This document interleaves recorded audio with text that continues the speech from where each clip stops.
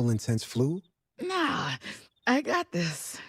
Okay, I don't got this. Yeah, you need NyQuil Intense Flu. Undo your flu with NyQuil Intense Flu. NyQuil Intense Flu provides powerful relief of your flu symptoms so you can sleep. You do got this. NyQuil Intense Flu. The nighttime sniffling, aching fever. Best sleep with the flu medicine. Use as directed.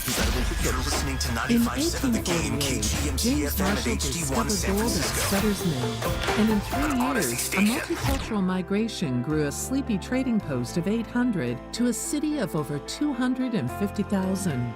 These were the first dreamers, innovators, builders, and inventors that defined San Francisco. The San Francisco Historical Society exists to uncover, preserve, and present in engaging ways the colorful and diverse history of our city from its earliest days to the present. As a member, you'll receive The Argonaut, an award-winning publication that has provided in-depth historical accounts for over 30 years. And The Panorama, a quarterly newsletter covering ongoing activities and historical presentations. Go to sfhistory.org and discover the San Francisco Historical Society, giving our history a great future. Become a member today. You're listening to 95.7 The Game, KGMZ FM and HD1 San Francisco on Odyssey Sports Station and the home of the Golden State Warriors and Valkyries. Always live on the free Odyssey app and now coming to you live from the Laughing Monk Studios. Ready for the ultimate red and gold game day? Laughing Monk Brewing is the place to park, party, and ride. Skip the traffic. Forget the expensive parking. Park for free and dive into an epic tailgate with mouth-watering food, ice-cold Laughing Monk beer, and every game on TV. Catch 95.7 The Game's pregame show with Lorenzo Neal and Evan Giddings. Then hop on the free shuttle minutes away from the stadium. Shuttles are first come, first served. So head to 957thegame.com to sign up and join the party.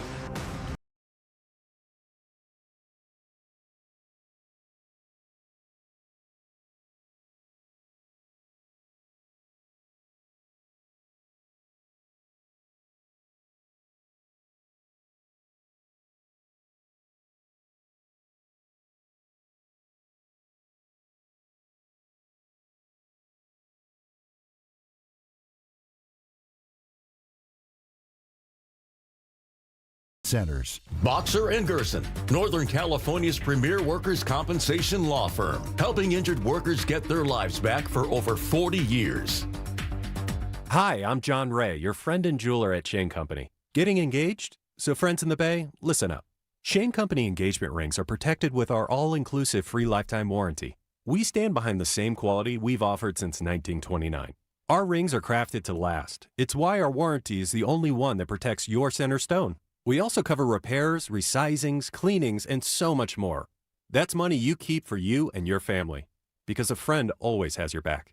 Shane Company, your friend and jeweler. When back to the office means back in traffic. You're going to come up on heavy traffic and it stays Turn like to that. the traffic leader, KCBS. Accord is blocking the right lane. The good thing is Your NorCal Honda dealers have a huge selection of new Accord hybrids. Trade for the best and get a great deal today. Brought to you by your Northern California Honda dealers. All guests on 95.7 The Game appear on the River Islands guest line. Warriors head coach Steve Kerr now joining us on the River Islands guest line. Joining us right now on the River Islands guest line, none other than Steph Curry. River Islands in Lathrop is the best-selling master plan community in all of Northern California. With its lakes, parks, trails, and collection of new home neighborhoods, the good life can be your life. Isn't it time for you to discover the islands? Celebrating 40 years with extraordinary rewards. Since our humble beginnings, we've believed in setting the standard for luxury, entertainment, and hospitality. This year, we invite you to be part of a defining moment in our story. Join us as we celebrate 4 decades of excellence and experience the unparalleled luxury that has made us a legend. Indulge in the extraordinary. Be part of our legacy. Cash in at Cache Creek Casino Resort. I'm Bob Burke, founder and chairman of Burke America Parts Group, a family of brands that includes RepairClinic.com, an appliance and HVAC parts solution company that's grown into an international brand. Before AmericanEagle.com, we partially launched a new technology platform developed by another firm. American Eagle helped take our technology to a whole new level with digital marketing, software development, and business insights into our key markets, appliances, HVAC, and outdoor power equipment, and did so both on time and on budget. AmericanEagle.com has the resources, experience, and talent needed to produce solutions. Our new technology platform, developed by AmericanEagle.com, has produced tremendous results with higher traffic, conversion, engagement, and online revenue. If you have any home repairs you need to take care of, check us out at RepairClinic.com. If you need a world-class website or technology project, then I would highly recommend AmericanEagle.com. Call AmericanEagle.com at 773-NETWORK. That's AmericanEagle.com, 773-NETWORK. In San Francisco today, early clouds, then sun with a high of 71 degrees. Weather brought to you by Staples. Have you heard? The Staples Easy button is back with even more easy. Press it for custom prints, shipping services, even passport photos. Staples. That was easy. It's time to wake on up. Wake up, with a nice cup of Joe. What's up, Joe, bro? Featuring Joe Spadoni. He's an Italian. And Joe, the Butcher Boy Shasky. I am slippery. Oh! The best part of waking up is morning roast in your cup. It is the Morning Roast, man, on 95.7 The Game. Purdy stops. Ball is out. Loose ball on the deck. Did the Jaguars do it again? Devin Lloyd is having a superstar-type game. He knocked the ball loose, and Jacksonville has its fourth takeaway of the day. Foyeshani Aluakin comes out of the pack. And guess who made contact? The former San Francisco 49er who spent his first 9 years in the Bay Area before playing for the Jaguars. Eric Armstead getting the love from his second-year teammates. And he strikes in the Bay Area for the opposing team this time. I'm so upset. You should be, Niner fans. You should be upset. Adam Amin on the call, Fox Sports, 26-21 the final. The 49ers suffered their first loss of the season to fall to 3-1, 1-1 at home now. As the 49ers give it away now. Not 1, 2, 3, but 4 times. As I say, good morning to you, Joe, Carter, Sam, all you lovely people just getting off work, getting ready for work, getting ready for the week. It was an ugly loss. We're going to talk about every single aspect of it. The quarterback, not good enough. The running back, not good enough. Your left tackle that's going to Hall of Fame, not good enough. The defense late, not good enough. That was about as frustrating a loss I have seen by the 49ers in quite some time. And they had a lot of them last year. And you know, I don't want to really give too much credit to the Jaguars, but you have to, even though they tried to kick that game away, not 1, 2, 3, but like 4 other times. I mean, Trevor Lawrence sliding in bounds. That was not a buttoned-up Jaguars performance. They had, 10, 11 penalties for 100-plus yards. And yet, Travis Etienne just gashing you left and right. Trevor Lawrence, you look at the stat line, you saw the game. It wasn't like he was amazing. He didn't look like he was Mahomes or Josh Allen or anything like that. But in a game where they had 11-plus penalties, they were still the more buttoned-up team, Joe. At that, I am left scratching my head after that performance yesterday. Brock Purdy, he looked like he was compromised. Let's start there. The quarterback wasn't good enough. 309 passing yards, 2 touchdowns, 2 picks, the lost fumble there. And what do you know? You heard it on the call. Old 49er Eric Armstead causing it. It's just when it rains, it pours sometimes. And yesterday, that's what happened. So you're looking at so many different elements of this team right now that just look like they're not their old versions. Trent Williams looks so old and so slow. And this is not a one-off. He looked bad last year. He's looked bad to start this year. I charted, did they run left? Did they run right? There was a couple of good runs that were right up the middle. And right now, factually, Colton McKivitz and Dominic Pooney, the right side, they are running better to that side. This team cannot run the ball. This is a Shanahan offense that is predicated on the run. McCaffrey, for whatever reasons, cannot get going. He averaged under 3 yards a carry yesterday, and it was uglier than it looked.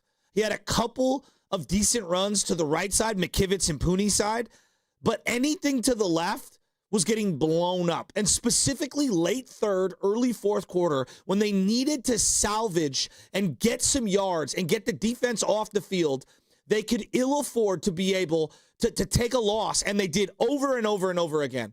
You know, the sequence where they didn't kick the field goal. They tried to run left on 3rd and 3 and got blown up. I just, right now, Christian McCaffrey looks closer to Danny Woodhead in the passing game than he looks like Saquon Barkley as a complete back. And that's a tough thing to swallow. He certainly doesn't look like a $19 million a year player.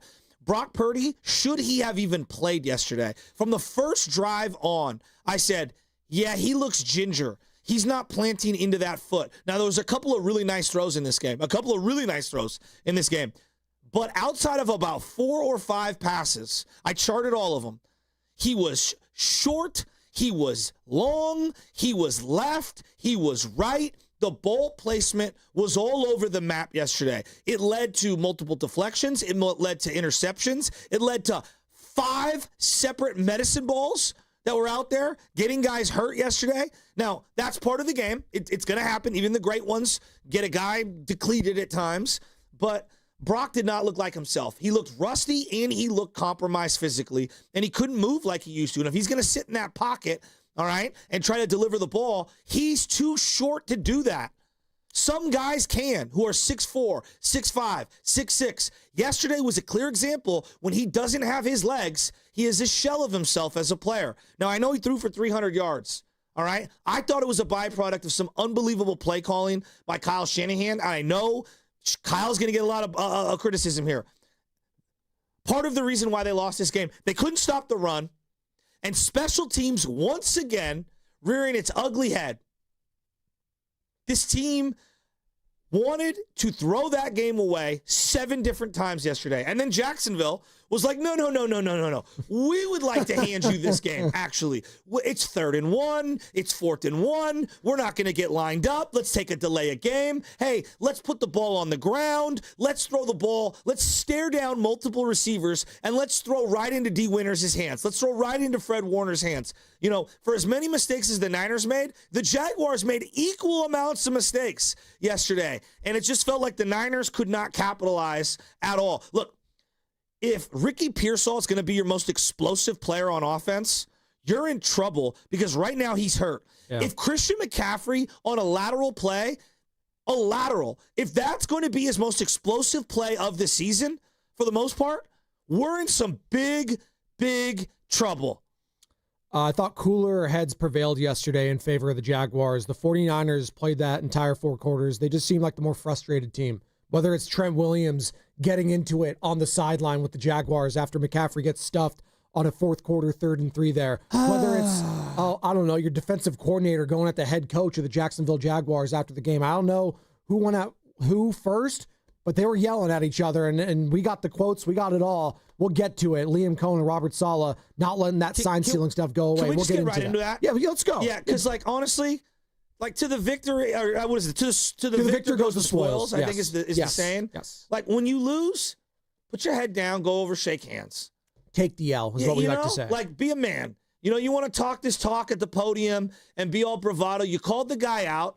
And yeah, I thought your defense actually played better than maybe the numbers look in terms of giving up points. But, guys, they couldn't get a stop when they needed it. They got a couple of big stops, but how many long sustained drives where key crucial 3rd downs were converted? I thought one of the drives of the game was early in this one when they backed them up all the way. It's 7-3, and Trevor Lawrence starts at the 11. All right, Trevor Lawrence starts at the 11. That was a heck of a drive by them. They go 89 yards. They hang on to the ball for about 8 minutes, and they converted multiple big 3rd downs. And the play of the game for me, it's a subtle play. It's subtle. I mean, we're going way deep into it. It wasn't a Purdy interception, a fumble. It's 2nd and 17. Kyle, we're not even sure if Kyle declined the penalty, accepted the penalty. I still don't understand what happened in that situation. I'm pretty sure he accepted it and then just got cold feet because then he realized, someone told him to accept it, and then he did it, and then he's like, wait, I don't want to accept this. I want the down. And that's what happened. I think it was going to be 3rd and 12. Correct. Right? Instead, it goes to 2nd and 17. Now, it's not even about 2nd and 17. I thought it was Liam Cohen being brilliant with his usage, and this was an indicator of things they did all game. They run the ball, basically, with Travis Etienne on 2nd and 17, then go no huddle, control the tempo, don't allow you to get your substitutions or your third down package out on the field, and then they throw a ball to Travis Hunter, and I don't know whether he caught it or didn't catch it. I would have went with the call on the field where they gave him a catch, they looked at it, they reviewed it, there was an injury, so we had even more time to look at it.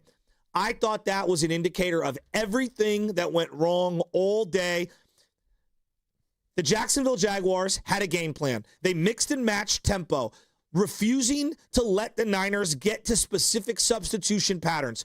All day, they were committing pre-snap penalties, Jacksonville was. But on this one, they go no huddle. They get the matchup they're looking for, the throw they're looking for, and it's a bobbled ball. A play can be made. The Niners don't knock the ball out of Travis Hunter's hands. He makes the catch. He retains it through the ground, and they go on, and they end up scoring. They also had a 3rd and 1 where they couldn't get lined up. They have to take the 5-yard delay a game. It's now 3rd and 6. The clock is winding down again, Jacksonville. Yeah. They have to burn a timeout. And then the Niners get pretty decent rush. Trevor steps up in the pocket, looks around, and converts on 3rd down.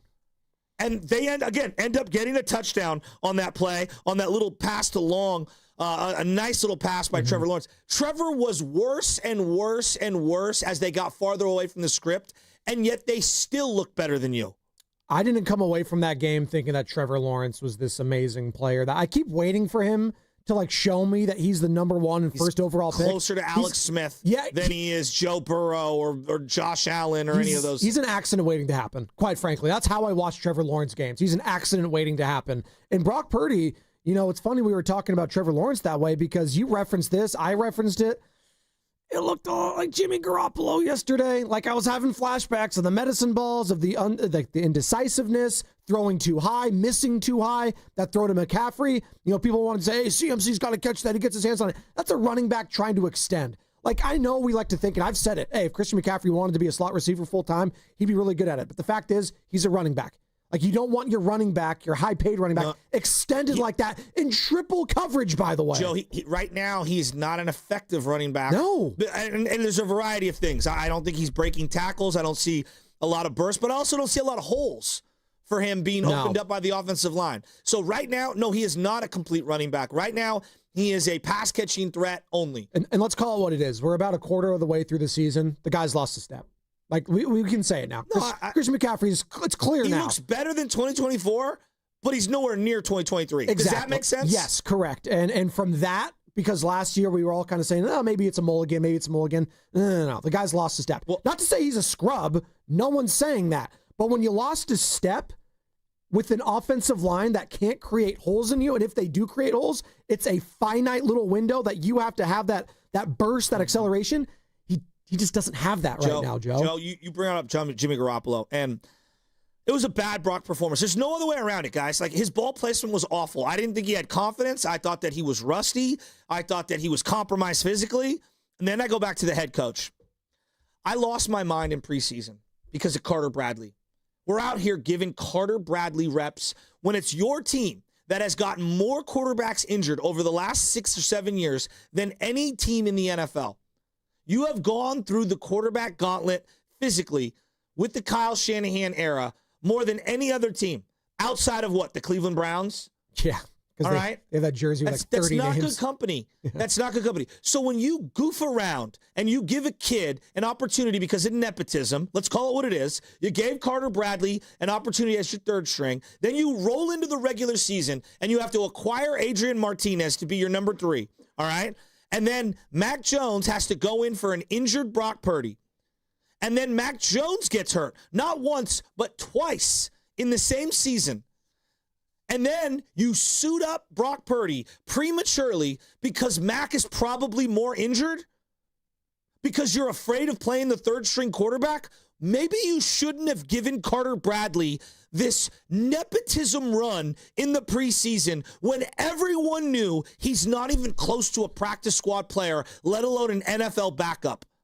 And then you're so deathly afraid of having him play on a Sunday when you know the Rams are coming on a Thursday. You go out there and you compromise your $150 million quarterback. And I'm just going to call it what it is. I would be shocked if Brock Purdy doesn't land on the IR at some point this season.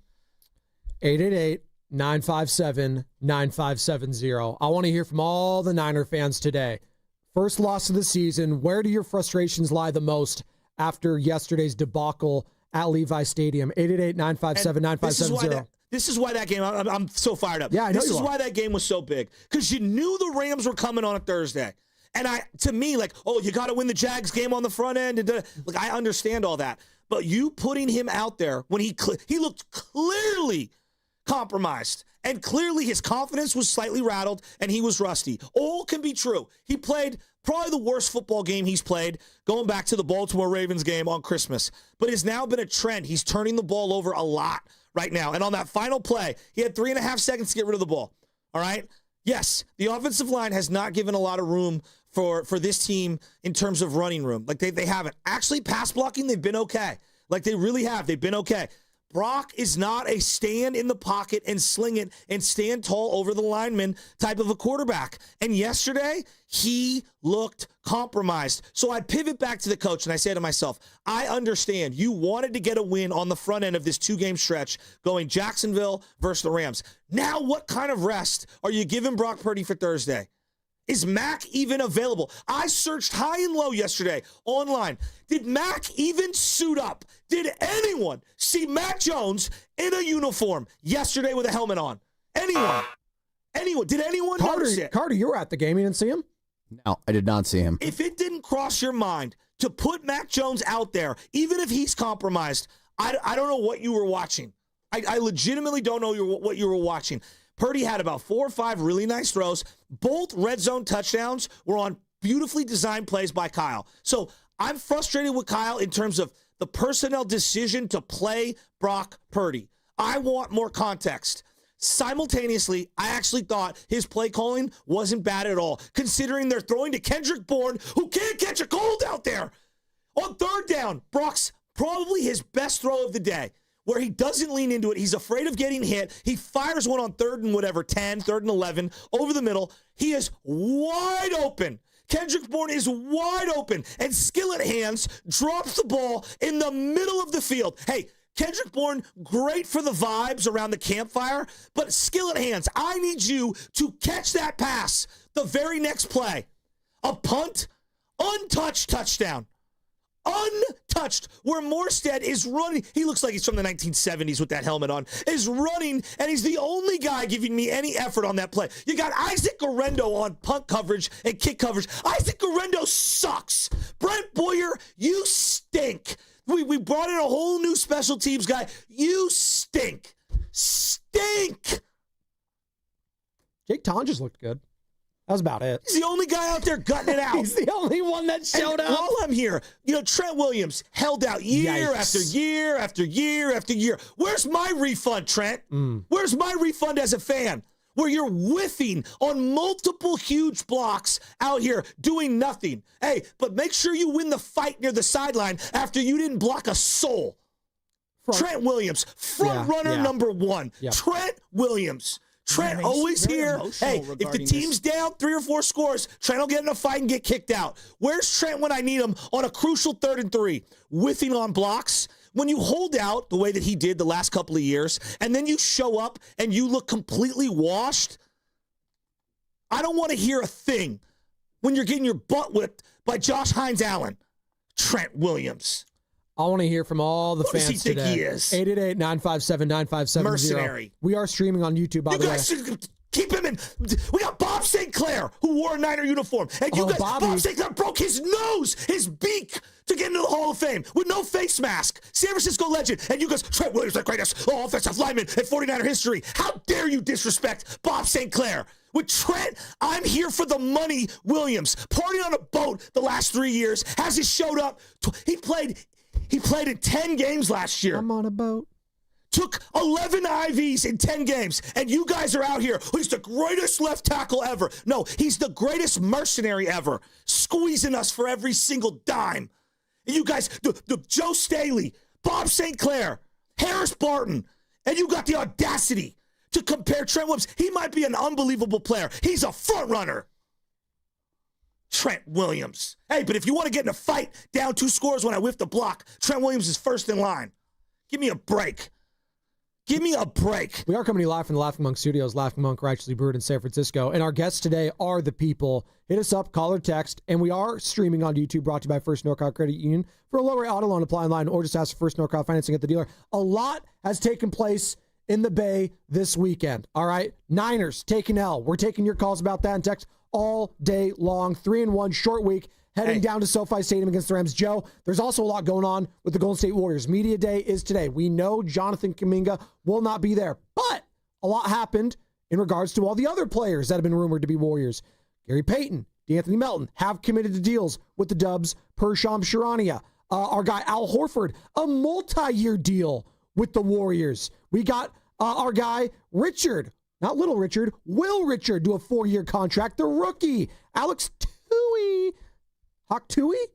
There you go. Joe, when I watched Trent Williams not practice against the Denver Broncos and yucking it up, what did I say to you? I turned to you, I was like, that's straight front runner right there. Oh, you can't get Trent hurt. Why?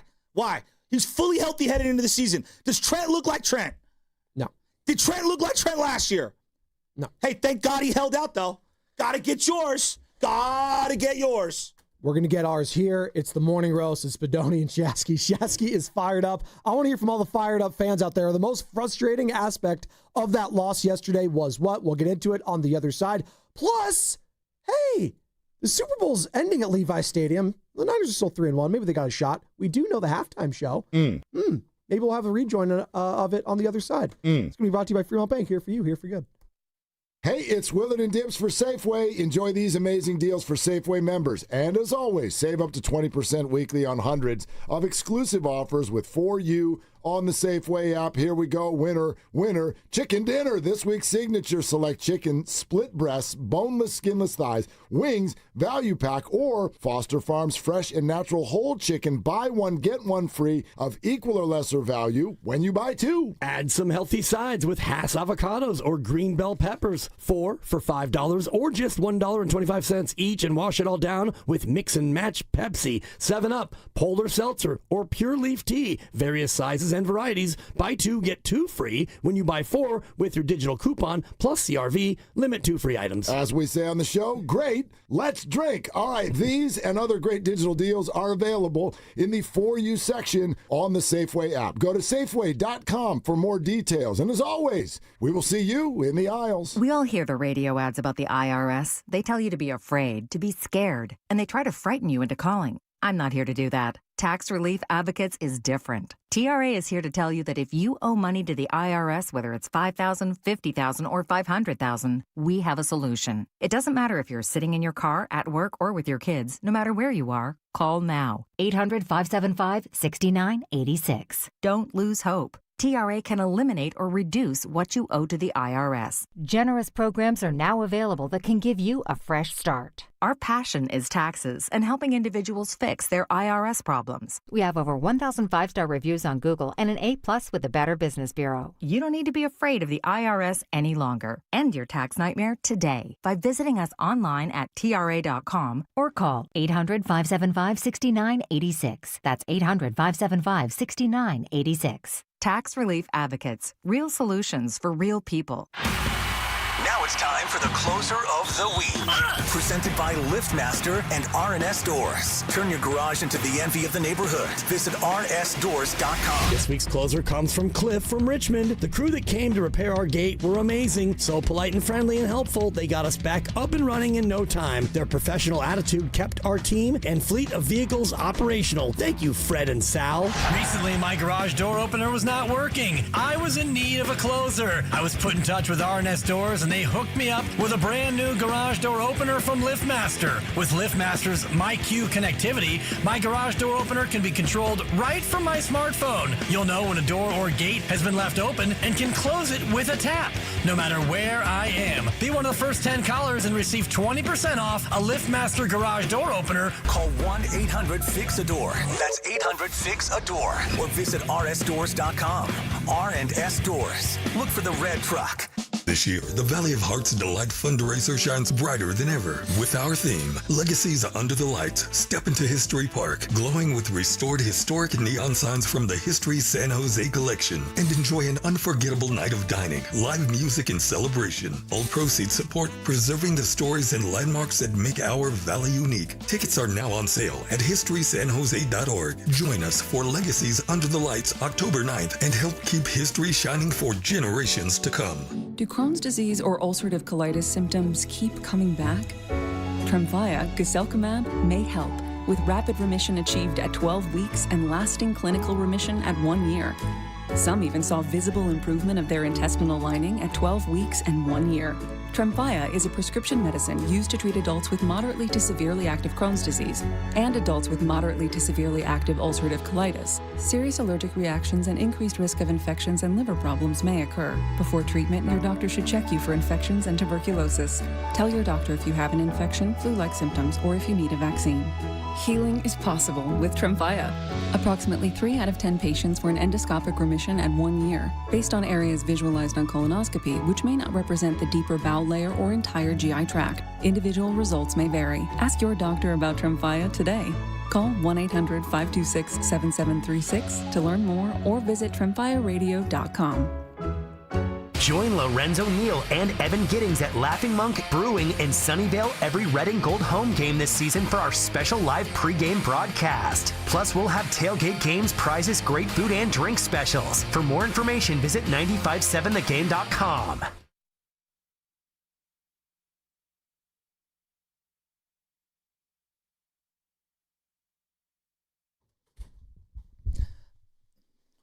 You know, Spadoni, Shasky, Morning Roast. I'm so fired up. Niners lose yesterday.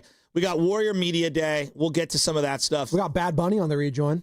Yeah, is this Bad Bunny? I didn't even know. You got the Giants. Maybe, I don't know. Maybe they part ways with Bob Melvin. Today's the Monday after, if you will. Black Monday for the MLB. All right. Ricky Pearsall's an absolute stud, okay? Like, the guy can play. I think we all could see. Like, he was compromised yesterday. He made one of the best catches I've seen in the last handful of years from a Niner receiver. Back shoulder falling on his butt. It was so one-handed. Sick. It was incredible. It was so sick. And he made a couple other really nice plays earlier in that game. And right now, he is the most explosive 49er. I don't think that's even hyperbolic at all. All right? Yeah. All right, so. No argument from me there. When Brock threw one it was a little beyond the out of bounds, and he tries to, dead leg and get that back foot in, and he falls down and he bangs the knee and he lies there. We were all thinking the same thing. Oh my God, this team can ill afford to lose Ricky Pearsall right now. And he goes into the blue tent, all right, and you see he's working on the side on the machine. Then they say during the broadcast, this is like the saddest part. Yeah, the blue tent was so packed with people. Juwan Jennings tried to go into the blue tent, but there were too many people in there.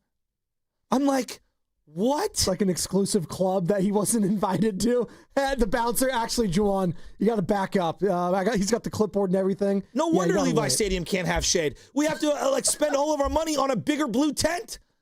It's honest to God. San Francisco blue tents. It's honest to God. It is baffling how many hospital balls were thrown yesterday, just all over the field. And look.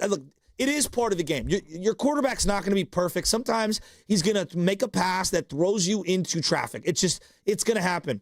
DeMarcus Robinson, Jake Tonjes, Luke Farrell, Kyle Juszczyk, Christian McCaffrey, Juwan Jennings, Kendrick Bourne, and Ricky Pearsall all had medicine balls thrown their way. Yeah. And either got alligator arms or got popped because of it. 888-957-9570. We're continuing to take your calls and texts this morning. Niners fall to 3-1. Couple days before a massive Thursday night football showdown against the rival Los Angeles Rams down at SoFi Stadium, Joe. And This is what you worried about, and this is what we were talking about leading up to last week.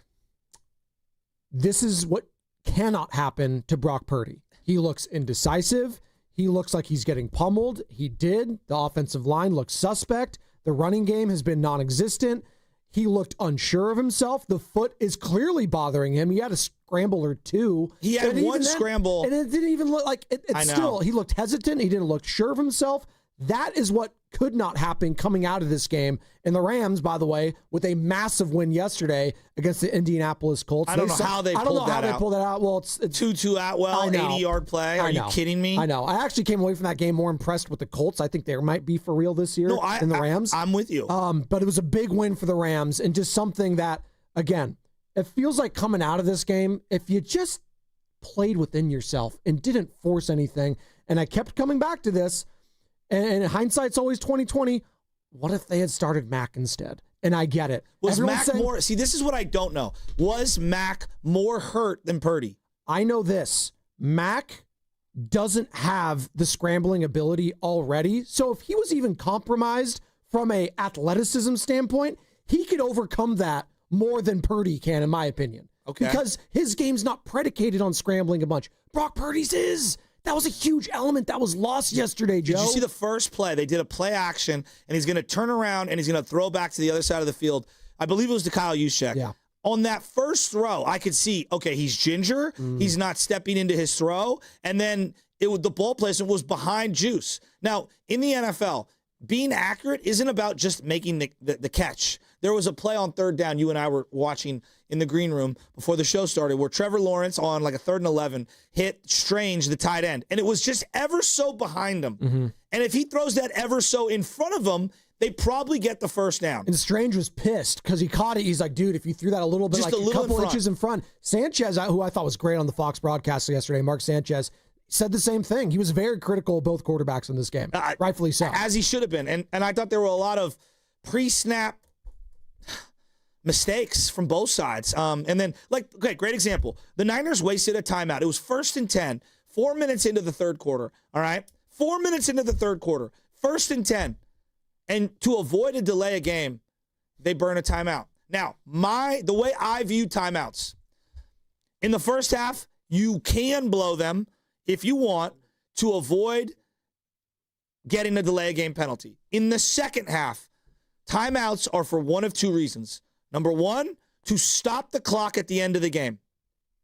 Number two, to stop the clock to get a better look at a play that might be questionable or for a challenge because you will lose a timeout, something that you deem to be a game-changing type of play. Or number three, to give my defense a timeout situationally because I saw something strategically on the final drive of a game that I want to change. So to blow that timeout at that time, I knew it was going to come back and bite them later on in the game where obviously after 2 minutes, they get the first down and they end up, a couple of kneel downs, the game's over. As a fourth-year quarterback, take the 5-yard delay a game. It's 1st and 15. You have an offensive-minded coach. I understand the offense isn't really humming right now, but the lesser of two evils is starting to drive 1st and 15. Now, if it was 3rd and 1 and we're in a crucial spot on the field, I'll listen to burning the timeout situationally in the third quarter. But to blow that timeout then and there, I thought, forget injuries, forget ball placement, forget offensive line, forget who's out there at wide receiver. But that was really stupid from the franchise quarterback. 888-957-9570 is the number. We got a super chat on YouTube, and you can watch and stream us there every single day. Danny D donated $2. We appreciate it, Danny D. Why hasn't Garendo received a carry yet? SMH. Well, with this offensive line, would it matter? Because he's out on punt and kick coverage, whiffing. Again, at this point, it wouldn't matter if Bo Jackson is behind there or, whoever you want to put there, Walter Payton, Barry Sanders. If you're not going to get the lanes, it doesn't matter.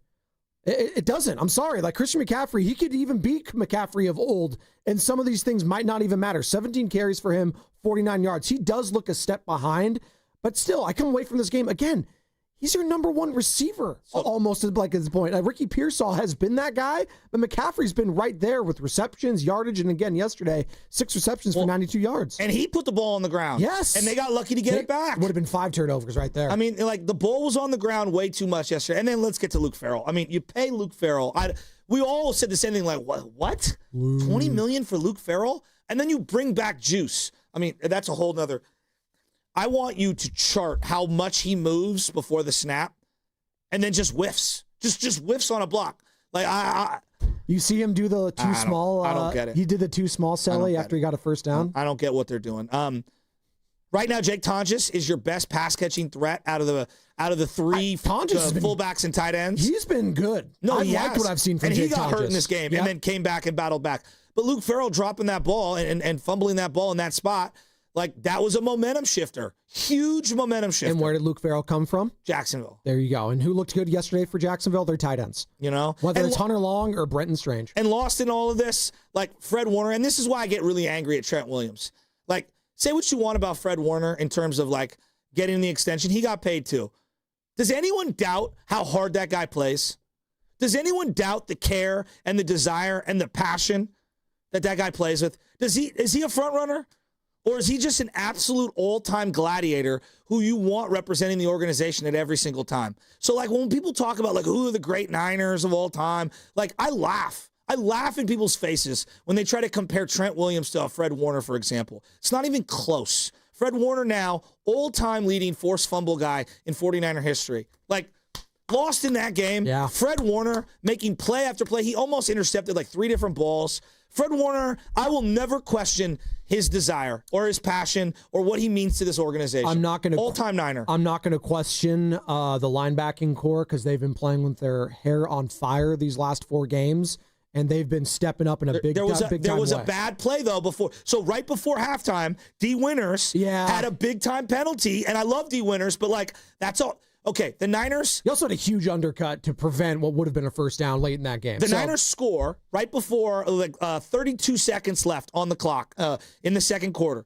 okay? They score a field goal, all right? It's frustrating. You march all the way down, you get a field goal.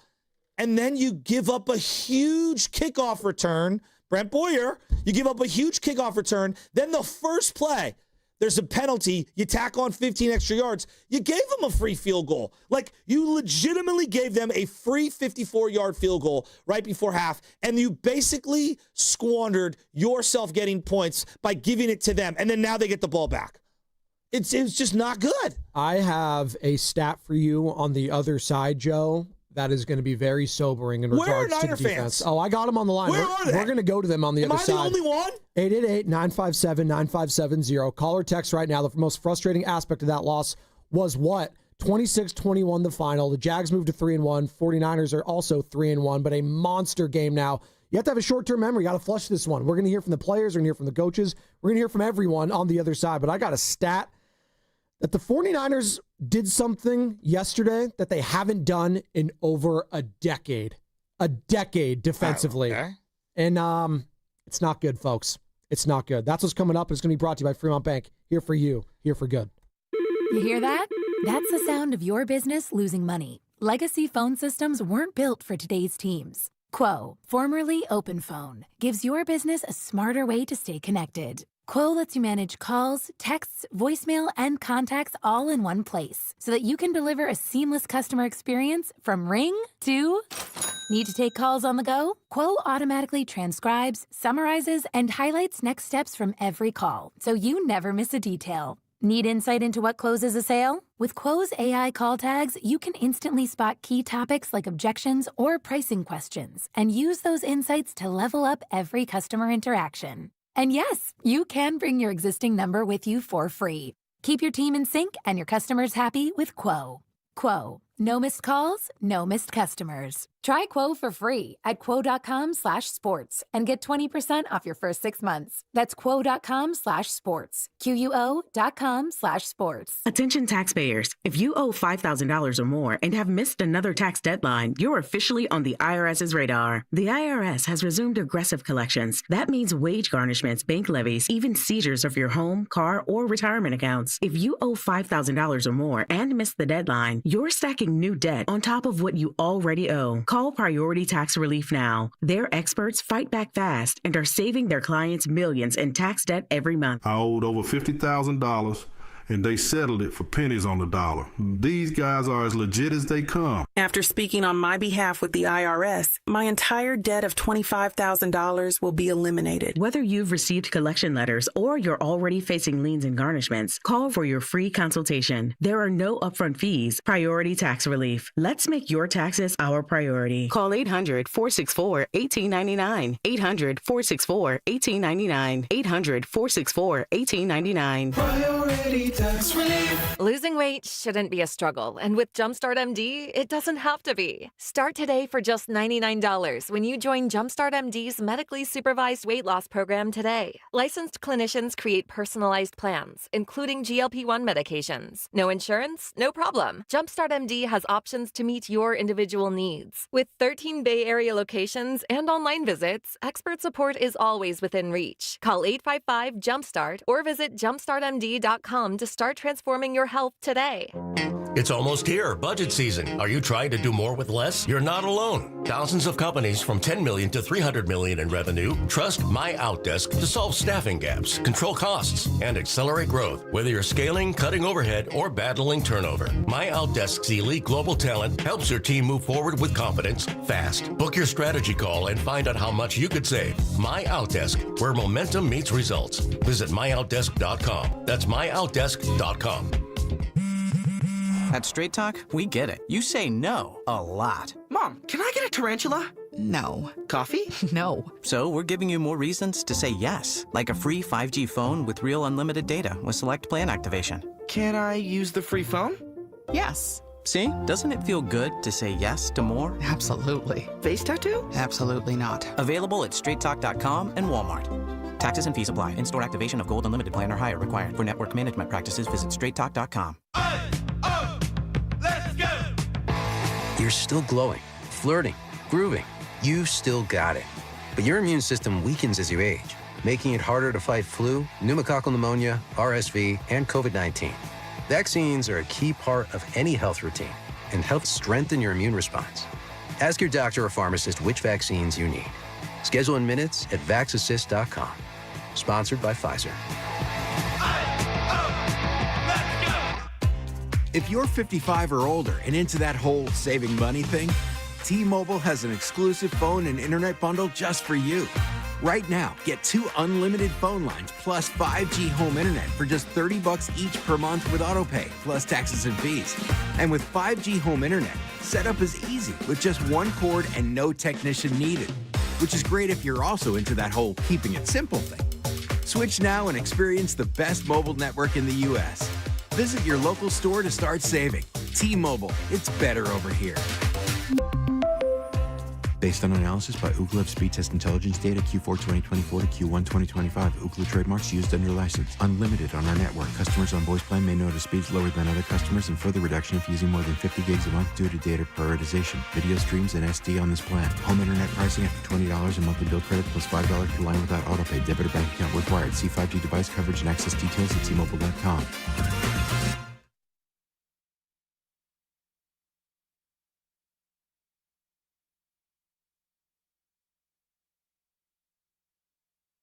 Hi, I'm Patrick Willis, and welcome back to the Morning Roast. Spadoni, Shasky, we're rolling here. Jaguars 26, Niners 21. We're reacting to all of it. Plus, did he talk into it like a can of beans? Stop! He's yelling, like an empty can of chili. No, he's yelling. You remember when you were a kid, you had like the string attached to like that's two what cups? I was talking about. Yeah, that's exactly what he's with talking an empty to. can. No, a Dixie cup. We couldn't even afford the aluminum cans, Joe. Yeah, I think it was very cup. tinny. I had a tin, but I love it. I love Patrick Willis. As Fred Warner passes Patrick Willis for the most forced fumbles in 49er history. I liked what I saw from Fred, another forced fumble. Guys playing with his hair on fire. He is the leader of that defense, and obviously in absence of Nick Bosa. And speaking of which, I had this tease. The 49ers did something yesterday they haven't done in over a decade, Joe. What's that? In the 49ers' first Lose game. to the Jaguars? No, actually, maybe. We did that last week. In the 49ers' first game without Nick Bosa, their defense had no sacks and no quarterback hits for the first time in a game since September 20th, 2015 against the Steelers. That's the Jim Tom Sula year. Oh, no. No sacks, no QB hits. Aaron Lynch didn't get to the quarterback in that game? Someone look that up. And who had the game-winning play yesterday for the Jags on defense? Eric Armstead. Oh, yeah. Yeah, I saw that. Could have used him. Would have been nice. And I know that it didn't work out, and he had to move on from the guy, and he wasn't healthy there towards the latter part of his Niners career, but it just adds salt in the wound when it's that guy that did it to you. Devin Lloyd looking like he's like a reincarnated. Lloyd looked amazing. He looked great. Oh, he looked amazing. 2 picks and a fumble recovery. Joe, that's the kind of loss. Did you hear Michael Williams' name once, by the way, in the broadcast? Did you guys see him on the field yesterday? No. Yeah, I didn't see him. No. Yikes. Or Alfred Collins. None. No one. I know West didn't suit up because of the hand. They got a 0 pass Julian rush. Davis had like a tackle for loss here, there, but nothing. No pass rush. Trevor Lawrence, who, by the way, again, accident waiting to happen. You'd think he would have a better stat line yesterday than he did. 21 to 31, 174 yards, a touchdown. He's not a smart quarterback.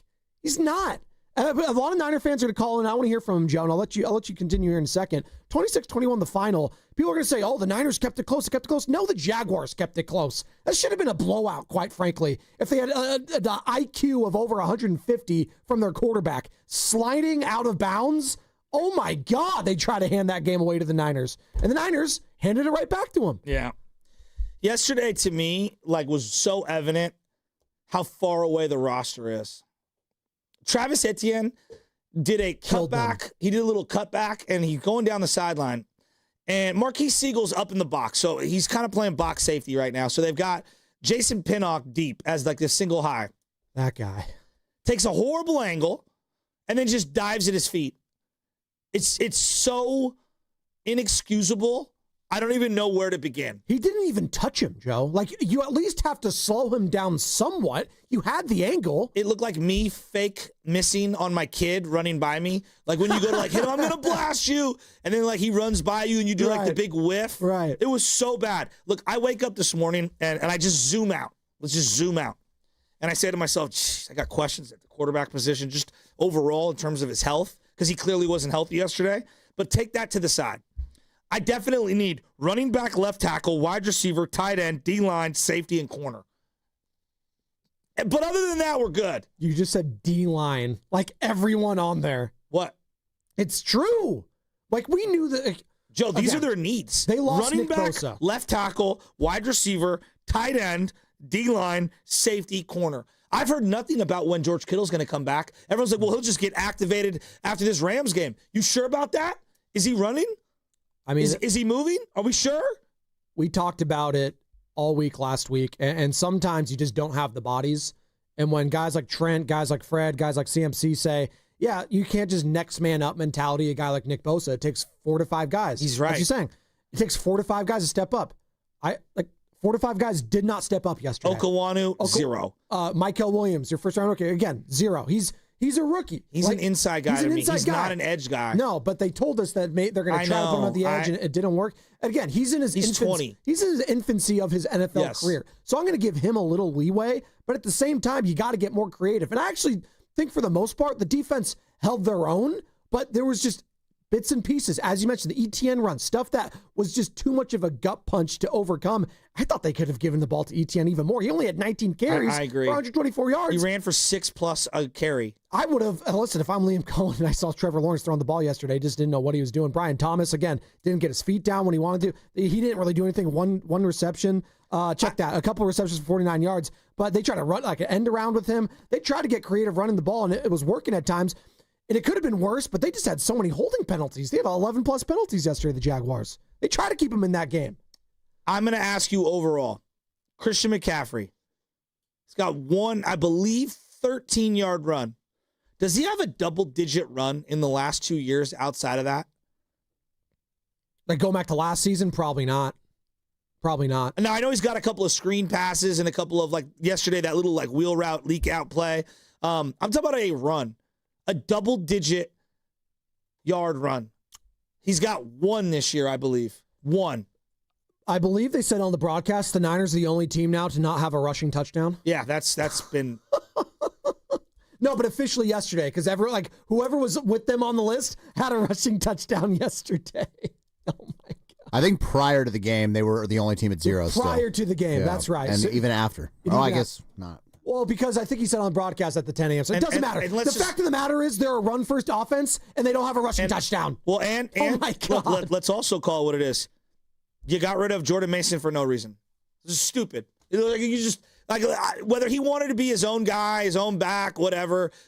It was stupid. It was a stupid personnel decision, and I hate using that word. But what else could it be? Well, quite frankly, what else could it be? This guy's good. What's frustrating, Joe, is even if Jordan Mason was on this team, I don't know how much different it would look in the run game because they don't get holes. They don't do anything right in the run game right now. But he breaks tackles. He does. And he is a violent runner. And right now they do not have a violent in-between the tackles runner at all. They look so pedestrian. And if everything's going to be predicated off the run game right now, well, then everything else is going to look more difficult on third down for you for a passing offense that just doesn't have anyone that they trust. Again, the drops were one thing. The ball placement from Purdy was another thing. But nothing looks good right now. What's the best part of the team? Linebacker play? Yeah, probably. The positions that I feel most confident with right now is the tandem of Fred Warner and D. Winters. I could make an argument wide receiver play. Pearsall and Jennings has been a close second. But again, yesterday, how many drops from just all the guys? Like Jennings had a drop, even though it's a tough play. It's down low underneath. McCaffrey had multiple drops. Yeah. Bourne had multiple drops. You're running Sky Moore out there after he got blasted on a punt return. It's just not good. It's not. And I didn't think Purdy was healthy. No, and that's going to be a major talking point all morning long and all day long right here on 95.7 The Game. You don't want to go anywhere else here on a Monster Monday. First 49ers loss of the season. We're taking all your calls and texts. Let's start off with TC in Sacramento. What's up, TC? You're on the morning roast.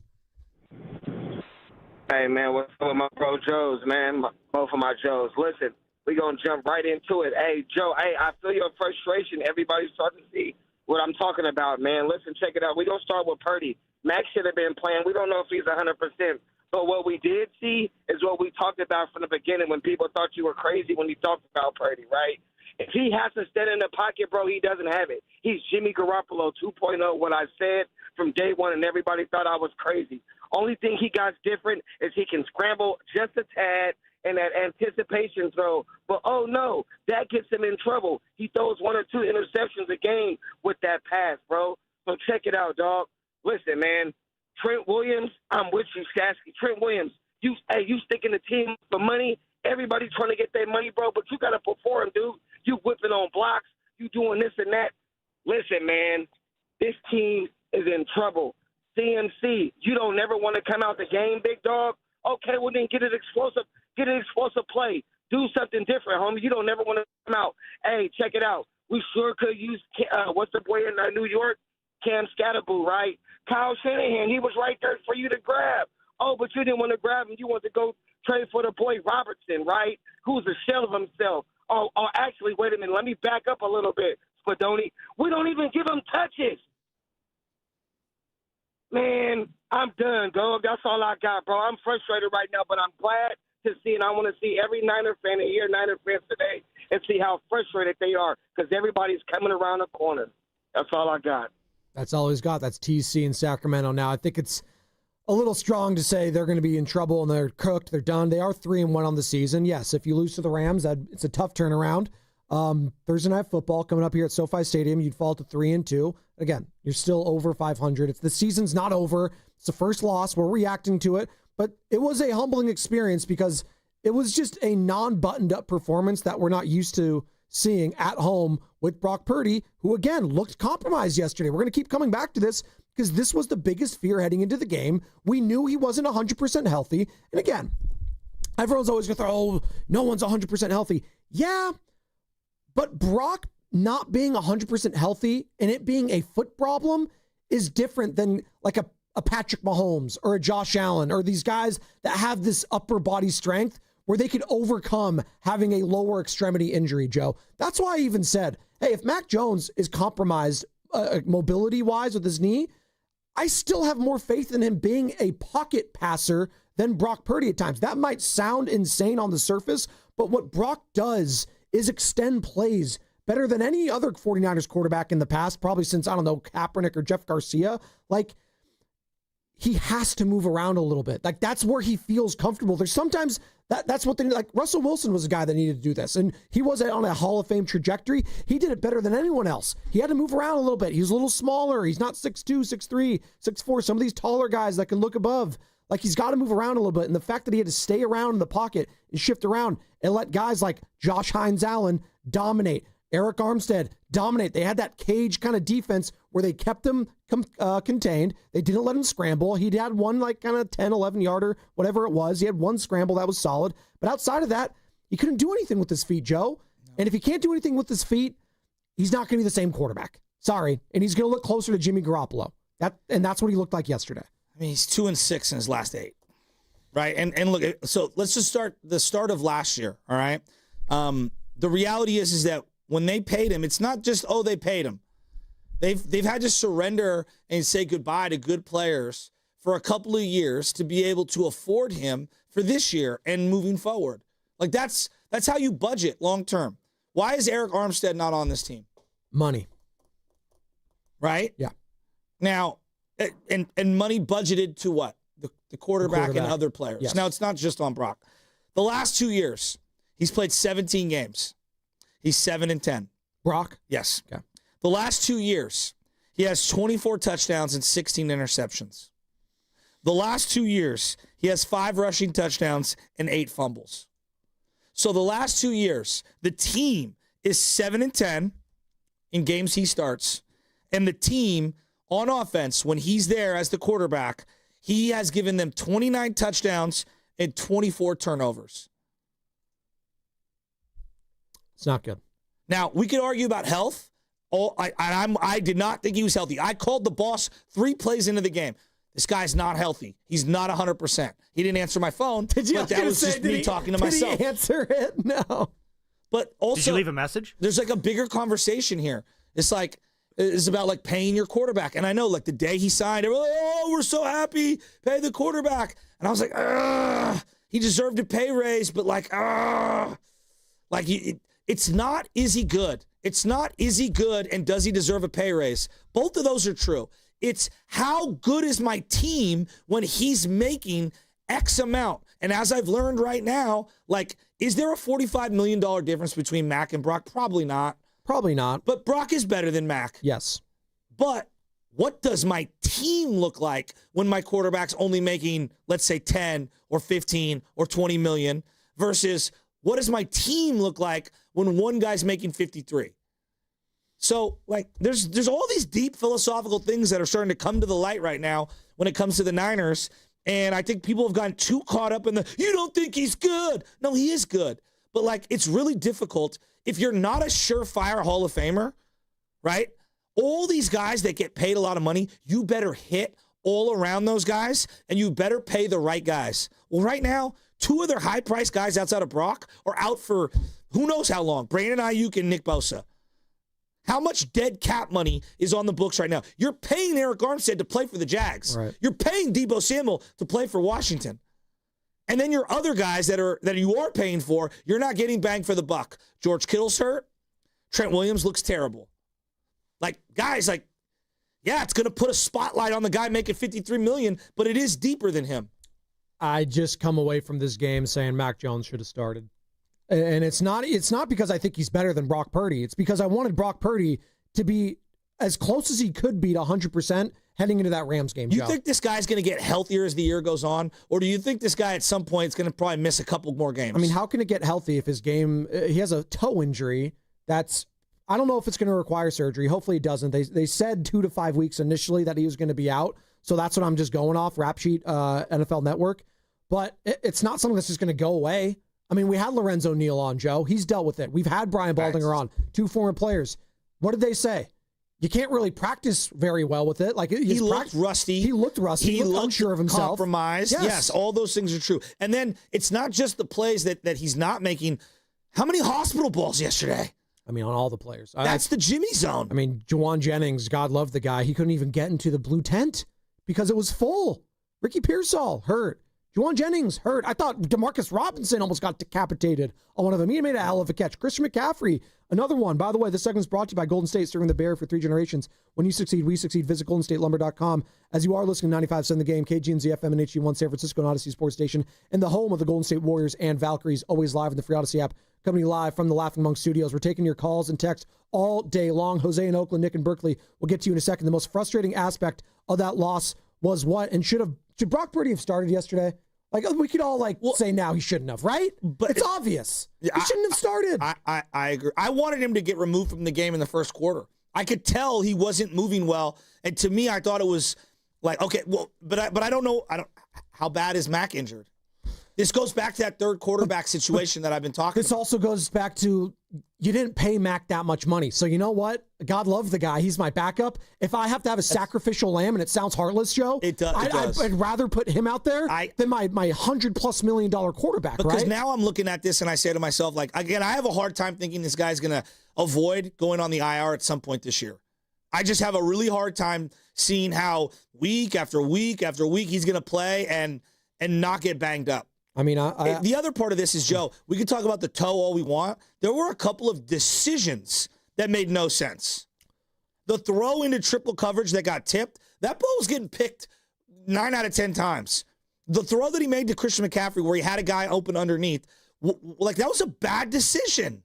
And that's the key for me right there, is his game is not predicated on size, athleticism, speed, none of that. His superpower, and we always hear that term with Brock Purdy, his superpower, his elite trait is between the eyeballs. It's in the brain. Well, then what do you make of 29 and 24? As in 29 total touchdowns, 24 total turnovers the last 2 years. It's a guy that wasn't sure of himself. He wasn't sure of what he was looking at it, whatever it was the Jacksonville Jaguars defensive coordinator, what he was throwing out there. They kept referencing the guy, Campanelli is his name, the defensive coordinator, kept mentioning he's from North Jersey, and then he knows Tony Sprono. I don't know what they were talking about in the broadcast, but whatever he was doing, it was giving them fits. Well, they were rushing 3 and 4 in certain situations and dropping back, and it just felt like we could not get an explosive play. Really, the two biggest plays of the game, explosive-wise, I'm talking about big chunk plays, the hook and ladder play.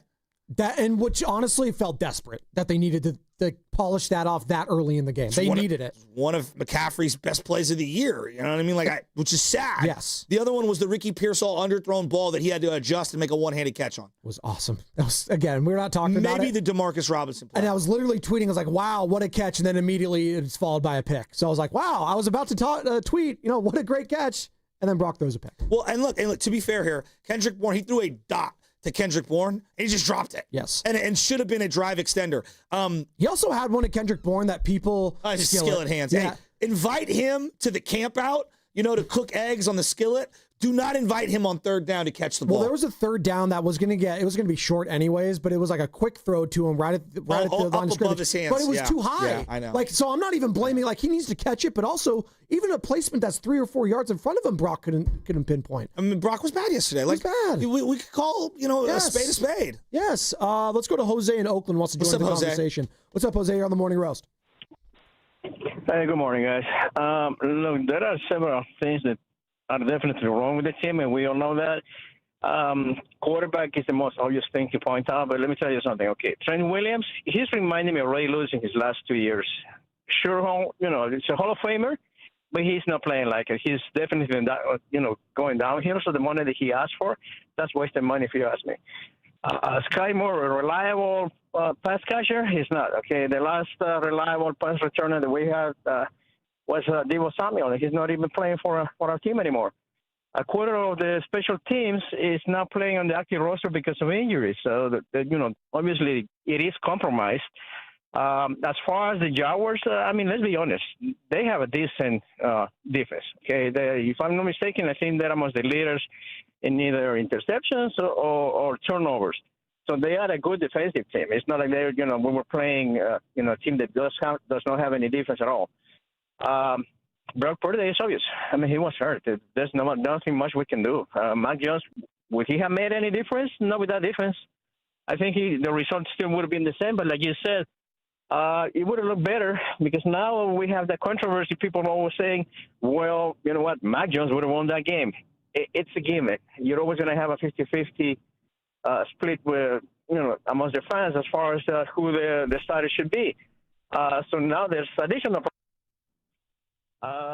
Honestly, all we can do right now is just wait and see if things changes once some of the players that are injured get healthy. And you know what? John Lynch should be on the phone right now trying to get a reliable pass rusher because right now they don't have any pass rush. Well, thanks, Jose. Before I even look from outside, one thing that I would do right off the rip is activate Nick Martin. And then I would put either Fred Warner or D. Winters on the edge occasionally and play Nick Martin.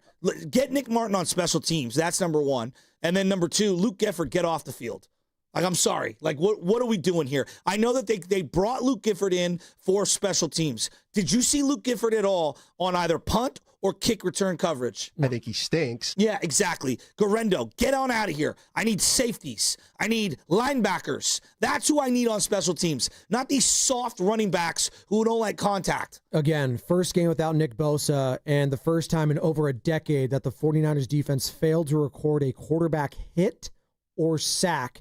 And let's be honest here. Trevor Lawrence likes to walk into both of those a lot. If you've watched the Jaguars in all the last couple of years. I'll give Trevor this, although I think he's very mediocre. There were 4 or 5 specific third downs. He was excellent. And we blitzed, and he threw right to the hot route quickly to get rid of the ball. I thought he did a good job for the most part. But he will stare down guys. Yes, he will. And he did that a lot yesterday. He did. D. Winters, Fred Warner, multiple plays. I thought the Upton Stout play, I could have gone either way with it. He did grab the jersey. I know Niner fans don't want to hear it. To me, he did grab the jersey. Here's a name I don't want to hear about anymore from the beat writers.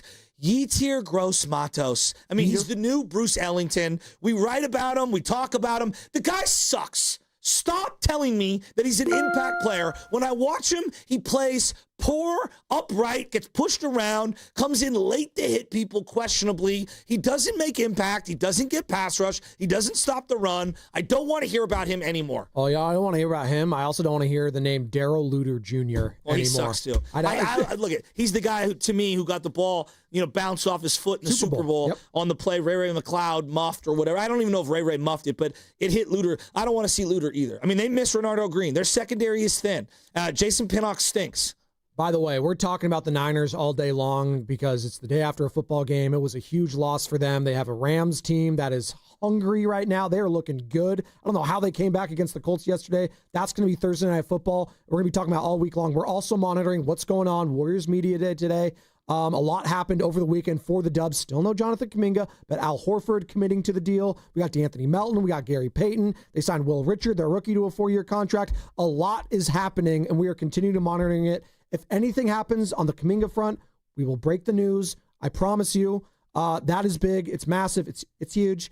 And then obviously, what's going on with Bob Melvin? I guess he's scheduled to talk to the media in a couple days. Is he going to stick around? The Giants season is officially over. They finished 81-81. Of course they did. Will they make? I know. Of course they did. Will they make a managerial change? Chapman out here trying to run up the scoreboard by taking a single into a double and then getting thrown out at home. I mean, don't even start me with the stat padding of some of these guys. Before you go, that game was sitting on a platter. Jacksonville's like, no, you take it. The Niners are like, no, actually, we insist that you take it. It was going back and forth. And I said to myself, this game is just sitting there. And the one thing that I think, and we were talking about this last week, hey, you're 3-0, you should be excited. Look, I'm thrilled we're 3-1 right now.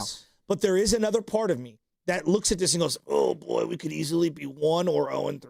Like, legitimately. Chris, Cal, Nick, we'll get to all of you on the other side, plus more of your calls, more of your texts. 888-957-9570 is the number, and it's going to be brought to you by Moderna.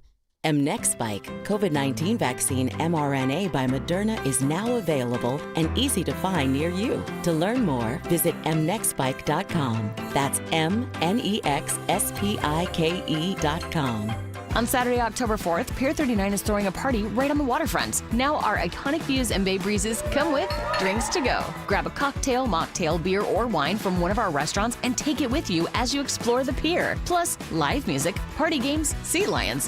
Fun for the whole family. What more could you ask for? Enjoy dancing, street performers, special deals, and that one-of-a-kind Pier 39 flavor. We're bringing the atmosphere, you bring the crew. Pier 39, Pier for the fun. Learn more at pier39.com/entertainment zone.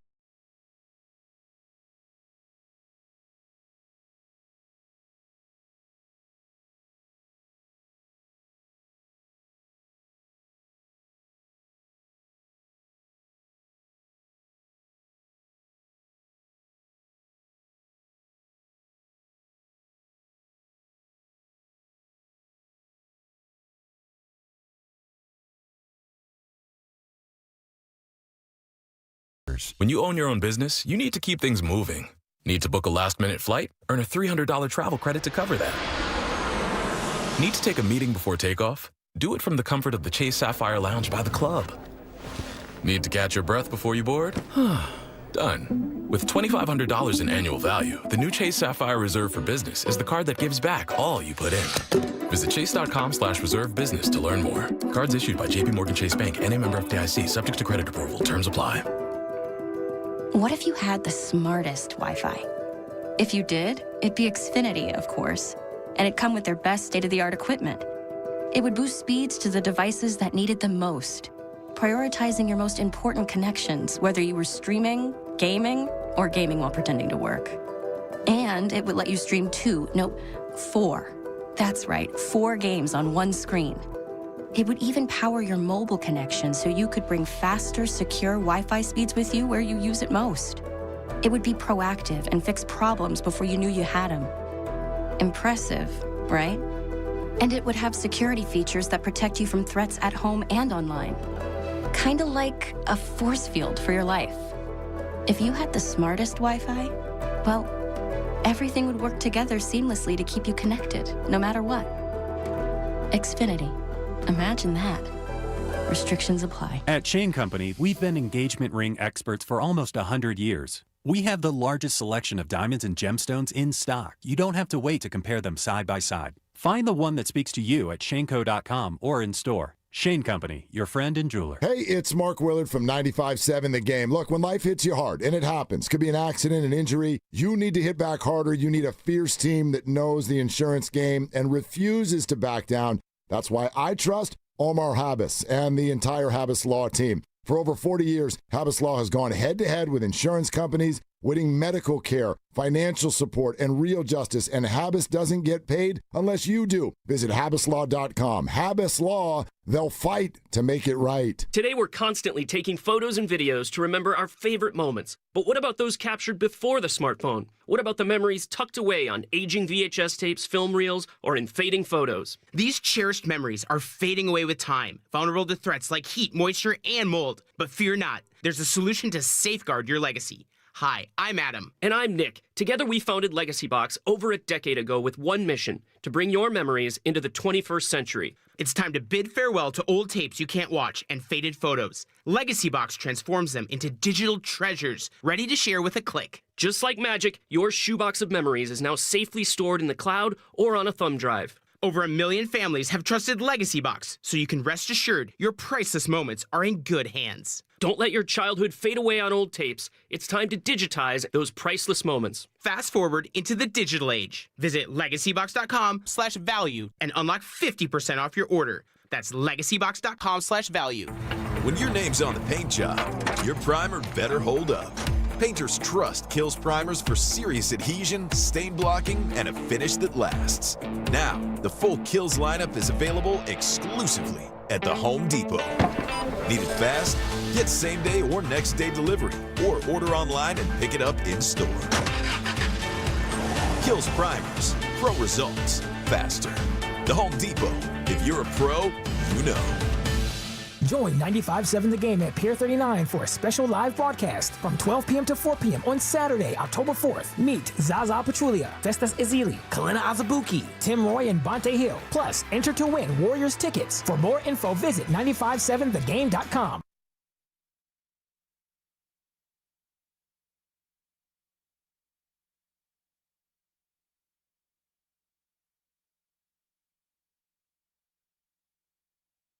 I want to thank you guys, Shasky, and I listen to you guys every single morning on the way to work. You guys make my morning drive way better. Bad Bunny, thumbs up? Oh, thumbs down. Damn. All right. That's all right. Hey, Bad Bunny, by the way, performing at this year's Super Bowl halftime show. A lot of people have thoughts on it. And I just want it to be known.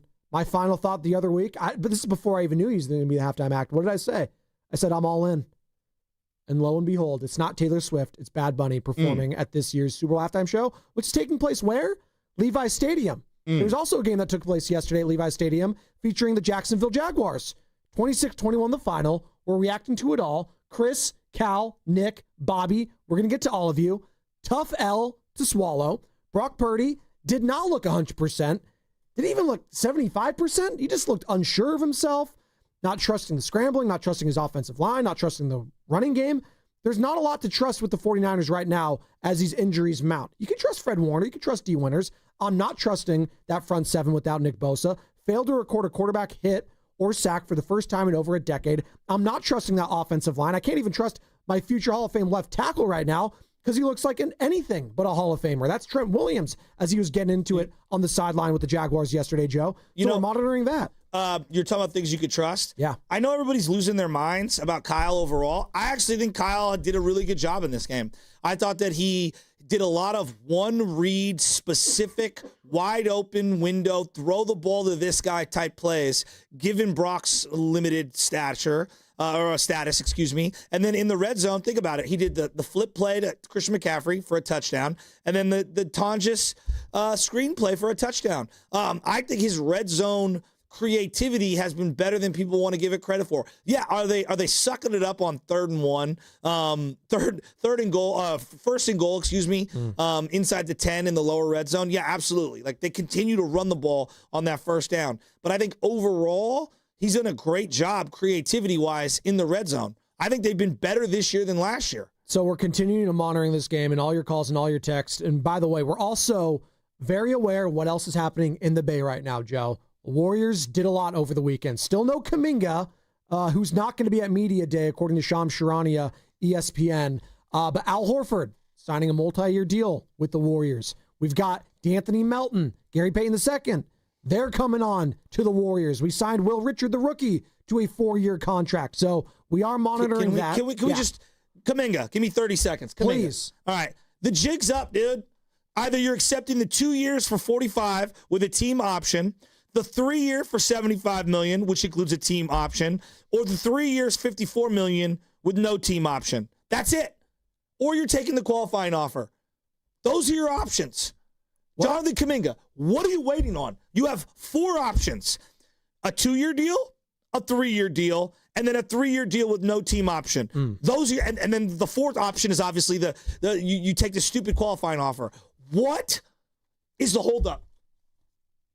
You got to ask him and Aaron Turner, his agent. What's the holdup? Crisis.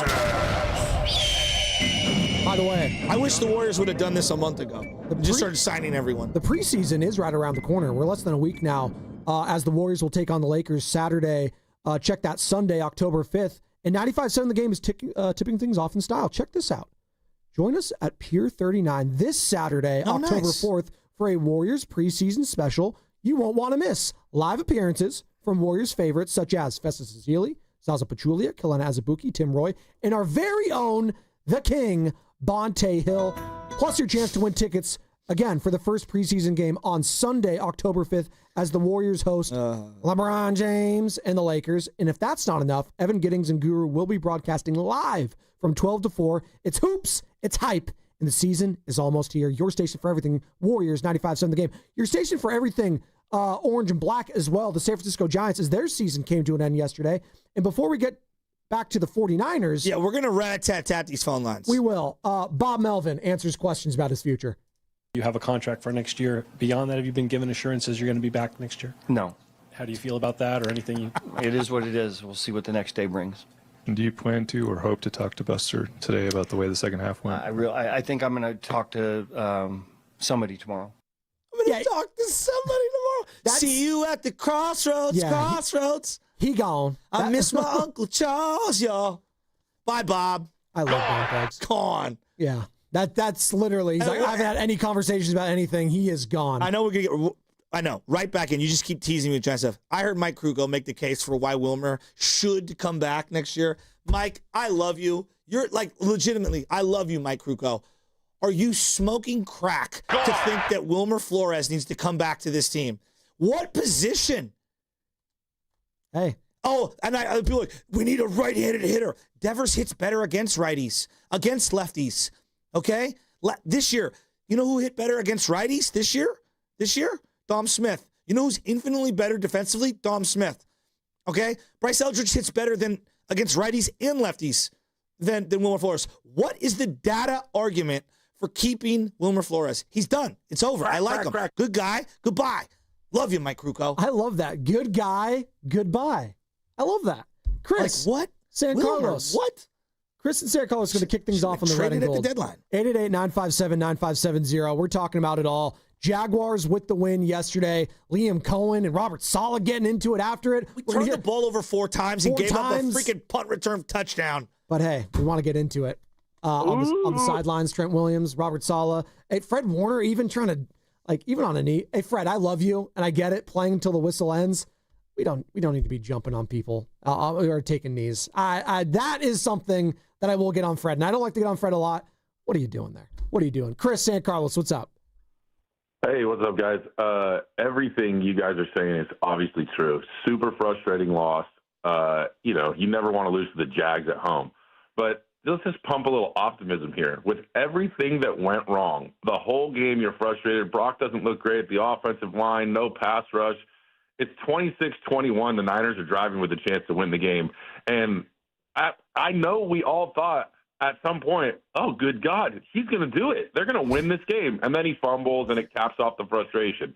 But that's the NFL. You're going to lose games like that. We just won 2 games with our backup quarterback, and everybody's injured. You kind of could see it coming. The next step to me is we're concerned about the Rams now. We own the Rams. We're going to beat the brakes off them, and everybody's going to say, Brock's a dog. We're back. The 49ers are going to be just fine. It's just a frustrating loss. Wait up. You think this team, with 2 banged-up wide receivers, where Ricky didn't go back into that game yesterday, all right, you think they're going to be able to pick themselves off the mat in 3 days and get ready for L.A.? Who are they throwing to on Thursday? Chris, they also got swept last year against the Rams. I'm just letting you know. Well, they were 1-5 in the division. Yeah, I'm just but again, they did lose to the Rams twice last year. Purdy threw multiple interceptions in the second half of that game in the rain. Ricky Pearsall came out of that game because they play the Rams on Thursday this week. They were like, get healthy, get right. We're going to beat the brakes off the Rams. The 49ers own the Rams. They own the Rams. Right. You know it. I hope you're right. Where are they going to last year? I'm sorry. They don't own the Rams because they got swept last year. And we lost the biggest game ever. The biggest game they've ever played. Chris, I disagree with you. I love you. I'm not buying that. You were 1-5 in the division last year. Yes, 2-0 this season. A lot better. One of those wins was with Mac Jones. One of them was with Brock. By the way, just not for nothing, as people like to say. Both of these quarterbacks have started 2 games now and played in the totality of both. Who are we talking about? Mac Jones and Brock Purdy. Okay. I just want to give you the stats for both of these quarterbacks. I'm not saying this is, don't shoot the messenger here. I'm just telling you what has happened in both of these games. Brock has played against the Seahawks and Jaguars. Both tougher teams, I think, than the Cardinals and Saints that Mac Jones played against, okay? Yeah. This is what Brock Purdy has done in 2 starts. 65% completion percentage, 586 passing yards, 4 touchdowns, 4 picks. Mac Jones. How many fumbles? I think 2 fumbles. Correct. 2 fumbles. 2 losses. 6 turnovers. That's 6 turnovers. Correct. Wow, 6 turnovers in 2 games. Gosh. Mac Jones in his 2 starts. 66.3% completion percentage, 563 passing yards, 4 touchdowns, a pick, and a lost fumble. So 4 touchdowns, 2 turnovers. Look, you turn the ball over 3 times in a game, you are not going to win that game. You turn the ball over 4 times in a game, I mean, you got no shot with Luke Farrell, fumbling the ball as well. And they got lucky that McCaffrey didn't lose that fumble as well. They got lucky that multiple other balls that were 50-50 balls didn't get intercepted. Now, they should have probably came away with a couple of interceptions and fumbles, but that's how thin the margins are right now. Listen, I'm not sitting up here and saying if Mac Jones started yesterday, the 49ers were winning. I want to get that clear. I am not saying if Michael McCorkle-Jones was the starter over Brock, 49ers are winning. What I am saying is I feel better about a loss with my backup in that situation, knowing I'm trying to keep my franchise quarterback healthy heading into a much bigger game against a division rival on Thursday, Joe. I could actually wrap my head. Let's say, just hypothetically, Mac Jones was the starter yesterday, they get blown out. Okay, Mac doesn't look good. He throws a bunch of pick sixes, whatever. What do? burn the tape, move on. Brock's coming back this week. It was our backup quarterback. There you go. And he said, hey, we got 2 in the bag with our backup. It didn't work out on the third one. That's fine. But we bought 4 extra days for our quarterback. Correct. And now he gets to play Thursday, I'm talking about Brock, and he would get 10 days after that game to kind of rest up and be ready for the next one. Now how are you feeling with that loss? I don't feel good at all. I'm very concerned.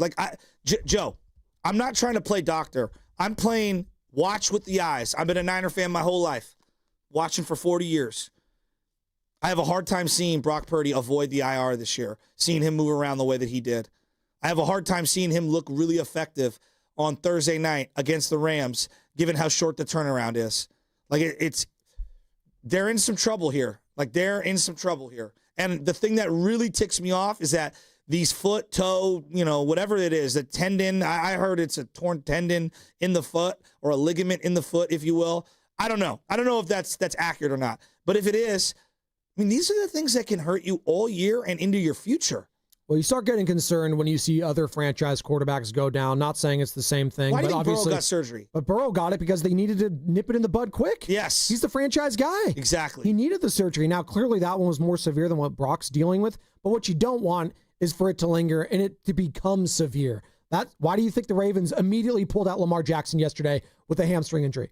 Because what they can't have is a guy like Lamar Jackson tearing his hammy. Then you're screwed. Agree. Then you're screwed. I would agree. Cal in Lafayette wants to join the conversation. What's up, Cal? You're on the Morning Roast. All right, boys. I got 3. Look, we got a lot of down talk. The morale's hurting. I think everybody knows it. But I got 3 things that the Niner fans should be stoked about before I get into one that definitely blows. But look, Ricky Pearsall is a hit. He's a stud. That catch was absurd. Yes. This guy is just making plays game after game. People want to say what they say about last year, but wow, did we hit on Slick Rick. Number 2, we still have the best linebacker duo in the NFL. Fred Warner, D. Winters looks like an absolute animal out there. They're out there making plays, making tackles. These boys are studs. Number 3, and probably most importantly, we have a kicker who looks like he's kicked the ball before. Why didn't they kick a field goal? What did you think they should have kicked that field goal instead of going for it on 4th and 3? I'm just curious because I kind of thought they should have kicked the field goal and just taken the points, considering how everything was just up in the air at that time. No, I like it. You know what? We don't go for it. We take too many field goals, honestly. And that leads me to the problem, man, is yesterday looked like remnants of last year. We had a touchdown problem. We can't score touchdowns in the red zone. I know we had that good shovel pass to McCaffrey down the middle. We made the play to the tight end. But, dude, we are missing Ayuk. We're missing Kittle, dude. We need route burners, bro. We need Ayuk to be burning people, getting wide open, and making big plays. Right now we have Slick Rick looking back in the air on a short pass, making one-armed grabs. We need these players back. I'm worried, man. I hope Ayuk comes back. I hope he's the same player. We got to consider that. I don't know. But all around, man, we got things to look forward to. Look, tough game yesterday. I do agree. We probably should have just kept Brock sitting. But look, looking forward to Thursday, are the cards in our favor? Probably not. But look, if there's a team who can just randomly find a way, Kyle schemes something up, the boys come ready to play, Trent hypes the boys up, maybe he turns it on this game and looks like his old self, I think we can pull it out. Are the numbers, are the things looking like we can? Probably not. You said it. We got some problems. We got some deeper things. But we do show up against the Rams, bro. We do not like the Rams. Yeah, we got swept last season. But, look, I just feel like the Niners turn this one around. I think Rick plays. I think we get some big plays. CMC's a dog. He's healthy. He's getting touches. He's out there bouncing around, doing everything for this team. Thanks, Cal. I loved what he had to say about yesterday's Niners looked a lot like last year's 49ers. And that's kind of how I'm feeling about it, too. Just injuries, unsure of themselves, indecisive, just a step late. You had 4 turnovers, and you still think you have a shot to win. And I know it's 3 turnovers, and they get the 4th one towards that last drive there. But just too many mistakes, man. And I don't care if it was the Jacksonville Jaguars or the Carolina Panthers or whoever you think is the worst team in the NFL. You lose the turnover battle by 4. You don't deserve to win the game. So you don't. It's 3rd and 3. It's 26-14. All right. and you're at the 27-yard line. The kicker has looked good. Piñeiro's been fine. After that first missed extra point, that's been the only thing. So the first play of the fourth quarter is a shotgun little handoff to McCaffrey on the left side. They barely get back to the line of scrimmage. Then it's 4th and 2. What was everyone thinking? You go for that, or do you kick the field goal? I understood the mindset of wanting to go for it if you're Kyle, but I think this is where you have to balance what you need and what's better for the overall mentals of the team. Taking the points there and just scoring, I think signals okay, we're inching back. Let's just get another stop. You're still down 9, even if you kick the field goal. Correct, but you have enough time. With the full quarter, basically. Like I said, there was 14 minutes left in the game. It was 14-20 when they hiked it. Correct. So I thought they had enough time where if they wanted to take the field goal, I understood it. But I can't be mad at the aggressive mindset because we've wanted that aggressive mindset for so long from Kyle. It just didn't work out. I would have liked just the better execution, right? And it just didn't happen there. And maybe that was the game in hindsight, and it just didn't work out. Is what it is. I didn't mind him going for it. Let me just say that, Joe. But I understand the hindsight's always 20/20 aspect of it. And Sanchez even brought it up. He's like, hey, if you had taken the points, you would have just needed a field goal going in there. So, it didn't work out. What did you think? I was kind of conflicted. A part of me was the defense has looked better, but you need more than just a field goal here. I was very conflicted. I don't know. I think it's easy to look back and say, hey, take the field goal. We've been so hard on Shanahan not being aggressive enough. That's why I was like, you know what? He was aggressive. It didn't work out. It's one of the rare instances where I didn't have full conviction one way or the other. You had a Matt Steinmetz. You didn't have a strong opinion one way or the other. Because I was like, hey, look, I get trying to put points on the board, but also they did have an 8-minute drive earlier in the game. Right. So I can understand why you would want to try to hang on to the ball a little longer. And you think that maybe your defense is having a tough time getting off the field. I know. Nick in Berkeley wants to talk about it. If Moody's the kicker, I'm 100% going for it. Absolutely. But Piñeiro's been Eddie money for them, which has been, again, talking silver linings. Hey, Eddie Piñeiro. Well, their kicker solid. Missed. Their kicker, yeah. What was it? Cam Little? Yeah, came up a little short. Second-year player. There you go. Nick, Berkeley. What's up, Nick? How are we feeling about that loss yesterday? Man, that was brutal, man. First of all, Purdy had no business coming back early, man. Why you just didn't rest him till the Rams game? You know what I mean? Or the Chargers game, whatever. It's SoFi. I'm like, dude, what is wrong with you, Shanahan?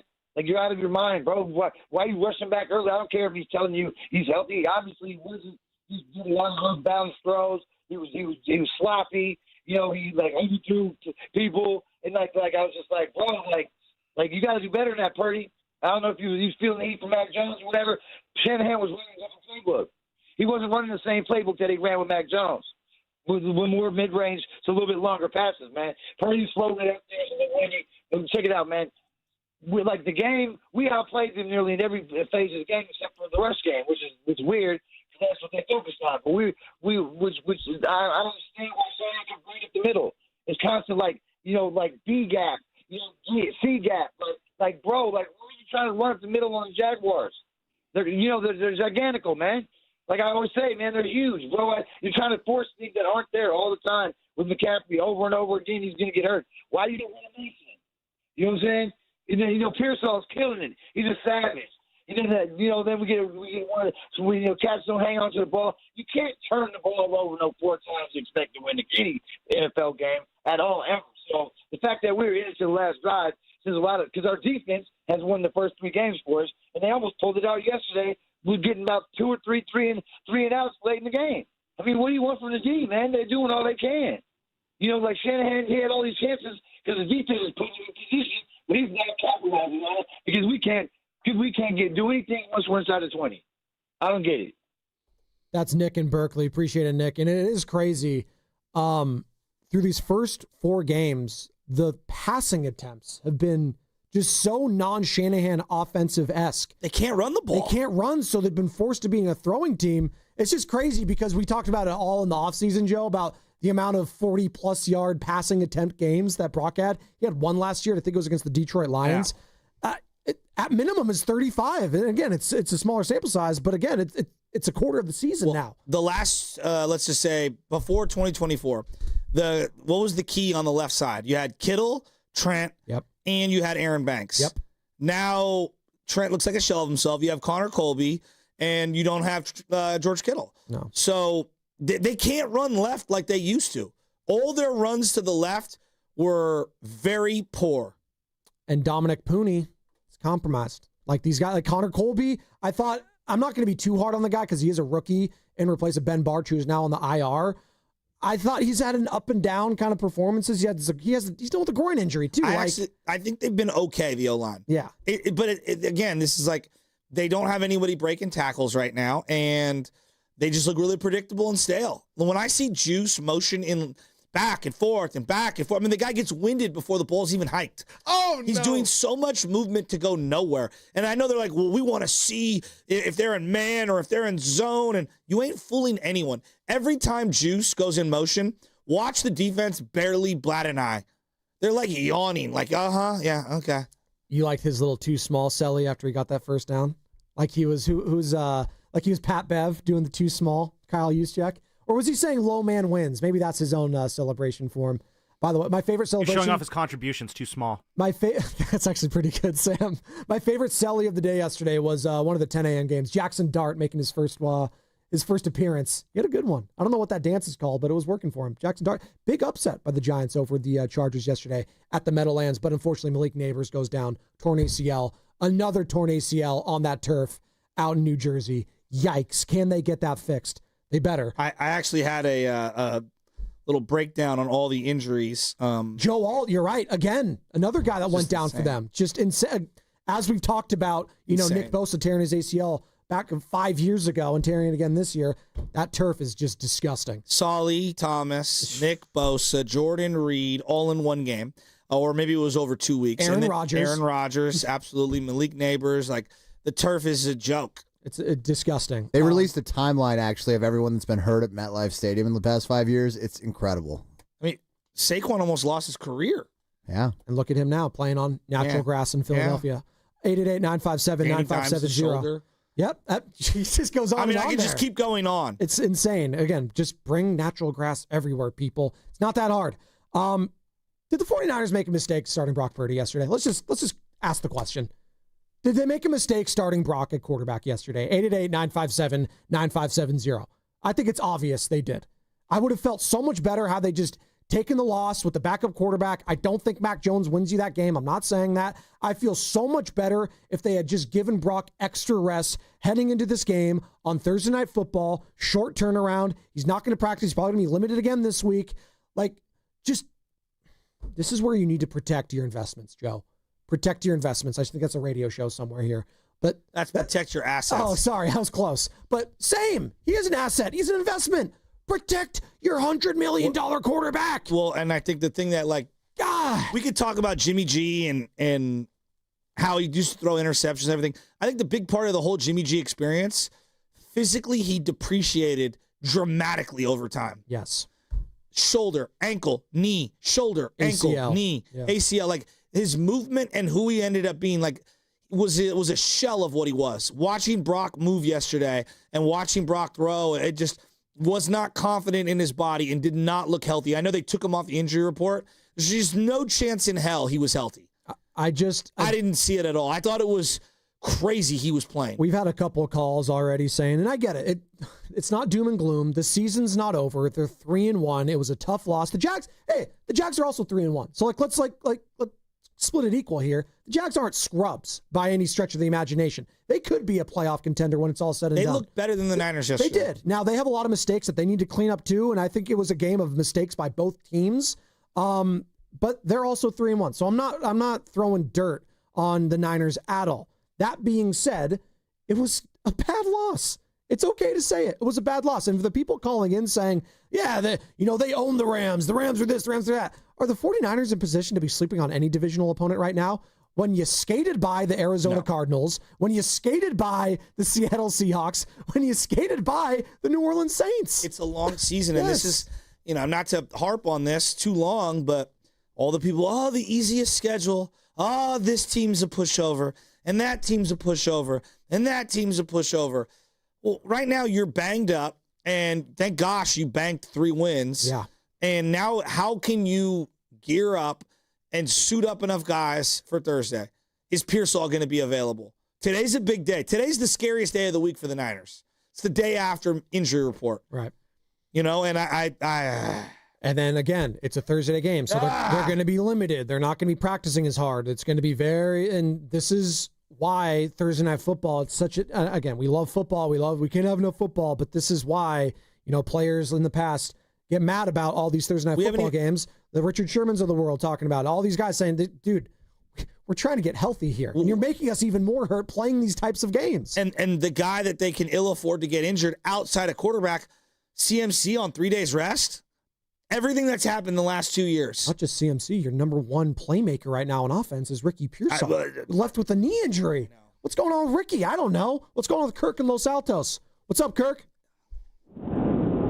Hi, how are you? Thanks for taking the call. I was just disappointed yesterday. I even said so before the game started that I would be very bummed out if we lose this one. I don't mind losing to the really good teams, but my whole point is I think, I've been here, a long, long time, and I look at the Giants and I look at the Warriors and I now look at the 49ers, and it just seemed like the Jacksonville team was bigger and faster and stronger and moving much more aggressively than the 49ers did.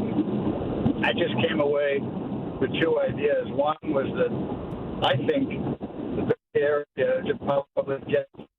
You're cutting out there, Kirk and Los Altos Hills. We appreciate the call. Those Los Altos Hills, huh? They'll get you, I tell you. Sounds like he's in a wind tunnel. I don't know what was going on with Kirk there, but give us a call back, Kirk. Of all the hills that you'd like to live on in the Bay, there's the Oakland Hills. Yes, there's those are nice. Morgan Hills. There's the Los Altos Hills, Edgewood or Redwood City Hills. Where would you like to live if Mount you could? Hillmore. Oh, Mount Forest Hill. There's the great Bonte Hill, of course, too. You're forgetting the best hill. That's the highest of hills. It's the highest. It's the highest. I don't think you have the royal credentials to pull that one off, Spadoni. The Bonte Hills. You and Bonte were doing some good stuff over the weekend, too. We can get into that at some point, giving back to the youth of America, the young journalists of the world. But as we mentioned. Hills. Sam, you are in your bag. Giants season ended. No, Spadoni had the Bonte Hill joke. Was that you? I'm sorry. I literally just said it right across from you. What are you talking about? My bad. I said Mount Hillmore. Mount Hillmore, yeah. That's a Dibs creation. I know. So give Spadoni the credit for his No, I'm not giving him, he's not the only one that came up with the Mount Rushmore of things. Hillside and Vallejo. Oh, the hills are alive at the sound of Jason music. Hill, former wide receiver for the San Francisco 49ers and Sacred Heart standout. Stop! Sean Hill? Hey, Brock. How you feeling physically? You look like Sean. Felt good. Thought I was able to go out and play quarterback and give our team a chance, and so that's that. So it didn't bother you? No. That sounded very curt and short and saying... I don't believe him. I mean, he's just... what's he going to... he's not going to make excuses, but I don't believe him. I'm not mad at him either. It's not his fault. Sometimes you have to, protect the players from themselves. You've been talking about a lot about his regression lately. Look, for those that are just turning in. I'm starting to get worried, Joe. 17 games the last 2 years. I'm starting to get worried. Going back to the beginning of 2024, he's played 17 games. He's 7-10. The team is 7-10. He has 29 touchdowns overall, 5 rushing, 24 passing. He has 24 turnovers. 24. I mean, you want to know Sutherland. why, you will not play quarterback long in any system in the NFL? Turnovers.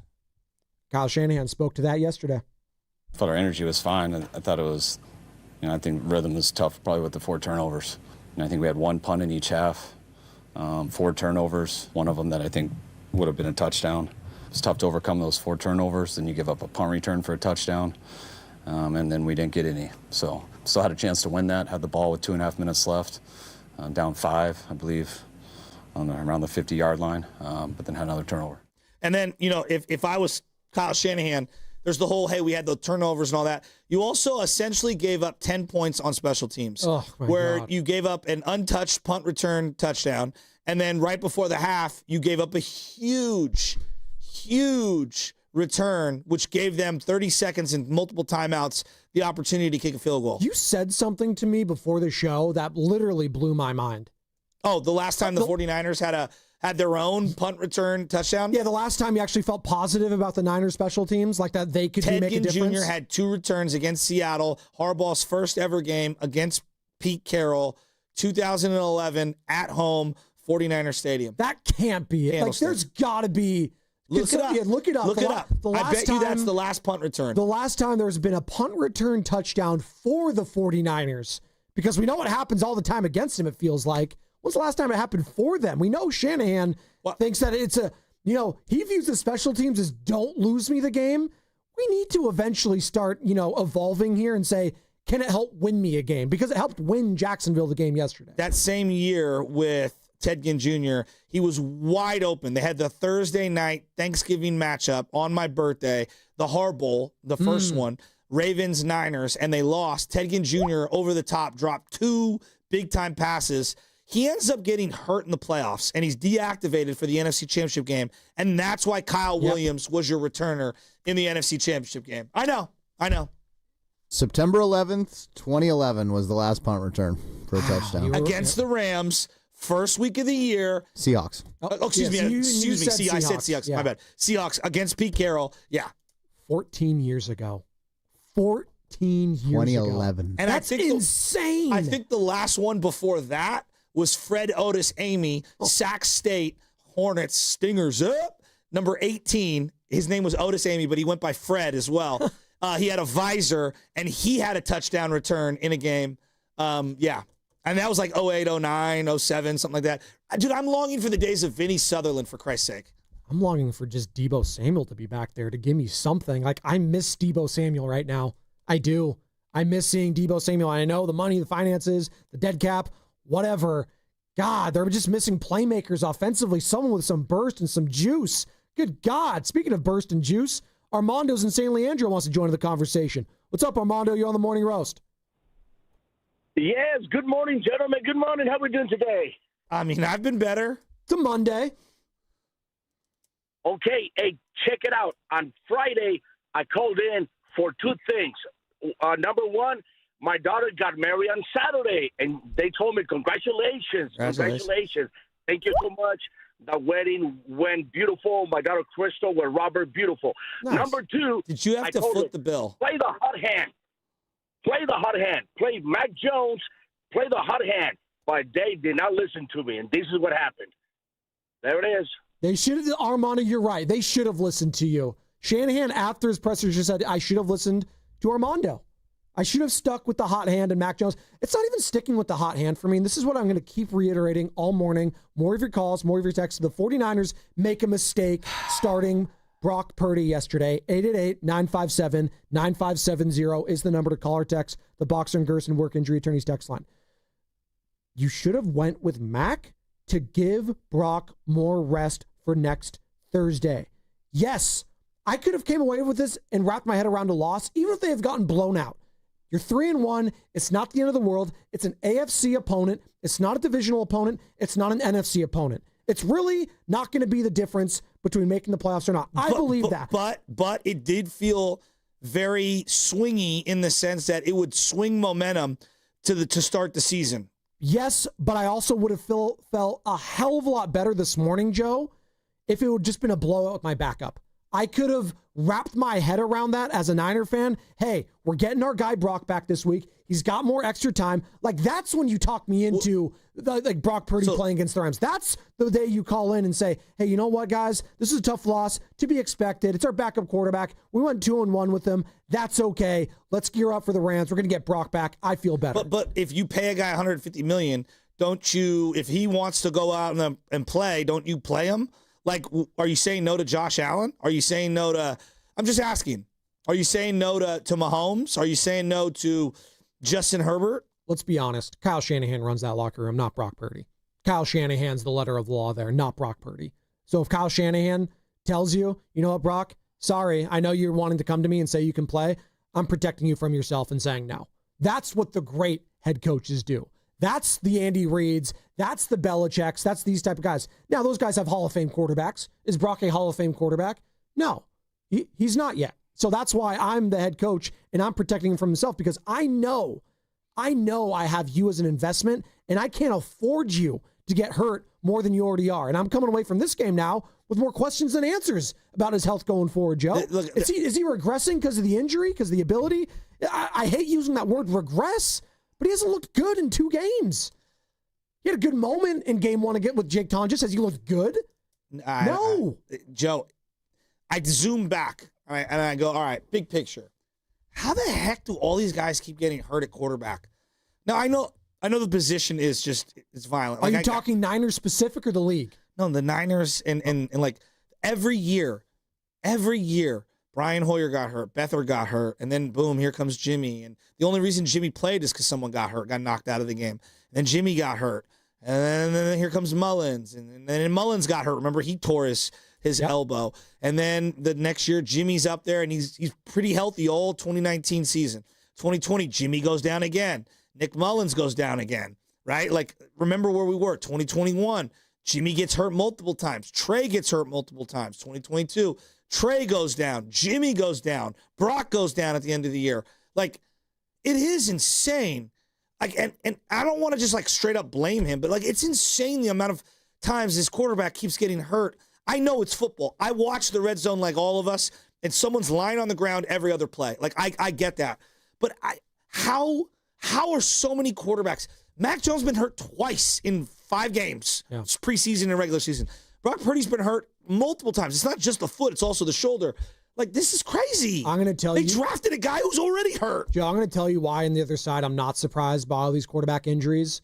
And there's no one to blame but Kyle Shanahan and John Lynch when it comes to that and the player personnel. We'll dive into that on the other side. Jaime, Dave, McKay in Idaho. We'll get to all of you. 888-957-9570 is the number. 49ers fall to 3-1 after a loss yesterday to the Jacksonville Jaguars. 26-21 the final. Did the 49ers make a mistake starting Brock Purdy yesterday? We'll talk about it more, but first, the injury report.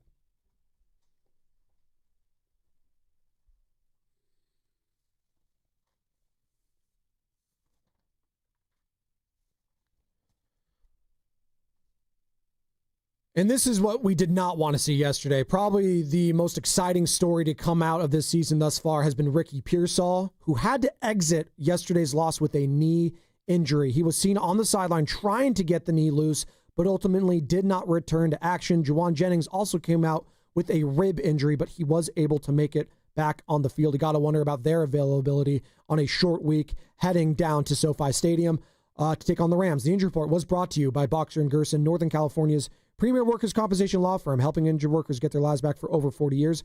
What's coming up with the game is brought to you by Fremont Bank, here for you, here for good. There's no guests. It's you, the people, on the other side on 95.7 The Game. We finally switched to T-Mobile because with them, we can be connected here and there. ¡Listos todos! Estas son las mañanas. Now we just need to harmonize. Switch today. Get 4 Samsung Galaxy S25 phones with Galaxy AI. Plus, get 4 lines for just $25 per line. Visit a store, T-Mobile.com, or call 1-800-T-Mobile. 1-800-T-Mobile. For well-qualified customers with autopay plus taxes and fees and $35 per line connection charge. Minimum 4 lines on plan. Contact us if canceling lines. Plus $5 per line without autopay. Debit or bank account required. Visit T-Mobile.com. Hey, it's Spadoni here, and you got to know your roots. I know Steven knows his roots. I know Carter knows his roots.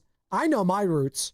And the Oakland Roots are back at home Tuesday, October 7th against the Hartford Athletic at the historic Oakland Coliseum, baby. Come on out, show your Oakland pride, enjoy the energy of an Oakland Roots game. You got your snacks. Bring your kids, bring your loved ones, bring your friends, bring your family. It could be a great date, just to chill with the boys, the girls. Whatever you're doing, it's a good time because you're chilling at the Collie. Yeah, you've had your football, the baseball. It's all about soccer now. We've got the World Cup coming up. You got to get initiated with soccer, and what better way to do it than watching an Oakland Roots game? Get your tickets at oaklandrootssc.com. You can also watch the game on KTVU Plus or ESPN Plus. With great deals coming this Prime Big Deal Days, October 7th and 8th, greatness is a deal away. So if you love baking, you can get a deal on a new mixer, transforming you into the Lord of the Loaves. Hear ye! Make way for the baron of brioche, the sultan of sourdough, the Lord of the Loaves, Prime Member Dave! Yeah, hi? Get up to 40% off with Prime Big Deal Days, October 7th and 8th. When your reputation's on the line, you don't leave anything to chance, especially your primer. Painters trust Kills primers for a smooth start, strong adhesion, and serious stain-blocking power. And now, the full Kills lineup is available exclusively at the Home Depot. Need it fast? Get same-day or next-day delivery, or order online and pick up in-store. Kills primers. Pro results, faster. The Home Depot. If you're a pro, you know. You hear that? That's the sound of your business losing money. Legacy phone systems weren't built for today's teams. Quo, formerly OpenPhone, gives your business a smarter way to stay connected. Quo lets you manage calls, texts, voicemail, and contacts all in one place so that you can deliver a seamless customer experience from ring to... Need to take calls on the go? Quo automatically transcribes, summarizes, and highlights next steps from every call, so you never miss a detail. Need insight into what closes a sale? With Quo's AI call tags, you can instantly spot key topics like objections or pricing questions and use those insights to level up every customer interaction. And yes, you can bring your existing number with you for free. Keep your team in sync and your customers happy with Quo. Quo. No missed calls, no missed customers. Try Quo for free at quo.com/sports and get 20% off your first 6 months. That's quo.com/sports. QUO.com/sports. Injured at work? Don't wait. Every moment counts. You may be entitled to medical care and financial compensation, but time matters. The attorneys at Boxer & Gerson are here to protect your rights and fight for the treatment and support you need. Boxer & Gerson have helped thousands of people across Northern California who were hurt on the job. Don't wait, don't guess. Get answers. Call Boxer & Gerson today at 510-835-8870 or visit boxerlaw.com for a free consultation. Boxer & Gerson, your life is worth the fight. I love a day on the water with friends, but my moderate to severe plaque psoriasis sometimes holds me back. Now I'm all in with clearer skin thanks to Skyrizi. Risankizumab Riza, a prescription-only 150 milligram injection for adults who are candidates for systemic or phototherapy. Teaching music is my passion, but my active psoriatic arthritis can limit me at times. Now I'm treating my joint symptoms with Skyrizi. With Skyrizi, most people with plaque psoriasis saw 90% clearer skin at 4 months. Or if you are an adult with active psoriatic arthritis, Skyrizi helps you move with less joint pain, stiffness, swelling, and fatigue. Don't use if allergic to Skyrizi. Serious allergic reactions, increased infections, or lower ability to fight them may occur. Before treatment, get checked for infections and tuberculosis. Tell your doctor about any flu-like symptoms or vaccines. There's nothing like clearer skin. There's nothing like better movement, and that means everything. Ask your doctor about Skyrizi. Visit Skyrizi.com or call 1-866-SKY-RIZZI to learn more. I'm Piera Palazzolo, VP of Digital Marketing for the American Management Association, a company focused on the management training skills needed to enhance the careers of business professionals. We did our research when it came to the best companies for website development and chose AmericanEagle.com. And we couldn't be happier. AmericanEagle.com worked closely with us to understand the front and back end requirements needed to launch an e-commerce website that could handle the complexities of running thousands of seminars nationwide. Our robust new website and improved SEO saw immediate increases in site traffic and web revenue. If you're in need of managerial effectiveness and success, visit our website at amanet.org. If you're in need of a website that provides an unparalleled consumer experience, I highly recommend AmericanEagle.com. Transform your business today. Dial 877-WebNow1 for a free digital consultation with AmericanEagle.com. You're listening to 95.7 The Game, KGMZ-FM and HD1 San Francisco on Odyssey Sports Station and the home of the Golden State Warriors and Valkyries. Always live on the free Odyssey app and now coming to you live from the Laughing Monk Studios. Rise. Wake up. It's time to wake on up. Wake up, wake up, wake up. With a nice cup of Joe. What's up, Joe, bro? Featuring Joe Spadoni. He's an Italian. And Joe, the Butcher Boy Shasky. I am slippery. Oh! The best part of waking up is morning roast in your cup. It's science. It is the morning roast, man, on 95.7 The Game. 3-1. They could have been 1-2. Shout out math right there. The 49ers are 3-1. Jags 26, Niners 21. is the final. Both these teams now 3-1 as the Niners have a short week. They got to flush this one down the toilet because in a couple days' time on Thursday, they will be taking on their division rival for the first time this season, the Los Angeles Rams, who had a massive win yesterday against the Indianapolis Colts. So it will be a battle for first place after Thursday, but we are focusing on this game and this game alone, and it was bad for the turnover battle. Brock Purdy, bad. Trent Williams, bad. The Niners defensive line, bad. And yet, they still had an opportunity to win that game towards the end. Joe, they had no business, quite frankly, having a chance to win that game. But the opposition didn't make it easy on themselves. 10-plus penalties for the Jaguars. Trevor Lawrence sliding out of bounds, not in bounds. I don't know what he's doing. Well, the IQ is just not there for Trevor Lawrence, and that's ultimately why he's never going to live up to being a number 1 overall pick and live up to the hype, is because he just doesn't have the capacity. I'm not saying he's an idiot, but when he's behind the pocket, when he's in there, he just makes boneheaded plays. The Seattle game to start the season off, the miracle that happened up in Seattle has kind of masked what happened in the fourth quarter last year. I think a lot of what happened last year with Brock Purdy was the fourth quarter. He didn't play good. Nope. And everybody was afraid to acknowledge it. Like the Detroit game, the Rams game. Like you can just go right down the list. He hasn't played well in the fourth quarter. And yesterday, they have the ball in their hands. And when you give the ball to your $150 million quarterback, you want more of what you had week 1, which is lead a game-winning drive. That's what you want. Joe. And the fact that you fumble in the pocket after getting hit when you have 3.5 seconds to get rid of it, it's really deflating. I don't use this word lightly, and it's what you never want to hear when it comes to a quarterback in the NFL. Is he regressing, Brock Purdy? I think physically he is. Like his mobility is not there right now. I don't think the sample is large enough for me to say that just yet. I really think yesterday was a combination of rust, confidence in his body, health, and everything around him being chaotic. They can't run the ball.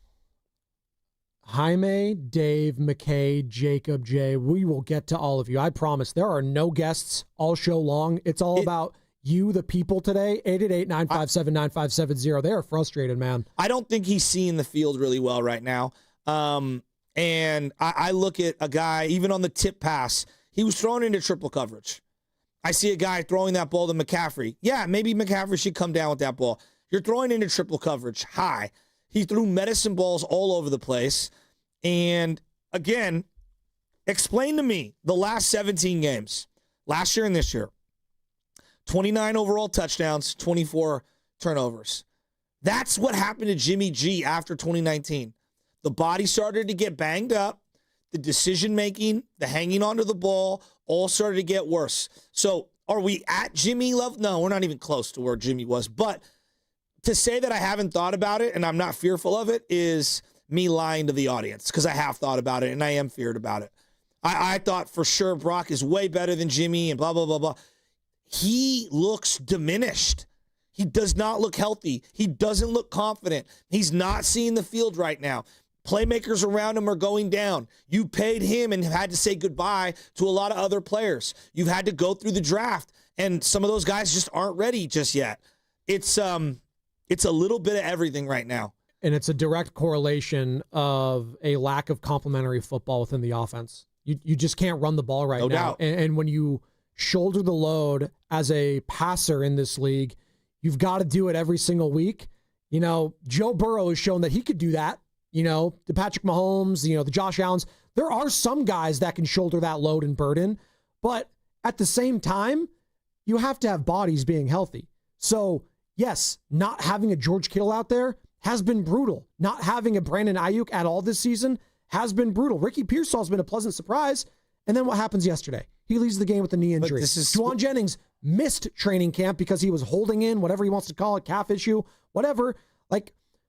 You're missing talent everywhere. And when Christian McCaffrey is clearly a step slower, and we can say that now, by the way. It's 4 games. We're a quarter of the way through the season. He's a step slower. He's better than 2024, but he's nowhere near 2023. He's not. And I don't think I also don't think the offensive line is. That's the other part, Joe. When you pay a bunch of guys top-end money and the quarterback, You can't afford Aaron Banks. Not that he's great, but you can't afford Deebo Samuel. Not that he's great currently. You can't afford that second tight end, right? Like this. Like when you pay the quarterback, you're gonna have to take some money off the books somewhere else. And another guy you couldn't afford that made the game-winning play was a guy that grew up in your organization, Eric Armstead, who in the last few seasons has been playing for the Jacksonville Jaguars. And that was a preemptive move, knowing they had to pay the quarterback, which is why they got rid of Armstead last season. 888-957-9570. I think the most alarming thing for me is fourth quarters. Brock Purdy's been sketch. I'll do a deep dive today on just the fourth quarter's last 2 years. But in 17 games, going back to last year, the start of the season, the team is 7-10. They've been budgeting for Brock for 2 years now. The team right now is 7-10 around him. He has thrown 29 touchdowns. Ran or thrown 29 touchdowns, and he has 16 interceptions and 8 fumbles. That's 24 turnovers. So a 17-game season with 29 and 24. That's Jameis Winston territory. Jameis. I mean, I'm just giving you the data. No, I'm not like I'm with you. Like, That's not good. It's not. We like to laugh at Jameis. We like to say, 30 touchdowns, 30 picks. That's not a good thing. I never want you to mention my franchise quarterback with the likes of Jameis Winston. And you've missed multiple games in back-to-back years, and it doesn't look like you're getting healthy. I have a hard time seeing him stay upright the rest of the year. And that is why I wanted to start Mac Jones yesterday. I wanted to protect my investment, my asset, my franchise quarterback, not put him in harm's way. Now, not only do you have a loss, not only did he get battered, beaten, and bruised yesterday on a steel-plated foot, he has to go on short rest now against your division rival. Did you guys see Jared Verse yesterday? No, did you guys watch that Rams game? I know it was going on around the same time. That defensive line is licking their chops to play this Niners offensive line. They are licking their chops. And speaking of defensive lines, did Michael Williams show up yesterday? Did Bryce Huff show up yesterday? Did anyone show up yesterday? I know there's no Nick Bosa, but my God, it was bad. This was the first time in a decade. I'll say it again. A first time in a decade the 49ers failed to tally a quarterback hit or sack. 10 years. You know, there is something to be said. There's a reason why the draft, we do this thing like the physical traits, right? Like we do this thing about like physical traits. Matters. Height, weight, speed, how high you could jump, whatever. In the modern game, all right, going back to, basically when the Super Bowl era started, there's really only two guys in the Hall of Fame that are under 6'1" and under. It's Fran Tarkenton, it's Drew Brees. It's going to be Drew Brees. It's going to be Drew Brees. All right? Everybody else is 6'2" or above. Now, you can say, hey, Joe, Steve wasn't a full 6'2", and Joe wasn't a full 6'2". I'm just telling you what the stats tell you. Yeah. All right? There's a reason why people draft 6'3", 6'4". Because when those guys get banged up and they're not able to move, they can still stand in the pocket tall and survey the field from the pocket and be able to throw.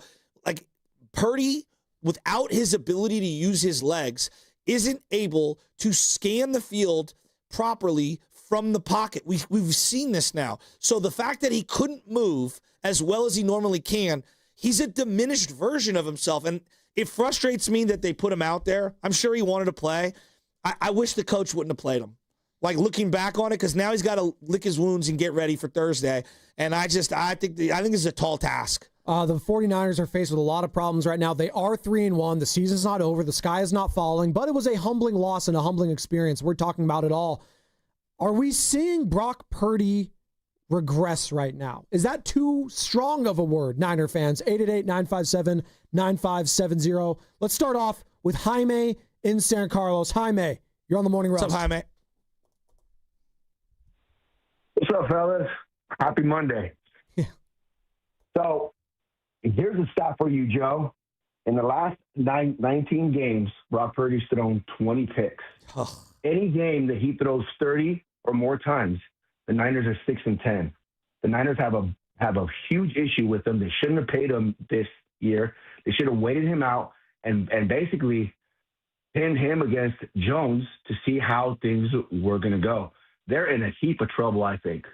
And I think this might be Shanahan's last year, and he's gone. He might be the new Andy Reid, to where he needs to go somewhere else, change his philosophy, draft a real, true franchise quarterback, and then and only then will he only start winning. Okay, can I ask you a question? Because I will elaborate why I feel this is a bigger loss than people are giving it credit for. Why do you think now, after one loss, the sky has fallen?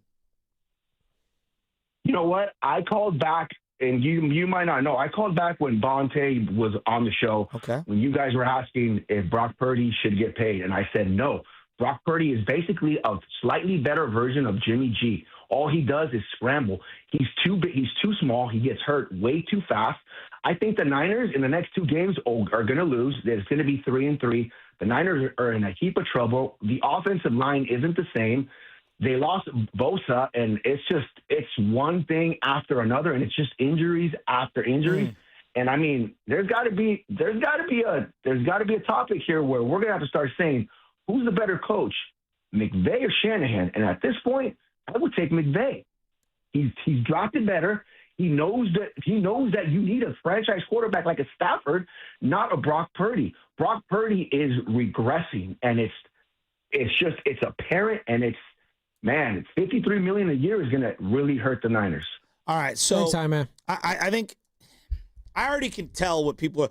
Guys, it's one game. The sky's not falling. Well, I just want to be quick. Kyle Shanahan's not getting fired this year. 0. I will never say never. 0. Well, I'm saying it. You don't have to. I will say 0% chance he's getting fired. Joe, we if know. anything, We know he will walk away, but he is not getting fired this season. Continue. Yeah, but like in sports, anything can happen. I would never say never. You just don't know. Like these are long seasons. You don't know what's going to happen. It's fine. Like I'm not going to say You don't never. have to. You don't have to. All right. I will. The reason why this game feels bigger than just one game is because your quarterback clearly looks like he's not getting healthier. And you know that on the short turnaround, you got the Rams on Thursday. And the Rams, regardless of whether you were fully healthy or not, that was going to be a slugger knocker type of a battle. Slobber knocker. Would I say slugger? Yeah, I'm all over the place. Jim Ross. There we go. Slobber knocker type of a matchup. So, like, the Rams game was tough. No Nick Bosa. Guys, did you watch his pass rush? All you guys, it's not that big of a loss. Like, I'm not saying you, but, like, guys, what are we talking about? He's one of the best players in the game. I know.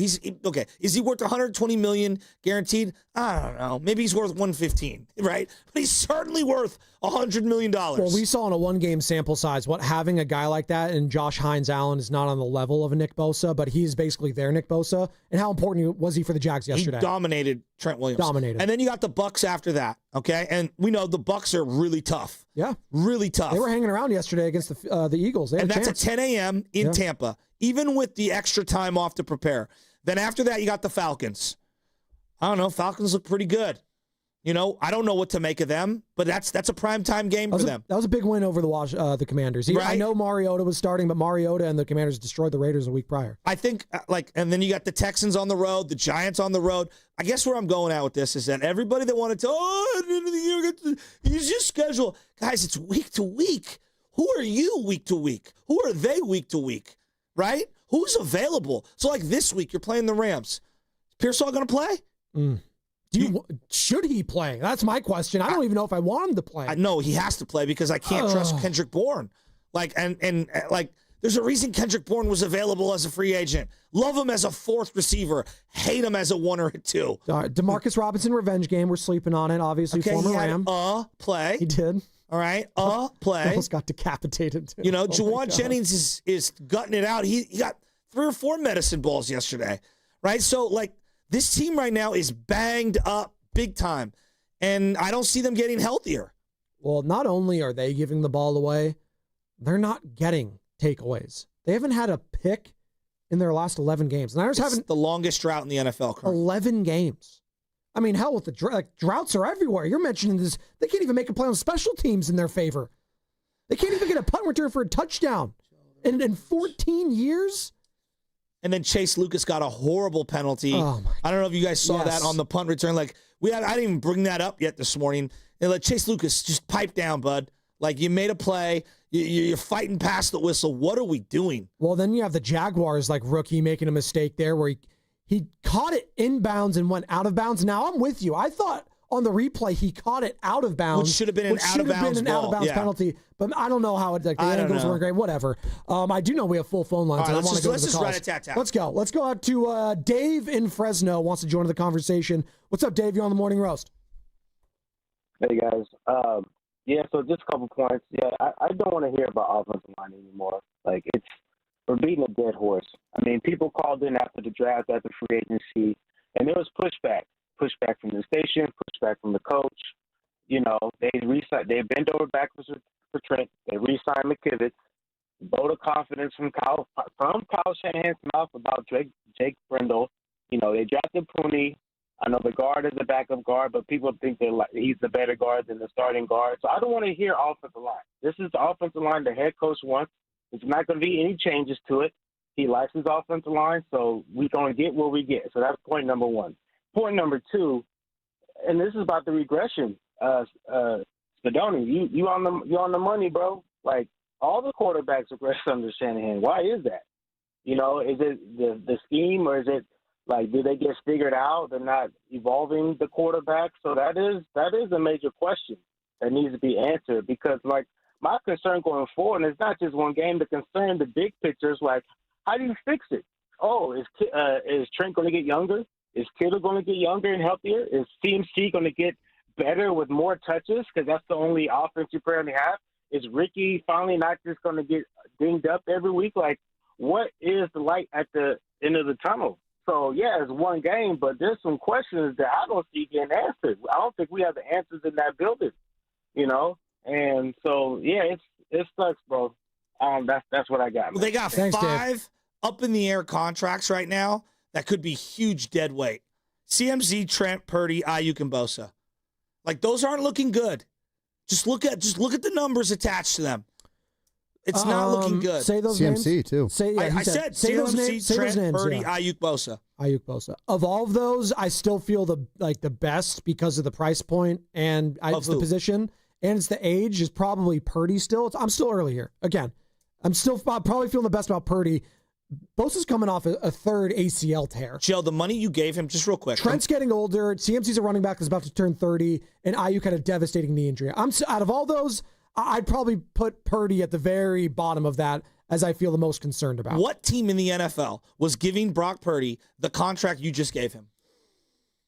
I mean, I don't know. Like, I think Bosa, a couple teams, 28 probably. teams would have gave Bosa that. I know Ayuk had at least a half dozen teams interested in paying him that. Trent Williams anyone would have paid him that. I really do believe that. And at CMC, like, I know people are mad about that, but I'm sure a bunch of teams would have paid him. The Purdy one, I don't know. But the 49ers backed themselves into a corner where they basically had to. Why? He was under contract. Why? Because that's how you do business in the NFL. And if you don't want to look like a cheap team against all the other free agents, because that's also, this matters, Joe, is optics in this. What you don't want is you want to look cheap. Yeah, well, you know what? You don't want to look like that. Like no, I think the worst thing you Bengals. could be in sports is stuck with an anchor contract like the Browns and like the Broncos were a couple of years ago. So after 4 weeks, we're saying the 49ers, it feels like you're stuck. I'm saying the guy had a great year in 2023. Great year.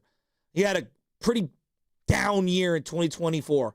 And it's starting off as kind of a down year again this year where he's injured and he's hurt a lot. Like, these are the facts. But you had to plant your flag in Purdy. Like, you cannot just keep going, ripping the Band-Aid off quarterbacks. You tried to do it with Trey Lance. It didn't work. You had to go back to Jimmy Garoppolo. And then you stumbled upon something, a diamond in the rough in Purdy. And it's looked pretty good. Last year, I wouldn't say he had an awful season. He didn't have an MVP caliber season like he had the year prior. But no one on the Niners did. And that's kind of what I want to get on too. David was saying is like all these quarterbacks have regressed into Shanahan. Well, let's also talk about the facts. They've also been maximized under Kyle Shanahan. Matt Ryan, as a quarterback, maximized his abilities under Kyle Shanahan. He was an MVP candidate when he was the offensive coordinator in Atlanta. I think Kyle's good. I think Jimmy Garoppolo was maximized under Kyle Shanahan. I don't know if he ever does that with the Patriots and Bill Belichick. I think Brock Purdy, I don't think he replicates the season he had a couple of years ago, Joe. That was probably the height of his abilities, and he was an MVP candidate in his first brought up season. Something. I want to stop you. You brought up something that I actually think was fascinating. You had to plant your flag somewhere. Yes. Honestly, knowing Kyle and how good he can make these subpar quarterbacks, I now question whether that actually is, like, for some coaches, yeah, plant your flag.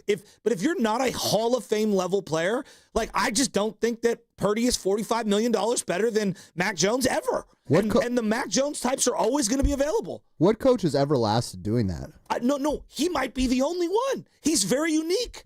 Like, I told you guys, he reminds me of Don Nelson. This sounds counterintuitive. I know. It's insane. But, like, I'm watching, for example, Carson Wentz with Kevin O'Connell yesterday. And I'm like, I would never pay a quarterback if I can get Carson Wentz to sling the ball around as a backup. Like, I do believe we've inflated the quarterback market as a whole, as an entire NFL. Tua shouldn't have got paid. That made me uncomfortable. I don't think Kirk Cousins has ever been worth anything that he's been out there. Maybe, just maybe, hear me out here, maybe Kyle is one of the very, very, very unique circumstances where maybe you should play hardball with the quarterback because the system is greater than the individual at quarterback for this spot, for this team, for the way that they do it. I don't know.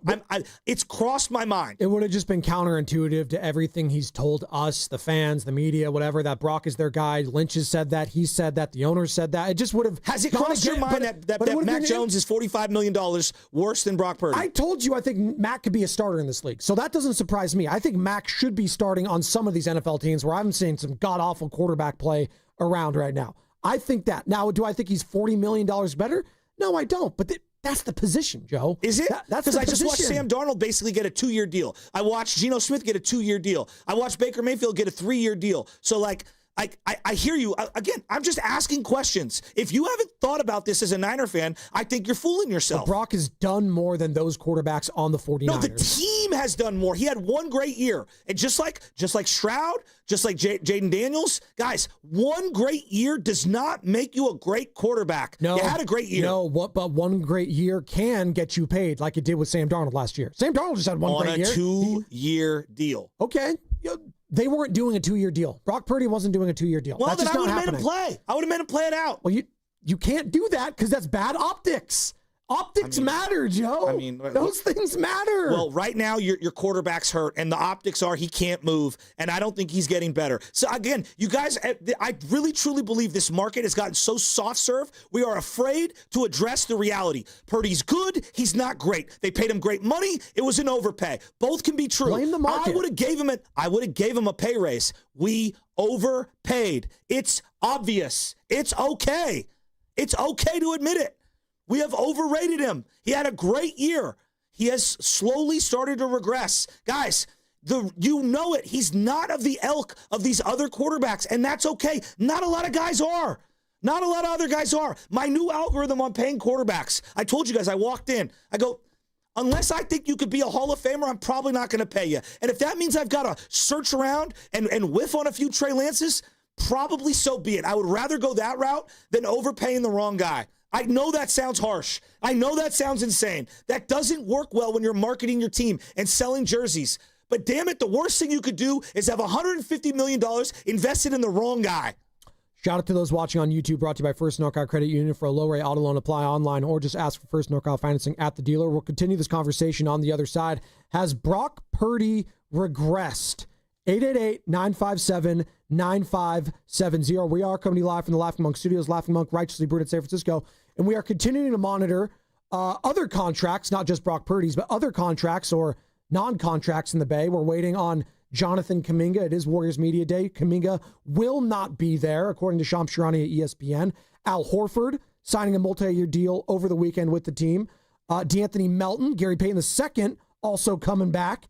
Will Richard signing to a 4-year contract, the Warriors rookie. Alex Tui on a two-way deal, two-way Tui. So we are monitoring all of that, the Warriors, and also what's going on with Bob Melvin. Well, he talked about his future yesterday. Let's just say it didn't sound like he's sticking around. So any and all information about that, we will reiterate it. But it is a 49ers Monday here, and we're reacting to a loss, their first loss of the season. With you, the people, David, Richie Rich, Jay, BPA, Nolan. We'll get to all of you on the other side. And it's going to be brought to you by Crystal Geyser Alpine Spring Water. What makes Crystal Geyser Alpine Spring Water different? We always bottle our Alpine Spring Water less than 1.5 miles from the spring source, and all our bottles are made with 50% recycled plastic from our own recycling plants. Crystal Geyser, bottled at the spring source. What makes Crystal Geyser Alpine Spring Water different? We always bottle our Alpine Spring Water less than 1.5 miles from the spring source, and all our bottles are made with 50% recycled plastic from our own recycling plants. Crystal Geyser, bottled at the spring source. Comcast Business can help turn your small business into a connected, secure, modern business. It's how restaurants become reliably up and running neighborhood favorites. How healthcare offices become the data-protecting caregivers that we all depend on. And how wealth management firms become cyber-securing guardians of your information. With reliable connectivity, enhanced cybersecurity, and Wi-Fi backup, your business can stay connected and get threat-ready with Comcast Business. Powering possibilities. Now through November 16th, new Comcast Business customers can get started with 150 megabit internet plus security for $59.99 a month for 12 months with a 2-year agreement. Plus, ask how to get a $500 prepaid card on a qualifying gig package. Call today. Restrictions apply. Requires enrollment in paperless billing and auto pay with bank account. Early termination fee applies. Equipment, taxes, and fees extra. For over 70 years, Golden State Lumber and Showroom has developed strong partnerships with top brands like Trex. Leading the way in performance-engineered decking and railing, Trex offers products that won't rot, splinter, or fade. Their sun-comfortable, heat-mitigating technology keeps decks cool underfoot, and Trex marine-grade decking withstands salt water, sun, and sand. Explore their latest Transcend colors, Hatteras, and Salt Flat, featuring a 50-year limited residential warranty. For a link to Trex, visit GoldenStateLumber.com. Golden State, when you succeed, we succeed. Attention taxpayers. If you owe $5,000 or more and have missed another tax deadline, you're officially on the IRS's radar. The IRS has resumed aggressive collections. That means wage garnishments, bank levies, even seizures of your home, car, or retirement accounts. If you owe $5,000 or more and missed the deadline, you're stacking new debt on top of what you already owe. Call Priority Tax Relief now. Their experts fight back fast and are saving their clients millions in tax debt every month. I owed over $50,000. And they settled it for pennies on the dollar. These guys are as legit as they come. After speaking on my behalf with the IRS, my entire debt of $25,000 will be eliminated. Whether you've received collection letters or you're already facing liens and garnishments, call for your free consultation. There are no upfront fees. Priority Tax Relief. Let's make your taxes our priority. Call 800-464-1899. 800-464-1899. 800-464-1899. Priority Tax Relief. 1-877 Cards for Kids. KARS Cards for Kids. 1-877 Cards for Kids. Donate your card today. 1-877 Cars for Kids. KARS Cars for Kids. 1-877 Cars for Kids. Donate your car today. Ready to get rid of that old car? Donate it to Cars for Kids. Call 1-877 Cars for Kids to reach a friendly live agent. Donation's super easy, and your car can be picked up as soon as tomorrow. Call us now, 1-877 Cars for Kids. That's Cars with a K to donate your car today. 1-877 Cars for Kids.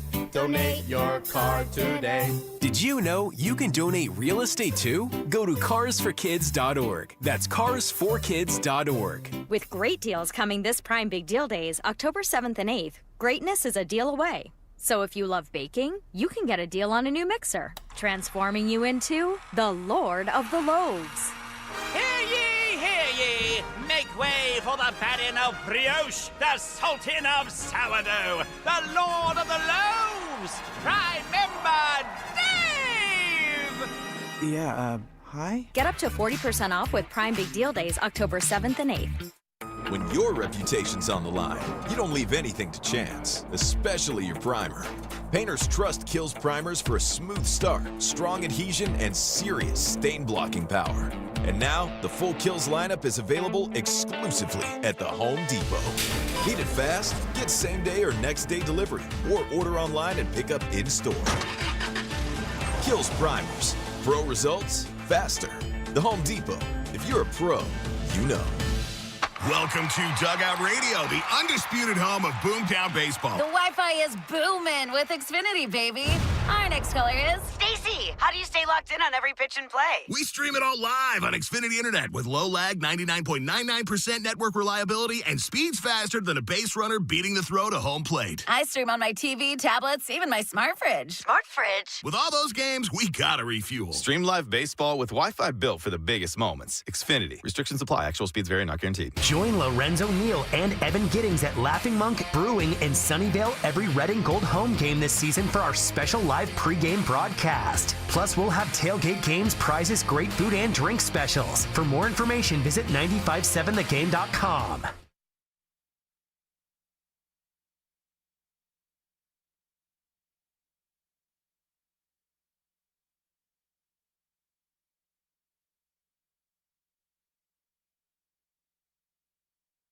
We're rolling. Spadoni at Shasky. It's the morning roast. 49ers, first L of the season at the hands of the Jacksonville Jaguars yesterday at Levi Stadium. Was it drizzling at all? It wasn't the East Bay. It would have explained why Brock Purdy fumbled that ball late if it was drizzling, because we know if it gets a little wet, gets a little slick there, gets butterfingers. I hate when you do that. What? It's just truth and reality. Hopefully, if the 49ers make it to the Super Bowl, Levi Stadium, Bad Bunny, by the way, you're going to be your halftime performer. According to him and according to the league yesterday, that was revealed. Hopefully it's not raining, though, if the 49ers make it to the Super Bowl at Levi's. That's what we cannot have. Tell it the sun. Just no rain. But was Brock Purdy the biggest issue yesterday for the 49ers? 888-957-9570. 22 of 38. 2 touchdowns, 2 interceptions, 309 yards. And Eric Armstead with the forced fumble late to seal the deal. Well, they were flat in a variety of phases, right? But an offense can't turn the ball over. I thought the Luke Farrell turnover kind of started the momentum shift for the Niners. I mean, look, you can make the argument the Etienne run. I mean, really. Travis Etienne looked incredible. The huge whiff by Jason Pinnock on that play was just, I mean, you're just giving 7 points to Jacksonville. Well, I felt like they had like a phantom holding call late on Jacksonville when Etienne broke it outside late in the game when he got that first down, and then they called it back, and that would just get the Jaguars again. People are going to keep saying the Niners were in it. The Niners are in it. The game was actually much closer. I was like, yeah, only because the Jaguars were idiots. They just didn't know what they were doing late in that game. That looked like a young team, a first-time head coach, and they were playing like it. Trevor Lawrence, I mean, if we're coming away from like the quarterback angle, it's not like I was impressed by the opposition there. I don't think Trevor's great by any stretch. I wasn't impressed by him at all. But very mediocre. I was more concerned by Brock Purdy's play because I understand Trevor Lawrence making boneheaded decisions. I don't like seeing that from Brock because that's supposed to be his strength, is making the smart play. What's supposed to differentiate him from Jimmy Garoppolo is the decision-making, Joe. That's what he hangs his hat on. In the movement. And yes, the movement is a big part of it. The escapability. And that's where absolutely. I think yesterday was pretty evident to me. He wasn't himself, right? And like, but I go back to, all right, you weren't yourself, but you can't turn the ball over like that. No quarterback can. I mean, not one in the league is going to win a game throwing 3 picks or giving up 3 turnovers, excuse me. Do you feel that was a trap game?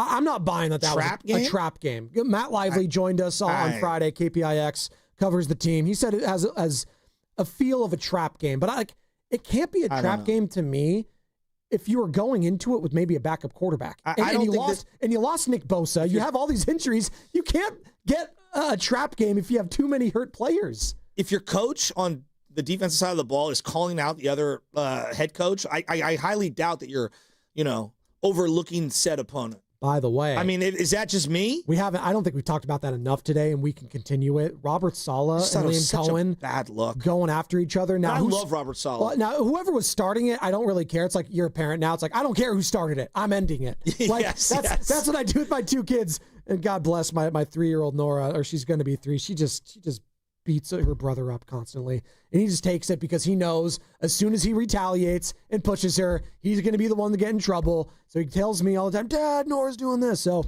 that's kind of how I felt watching Cohen and Saleh going at it yesterday. I don't care who's starting it. It's not a good look from the opposition when you lose that game and you're Robert Saleh. It's just not a good look. I mean, and on like the list of things that drove me insane, the fact that you scheduled to wear your home whites, it's the most absurd and thing. It was cloudy. It's just... And it was cloudy. Carter, I know that this is something only I would lose my mind over. 1946, this team has been a team. They have only worn white on white at home in the last, let's say, 4 or 5 years on those special occasions. They wore white tops with gold pants at home during a regular season game. And like the OG in me, the archive version who loves the history of the team, I was offended that they did that. I like the Jacksonville unis, by the way. The all teal with the black socks. I thought that's a hard look. For like colors that aren't like universally worn everywhere other than like the Sharks, I think, in America. Only other teal team. 888-957-9570. Well, no, the Florida Marlins back in the day had sweet teal That's jerseys. true. They did. The early, but now it's like Miami Vice and it's like a different color. Look, and everybody's like losing their minds about some of my Brock Purdy opinions. Guys, he's a good player. I don't think he's great. I think he's good. I think there are times he's played lights out. It's just ever since that Baltimore game, all right, on Christmas, he has not been the same player. Like, it's just look at the data. Go through game by game, week by week. Starting with last year, he has not been the same Brock. He's turned the ball over way too much. You cannot sustain in this league with your quarterback making that much money and turning the ball over as much as he is. It's just you're not going to win a lot of games. You know what that coincides with, Joe? Another player that at the same time as Brock kind of fell off a little bit. Christian McCaffrey. There you go. Yeah. Again, we have argued about this. Teams win and lose. Right now, George Kittle's out. Juwan Jennings has been in and out of the lineup. Okay, these are your best offensive players. Trent Williams looks like a shell of himself. Let's call it. Josh Hines-Allen had his lunch yesterday. Looks like a shell of himself. You know, there's an argument. Colton McKivitz is playing the best ball on the offensive line. That's crazy, but it might be true. They ran better to the right side yesterday than the left side. All right. Brian Robinson has been a big nothing burger. Like, I'm not trying to hate on him. He's just whatever. Ricky Pearsall's been awesome, but he's in and out of the lineup right now. Brandon Ayuk, one of your high-paid guys, hasn't played, right? So you have a lot of money not producing right now on that side of the ball. Brock included, right? He's been injured. Mac's been injured. Who's behind him? Yep. I don't think Mac's been lights out. He's been good. I don't think he's been lights out. I'm not here to say that Mac is some great quarterback. I don't believe that. I don't. I think he's good. But he's a good backup. I'll say Mac Jones' 2 opponents, not as good as Brock Purdy's 2 opponents, but Mac Jones has looked better than Brock this year. Not to say he's a better quarterback. I think Mac Jones has looked better. All right, but he's played against lesser opponents. I'm not going to argue it. Yeah. I'm not going to argue. I don't think that highly of Mac. I think he's a good backup. Sure. Fine, whatever. Defensive side of the ball. You lost the best player on the team defensively. Okay, you want to say Fred Warner? I'll take Nick Bosa. If I take Nick Bosa, you'll take Fred Warner. Doesn't matter. We missed him yesterday. They got 0 pass rush. You got no Renardo Green playing the other cornerback spot, all right? They had multiple penalties from their DBs, and they were laying off guys because they were so afraid of getting beat over the top. Yep. You got a safety in Jason Pinnock playing for Malik Mustafa, who's not very good right now. Bad angle. Then we get to the special teams, all right? Your special teams unit isn't just bad. They're one of the worst units again, in the league. So, yeah, a big chunk of my frustration today is the team, but it's also the money invested into players who are not performing at what you paid them to play at. 49ers right now, through 4 weeks, are the 5th worst running game in the NFL if we're going by yards per game. They are averaging 88 yards on the ground. That is only better than the Tennessee Titans, Cleveland Browns, Pittsburgh Steelers, and Cincinnati Bengals. 88 yards. And the Shanahan offense, and this is why when we have the Jay Grudens on of the world and people like to, make fun, Jay Gruden, what has he ever won? He's not on Shanahan's level. Well, when he comes on our airwaves, former head coach of the Washington football team, saying, I think Kyle Shanahan as like a passing game coordinator, mediocre, mid, not very good. And this is what matters when you're talking about the greats of play calling. You got to be a little bit more creative. So if the running game's getting stuffed, Joe, and I get it, he's a run-first philosophy guy, you don't think the Andy Reids, the Sean McVays, the Kevin O'Connells are going to cater to more of a passing style and open up things and be more creative there? I have yet to see it be more creative in the passing game. If you know that your running game is going to be struggling, and I don't think...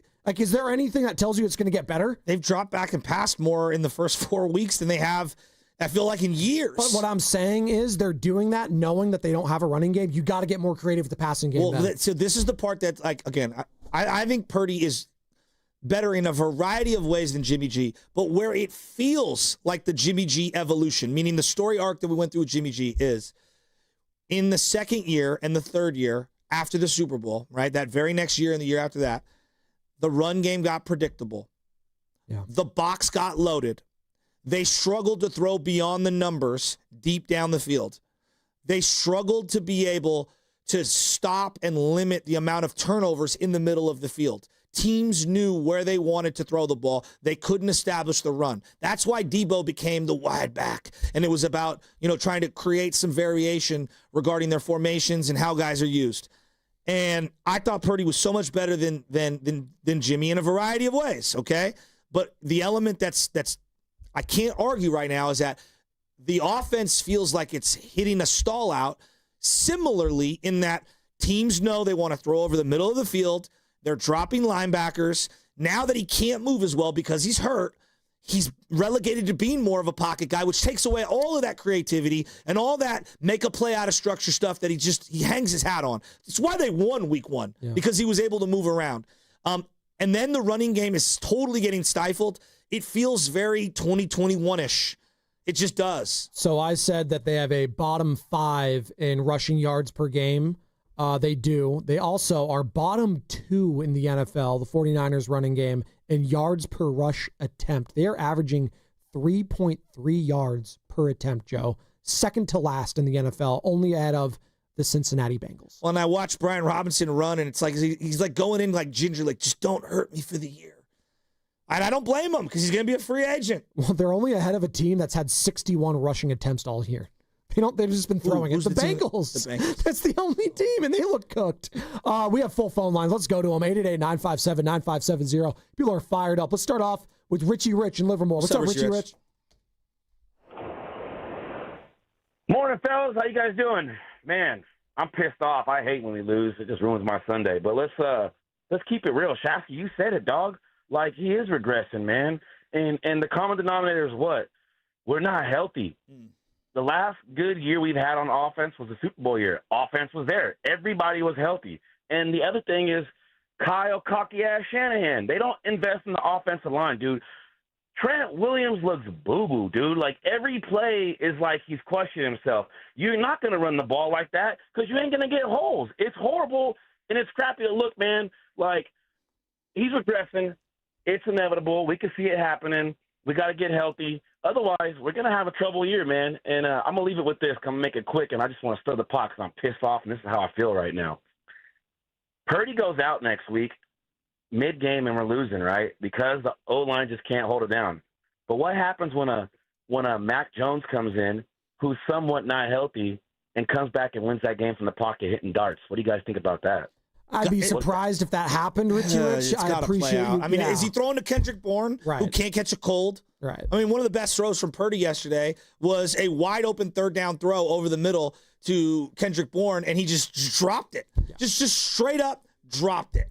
Straight up dropped it. And that was an absolute dime from Brock Purdy. One of the best throws of the day from him. Listen, that was a total team loss yesterday. I don't want it to get it twisted here that we're all putting this all on the quarterback. It is a quarterback-driven league, I understand. And Brock wasn't good. He was not good enough. He had some bad turnovers, horrible decision-making. That was not what we are accustomed to when we see Brock Purdy out on that field. Special teams, god-awful. No one, and I mean no one on that defensive line showed up. That's not going to win you a game when you have 0 quarterback hits or sacks. Yeah, that's going to be a problem. They had 22, just I would call like basic runs yesterday. And I charted a bunch of them. And their best runs were actually, and this is going to sound insane, in between the A-gap, meaning on the right or left-hand side of the center. Those were some of their best runs. They had 7 just 7. There might be 8 or 9, but I had 7 just to the left side. They used to run to the left side all day. Even Baldy said you could tie their right hand behind their back and just go left-handed because they're a left-handed team. They had 7 what I call pure left side runs, and 5 just sucked. they weren't even solid. They just stunk. And then they did 7 to the right side, okay? And I had 5 of those being good. 5. And good meaning 3 yards. Yeah, I was going to say 3. It's good. Like right now, Christian McCaffrey, I believe his only double-digit run, and I could be wrong, but I believe his only double-digit run through 4 games, pure run, was that 13-yard gain to the right last week. Yeah. That's how is that even possible? And the best play they had yesterday was a hook and ladder between Pearsall and him, and it felt like a desperate move in a desperate situation. They are desperate. Well, he's been a useful player in the passing game, but even then, he's got a couple of drops that have been very uncharacteristic. That one yesterday was tough. I know. I think Alex it was a little Atlanta hard off the shoulder pads. Yeah, that was a tough one. That one that turned into a pick. I thought that was more on Brock in that decision right there. I mean, you threw it. You're trying to make tough play. Your running back look like Odell Beckham or something. It's just not a good. Especially when he had the tight end. To my eyes, it looked like he had the tight end underneath. But I never know what Kyle Shanahan's telling him. He might be saying all week in practice, rip that throw no matter what. I don't know. Speaking of the turnover difference, as the Jacksonville Jaguars lead the NFL in a +9 in the differential category, 49ers second to last, -5 in the turnover margins. -5. If CMC gets like 1,200 yards passing as a receiver and like 350 yards as a runner, how do you even judge that season? I don't know. Like, I guess that's a good... Because he is good as a pass catcher. You have like a slot receiver. It's like Luke McCaffrey now. It's a good contract then. Yeah, not if you're a run-first team, though, Carter. Like, I know we're all laughing. You're a run-first team, and your running back is not good at running, but he's good at catching. That's on the head coach. I'm sorry. Jay's in Oakland, wants to join the conversation. Been very patient. What's up, Jay? Kittle so much. Jay. What's up, Jack? Can you hear me? Yeah, got you now. There you are. There he is. Can you hear me now? Good, yeah. Hey, I don't think it's a question of Brock is regressing or not. I mean, I think the numbers obviously show that he's regressing, but more importantly, my eyes show that he's regressing. I mean, the dude is on pace for 30 touchdowns and 30 interceptions. Welcome to the Jameis Winston club. But I think more importantly, I think enough is not being said about Kyle. I mean, yes, Kyle has a gift of squeezing all of the talent out of his quarterbacks, for example, Jimmy G, but I think not enough is talked about how it's not sustainable. Like, these quarterbacks have a Jeremy Lin moment, and then they kind of fall off a cliff. Like, you know what I mean? So I think that's my biggest concern. I hope that's not the case, but, man, I'm not feeling really good. That's all I got. Thanks, Jay. It's Jay in Oakland again. I'm not using the R word here, regress, to talk about Brock Purdy right now. I think there's been two tough performances against two tough teams. The Seahawks are 3-1. The Jaguars are 3-1. Those are, by definition, good teams early on in the season. And he's had a mixed bag. And it was a tough loss yesterday, and still an opportunity to win it. I just have a hard time, and it's not even about like the performance itself. It's about putting him out there. First and foremost, you shouldn't have played him. That's why I'm frustrated this morning, Joe. Let me ask you this. It's not even the performance for me. It's putting him out there. Yeah, but let's take a step back and look at the first couple years. So, 6 games of his rookie year, he was lights out, right? Right? Yes. All right. Then in 2023, he was lights out until Baltimore. Yes, he still had moments though after that, like the Washington game, the NFC Championship though. Like we were sleeping on that. Yeah, the second half quarter was great. Was great. Yes. Third quarter was great. The Green Bay game, like there was 3.5 quarters that was bad. But 3.5 quarters. But I mean, he almost threw a pick on the final drive. Almost. But we got to give him credit. No, I know, but you throw it right into a breadbasket. What was going on that day? By the way, that game was erratic. It was sprinkling. Yes. Continue. And then I thought he was just okay in the Super Bowl, right? I mean, he wasn't awful. He wasn't great. He was okay. He didn't lose them the Super Bowl, but he wasn't one of the reasons that they were going to win it, is how I always phrased it. He was very mediocre. So, look, hypothetically, you're looking at about 25 games where he started off his career. It was amazing. But the last 2 years have not been as amazing. They haven't even come close. And I think the common denominator is the decision-making and the turnovers are piling up. And that's the part that's alarming to me. No one is denying what started his career and how great it was. But, part of what makes the great players is doing it year after year after year after year. And so, right now, he's just he hasn't strung together 4 or 5 really good games in a row in a while. And that's the part that's ugh. And can he do it on a short week with a short rest against a division rival on non-natural grass, by the way? It's going to be on turf down at SoFi Stadium. Sports Talk on 95.7 The Game is presented by Paramount Plus. You can't count on much, but you can always count on Sundays with the NFL on CBS and Paramount Plus. Watch your local NFL game live every Sunday all season long. Visit ParamountPlus.com/NFL to get started today. And let's get started here with the man, the myth, the legend, is Brian in Palo Alto. Brian, good morning. What's going on, guys? I think, it's the reality on Brock is we're a year and 2 games removed from him being worth the contract he has. And every game we go that we see, like what we saw yesterday, it starts to become kind of clear that he's just not that, for whatever reason, not that quarterback. Probably because he had a ton of talent around him 2 years ago, and he doesn't have that anymore. But it's just a reality, right? He's not worth what he's getting paid. McCaffrey's not worth what he's getting paid. Trent's not worth what he's getting paid. Kittle's on the sideline. Ayuk's on the sideline. Yep. If you're going to pay guys big money, they have to produce. Yep. And the bets we've made have gone all wrong, and it's just the reality. He just kills us with these second half turnovers. Hey Brian, would you have started Brock yesterday? If he was healthy, I didn't really know exactly what his health situation was. I also thought Mac was hurt, from my understanding, right? Didn't Mac re-injure his knee last weekend? Yeah, he has a PCL. So I hear you on that, and I'll let you finish. It's just you're paying one of those guys hundreds of plus millions of dollars. You got to treat one of them like an investment, and the other one is a backup.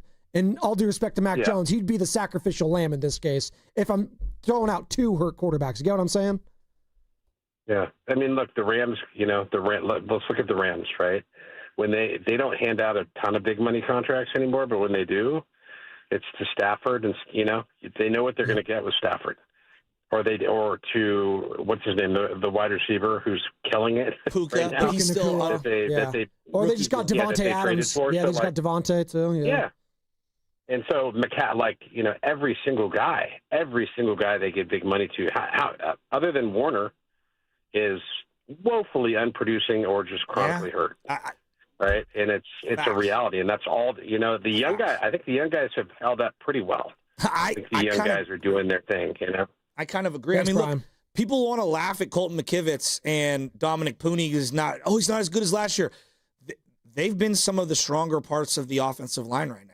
I was way more concerned by the defensive front than the offensive front yesterday. Not to say the offense was great by any stretch of the imagination at times, but the defensive line was a total no-show. That's what's concerning for me after this, Joe, is you knew you were going to be without Nick Bosa the rest of the season, and now I thought maybe you could tread water for a little bit. Maybe you can't tread water at all, and you need to go nip this thing in the bud and go out and get someone to help Bryce Huff. And God bless Michael Williams. I didn't even hear his name on the broadcast yesterday. Yeah, but here's the problem is that I actually do like some of the young players they've drafted. Like Pearsall, look, we'll see if his body can hold up. They nailed the Pearsall pick. He's a player. Yes. All right, like can we all agree he's a player? And that's a big, talking point, because what we were talking about in the summer was, is this guy a player at all? I had no idea he was this good. No. He's a stud, but he's got to stay healthy, right? He just has to. But they got the right guy. Michael Williams has been somewhat healthy. Yeah, you didn't hear his name a whole lot yesterday. I'm going to look back and take a look at what he did. Alfred Collins didn't do a whole lot yesterday either. D. Winters was a pick a couple years ago. I think they hit on that pick, right? I think, Marquise Siegel has been your starting box safety. I think they hit on that pick. Upton Stout looks good. Yeah. You know what I mean? Like there are some nice picks. So I'm a little reluctant because I want to see what it would cost to go get someone, because this team needs younger, cheaper alternatives, not older, more injured, expensive alternatives. You got to get cheaper. Yes, and that's a reason. It's funny because Brian in Palo Alto, he touched on the Rams and their wide receivers, Puka Nacua, and then Devontae Adams. Remember, Devontae Adams had an interview, an interview, a conversation. He talked to the 49ers, whether it was John Lynch, whether it was someone within the organization, and said, yeah, they were kind of lowballing me. I think that's the word he used in phrase. They're like, I kind of thought about coming to San Francisco. I thought they would have wanted me. I would have loved to come back home. Palo Alto native. Looking like, I don't know if they were ever going to pay him that much, but Devontae clearly has something in the back, and I'd feel a lot better about this offense if I had Devontae Adams there, Joe. I'm just saying, hindsight's always 20/20. But again, you can't afford everybody. This goes back. Everyone can't have it their way all the time. You can't afford everyone. And if you're paying Armstead to go away and Debo to go away, you can't afford everyone. This is why you have to have picks. This is why you have to hit and find. Why has Puka been such a great draft pick? Like a 5th-round pick, making nothing. Making nothing. Yep. You know, they say goodbye to Cooper Kupp. They gave Cooper Kupp money to go away. Looked like the right move. It is the right move. Cooper Kupp really done a whole hell of a lot this season? Not really. Not really. Like, guys, we can't afford everyone. We can afford to go to David in Denver, but before I go to David, I got to tell you about what's going on this weekend. Dub Nation, and yes, we haven't forgot about the Warriors. Warriors Media Day. A lot's going on over the weekend. We're still in a Kaminga watch. Kaminga crisis. He's not showing up. The deadline for the qualifying offer is on Wednesday. We'll monitor that situation. But hey, Joe, Al Horford, he's here. Multi-year deal. D'Anthony Melton, Gary Payton, they're back. We got him. Will Richard, 4-year contract for the rookie. Hey, did you hear what the Warriors are going to enter? What? They're entering the 40 and up. 40 and up athletic club leagues right now. That's going to be Curry. It's going to be Draymond, Jimmy Butler, Al Horford. They are going to run the 40 and up circuit like you will not. Look out, Olympic Club. They are coming to face you in the 40 and up nationals. They should be the Blue Tents, the Golden State Blue Tents. Dub Nation, the preseason is right around the corner. And 95.7 The Game is tipping things off in style. Join us at Pier 39 on Saturday. That's this Saturday, October 4th, for a Warriors preseason special you won't want to miss.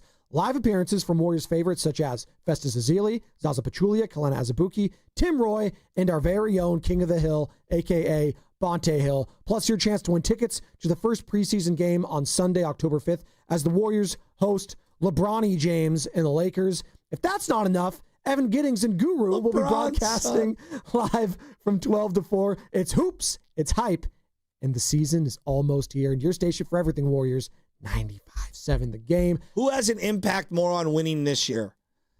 Bronny or Brandon Ayuk? Oh, I thought you were going to go Kaminga. Oh, Kaminga. I mean, come on. Kaminga. Would you rather have Bronny on the Warriors or Kaminga? I'm kidding. I'm kidding. Look, the Ayuk deal is like, as much as we're losing our minds about this contract, the Ayuk deal is one of the most unfortunate contract situations. It sucks. It really did. And I'm not blaming, no, it's not his fault. I'm not blaming him. And people want to blame and get mad at the Bosa organization. injury is huge too. They're massive. And the Bosa one might take up to a year. Look you're paying Hargrave, Armstead, Debo to play on other teams. Yeah. Think about what I just said. Yeah. You're paying all those guys basically to play on other teams. And then you got Bosa and Ayuk not helping you. Kittle right now not helping you. You've got Trent Williams, who's looks overpaid right now. Christian McCaffrey is out there trying his hardest. And I'm not even mad at McCaffrey. I just don't think he's got the same it that he's had in years past. But even then, he's still a functional player. So it's frustrating. It is. It's very frustrating. And we're taking all the calls about a frustrating loss yesterday. Niners fall to 3-1. Jaguars 26-21 the final. As you're listening to 95.7 The Game, KGMZ FM and HD1 San Francisco. An Odyssey Sports Station in the home of the Golden State Warriors and Valkyries, always live on the free Odyssey app, coming live from Laughing Monk Studios. And I guess the Odyssey app's a little finicky right now, guys. So download that YouTube app and then find us there. On YouTube. Come on, what are we doing? We got 1,000 people watching us right now. Really, you can see these beautiful faces. Joe, you look like you did your hair this morning. You look good. There you go. You like that? I like that little slick. Yeah, a little slick there. There you go. What do you put a little product in there? What do you got? Huh? The little mousse. Okay. Yesterday was an elite couch washing day, and today's not the day. I have at least an hour's worth of Ryder Cup takes that I want to get off so bad, but I'm not going to be able to today. Europe almost choked that thing away. They almost did, but they didn't. And Scotty Scheffler, for as great as a season he had. Some guys are not team golf players, but today's not the day. There was also a great weekend in college football. Did you watch that Oregon-Penn State? Get out of here. Just give me a break. We also had what? Bama. Hey, don't throw dirt on Bama just yet. I like that quarterback. Kalen DeBoer. I like that quarterback. Yet.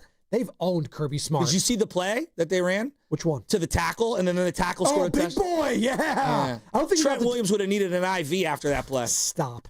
David's in Denver. Wants to join the conversation. What's up, Dave? How we doing, man? Hey, guys. I'm on the Odyssey app. Can you hear me okay? Yeah. All right. Man. Woo, a lot to get off my chest, but let me try to simplify here. So I'm a diehard Niners fan. I'm a Brock Purdy supporter. Let me just put that out there first off. And I'm listening to your points, Joe, and it is fair. I don't know if the word regression, if that's the right word, but whatever the case is, I can say honestly, he's not playing as well as he was 2 years ago. There's been some things that it looks different, especially with the eye test. So I fully acknowledge that. I think for me, what I also think is I knew back when he was back then in that Super Bowl year, and then I knew this was a dude who wasn't great. I knew that this was a dude who had limitations. So I've always kind of seen hints of that, even when he was playing better, that there's certain things that he didn't have as much of. He's not the Josh Allen. I get that. Any decent football fan would be able to see that, even a diehard. Like, that's just the way it is, okay? But the reason why I still roll with him is because, and this is something I got to have a little bit of point of contention with you, Joe, because you kind of dismissed it a bit, was because of those NFC championship games.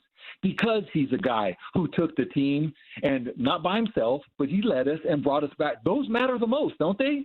Doesn't that matter the most over what, how his stats look, or if he starts having some more, turnovers? Like, yeah, he's not playing as well. But I've seen the things that matter most that he's done. And those were things that I think were pretty great, even if I can't say he's a great quarterback, quote. You know what I mean? Like, that's why I still roll with him. But I had hope that even with his limitations, that Kyle and the team would keep the pieces around him that would keep him flourishing. And there's 2 points to that. And one is the injuries. We can't do anything about that. It sucks. We're cursed, whatever. I don't know what to say. That is what it is. But number two, the trenches. I don't want to oversimplify it, but our trenches, I don't think they're good. Well, they can do something about that. They can invest draft capital and money. Regarding the playoff wins, it's go back and watch the NFC Championship game when they were down big. His legs and Goff's inability to move were the difference in the second half. Go back and watch. In the playoff game against Green Bay prior to that, the one before that fourth down was so huge that we forget. Like, it was the right call to go for it. They just didn't catch it. Oh, no, they had like two drops on third and fourth down, the Detroit Lions. But also Goff not being able to move was the difference in that game. Brock's legs were the difference in that game. Yes, he made some great throws. He had a great game. His first ever playoff game against Seattle was a great game. A great game, specifically the second half. Because remember, Seattle was winning at halftime of that game. Yep. The Dallas game was tight. He made a great throw to Kittle, but it was tight. Kittle, yeah. It was tight. There wasn't a lot of room to go. That was a throwback game. You go to the next year, it's the Green Bay game in the rain. He was not good for long stretches of that game. He put it together for that final drive. Ayuk made a great play in that game. That's kind of lost. He made a couple of no throws early in that drive, and then he went right to Ayuk, and Ayuk made a guy miss, and boom. Kittle made a guy miss, and boom, got first downs. They got that win. And Jordan Love turned the ball over twice. Yep. They had a chance to come back and win. They turned the ball over. A horrible throw across his body to Dre Greenlaw. But the Detroit game, it was his legs. It was his legs that was the difference in that game. I thought Kansas City in the Super Bowl game slowed his legs down, and they did a great job there schematically. And I didn't think he used his legs enough. The one good throw he had, he scrambled and then flipped one over the top to CMC. I wanted to see him use his legs more, but I thought Spagnuolo was on him. So when he can't move like he's accustomed to, he's not the same player. And that's what's so frustrating in that game, because Brock Purdy couldn't use his legs enough. And then on the other side, who did use his legs super effectively towards the end was Patrick Mahomes. Like he leaned on that, and we always forget because he runs in such a way where it's like, is he athletic? Is he not? By the way, go back. Chiefs looked good yesterday. Yeah, he had 4 straight touchdowns on 4 straight. They looked incredible. On Mahomes, what makes Mahomes? On a fractured leg, ankle, whatever, he ran for a first down late in that first Philadelphia Super Bowl game. And that's that's the stuff of separators. Now, again, that's the playoffs. He probably shot himself up. It's the Super Bowl, whatever. But that's the stuff of, that's what separates guys. Yes. But Brock, like in a regular season game, I'm not asking him to put his body on the line like that. Like, you have to look at the big picture. Talking about the game, here's Kyle Shanahan after it, talking about, the interceptions and Purdy's 2. It's 2 games, so there's no absolute to what the problem is. I think we just talked about what the turnovers happened. The one tip was unfortunate. The one just out of Christian's reach. Wish it would have been closer to him. And then you just got to protect the ball in the pocket when the guys are there. So that's Shanahan talking about that. Here's more from Shanahan talking about the one we're all kind of worried about right now, monitoring, is Ricky Pearsall's knee, and if he re-injured it.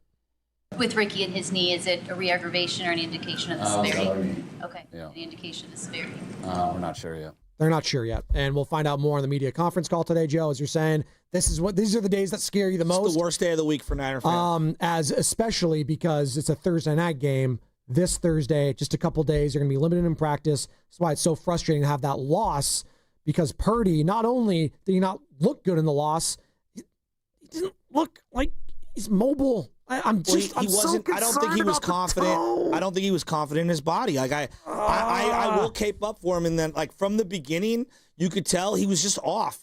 Rust, confidence, leg, foot, like all of it. And also, a couple guys made some big drops. That has to be in there. Like his best third down throw, Kendrick Bourne just dropped it. And then the very next play was the punt return touchdown. The whole offense was inconsistent, for sure. Steve in San Francisco wants to join the conversation. 888-957-9570. This show has been flying by. Niners take the L yesterday, and they got to flush this one away before Thursday against the Rams. What's up, Steve? Hey, what's going on, fellas? I think you hit on a lot. I mean, I fully anticipated that this Monday was just going to be let's dump on Purdy. It stems so much deeper than that. Even if you want to go, Shasky, make a good point. You go, oh, well, he hasn't looked, himself since maybe the Baltimore game. What are the constant themes from last year and this year?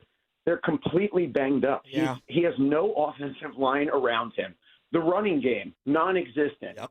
Injuries. He's throwing to third and fourth string people. There's no running game, and he's running for his life, and he's on a bum toe. What do we expect? I don't care if you're Patrick Mahomes. What do you expect from a guy in that situation? Terrible drops. You mentioned it. I think on the list of prior, and I think above everything else, there's injuries. I think Shanahan is next in line.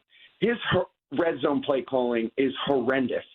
And a refusal to use Garendo, I thought he was forced into learning his lesson with the double Achilles on McCaffrey last year. No, run game's ineffective. Let's still run him into the ground. Like, we're waiting for him to just be down on the field next, right? I am. Sadly, I feel I know exactly what you mean, and it's not rooting for injury. It's just I'm cringing waiting for it to happen. Trust me.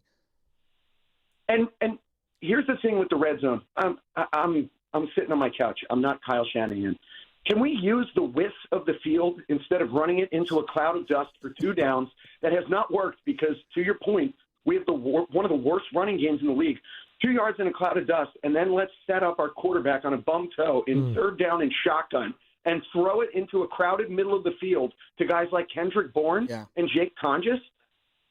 Where is a double-back bootleg? Where are you using the width of the field or your creativity to get this team into the end zone?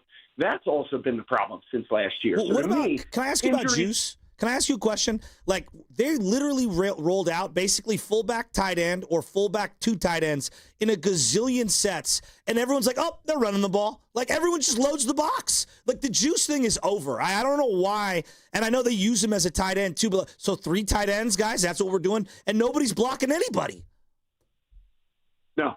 No, there's not. And then as a coach, you have to make the adjustments. Nobody is going to sit here and say that the injuries and the lack of depth and the lack of talent aren't the chief culprits. They are. But in those moments, you have to be able to play a little bit of chess. Yeah. And it just seems the stubbornness of Shanahan comes through in spades in those moments. Because and that is where I think Purdy is struggling, because then he's putting the onus on himself. And if you've got a turf toe that isn't well and you're throwing to Kendrick Bourne, and let's not talk, we mentioned the drops. There's a horrible drop by Bourne. There was a horrible drop by Jennings in the end zone. The officiating wasn't great. I was at the game. He had a late hit on that one. The guy wasn't launching. It easily should have been a 15-yarder. I'm not going to sit and blame yesterday on the officiating. It's systemic, and to me, if you're looking at where the hierarchy of things are, it's injuries, it's Shanahan, it's the offensive line, it's special teams, it's the pass rush. The pass rush hasn't gotten home. I mean, Bosa was having a great year. Oh, Steve, it was horrible. We're up against it, but great call, Steve.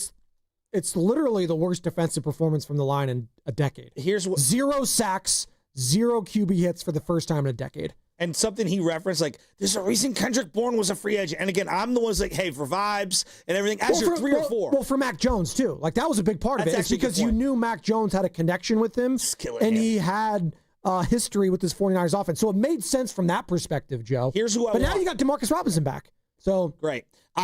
Jordan Watkins, Well, I know get you're on the saying, field. Like Jamarcus Robinson was we were there. I know to join practice. He actually is like a legitimate wide receiver. The fact he caught that ball over the middle and didn't get laid out and put into the blue tent was remarkable. I was like one pass and boom, blue tent me. Well, let's.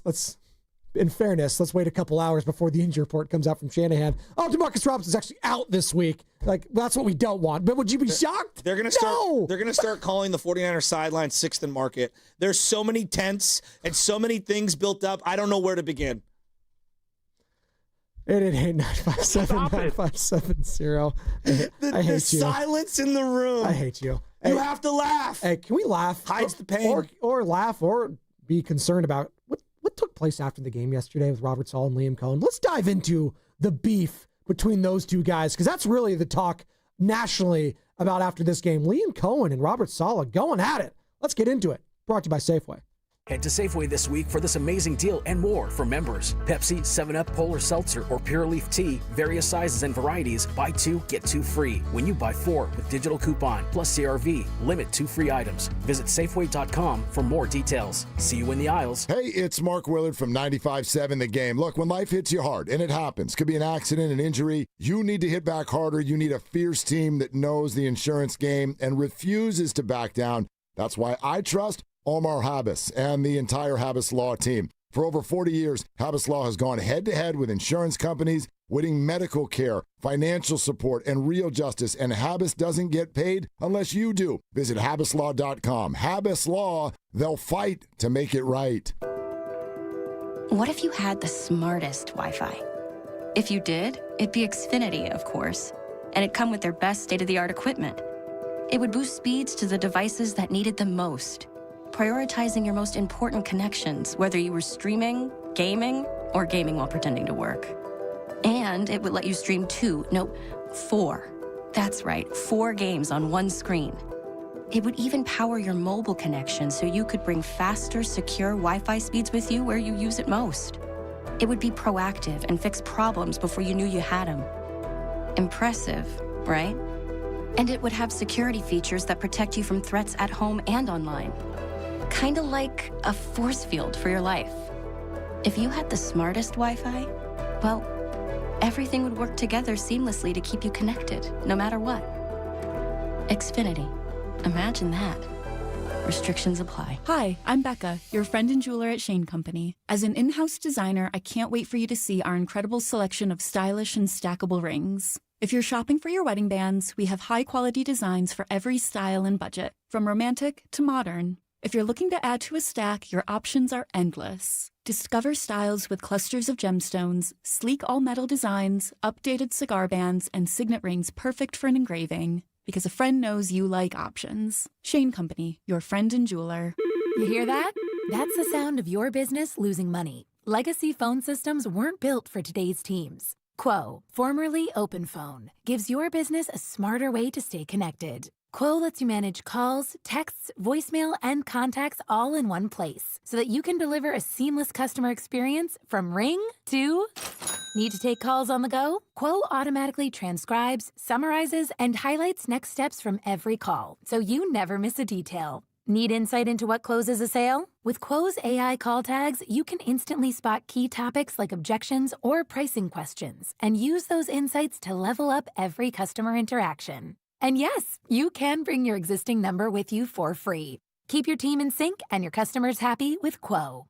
Quo. No missed calls, no missed customers. Try Quo for free at quo.com/sports and get 20% off your first 6 months. That's quo.com/sports. QUO.com/sports. Attention taxpayers. If you owe $5,000 or more and have missed another tax deadline, you're officially on the IRS's radar. The IRS has resumed aggressive collections. That means wage garnishments, bank levies, even seizures of your home, car, or retirement accounts. If you owe $5,000 or more and missed the deadline, you're stacking new debt on top of what you already owe. Call Priority Tax Relief now. Their experts fight back fast and are saving their clients millions in tax debt every month. I owed over $50,000 and they settled it for pennies on the dollar. These guys are as legit as they come. After speaking on my behalf with the IRS, my entire debt of $25,000 will be eliminated. Whether you've received collection letters or you're already facing liens and garnishments, call for your free consultation. There are no upfront fees. Priority tax relief. Let's make your taxes our priority. Call 800-464-1899. 800-464-1899. 800-464-1899. Priority tax relief. Nationwide is so much more than a great insurance company. They're one of America's largest financial services companies. Like how I'm more than just Peyton Manning. I'm also motivating Manning. When I say insurance, you say financial services.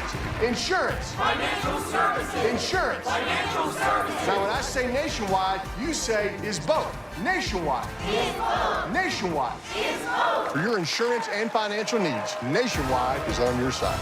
Nationwide Investment Services Corporation, member FINRA, Columbus, Ohio. It all comes down to this, folks. Yep, the entire season is on the line.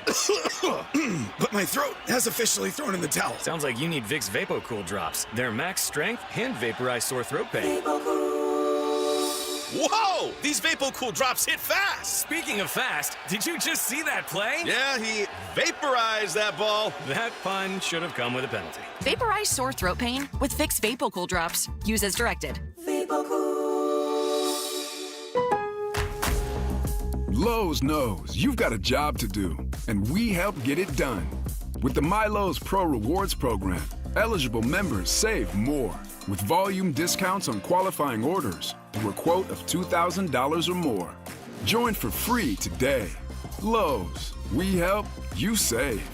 Offer can't be combined with any other discount, contract, and/or special pricing. Exclusions, more terms, and restrictions apply. Details at lowes.com/terms. Subject to change.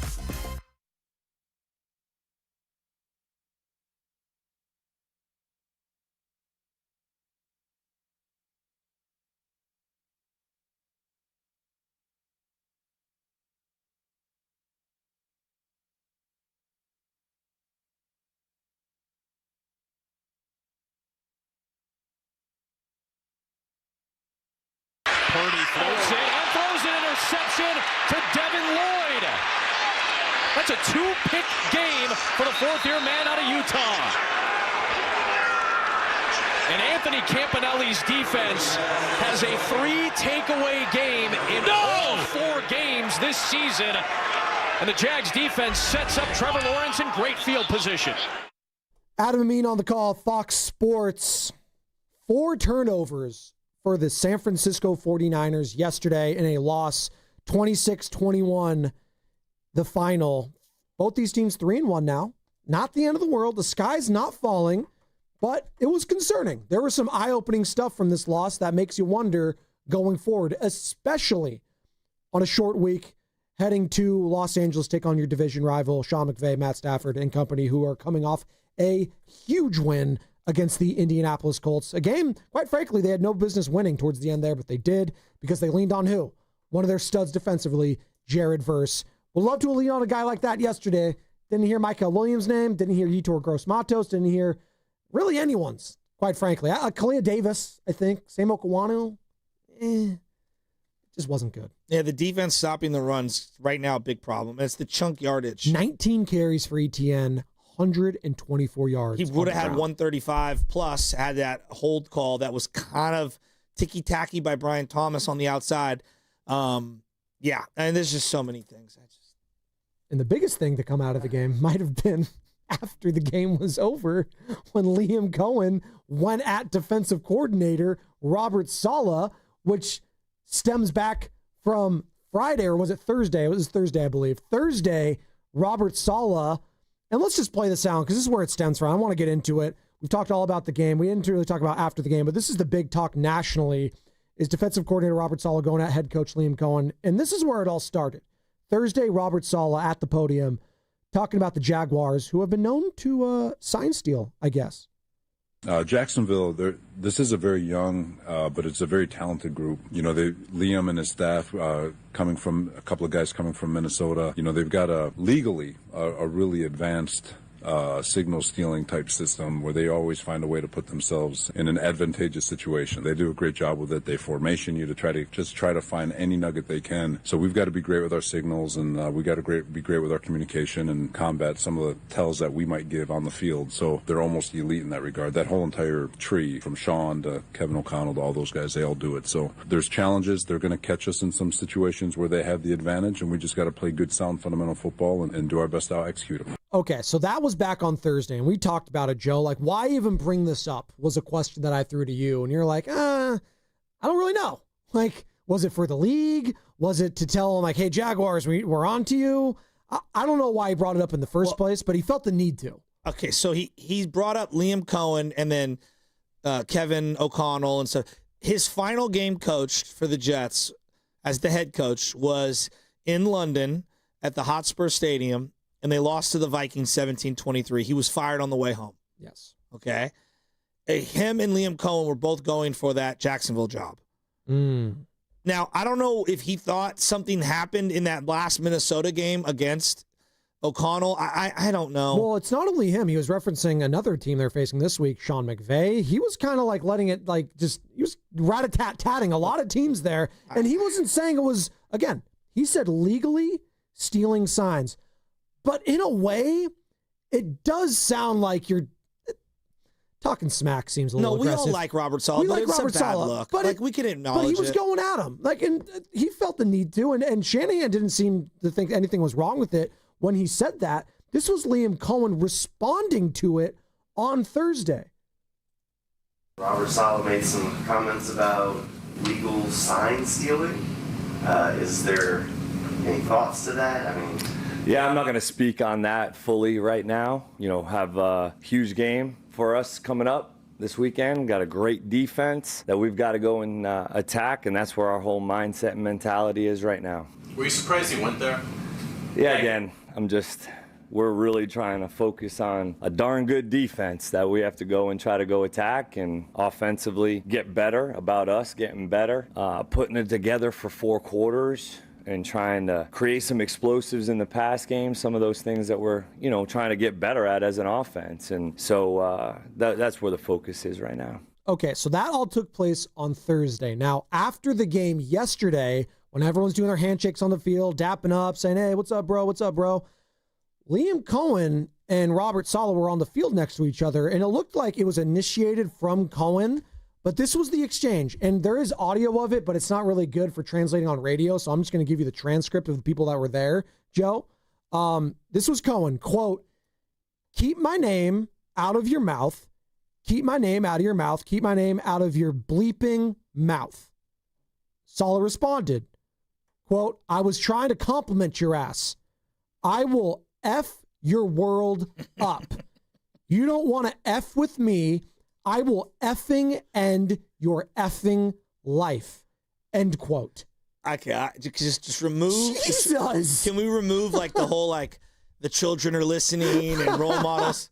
This is why I love sports at the professional sports, level. Man. I love it because the things people say and do at the height of competition crack me up. Can we laugh a little about this? It's a bad look for everyone, right? It's a bad look for everyone. Yeah. But this is hilarious. By the way, It's hilarious. I'm taking Salah. Do you know how many handshake lines I've been in over the years, whether I was a player or a coach, where guys got into it, or kids got into it, or coaches got into it? My own wife had something to say to somebody one time. What is she doing? Well, please explain. Somebody was running up the score on our poor little team that didn't win. Did Michelle go, "I will end your effing life"? No, she didn't do that. But she was like, "Who do you think you are? This is the lowest division of CYO. You beat us 50-4. Congratulations." She was pissed. I love because they were embarrassing. Again, it's youth sports. They were embarrassing our team. One time, a kid hit a 3 and he did a shimmy and he ran into the stands and high-fived his mom. And my wife jumps off the bench and she's like, "You're in the D-League. You're not that good." It was hilarious. Damn. Because they were showboating and they were in 7th grade. It was ridiculous. High-fived his mom in the stands. God, Michelle's so cool. My favorite coaching story. I can't wait for Michelle at LJ's first CYO game. Oh my God. Oh, she's way more competitive than me. And I'm competitive. One of my I got 2 quick ones. We were losing literally 55-2, okay? We trapped a kid in the corner. There's 30 seconds left in the game. It's 6th grade, lowest level CYO basketball. My nephew Nate, who's now a freshman in college. The other coach calls a timeout. And I look over and I'm like, timeout? And like the kids start coming over. There's less than 30 seconds. They're up over 50 in the game. I yell to my team, stay on the court. Just stay on the court. Do not come over to me, okay? The referee looks at me. He's like, yeah, everybody stay on the court. Why are you calling timeout? Why are you calling? She goes, this is the other coach, I'm trying to run a play for a kid who hasn't scored yet. And I was like, oh, my God. So I was like, bite your tongue, bite your tongue, bite your tongue. Somebody from the stands is like, you're a jerk. Oh, my God. And I hella agreed with them. And so then as we're like leaving the gym, one of the dads, Irish dad, he's like, hey, you're a jerk to the woman coach. It just so happened to be a woman. She's like, what?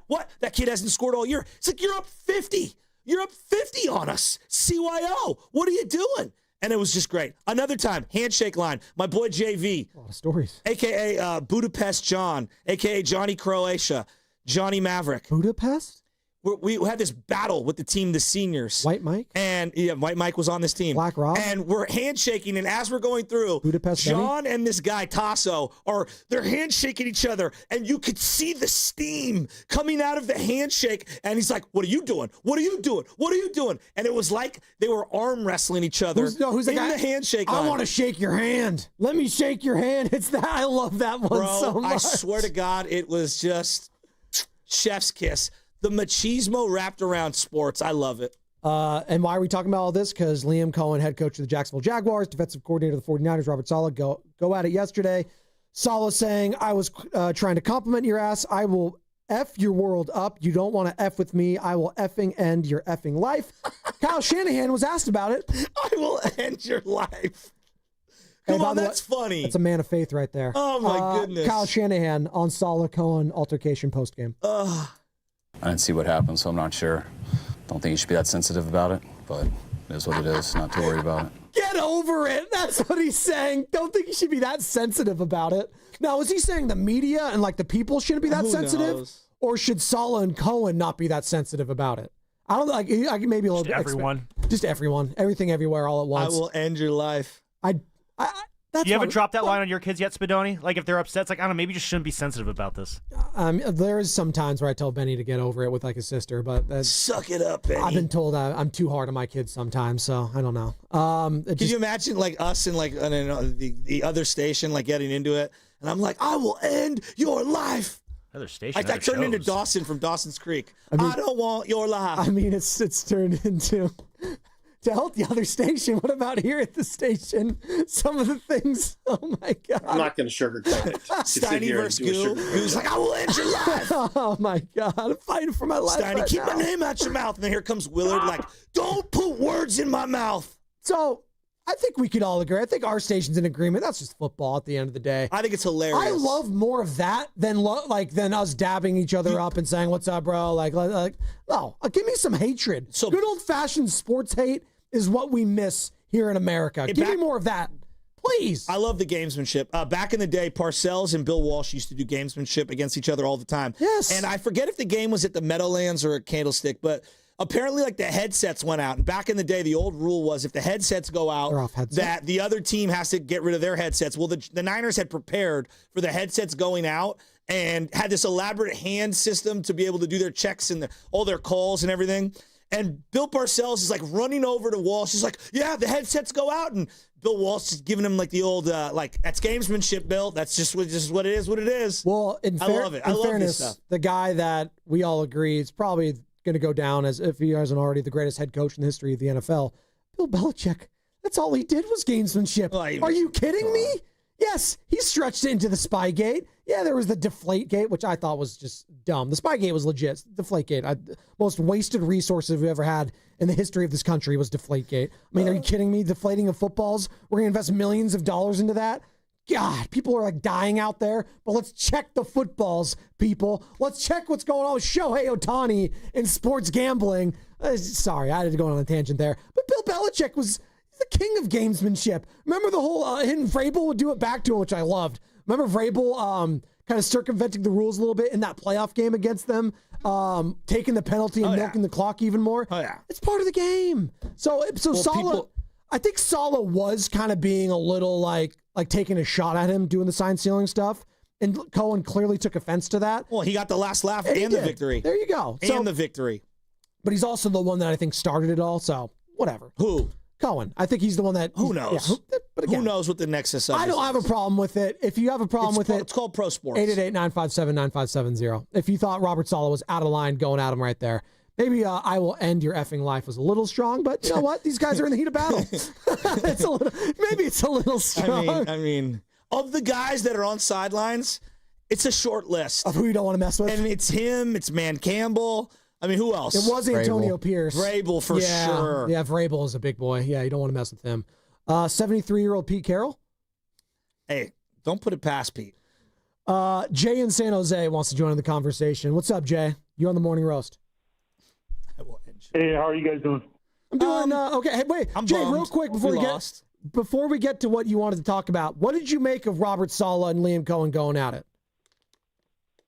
I think it was great. I mean, everybody would always say that they need the intensity on the sidelines, Steve Wilkes in the booth and all that. And so I think the players like them out on the sidelines, and it's good. I think it just spices it up a little bit more for the players as well. Okay. Yeah, what'd you have on the actual game? Yeah, so I thought there were a couple things going on. The fact that we were still in it and had a chance to win playing so poorly was pretty amazing. I thought all aspects of the game, I thought we failed in pretty much, from the special teams to offense. Christian McCaffrey with the drop that got intercepted, the Kendrick Bourne coming across the middle on the drop. It looked like we failed in every aspect, and we still, with 2 minutes left, we still had a chance to win again. So I don't think coaching was really that big of an issue here. We should have been blown out in that game. Well, in fairness, Jay, I don't think it was the coaching itself. I think it was the execution. Good call, Jay. Yeah. So apparently Shanahan's on a conference call. I got it right here, Joe. You want? Yeah, check this out. Yeah, Shanahan's talking right now live. Right now, it's early. I think way earlier than any of us anticipated because of the Thursday. I guess, according to Kyle Shanahan, Brock complained about some toe soreness after the game. Why did you play him? What, like? I've been saying it. Joe, if Mac was legitimately more injured than Purdy, this is why. And I said it. Did I not say it? Adrian Martinez would have been the backup if that was the case, right? I said it in preseason. This is why you don't mess around giving Carter Bradley. Did I not? I lost my mind. I watched Carter Bradley for 5 seconds at practice. I was like, this guy's not even close to a practice squad player. Yeah, what a joke. He was Carter Badley at that point. He was. So, look, I mean, you know what they should have done? They screwed this up from the beginning. They should have put Brock on IR the minute he got hurt and just weathered the storm. Well, if you do that, that's on Shanahan, not on Brock. No, yesterday that really they shouldn't have had him stay out there if he was complaining about toe soreness. I completely agree with do you care about the player? Do you care about the long-term investment? I know you want to win the game. Now I'm even more pissed. I think the IR made sense for sure because at least that sets an expectation within the fan base too. Not that he does this because of the fan base, but it calms everything down. It's like, okay, there's a set amount of games. This is clearly serious. We're trying to make it not more serious. Let's put him on ice. Him and Kittle, they're going to be on IR. You're going to take your licks. Hey, if you go 2-2, which by the way, that would have been the worst case scenario with Mac Jones just going 2-2, right? That would have been the worst case scenario because he'd already won you these last 2 weeks. So if he can't go on this Thursday, they butchered this thing up in a major way. I already think they did by playing him yesterday. They should not have played him. We talked about it on Friday. He said, this is Kyle Shanahan on a media conference call right now. Brock complained about toe soreness after the game. No update beyond that. Heading into a Thursday game. And this is why. I mean, think about, like, you got to protect the player from himself. Here we go. What's this? Guys, Bob Melvin, per Shana Rubin, has officially been dismissed as the Giants manager. It's all happening. Yeah. Brock Toe, Bob Melvin gone. Where's Kaminga? The Bay Area is on crack right now when it comes to sports Thank stuff. God they gave him that severance package, that vote of confidence extra year. The dreaded vote of confidence. He's gone. This is what you wanted, right? Bob Melatonin's out of here. Wow. After an 81-81 season, Bob Melvin let's think about this. Is gone. So Bob Melvin gone. Logan Webb talked about it. Oh, we got the guys. I just don't know why. We got the guys. Like, they told you what was going on here. Zach Manasian was on the other station, and he was talking about how, yeah, like, I feel like we have a pretty good team, and, it just didn't come together. It's like, duh, it's on the manager. Now, do they replace the third base coach, too? I love you, Matt Williams. You're one of my faves. Like, I did. I loved him as a player. He cannot return as third base coach. He just cannot. What about manager? Oh, I want Todd Hundley. Okay. I'll be the first to put that out there. Nick Hundley. Nick Hundley. What did I say? Todd Hundley. Wrong Hundley. Oh, former catcher for the team? Yeah. Once upon a time. Padre. He was on a bunch of teams. For a second. Yeah. Yeah, he was a good player. Okay. I think he was helping the Texas Rangers for quite some time in their front office. I'd love to see him. You need somebody younger than Bochy. I know everyone wants to go. Yeah, that's not happening. I think Bochy might retire, to be honest. I know everyone wants to go back to the Bochy well, and I get it. Like, you've seen Eckersley and older guys. What's the guy who managed Jim Leland forever, the old guy for the Marlins who came back. Like, you can have older guys coach your team. I think this team needs a younger guy. I want to go younger. That's what I want. Well, ideally, the guy I would like, and if you're just joining us, Bob Melvin dismissed as San Francisco Giants manager. There's a lot happening right now. I guess Brock Purdy, Kyle Shanahan's on a media conference call. Brock Purdy complaining about toe soreness after the game. Warriors Media Day is today. No Kaminga, but you got Horford, you got DeAnthony Melton, Gary Payton signing over the weekend. There is a lot happening in the Bay Area, and we're talking about it all. But Bob Melvin leaving, you just got to, not to say you get a polar opposite of that guy, but it did feel like he was just going through the motions as a manager for the most part. No, the team was going through the motions. But that's a reflection, with him as the helm. But that's a reflection of leadership, is it not? 100% agree. Like, I'm looking at a guy like Mike Schilt, who replaced Bob Melvin down in San Diego, and they talk about, and AJ Preller, their general manager, talks about just the difference of those two guys alone. Let me ask you Mike this. Schilt, there's a creative tension with him, and I think there needs to be that with the manager in place. With a team like this, Joe, there needs to be a little bit of tension, right? It felt like there was no pressure at all. I think Buster did the right thing. Okay. So Buster did the right thing. Let me ask you this. What hits you more right now? Kyle Shanahan knowing that his quarterback is complaining of toe soreness and still sticking with him, or firing the manager? Firing the manager was like down here. Like, that was obvious. They should have done it a month ago. Which is actually kind of crazy that you're saying that the fact that firing a head coach / manager on a major sports team in the Bay Area is like behind. You paid a guy $150 million. I know. And he clearly didn't look right from the jump, didn't have confidence, and then is complaining about the toe soreness. Like, this is not good, you guys. No. This is not good. Joe, I kept talking about that Thursday game. I said, look, you got 10 days after it. Why would you play him on a Sunday? Just wait it out. Like, this is not good, We dude. talked about it all last week. This is not good, dude. You don't. It's not good. He's going to go on IR. Just mark my words, dude. Hey, I'm sorry. I'm talking through this. Hey, Brock, how are you feeling after the game yesterday? Felt good. Thought I was able to go out and play quarterback and give our team a chance, and so that's that. Didn't bother you? No. So he lied because Kyle Shanahan literally just said on the conference call Brock complained about toe soreness after the game. Sorry, you literally lied to all of us then. Like, is he gonna get in trouble for that? By the way, I'm gonna tell you guys this. Like, I've been watching this team my whole life. The beginning of the end on all these relationships starts with the reporting of an injury and playing someone prematurely when they're not ready to go. Whether it's Alex and Nolan, whether it's Jimmy and Kyle, whether we go all the way back to Dennis Erickson and Jeff Garcia. I can go back even further than this, but all of the fractures of relationships between head coach and quarterback start with the coach or the quarterback feeling like the other side put them out to dry. Hell, Joe, you can go multi-sports with this. Kawhi Leonard in San Antonio. Yes. Kevin Durant coming back from the calf. Yes. Like, there is a lot of cross-pollination sensations, shout out Dan Dibley, when it comes to these injuries. Yeah. It's just some more notes are trickling out of Kyle Shanahan's conference call. They're thinking it's a minor PCL injury for Pearsall. Nothing confirmed, but that's just what Shanahan is saying. So right what now. does that mean? How many weeks for a minor PCL injury? Again, I'm not sure. This is insane. This is just the notes that I'm getting here. Oh, my God. By the way, When I'm it never rains, going to it forget pours. at the summit when all you guys were like 11 wins, 11 They're wins. 3-1. They can still win 10, 11 Who's gonna games. suit up the next? We have 13 more weeks. Mac Jones is 2-0 as a starter. Just saying. You guys are sleeping on Mac Jones. I'm What just is telling that? you. What do we got going here? Mac Jones. MCL injury, PCL injury. What is it? Well, you said PCL injury for Pearsall, All right, let me look it which up. is what Mac Jones is also dealing with currently, is a PCL. And I guess that's where my question is right now, Joe. As stuff is trickling out from the Shanahan conference call going on right now, Brock Purdy complained about toe soreness after yesterday's game. There is no update beyond that. Do you think Brock rushed back to prevent Mac from taking the starting job? Or was Mac too hurt to go? Which of those things do you believe more? So Puka Nacua last year had a sprained PCL, and he missed at least 4 games.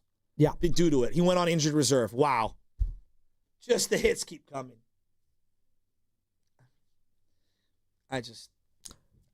Joe, I'm at a loss for words. Well, I'm asking you the question. I don't even know what the question is. Did Brock rush himself back, and did the 49ers whiff on this, telling him to kick rocks, you're staying out? I have no idea what happened, but in my mind, with reckless speculation, it's like, hey, we paid you $200 million or $150 million. So you think this was more on Shanahan and Lynch pressuring him to come up? No.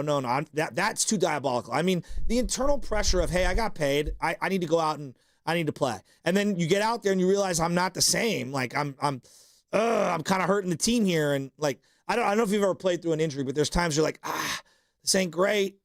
Like, this isn't great. I'm not myself. I've done some shows with a sore throat, which is basically the equivalent of what these guys do with like PCL injuries, ACL, stuff like that. So I've gutted through it on these airwaves before.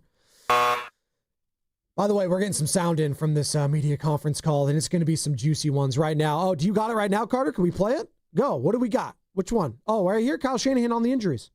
We haven't seen many guys today. It's still early. We'll have more of an injury report later out today.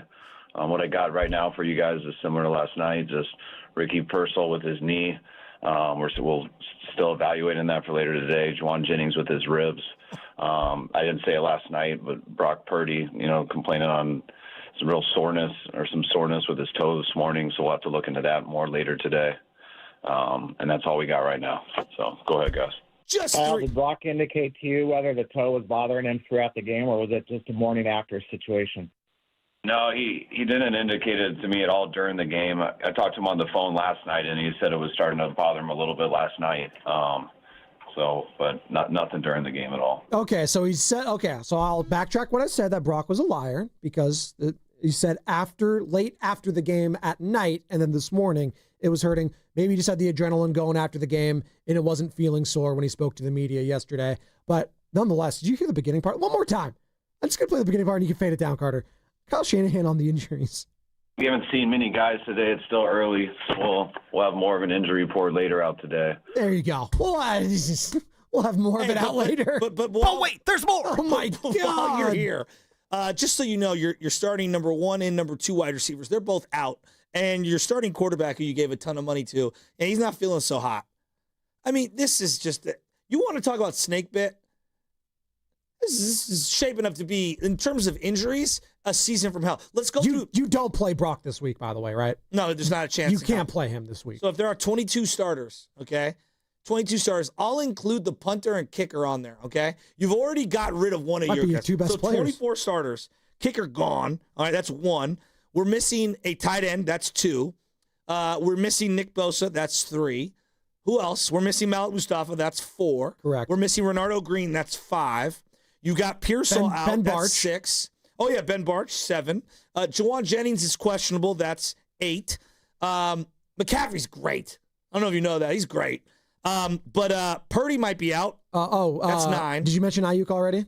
Ayuk, that's 10. Ricky Pearsall, PCL injury now. I got that on there. Oh, okay. Jennings, 11. Yep. You mentioned Kittle already, correct? Yes. Yep. All right. Jennings, yeah. Okay, yeah. So it's double digits. We're looking at minimum 11 guys who you thought heading into the year would be starters are injured. No, that's not even. This is just. What a loss. And it could have been prevented, like the quarterback one, if you just had started Mac Jones instead, who was good enough to back up yesterday. He was good enough to back up, and if he's good enough to back up, he's good enough to play in the game. Had they both been too injured, You know what you do? You say, well, we got to take this L. Adrian Martinez. There you go. That's, like, I know it's easier said than done after the fact, and people would have crushed Shanahan. You can't do this. You can't. Well, you absolutely could have started Mac Jones. And even if he looked like a lesser version because of the PCL injury, you take the L and say, we're protecting our franchise quarterback ahead of the biggest game of the season on Thursday Night Football so he can get more rest to go down to SoFi Stadium.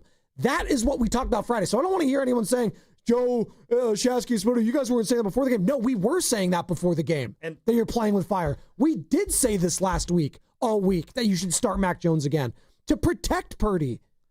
We said that. And then Jake Ton just left the game, came back into the game, got a touchdown. We'll see where he's at. Demarcus Robinson got just obliterated. I hope he's fine. I think he's fine. Who also wasn't on that injury report was Kendrick Bourne. We need to get his eyesight checked. Oh, I thought you said his finger injury. Well, that too. Yeah. I'm deflated. Hey, but Bob Melvin, huh? Well, I'm so glad they gave him that extension. Hold on. Anyone who's like, see, vote of confidence. Hold on. So funny. Al Horford, we got him back. Anthony Melton. All right. Gary Payton. Will Richard. Alex Tui. All right. And this other guy that they signed an Exhibit 10 training camp contract. What's his name? Javier? Not in Vacaville, but Javier. I don't know if it's pronounced Javier. It's J-A apostrophe V-I-E-R. Is it Javier? It might be, but some news on the Warriors actually just kind of, clear up what you're saying. Just happening. So the Warriors, this is per our friend Anthony Slater, Warriors have officially announced the GP2 signing, so he is cleared for his first practice. Al Horford and DeAnthony Melton are still waiting in the Jonathan Kaminga contract limbo. So where are they waiting? Are they at the store? Are they at the hotel Can they room? be at media day to hang out? I am not sure what the rules are on that. They're going to be wearing the above the rim jersey, not like a Warrior jersey, just ready to go. I think that there's the red jerseys, the training camp ones. There's media day, and then they have the baby media day field. That's where they're going to be hanging out The baby media day field. Yeah. Al Horford, he's going to be. Hey, bro. You know what's great about our team Did you this year? Real quick, did you think it was crazy they gave him a multi-year deal? Well, yeah, dude. I know he had multi-years left. What? That's what I'm saying. 2 years? Can't play multi-games in a week. I think it's going to be a player option thing or a team option. Probably. The best part about this year's Warrior team, not only will they get certain salary cap relief in case someone gets injured, they might qualify for Social Security too. Oh my God. By the way, we're talking about the Warriors and Dub Nation. The preseason is right around the corner, and 95 the game is tipping things off in style. Join us at Pier 39 Saturday, October 4th for a Warriors preseason special Shasky won't want to miss. Live appearances from Warriors favorites Festus Ezeli, Zaza Pachulia, Kalena Azubuike, Tim Roy, and our very own Bonte Hill. Plus, your chance to win tickets to the first preseason game on Sunday, October 5th, as the Warriors host Luka Doncic and the Lakers. If that's not enough, Evan Giddings and Guru will be broadcasting live from 12 to 4. It's hoops, it's hype, it's the season that's almost here. Your station for everything, Warriors. 95.7 the game. Carter, hit it.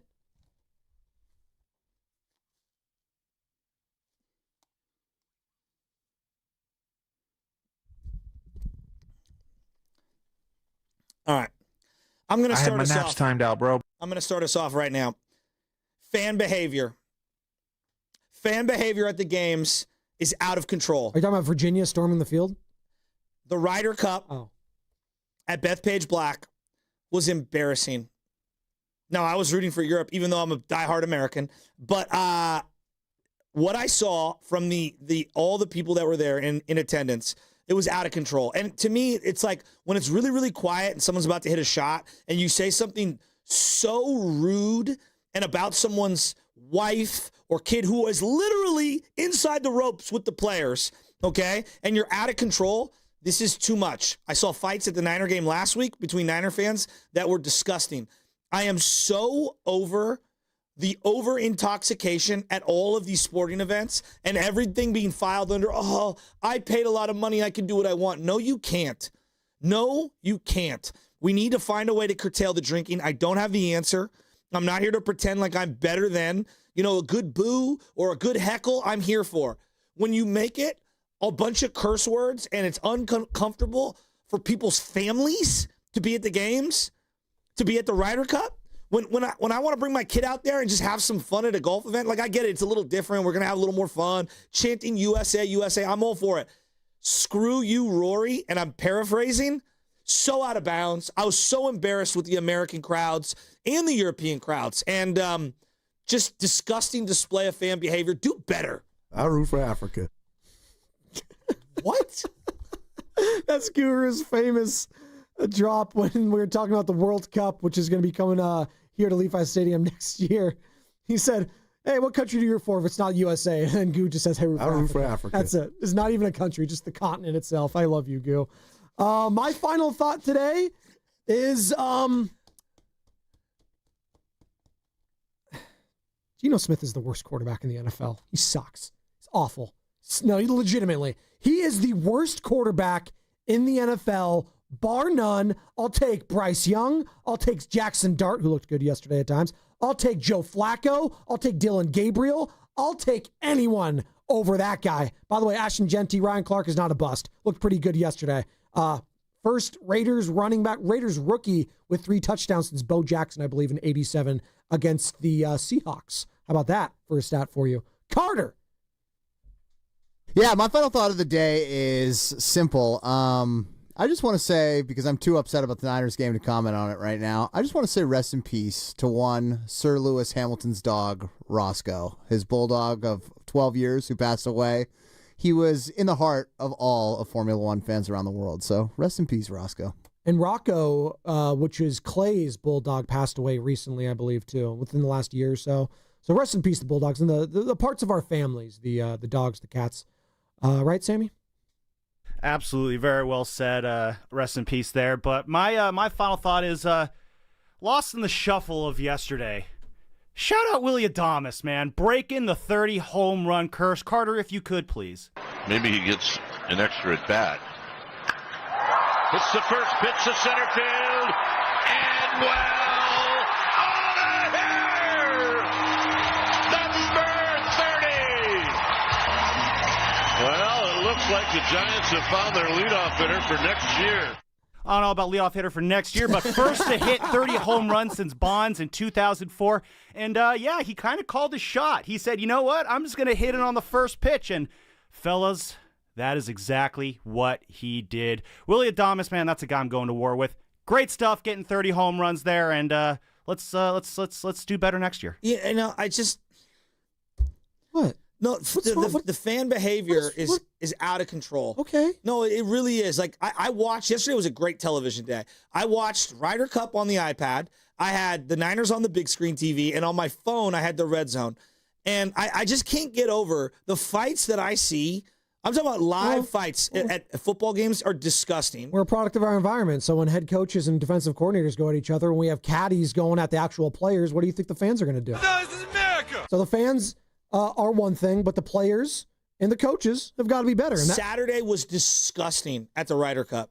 Disgusting. Oh, by the way, Bad Bunny, super performance, halftime. In or out? I'm so in. Let's go. Why not? Let's do it. I know literally nothing about Bad Bunny. I'm so in. You want to boo someone? I'm all here for that. Like a timely boo is good. But like just cussing and swearing and not saying anything creative or fun or whatever, like that's not, I'm sorry, dude. Like we've got to be just common sense. My brothers booed me at my high school graduation, and everyone looked appalled around them. It was actually really funny.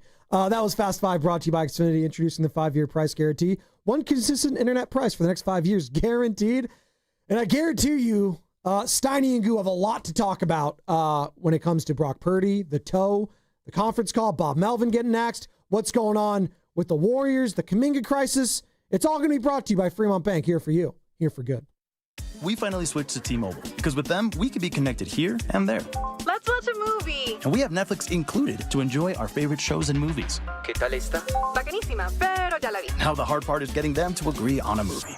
Switch today and get the new Samsung Galaxy S25 Plus with Galaxy AI, all on the best network in the U.S. Visit a store, T-Mobile.com, or call 1-800-T-Mobile. 1-800-T-Mobile. Best mobile network in the U.S. based on analysis by Ookla. Speed Test Intelligence Data 1H 2025. When you own your own business, you own every decision. Catch the red eye or take the 6 a.m. Make a new hire or promote internally. Celebrate a win with a toast at the gate or unwind at the lounge. Big props to this team. Some decisions are a win-win. Like earning 8 times points on Chase Travel. Introducing Chase Sapphire Reserve for Business. With $2,500 in annual value, it's the business card that gives back all you put in. Visit chase.com/reservebusiness to learn more. Cards issued by JPMorgan Chase Bank and a member of FDIC, subject to credit approval. Terms apply. Are you interested in being an install or service technician?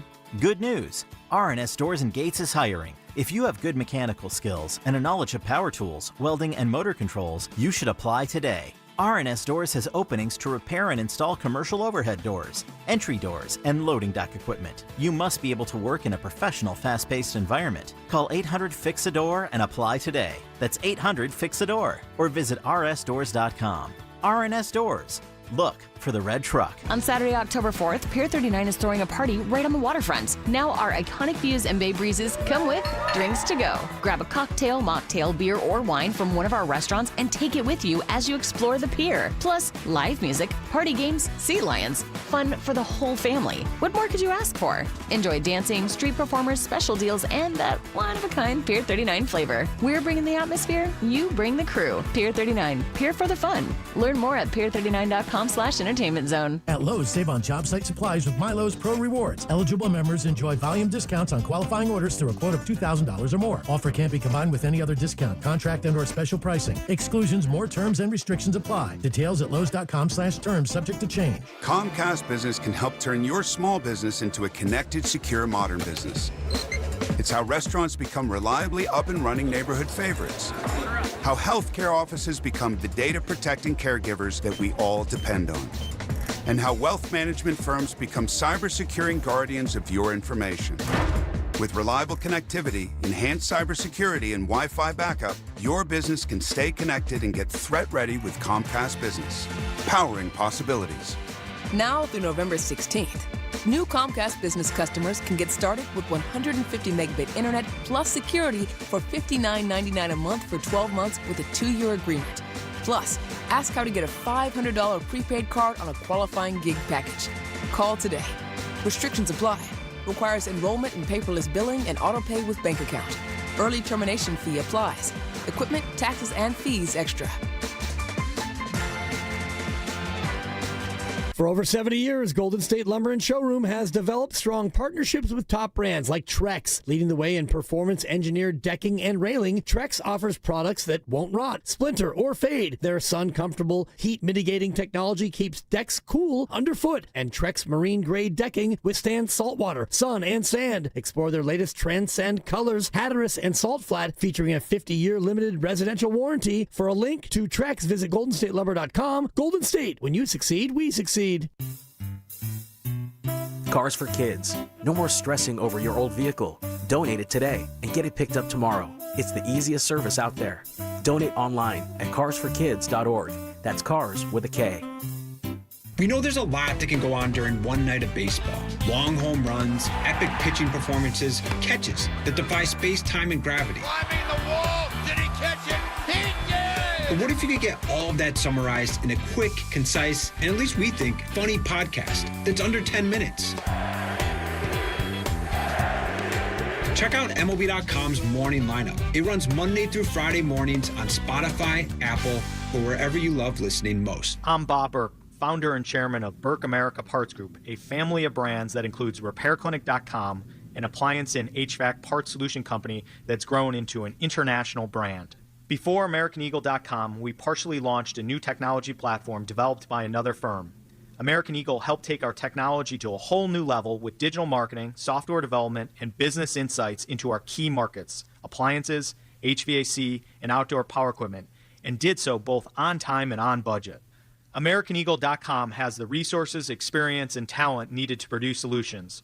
Our new technology platform, developed by AmericanEagle.com, has produced tremendous results with higher traffic, conversion, engagement, and online revenue. If you have any home repairs you need to take care of, check us out at RepairClinic.com. If you need a world-class website or technology project, then I would highly recommend AmericanEagle.com. Call AmericanEagle.com at 773-NETWORK. That's AmericanEagle.com, 773-NETWORK. You're listening to 95.7 The Game, KGMZ-FM and HD1 San Francisco on Odyssey Sports Station and the home of the Golden State Warriors and Valkyries. Always live on the free Odyssey app and now coming to you live from the Laughing Monk Studios.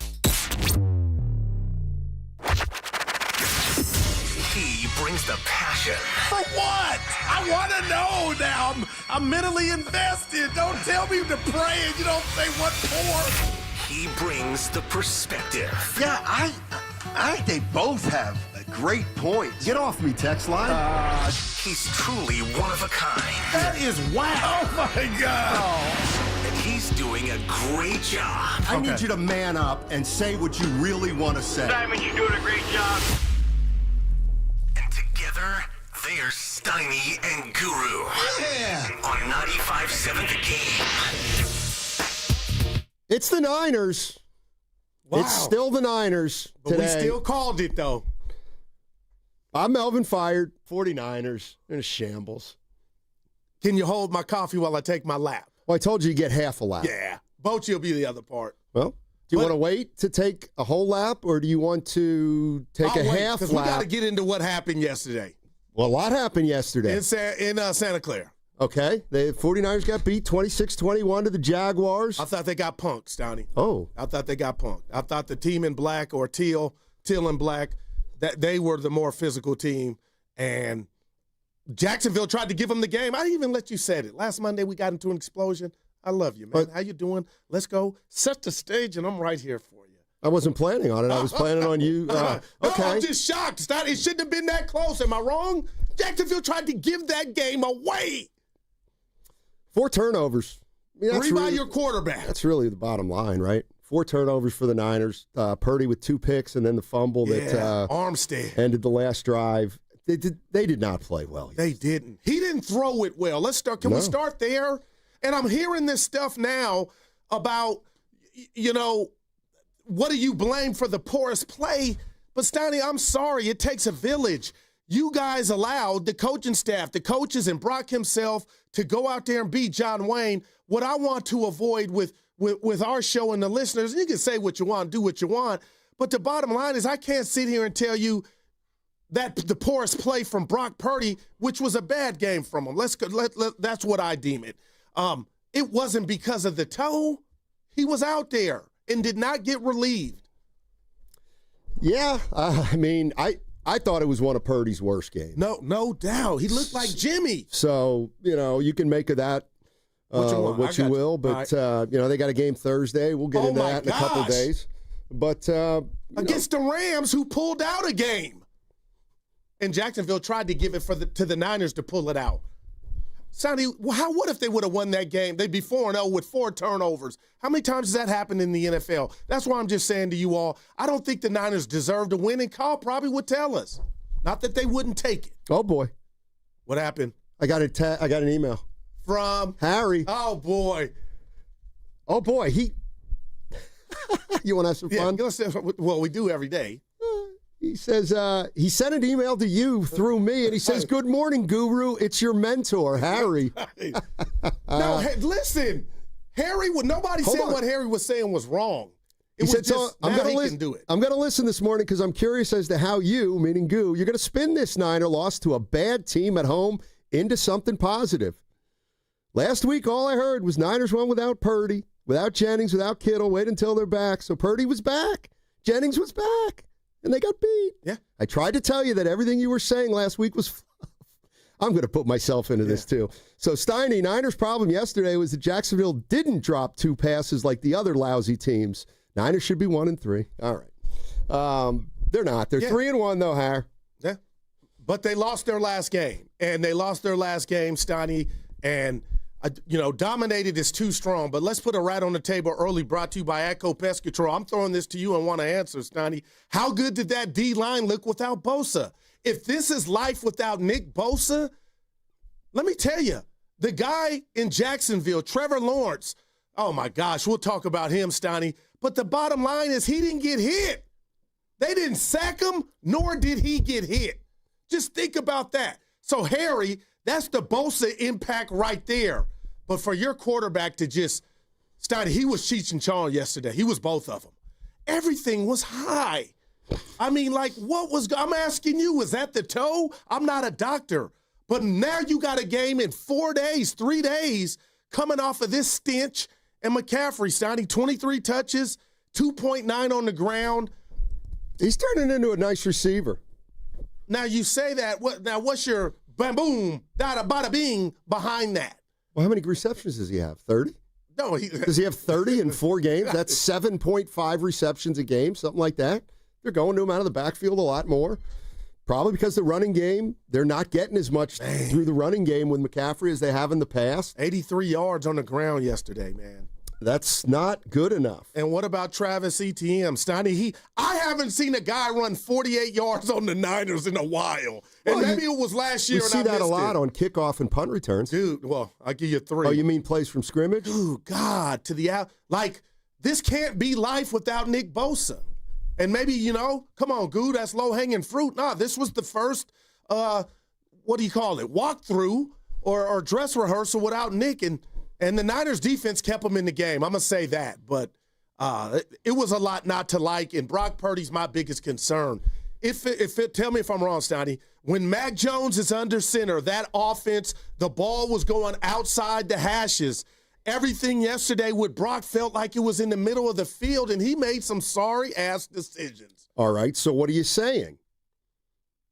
This for Eric. Yeah, exactly. I'm not going there. This is Brock's show. Okay. But I need to know, was that the show because of the toe, or was that the show because of the bad toe? Does it matter? Bad play? Does it matter? I really think it does. Because why? If you look at the Seattle game before he got hurt and the touchdown to Tonjes, where if we keep it real, while that ball to Tonjes that won the game in the end zone was in the air, we were thinking, okay, after he had thrown 2 interceptions, was that the best decision? Moving forward, Steiny, you just need better decision-making from Brock Purdy. Well, I mean, if he doesn't throw that ball to Tonjes, they might be 2-2. Or I guess what I'm saying is if that ball's intercepted, they could be 2-2. But Sure. that's neither here nor there. They won. That's how bad he was yesterday. Steiny, I'm giving him a D- yesterday. And then he got guys hurt. Is that fair? Well, he threw a lot of balls high in the middle.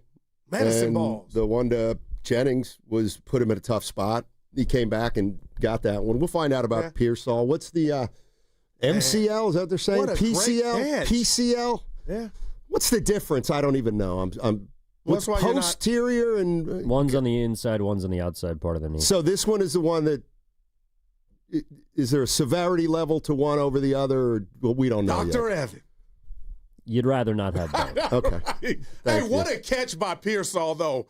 The one he got. I mean, my God, one hand, man. But it's what we talked about Friday. They're so battered and bruised, man. Nobody's crying for him or playing a violin for him, Steiny.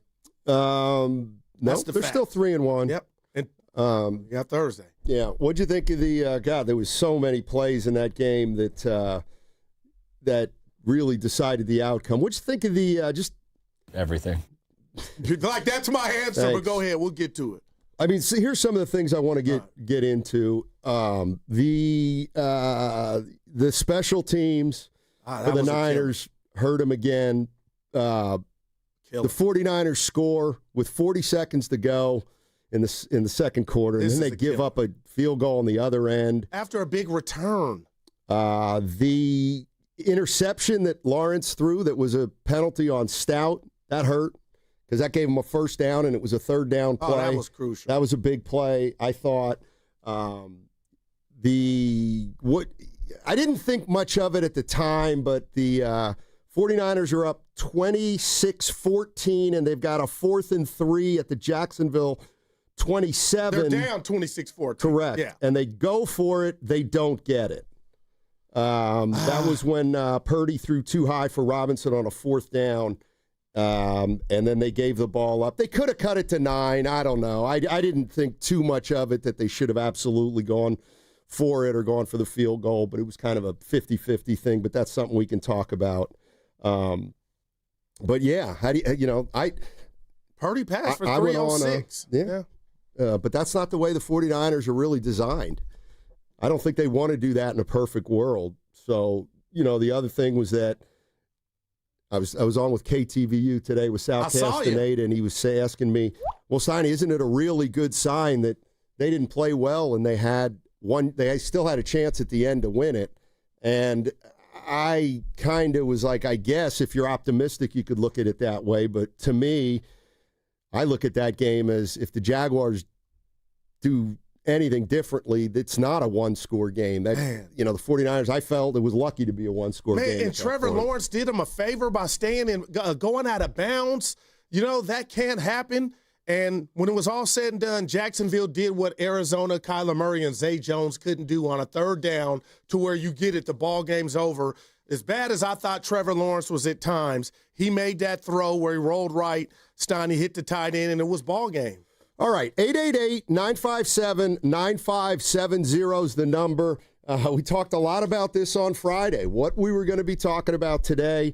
Bob Melvin's been fired after 2 years with the Giants, an 81-81 season. I'm not really sure why they did that. He clearly has met the standard of the San Francisco Giants. Obviously, he didn't. They've been a 500 team for 3 straight years. There's and a they new were standard. There is. Yeah. Okay, and I hope Buster Posey's got to live up to that new standard, too, because he's now 500 in his first year with the Giants. We can talk about Bob Melvin. We can talk about the Jacksonville Jaguars beating the Niners. And then, of course, the Warriors. Their media day is today. Kaminga? Nothing on Kaminga, but they have signed Gary Payton II. So there you go. Order the rings. 888-957-9570 is the number. What's coming up on the game is brought to you by Fremont Bank. Here for you, here for good.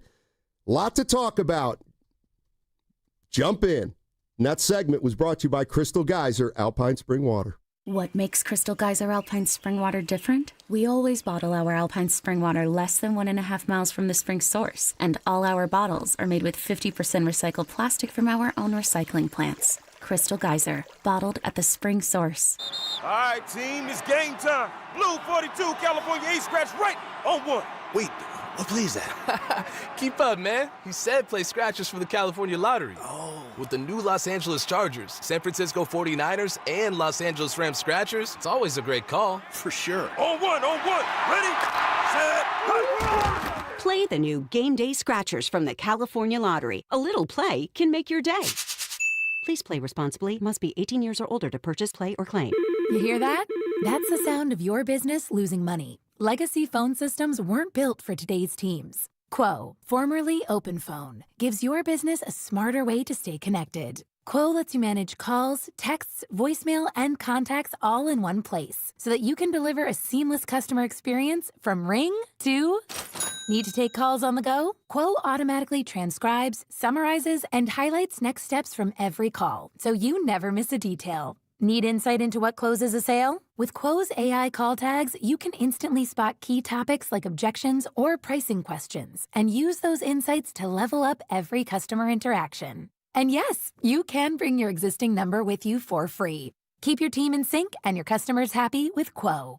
Quo. No missed calls, no missed customers. Try Quo for free at quo.com/sports and get 20% off your first 6 months. That's quo.com/sports. QUO.com/sports. At Chain Company, we've been engagement ring experts for almost 100 years. We have the largest selection of diamonds and gemstones in stock. You don't have to wait to compare them side by side. Find the one that speaks to you at chainco.com or in store. Shane Company, your friend and jeweler. Attention taxpayers. If you owe $5,000 or more and have missed another tax deadline, you're officially on the IRS's radar. The IRS has resumed aggressive collections. That means wage garnishments, bank levies, even seizures of your home, car, or retirement accounts. If you owe $5,000 or more and missed the deadline, you're stacking new debt on top of what you already owe. Call Priority Tax Relief now. Their experts fight back fast and are saving their clients millions in tax debt every month. I owed over $50,000 and they settled it for pennies on the dollar. These guys are as legit as they come. After speaking on my behalf with the IRS, my entire debt of $25,000 will be eliminated. Whether you've received collection letters or you're already facing liens and garnishments, call for your free consultation. There are no upfront fees. Priority Tax Relief. Let's make your taxes our priority. Call 800-464-1899. 800-464-1899. 800-464-1899. Priority Tax Relief. The This year, the Valley of Hearts Delight fundraiser shines brighter than ever with our theme, Legacies Under the Lights. Step into History Park, glowing with restored historic neon signs from the History San Jose collection, and enjoy an unforgettable night of dining, live music, and celebration. All proceeds support preserving the stories and landmarks that make our valley unique. Tickets are now on sale at historysanjose.org. Join us for Legacies Under the Lights October 9th and help keep history shining for generations to come. I'm still going for it, even with higher stroke risk from atrial fibrillation, an irregular heartbeat not caused by a heart valve problem.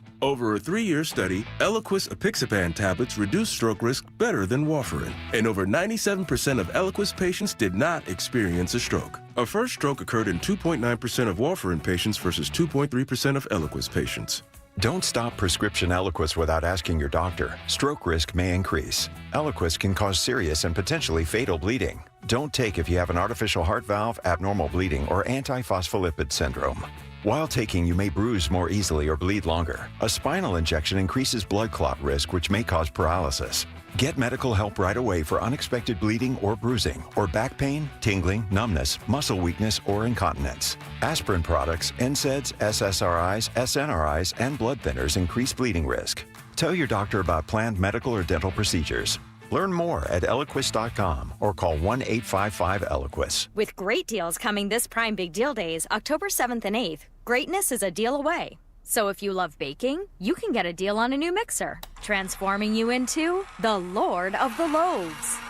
Hear ye, hear ye! Make way for the baron of brioche, the sultan of sourdough, the Lord of the Loaves, Prime Member Dave! Yeah, hi? Get up to 40% off with Prime Big Deal Days, October 7th and 8th. Too many tools, too much stress, and way too many bills. Odoo replaces it all. One connected platform for every part of your business, so you can work faster, smarter, and for less. Odoo, the only software you'll ever need. Try it free today at odoo.com. That's ODOO.com.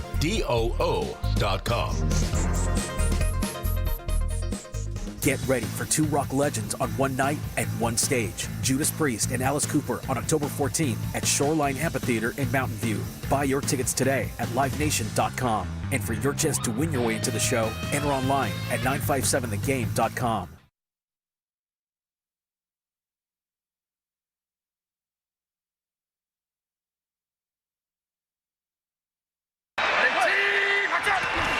Purdy stops.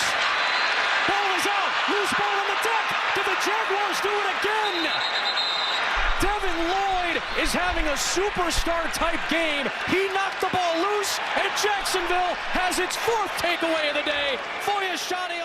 Now, back to Steiny and Guru on 95.7 The Game. Adam Amin on the call, and the San Francisco 49ers, that was their last-ditch effort to try to steal one yesterday.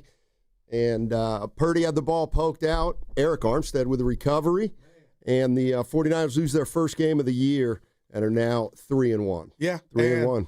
What about this, partner? The one constant is all the games have come down to the wire. And fortunately for the Niners, you know, they've pulled them out. But yesterday when you turn the ball over at home, Steiny, and I hated they were in their white uniforms. I just hate that. That's another story. Yeah, that was weird. I couldn't get that out of my head either. But the bottom line, that's too funny. But the bottom line is, man, the guy that your captain, the guy you just paid, for whatever reason, we can't figure out why he was off from the outset. The first pass to Juice in the flat, was low. Was that rust? I just know now, I feel like, Kyle talked this morning, Steiny, I know we'll play it, Brock felt something in his toe, and I'll tell you this. I think that was arguably one of Brock's worst games, but if I want to send a message to my fans after I played that poor, I would say whatever was ailing me before the game flared back up, because that can't be Brock moving forward, or you're going to take another L this Thursday against your division foe, the Rams. Well, then you got to make a decision on whether he's not healthy enough to play, or if he's not healthy, if Mac Jones gives you a better chance of winning. But we got to find out what's up with his knee. Yeah. This is crazy. Big Monday, as we thought it would be. Bob Melvin's been fired. The Warriors have media day today. Still no resolution on Jonathan Kaminga, but they did sign Gary Payton II. And the Giants have just released a statement. Buster Posey has just released a statement, and here's what it read. After careful evaluation, we determined that making a change in leadership was in the best interest of the team. The last couple of months have been both disappointing and frustrating for all of us, and we did not perform up to our standards. We now turn our focus to identifying a new leader to guide us forward. That was Buster Posey following the firing of Bob Melvin after he gave him an extension halfway through the year. And I almost, a lot of people right now are wondering why he did that, but the bottom line is he admitted that, to me with this move, that was not going to prohibit him from making what he deems a right move. And Buster also mentioned, Steiny, in that it going away in that letter to the fans, that the last couple of months were subpar. That wasn't up to snuff, and I know we disagree on how good the Giants are. I think they're better than what they played, and that ultimately, I believe, cost Bob Melvin his job. Yeah, and I believe that this is par for the course. I believe that Buster Posey put together a team that was essentially 500. He thought it was going to be better. They weren't, and he's got the clout to fire the manager. And that's what he's doing. And it's a way to say that I think this team is better than we performed, and now we'll see. We'll see next year when they get a new manager in here. I just look at the last 4 years with this team, and they're in the same spot they've been. And if you want to fire Melvin, they fired Melvin. So let's see if it's a personnel issue for the Giants or if it's a managing issue for the Giants. Right. But it'll be exciting to see who they dub, no pun intended, shout out Warriors, who they dub worthy of being the next skipper. 888-957-9570 is the number. Bay Area fans, what are you feeling today? Does the Melvin firing surprise you? Do you think it was something that they needed to do? What about that Niners game yesterday? They lose 26-21.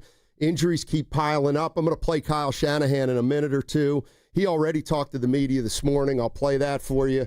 And then, of course, the Warriors starting training camp without any kind of resolution to the Jonathan Kaminga situation. Wow. So that continues to linger into training camp because Al Horford still has not been signed and can't be, I guess, until they figure out something with Jonathan Kaminga. So everything's on the table.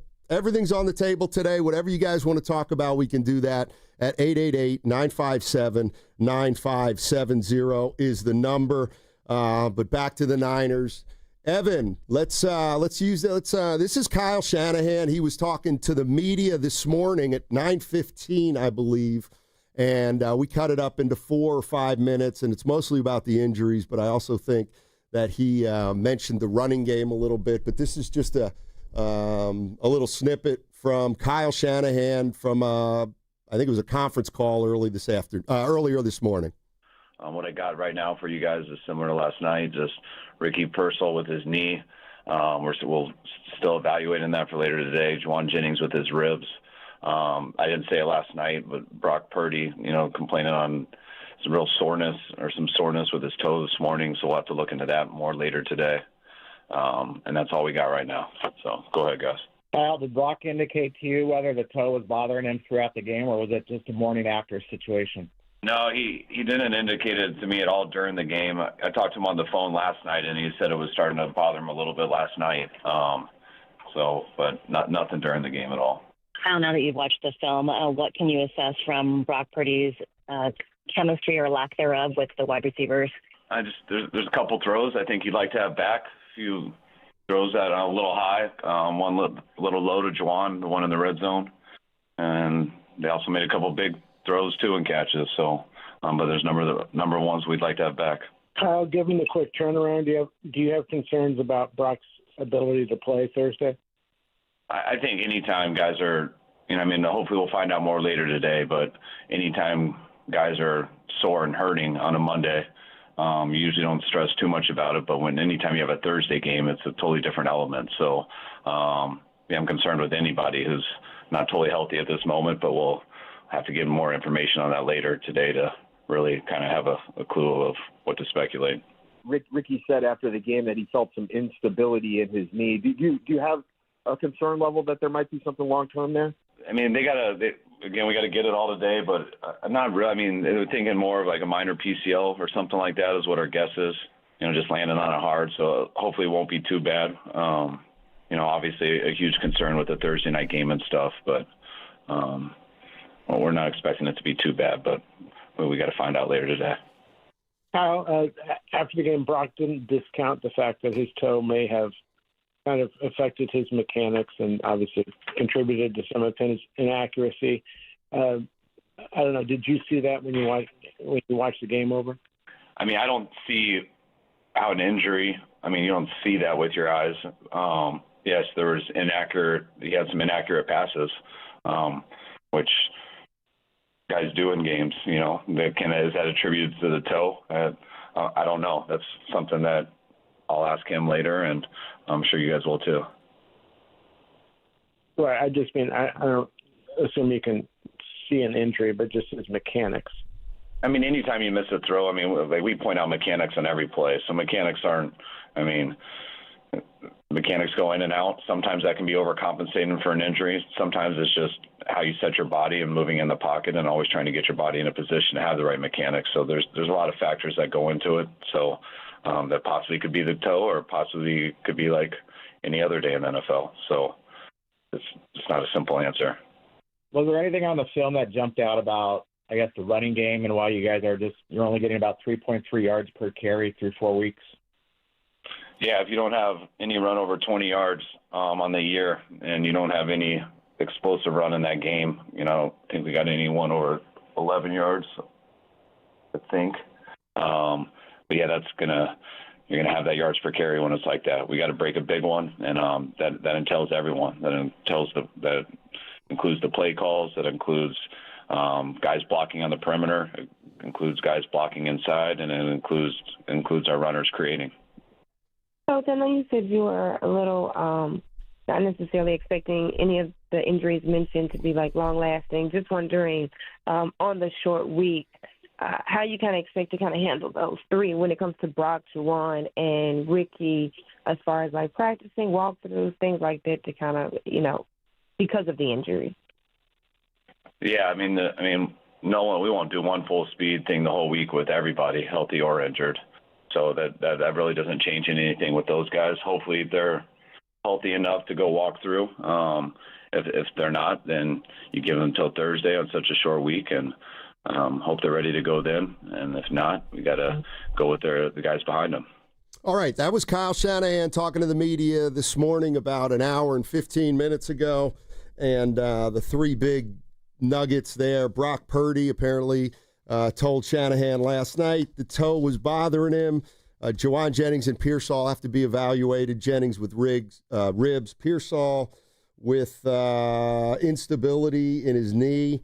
They think it's a PCL. They'll have to figure that out later today. But 49ers lose a game, and now the injuries, I think, even come into bigger focus because they were able to win 3 games when they were banged up, and now they lose a game. They get more banged up, and here come the Rams on Thursday, or there they go to L.A. on Thursday. Yeah, no doubt, Steiny. And, I mean, things change quick, fast, and in a hurry. But of those injuries he mentioned, I'm sorry, the Ricky Pearsall, who looks like a receiver one for this team and can make the dynamic catches, big catches. But, Steiny, when I hear a receiver or an athlete say he didn't feel stable in the knee, like some stability, that's a concern. So, again, I'm no doctor, but when I hear minor PCL, I'm like, is there any such thing? So we'll see how that moves and goes moving forward. But do you have a problem if Steiny, Daryl Johnson, your partner, if a quarterback's out there and he's playing like Brock did and it's one of his worst games, I'm not going to say he's injured. They all made a group decision, and we talked about it all last week, especially Friday, about what goes into that decision. So do you have a problem if I just judge Brock on what I saw on film on my TV as he quarterbacked yesterday? I can't just make it all about the toe. He threw 2 interceptions. He fumbled on the potential game-winning drive. And in the 3 or 4 days leading up to the game, everybody talked about who should play quarterback for the Niners. Nobody knew who's 100%, who's 90, who's 80, who's 70. None of us know that stuff, and it's up to the Niners to decide who to play or who they think is most equipped to play. They picked Purdy, and Purdy was bad, and they got beat. And so, yes, does it open? I don't know. Does it open itself up to 49er fans saying Purdy should not have played yesterday? And if he wouldn't have played yesterday, would the goal have been to get him back out there Thursday? Yeah. I imagine, but maybe Mac Jones wasn't anywhere near healthy. So I get the sense that they put all the information together. They figured Purdy gave them their best chance, and they got beat. Yeah, and I asked you in the green room, and I asked you again just for others, Steiny, if the Niners knew that was going to be how Brock played, with the high throws and some medicine balls and the turnovers, would they have played them? And obviously would have been no. But now I'm up here scratching my head as to this is what we do know on Monday, the day after the game, right? 3 days before your next game. He's feeling something in the toe. And some doctors have said, Steiny and athletes, Low Neal, former athletes, and Baldy, that this toe situation or turf toe can follow you the whole year. So now I'm wondering, do you even want to risk it, having him go out there Thursday if he's not 100%, especially if you get these returns in regard to his performance? It's kind of, you're between a rock and a hard place, and I can't tell you what Mac Jones is feeling. I don't know if Mac Jones is healthy. Do we even know if Mac Jones could have played yesterday? I don't know. He was active. Was he active? He was active, but maybe he probably wasn't going to play. Man. And so they felt like they had to go to Purdy. Should they have used Martinez? I don't know. Like it doesn't sound as crazy. They used Brock Purdy, and he wasn't good, and his toe's still sore. So they got to figure out what he's gonna, what if anything, they're gonna do with him on Thursday when they play the LA Rams. What do you make of this stat? And I was just looking at the opening drive. The Niners go 13 plays, 57 yards. Steiny hold the ball almost 7 minutes, about 6:27 off the clock, but they can't get in the end zone. And I just want to read this to you from McCaffrey. Through 4 games, Steiny, 225 yards on the ground, but 305 in the air. So he's been rendered almost ineffective running the ball. And, Steiny, I can't tell you, he looks slow to me. He don't look – I just feel like collectively they can't block up front through 16 quarters of football. And that's got to improve. I think it's probably a combination of both. I'm sure he's not exactly the runner he was 2 years ago. They're obviously using him out of the backfield more, whether that's out of necessity because they're short in the wide receiver category or whether they want to protect him a little bit or make him more versatile to their offensive scheme. I'm not sure. But, no, he hasn't run the ball as effectively as he has when he's healthy. So now we got to figure out why and either get better. Either he's going to get stronger as the season goes on or the line's got to get better. Didn't sound to me like Trent Williams had a great game yesterday. And he said, I don't know if you heard him, Steiny, after the game, he was talking about this in particular game, obviously, but he said he felt like the running game was not why they lost. Well, it's easy to say that because they had 4 turnovers, and if the Niners don't turn the ball over, they probably win that game yesterday. But, I mean, they had 4 turnovers. It's one of those games where if you don't want to think too much about it, you could just say, if we don't turn the ball over, we probably win that game. But they turned it over, and they turned it over a lot. Yeah, they did. It could have been one more. Brock fumbled, but he got it back. Yeah, McCaffrey fumbled and got it back, too, one time. 888-957-9570 is the number. Niners get beat by the Jacksonville Jaguars 26-21 yesterday. I mean, it wasn't a good effort by Purdy. I don't think it was a good effort by the 49ers. They just didn't look like they were in sync. Maybe it's because of all the injuries. I don't know. Purdy looked shaky. And so after going 3-0, they finally lost a one-score game where they didn't make the plays at the end. They're 3-1, and you could say, well, they made big plays in 3 games, and then they couldn't get one in the fourth quarter of their 4th game. Yeah, and the reality is people like Harry, Steiny, if the ball doesn't bounce their way or they don't make the plays that we've seen Bosa make, who was no longer available, and I felt like we could see his impact right away. Again, I reiterate, Steiny, Trevor Lawrence did not get touched, not a sack, and not a hit on him. So he was comfortable and still almost blew it. But the bottom line is, things went your way the first 3 games. Yesterday it didn't. And now, a lot of Niner fans, I was hearing it. They were playing the schedule game. Now you got it, the Rams Thursday, and then you got Tampa Bay on the road. I know it's one game at a time, but boy, you got to get healthy fast. And what I'm hearing Kyle talk about in regard to Ricky Pearsall, I don't know what Jawan Jennings' availability is. Do you think that was a bad pass? How could it be a bad pass on the 2-point conversion that he got hurt? He took a hit, Malachi Crunch. Jennings did, but it was completed for a 2-point conversion. But I can't call that a bad pass, right? I mean, he put a lot of receivers in harm's way, I thought, yesterday. A lot of receivers got popped yesterday. I mean, was that a bad throw? I don't know if it can be a bad throw if you get a 2-point conversion on him. I know he got hurt on the play, and it's football, and that may cost Jennings a game or two. And then obviously it kind of takes another toll. But do you feel like they're getting any healthier, or the record still the bad record is still scratching or skipping? That's how I'm feeling. And yesterday it caught up with him. Well, I mean, Purdy came through the game. Purdy's healthy as far as I'm concerned. I mean, he's healthy. Otherwise, you can't put him out there. And maybe Jacksonville had something to do with that performance from Brock their Purdy. D was good. 888-957-9570 is the number. Big sports morning in the Bay. Bob Melvin's been fired as the manager of the San Francisco Giants. That happened about an hour ago. We can talk about that. Where's Buster Posey going to turn now? Is it going to be to Bruce Bochy? We got to figure out what's going on with Bochy in Texas, or is that just kind of a pipe dream at this point? We've got the Niners.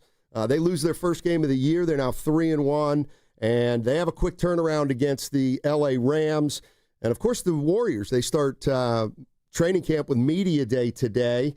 Still nothing going on with Jonathan Kaminga, but they have signed Gary Payton II, and there's 2 days until the deadline as it relates to Jonathan Kaminga. But a lot of Warrior players are talking today, and I'm sure Kaminga will be a hot topic over there at Media Day.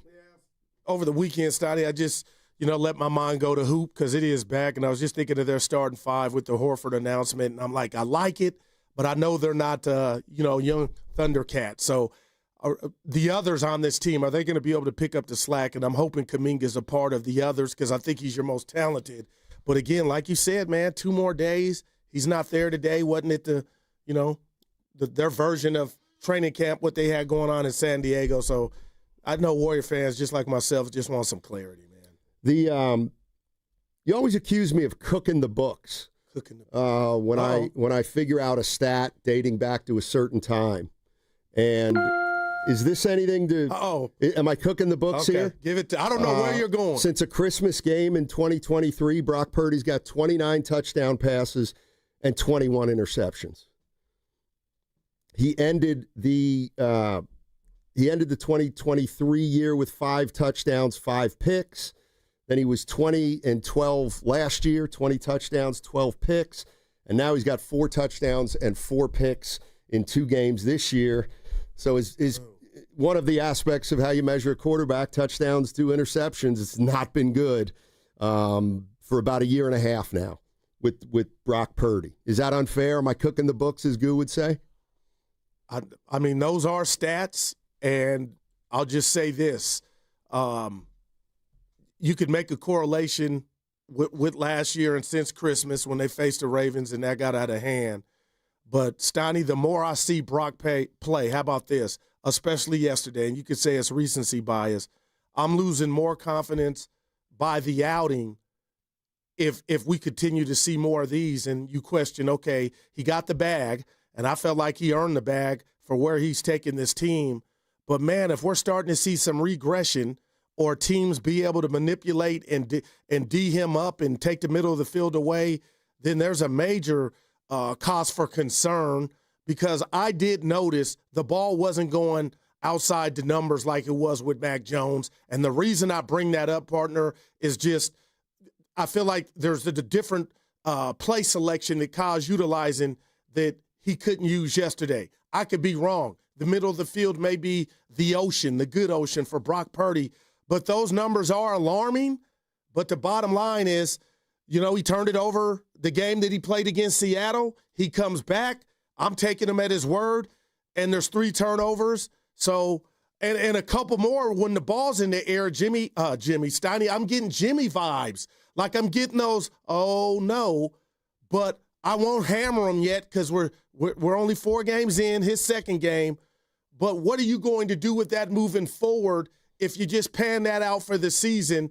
Because you put a ring on his finger. He is your quarterback. He is hampered. So I'm gonna put that in the computer. Well, you said he was hurt. No, you just said he was healthy. Well, what do? You help me.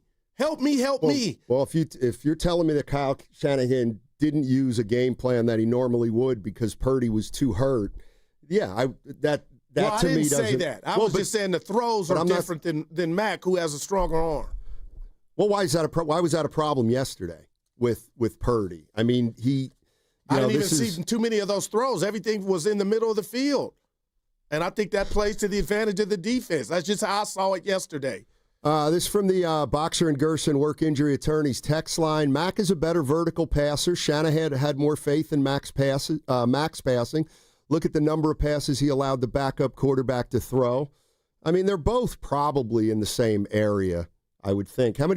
Purdy, I think, threw 38 times yesterday.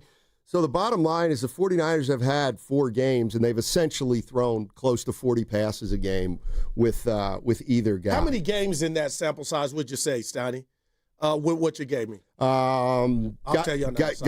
Got to get going. By the way, Buster Posey right now is speaking to the media, and we're going to have sound on that on the other side. Big morning here in the Bay. Bob Melvin fired. 49ers lose. Warriors training camp underway. And we're talking about it all on 95.7 The Game. When you own your own business, you need to keep things moving. Need to book a last-minute flight? Earn a $300 travel credit to cover that. Need to take a meeting before takeoff? Do it from the comfort of the Chase Sapphire Lounge by the club.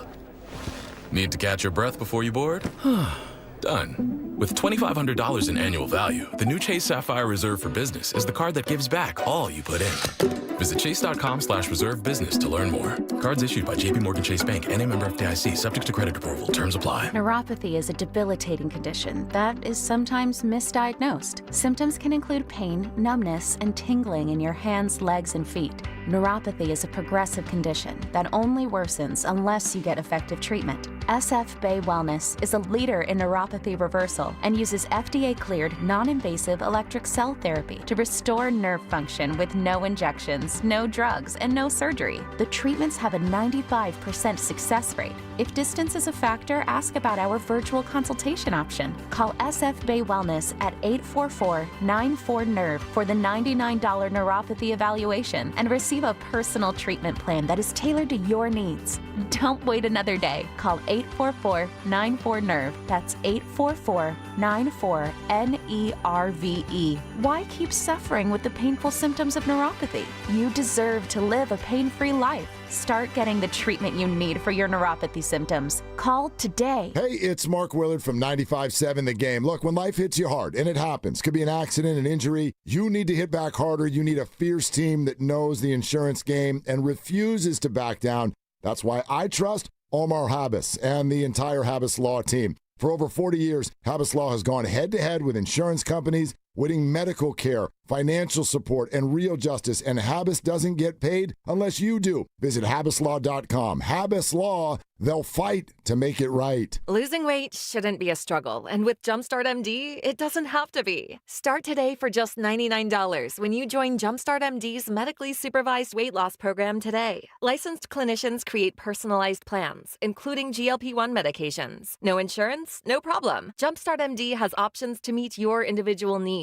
With 13 Bay Area locations and online visits, expert support is always within reach. Call 855-JUMPSTART or visit jumpstartmd.com to start transforming your health today. Hi, I'm Nancy Cartwright. You may know me better as the voice of Bart Simpson. On Simpsons Declassified, we're diving into the mysteries that keep the Simpsons forever young. Have you ever wondered how the Simpsons regularly predicts future events? Who better to ask than the show's creators, performers, and writers? the celebrity guests. Be sure to follow and listen to Simpsons Declassified wherever you get your podcasts. We all hear the radio ads about the IRS. They tell you to be afraid, to be scared, and they try to frighten you into calling. I'm not here to do that. Tax Relief Advocates is different. TRA is here to tell you that if you owe money to the IRS, whether it's $5,000, $50,000, or $500,000, we have a solution. It doesn't matter if you're sitting in your car, at work, or with your kids. No matter where you are, call now. 800-575-6812. Don't lose hope. TRA can eliminate or reduce what you owe to the IRS. Generous programs are now available that can give you a fresh start. Our passion is taxes and helping individuals fix their IRS problems. We have over 1,000 5-star reviews on Google and an A+ with the Better Business Bureau. You don't need to be afraid of the IRS any longer. End your tax nightmare today by visiting us online at TRA.com or call 800-575-6812. That's 800-575-6812. Tax Relief Advocates. Real solutions for real people. Join 95.7 The Game at Pier 39 for a special live broadcast from 12 p.m. to 4 p.m. on Saturday, October 4th. Meet Zaza Pachulia, Festus Ezeli, Kalina Azabuki, Tim Roy, and Bonte Hill. Plus, enter to win Warriors tickets. For more info, visit 957thegame.com.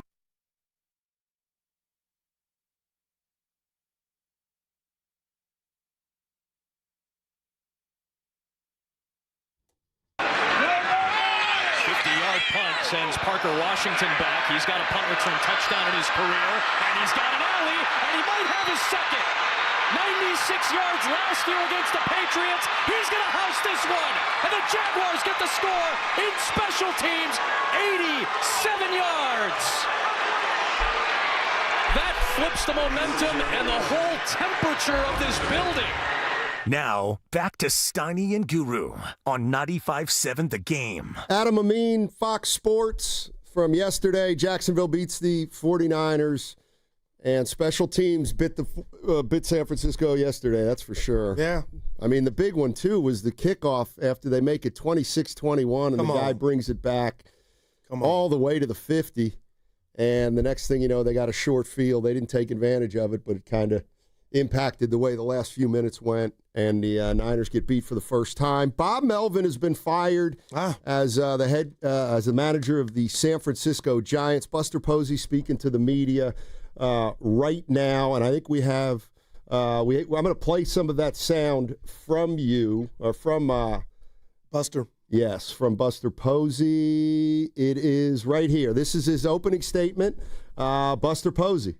Yeah, I mean, it's not ideal, right? It's definitely not ideal. But unfortunately, we've talked about it a lot, you know, what the standards are for the Giants, and we have high standards.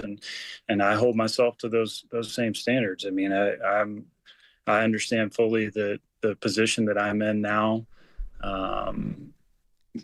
My job and the team's success is evaluated accordingly as well. And, you know, you, without a doubt, hope that there can be consistency in these leadership positions, and you know, we've got to get back to a place where, you know, we're getting in the playoffs, we're making runs in playoffs, and that's what our fan base deserves. That's what the city deserves. And as I mentioned before, or I don't know if I mentioned it, you know, it's when seasons don't go the way you want them, it's never one person's fault. It's never one group's fault. But when they don't go the way you want them, you can't, in my opinion, can't sit there and say we're going to come back and do the same thing that we did this year for the next year. So, you know, having said that, that's part of why we landed where we landed.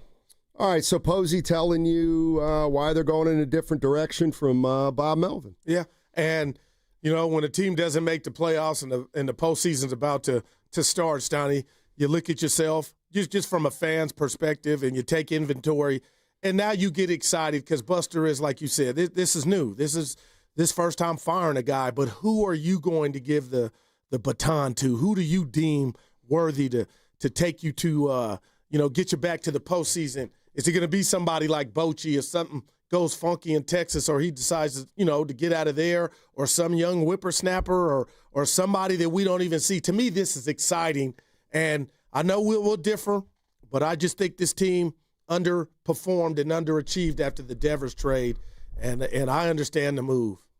888-957-9570 is the number. A lot to talk about today. And, it's funny. If you were listening Friday, we kind of were talking about what we might be talking about today. And there were three things on the docket. One is the 49ers-Jacksonville game. The other is Melvin's tenure at the Giants, which has come to an end. So Bob Melvin is out as the manager of the Giants. And the Warriors are over at Chase Center right now getting ready for Media Day. Training camp has opened, and they have their first practice tomorrow. Still no resolution on Kaminga, though.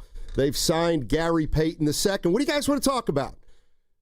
It's like a potpourri today. You can talk about anything you want. Are you optimistic about where the Giants could go after Bob Melvin? How disappointing was that loss for the San Francisco 49ers yesterday? I'll say this about that loss. Give it to me, man. As I'm watching it in the third quarter, this is where maybe I do have some Harry in me. Because they were down 12. Okay. What do you mean? Oh, no, go ahead. Because what does that mean? Different junctures, you could be like, maybe they're dead. Well, the point is that midway through the third quarter of that game, and just watching Jacksonville, I don't think they're that good either. I'm just looking at that game thinking, even if they can somehow weasel a win, yeah, sure, it's great. They'd be 4-0 then. But there were bigger things at play in that game, which to me would have overshadowed the fact that they were 4-0. Like, they didn't deserve to win that game yesterday. Facts, Don. And so, yeah, they could have strung together one drive late and turned another potential loss into a victory, but that wouldn't have, to me, concealed the way they played most of that game, which was not good enough. Good enough. Definitely their worst game of the year, and it's one of the worst games Purdy's played in a while. No, facts, and I appreciate the honesty. That's how I felt. They didn't deserve to win the game, but yet they had the ball because of a missed field goal, and I'm sitting there, and once Jacksonville missed that field goal, like, my gosh, this team in the red and gold might do it again. But since we have so much going on, this is just how my scattered brain works, Donnie. I just want to throw this to you because it could be unfair because of the three teams in the Bay that just – the Giants, they made a move. I feel like they're better than what they were. So I think your solution to finding a manager and expecting better play and production next year is real feasible. So I'm in on the Giants competing for a playoff berth next year, even without naming their manager. The Warriors, yeah, they got some OGs. Their age concerns me. But, Steiny, I'm saying all that to tell you what I'm worried most about in the Bay right now is a team that's in season, and it's the 49ers. Bosa's gone. You don't got to worry about is he going to be here, is he not going to be here. And what I saw from that D-line with the youngsters, I didn't see him show up. I didn't see anybody step up. And Ross Tucker joined us last week, and he said, Goo, asking about Robert Saleh and the job he's done, get at me and call me after this game without Bosa. And I'm like, wow. But, Steiny, with the musical chairs and Purdy and the toe and Pierce on the PCL or what have you, like, I'm really worried about the Niners moving forward. How concerned are you about the Niners moving forward with the injury and now what I deem the schedule? How worried am I about the Niners? They shouldn't be 3-1, but they are, so they got that going for them. I mean, there are probably teams that wouldn't be 3-1 right now, so I think you got to be optimistic about that. But yeah, the injuries are concerning, but even more than that, Purdy's play on Sunday was concerning. I think it's fair to be a little bit concerned about McCaffrey and running the ball. They didn't get a lot of pressure on Trevor Lawrence. Didn't get touched. So yeah, they got some problems they got to fix. Let's go to Waterman in Corte Madera. Hey, Waterman, how you doing, man? Good morning, gentlemen. How are we doing? Hey. Okay. Well, thanks for taking the call. Just real briefly on Melvin. Yeah, not a shock for the way the season ended up with those guys. I feel like if the Giants had made the playoffs, they probably would have stuck with Melvin for one more year. But kind of not a shock that he's gone. With that being said, going back to the Niners, the D-line, you guys have been making the point, no pressure on the quarterback. I mean, it was kind of scary because the other scary part of the game was I can't remember how many times they sent Warner on a linebacker blitz or maybe even a corner blitz, and nobody got home, even with that. And I think they still converted most of those third downs when that happened. So that's really, really the biggest concern, in my opinion, moving forward, and one of the biggest concerns. And as far as Purdy versus Jones, I really feel the reason Purdy started, I think they knew Purdy wasn't 100%, but he was a higher percentage of healthy versus Jones with his knee. I mean, we saw how much Mac was hobbling around towards the end of that game with his knee. I think that PCL thing is no joke. I mean, I mean, obviously he's got a history of it, so that's why I think they went with Purdy ahead of Jones. I think Purdy needs probably 4 solid weeks to heal, or at least be as close to 100% as possible. And then, you know, I don't want to say like I'm trying to defend Brock, but it does bother me that if Shanahan is this offensive guru and genius that we keep giving him that tag or that title, how come if the defense, the opposing defense, is clogging the middle of the field like Jacksonville did the entire game, and they keep throwing these mid-range balls into that defense, how come Shanahan can't scheme something up? I continually watch Purdy throw the middle of the field, and okay, he's got to throw the ball a little high. Now, yes, he airmailed a lot of those balls yesterday, but every single play, if you look, he's trying to get it over that mid-range linebacker or safety that's sitting between 5 and 6 yards from the receiver he's trying to hit. And I know he's probably wanting to make sure it's high enough to where that defender cannot touch the ball, deflect it, creating another interception. But then it's, of course, high for the Niners receiver. I'm getting sick. I get sick and tired of this. And, of course, we can't run the football, so that's putting more pressure on Purdy to have to throw the ball. Now, look, Mac Jones did great for the first 2 games, okay? We obviously, he won 2 games. He threw a bad interception once himself right to a defender that he even laughed about because he acknowledged it. So, but I'm tired. I get tired of everybody harping on Purdy's interceptions. Both of his interceptions yesterday, one was tipped at the line of scrimmage right off the bat. Yeah. Waterman, I'm going to get you there. I hear you. I thought the one that was tipped at the line of scrimmage was terrible. I thought it was going to be picked anyway. It was, I thought that was a terrible throw. Yeah. Like, think about it. A ball sails when it gets tipped. Like, that was going to sail anyway. And there you go, Steiny. And Kyle don't need me to defend him. But listen, just about the Kyle component of this, a lot of the relationship to me between a head coach or offensive coordinator and quarterback is trust. He's trusting Brock Purdy to make the right decisions. And on those that one in the middle, the first interception, Steiny, that was just bad. That's a bad decision. The one to McCaffrey? Yeah. To McCaffrey. Didn't get to him, but So what do you do by Thursday if you can't manipulate pressure and Matt Stafford is sitting back there? He's going to pick you apart.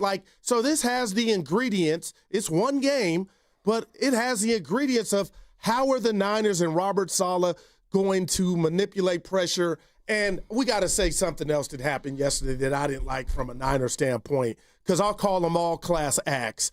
I don't know how much of the loss stung Robert Saleh, but what he did, his dust up with the head coach of the Jacksonville Jaguars, I thought it was a bad look for Saleh, Steiny. And then 54, your captain, the man, James Bond, going in, jumping in on the quarterback kneel down is like, you guys had 60 minutes to handle business. You didn't. But, Fred, what are you doing, Steiny? I just thought that was a bad look from the Niners. I mean, he was annoyed that Lawrence was taking the snap and trying to kill more time instead of just taking a knee right away. And he did that. This from the 925 on the Boxer and Gerson Work Injury Attorneys text line. I was wondering what you guys thought about Upton Stout's pass interference call. You're not going to know what I thought of it. I thought it was pass interference. And he got called for it. Yeah. The other thing that, and maybe this is a young player. I don't know. Maybe this is where youth gets you a little bit. If he doesn't interfere on that play, it's not a first down. the ball would get caught, and it would have set up like a 4th and 3. So if he could have just kept the play in front of him, they probably would have turned it over on downs. I'm not faulting the kid for trying to make a play. Yeah. But he had one against Seattle, too, in the end zone, and he's young and he's learning. But that's a play that hurt you. But it's not why you lost, though, Steiny. Well, no, but 5 of those plays are why you lost. Yeah, and a couple of Shanahan's decisions we hadn't even talked about when Jacksonville was backed up in the play early in the first half to Travis Hunter. They challenged a catch. It was a catch, and then they had a penalty that Kyle felt like he declined or got wrong intel. And it allowed Jacksonville to continue the drive and score. You're listening to 95.7 The Game, KGMZ FM and HD1 San Francisco, an Odyssey sports station and the home of the Warriors and the Valkyries. Always live on the free Odyssey app and coming to you live from Laughing Monk Studios. Laughing Monk, righteously brewed in San Francisco. Rick's in the Mission. Hey, Rick, how you doing, man? What's going on? Hey, what up, Steiny? What's up, Guru? How you fellas doing this morning? All right. All right. So I'm taking a stroll through the Mission. Going to meet my pops at a coffee shop, run a couple errands with the guy. Nice. The old man, Sure. But I worked at the game yesterday. A little something about Rick. I sell beer at the games, all the ballparks, all the venues. Nice. I'm hawking. I'm yelling at everybody. Get your beer here. It's a lot louder than that. Pretty obnoxious, but anyway. So I didn't get to see much of the game. Most of it, I was doing my thing. For a guy who watched about 20 plays of the game, I want you and Guru individually, if you would, please give me a very quick rundown of what you think are the most important takeaways from that game yesterday. I've heard a lot. I've seen a bit. I didn't watch the replay, but let's start off with Goo. What happened yesterday, Goo? They couldn't stop. Yeah, they couldn't stop the run. I felt like Jacksonville was comfortable. They couldn't stop the run, Steiny, and ETN, he was running his ass off. 48-yard off-tackle run. It was smooth. Had guys in the white, red, and gold on the ground. I'm not used to that. But, again, that symbol to me, you miss Bosa right away. And then the fact that Trevor Lawrence, he looks the part, Steiny, still quarterbacked his team to a win, never really put it on the Niners, but he had opportunities to do so. He didn't get hit yesterday. Just think about that. He didn't get hit. Right. I mean, not a sack, hit. Yeah. Okay. That's terrible. Yeah. Rick, I would say that, I would say that the offense played in fits and starts. They didn't look cohesive, I don't think. I mean, sometimes football's easy. They had 4 turnovers.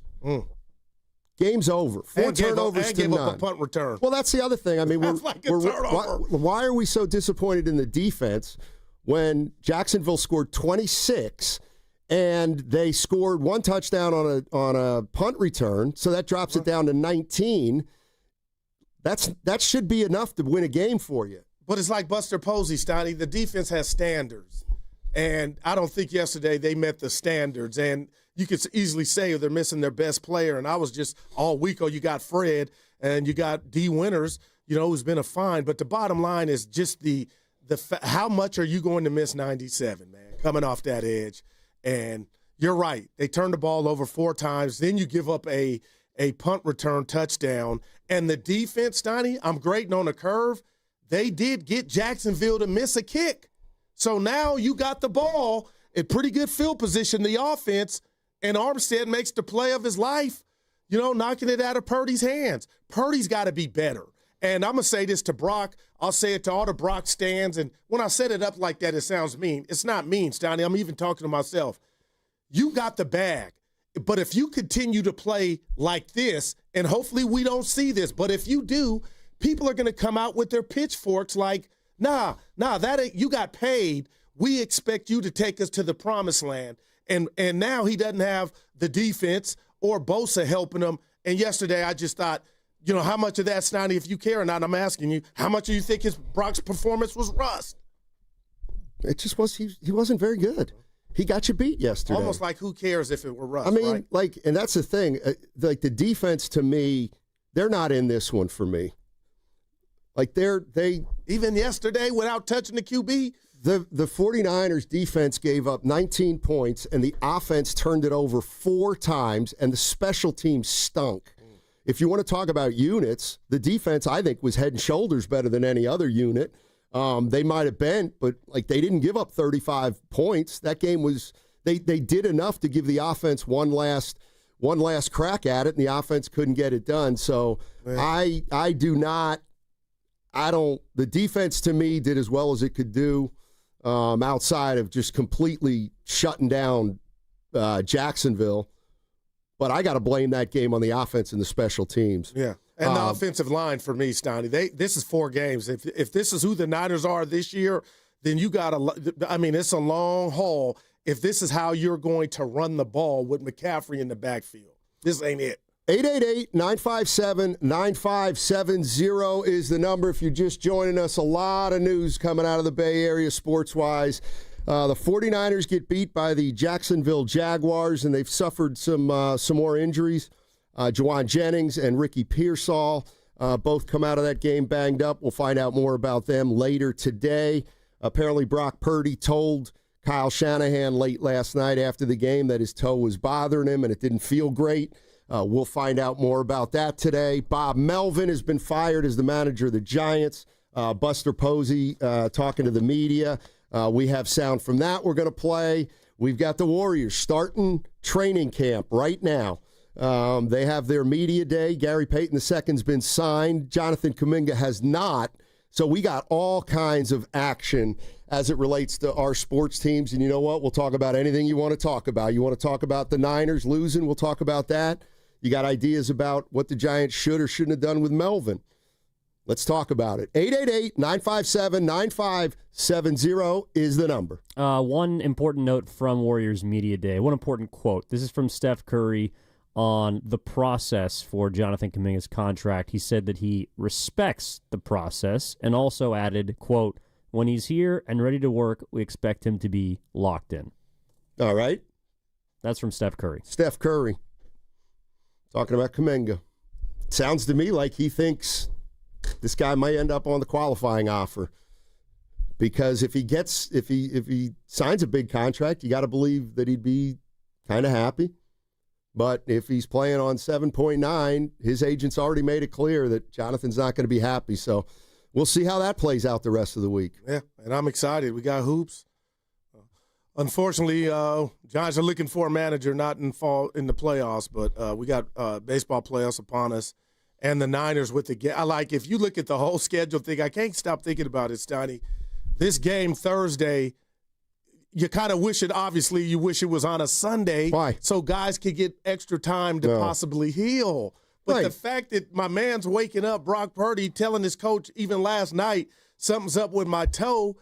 To me, Steiny, that's you can't play, especially if you were awful yesterday, and some fans are just wondering, we'll never know, how much was it because of the toe. But those balls, he looked like, and I'm not throwing shade at the kid. Well, yes, you are. No, I'm just telling him. Of course, it's okay. Say he played like Garoppolo. No, I said that earlier. That's no shade. Yeah. Just say, he was terrible. But it needs to be what I'm preaching is it needs to be a one-off. Well, has it been a one-off since Christmas of 2 years ago? Since that Baltimore game? Well, we all decided last year was regression. I said it. Yeah. But we said that before. We didn't blame him for the 6-11. I don't know if I'm ready to say Purdy has regressed. I feel like this is the natural adjustment that quarterbacks have to go through after they establish some success and other teams get the book on them, and then they try to take away what Purdy does well, and then he's got to make an adjustment, and then they make another adjustment. And there's no Kittle. I'm not ready to say he's regressing. I'm ready to say that maybe this is what a quarterback looks like when they don't have the weapons around him that they normally have. Well, he's had for most of his career up until last year. No, I'm hearing you. But Steiny, they played 4 games. He's played 2. So I'm throwing in the availability. The best ability is availability, and he's played half their games, and now there's a chance that he could miss another one. So all that is that's what prism I'm looking at too is, is this just a one-off with the health, or could this be an ongoing thing that lingers and hopefully not, every other week it's up in the air if he's going to be behind it. What if I just said, look, they signed a small quarterback. He's a smallish quarterback. But Russell Wilson was small. That's great, and he's an outlier. Maybe Purdy's going to get hurt. Maybe they signed a quarterback that's really, that's going to have trouble because of his size and because of his, some quarterbacks get hurt more than others. I mean, I'm not ready to say that yet, but I don't. See, if I even thought that, I would hold on to some Benjamins. If I thought the guy's stature was going to be you almost have to just put it in the equation that he's going to get hurt because he's small. Well, I mean, honestly, that to me is a factor. I mean, I'm not saying the 49ers made a mistake, but you've got to put every piece of evidence into your decision making. And he had gotten hurt in the NFC Championship game. He missed one game last year, maybe two tops. So I wouldn't say he's injury prone. And now this is a toe, so it ain't, somebody fell on you and you were small and you got hurt. 888-957-9570 is the number. 49ers get beat. Giants fire Bob Melvin. Warriors start media day without Jonathan Kaminga, but they do have Gary Payton II now in tow. They've announced that they've signed Gary Payton II, another guy who, I don't know, the next 3 or 4 months, we'll probably take some minutes from Jonathan Kaminga at some point during the regular season. Nothing from Melton, huh? Nothing about Melton? No, not yet. No Melton news and no Al Horford news. 888-957-9570 is the number. 49er fans, was that more than just a loss yesterday? Did you see things that make you concerned about the upcoming several weeks? 888-957-9570 is the number. What's coming up on the game is brought to you by Fremont Bank. Here for you, here for good. Comcast Business can help turn your small business into a connected, secure, modern business. It's how restaurants become reliably up and running neighborhood favorites. How healthcare offices become the data-protecting caregivers that we all depend on. And how wealth management firms become cyber-securing guardians of your information. With reliable connectivity, enhanced cybersecurity, and Wi-Fi backup, your business can stay connected and get threat-ready with Comcast Business. Powering possibilities. Now through November 16th, new Comcast Business customers can get started with 150 megabit internet plus security for $59.99 a month for 12 months with a 2-year agreement. Plus, ask how to get a $500 prepaid card on a qualifying gig package. Call today. Restrictions apply. Requires enrollment in paperless billing and auto pay with bank account. Early termination fee applies. Equipment, taxes, and fees extra. The following is an attorney advertisement. If you get sidelined by a workplace injury, the workers' compensation attorneys at Boxer & Gerson can help you get back in the game. Our team of skilled attorneys will fight by your side for the treatment and compensation you deserve. We care about justice for injured workers. That's what makes us Northern California's premier workers' comp law firm. Call Boxer & Gerson at 510-835-8870 or visit boxerlaw.com for a free consultation. Boxer & Gerson, your life is worth the fight. Attention, have you racked up $10,000 or more in credit card debt? Are you barely getting by making minimum payments? With credit card debt reaching all-time highs, National Debt Relief is notifying consumers about significant debt relief options currently being made available to help those with overwhelming credit card debt. These options may reduce a large portion of credit card debt for those who qualify. You don't need to declare bankruptcy or take out a consolidation loan, and you may only have to pay back a fraction of what you owe, even if you have bad credit. National Debt Relief has already reduced the credit card debt for more than 550,000 consumers, so don't wait. If you owe $10,000, $20,000, or even $100,000 in credit card debt, you can now take advantage of this financial debt relief as the cost of living continues to skyrocket. To check what debt reduction you may qualify for, call 800-894-7722. That's 800-894-7722. Again, 800-894-7722. Is your house more trouble than it's worth? Dealing with endless repairs or difficult tenants? Inherited a house and unsure what to do next? At John Buys Bay Area Houses, we make selling your house simple. Sell as is without any fees, commissions, or hassles. Start fresh. Don't let your house hold you back. Call 510-800-JOHN or search online for John Buys Bay Area Houses to get a fair cash offer today. Start fresh with John Buys Bay Area Houses. On Saturday, October 4th, Pier 39 is throwing a party right on the waterfront. Now our iconic views and bay breezes come with drinks to go. Grab a cocktail, mocktail, beer, or wine from one of our restaurants and take it with you as you explore the pier. Plus, live music, party games, sea lions, fun for the whole family. What more could you ask for? Enjoy dancing, street performers, special deals, and that one-of-a-kind Pier 39 flavor. We're bringing the atmosphere, you bring the crew. Pier 39, Pier for the fun. Learn more at pier39.com/entertainment zone. This is McGruff the Crime Dog, and I need you to help me take a bite out of crime.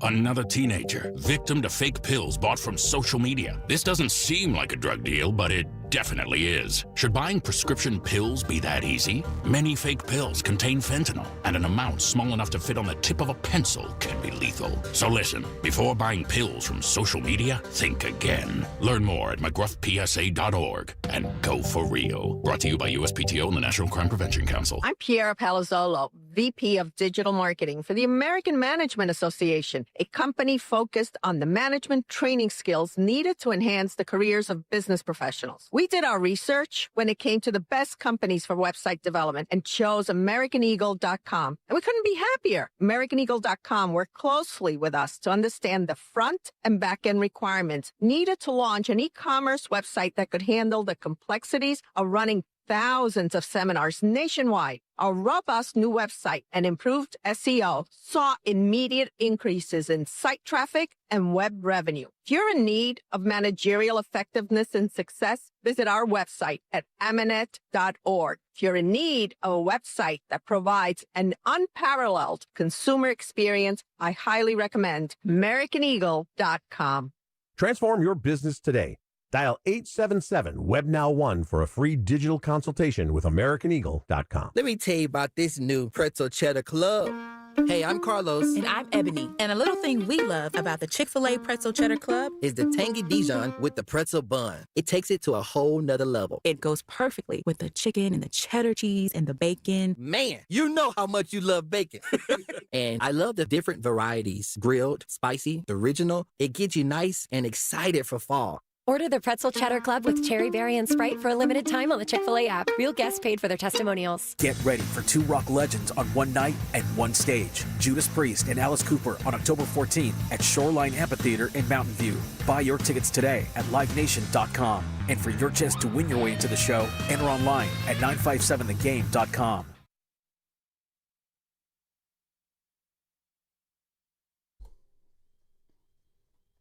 Ooh, this is the ghost of Trey Lance. It's the Guru, Steiny Guru, Steiny Guru, Steiny Show. Let's go. All right, 49ers lose. Bob Melvin's been fired, and the Warriors start training camp today with Media Day at Chase Center. A lot going on. Gary Payton II's been signed. Jonathan Kaminga hasn't. Buster Posey has talked to the media. We got a lot of that sound we're going to play.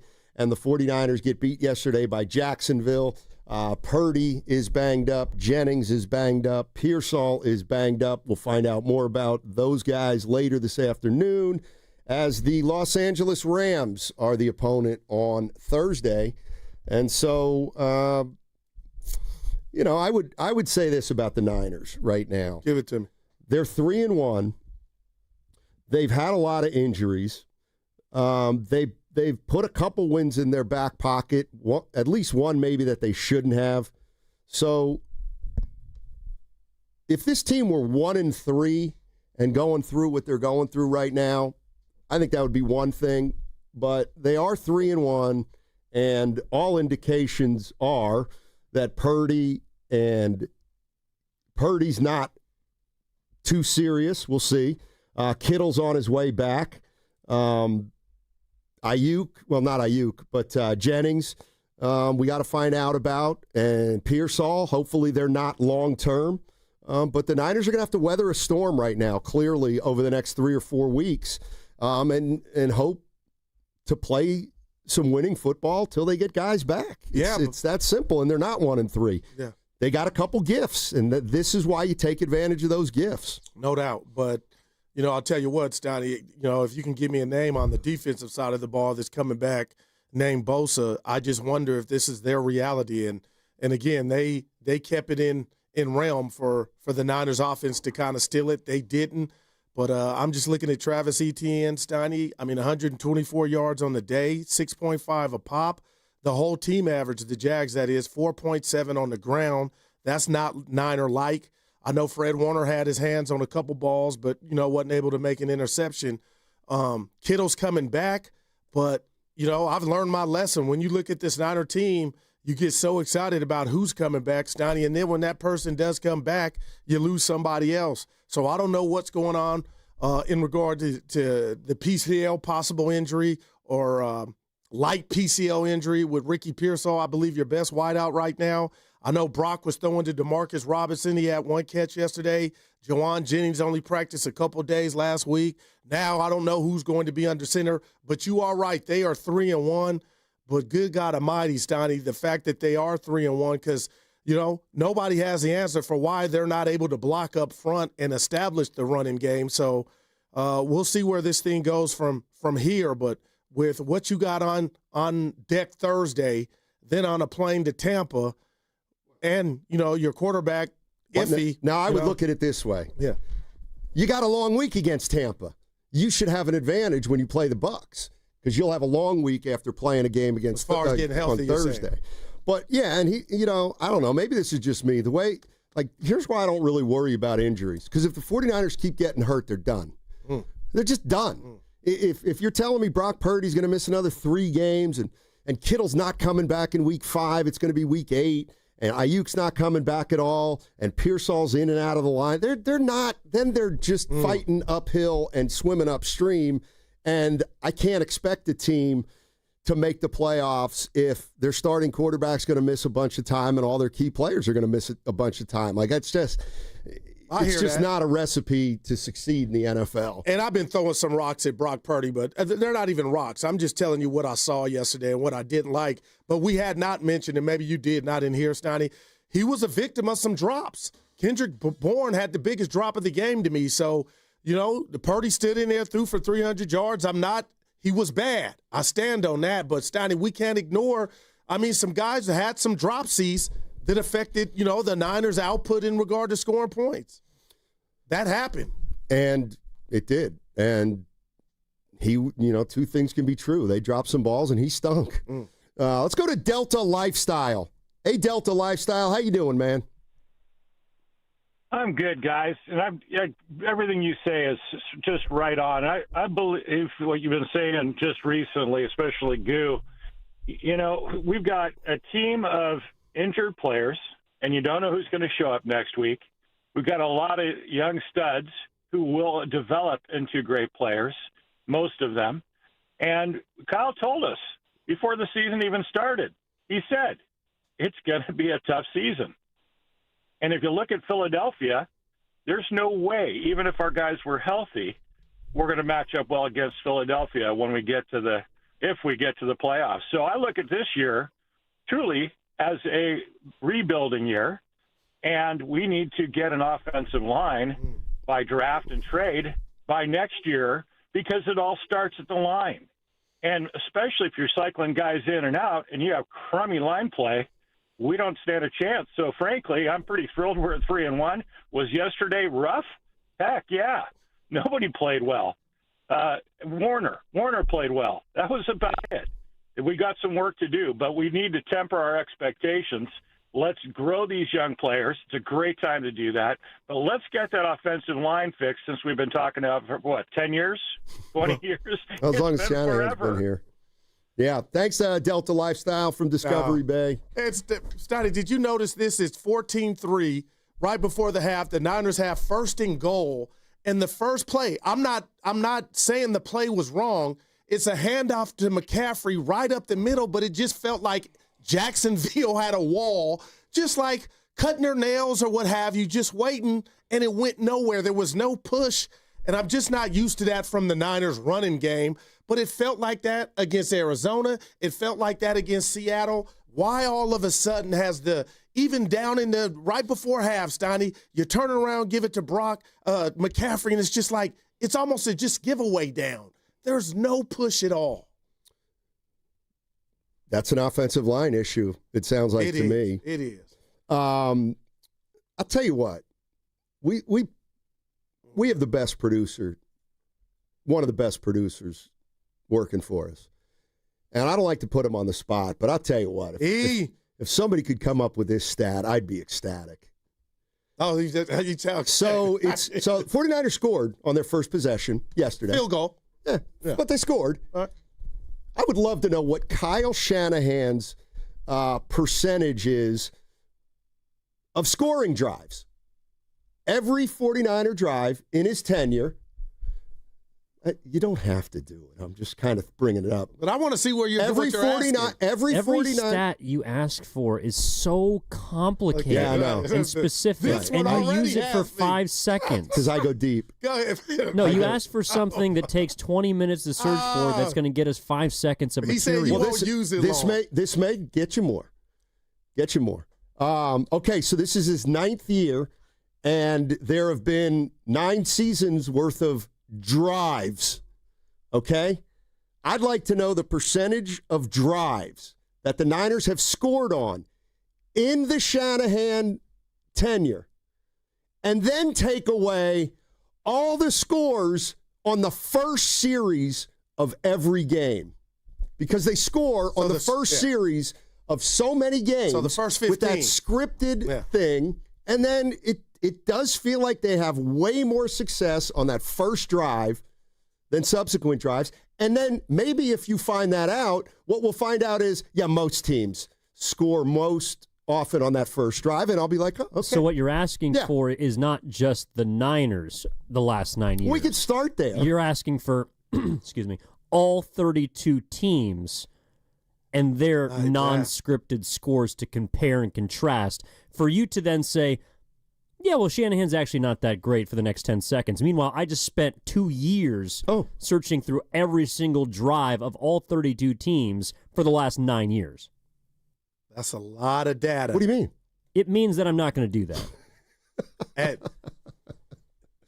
No, I'm just saying. You'd be here to 6. What if we find out that the 49ers in Kyle Shanahan's tenure have scored on 35% of their possessions? About 1 out of 3. Yeah. I would say it's higher. Okay, but let's just say that. Yeah.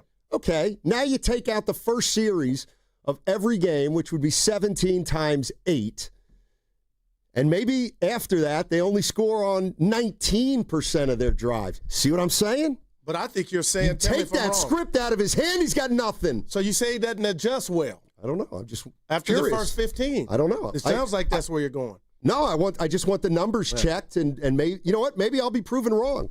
Maybe somebody will be like, Steiny, actually Shanahan scripted plays, they score less on those first series than 72% of the teams. That way I could say, I guess that's not it. So I'm just throwing it out there. I don't know.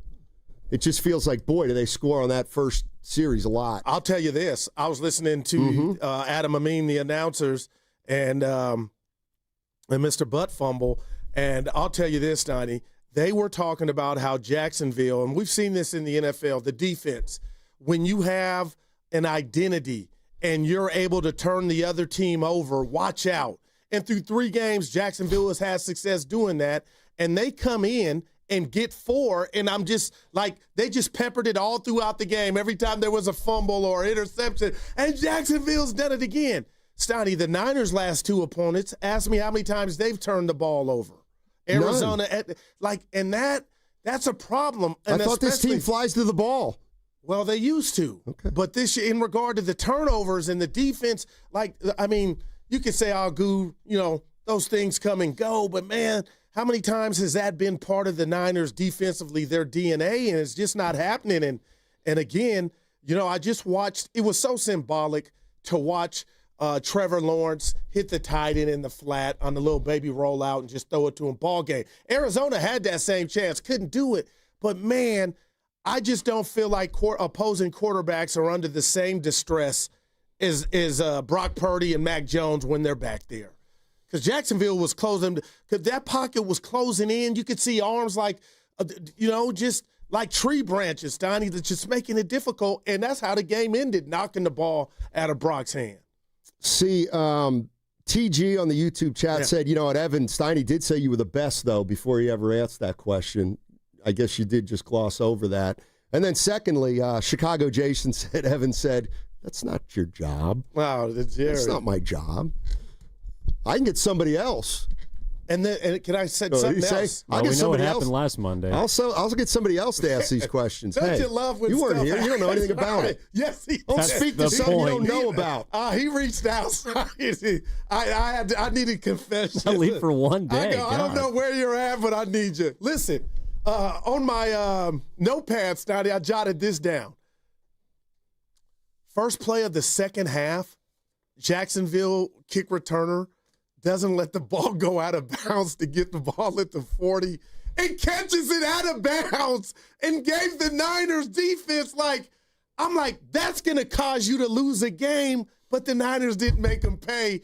But, dude, sometimes I think, what are you guys? Do you study it all? The ball was going out of bounds. Let it go. But, dude catches it out of bounds. But Trevor Lawrence. That was. It almost cost him the game. And then he tries to go, no, I did get down in time. No, he didn't. Oh, boy. Not even close. In the 2-point conversion, he's yelling at one of his receivers as if they did something wrong. I'm like, dude, you threw a horrible pass. They tried to give it away. How about that? And the kicker missed the kick. I don't understand why they went for 2 at 26-14. And I get it. I'll get 2, so then it's 28-14. But I'm like, take every point you can get. You make it 27-13, 27-14. And then the Niners score to make it 20. That field goal could have sealed the game if they would have gotten a 1-point conversion. He missed it anyway, so it didn't matter. But that is the way I look at it. It's like okay, so it's 20 9 points, not 8. It's like 26-14. Okay, you want to get it to 28-14, but it's like they're going to need 2 touchdowns. So, and even if they get 2 touchdowns, if you get 1 point here, I hear you. Then you can still win the game with 1 field goal and they get 2 touchdowns. Right. So I didn't like that one personally, but as bad as that was, I was ready, and this is just how I watch games. I won't apologize. When that kick sailed wide right, Steiny, I go, you got to be kidding me. They're going to pull another one out at home. And they didn't. And now you got Ricky Pearsall, his available. And I know but we got a game Thursday, Steiny, but when does this end for this team? When does what end? These injuries, because what you said was real, and you got me thinking, start dealing with it. Seriously. You ready? You ready for this? But there's a price It's to not pay. a crybaby Monday. No. It's a suck-it-up loss Monday. No, I'm not crying. We are hurt. But now you're starting to pay the piper for that. Win 2 games in the next 3 weeks or win 1 or 2 games in the next 4 weeks when these guys aren't going to be 100%. There's nothing else to do. You get hurt all the time, so you got to win when you're hurt. And, yes, the next 3 weeks are probably going to be tough if Pearsall doesn't play, if Jennings doesn't play. Or even Brock. Or is that maybe, I don't know. Let's go to Ryan in Irvine. Hey, Ryan. How you doing? Hey, guys. Hey, thanks for the call. And I love listening to you guys, really. I love your perspective on these games. And, the loss sucks, but I do like hearing your guys' takes on, what we saw yesterday. You just had a caller that called in, and he mentioned how Kyle Shanahan kind of tempered expectations for Niner fans. He did. He said, hey, we're going to go through some growing pains. But he was mostly referring to the fact that we have so many young, rookies on our team. We have a lot of moving parts. We weren't able to sign veterans. We lost a lot of players. So he was kind of tempering expectations. That is true. But what he didn't mention is anything about the offensive line not being good. And if he thinks that this offensive line is good, which you hear him talk about this line, you hear Chris Forrester talk about this line, you'd think that they're like elite, top 5.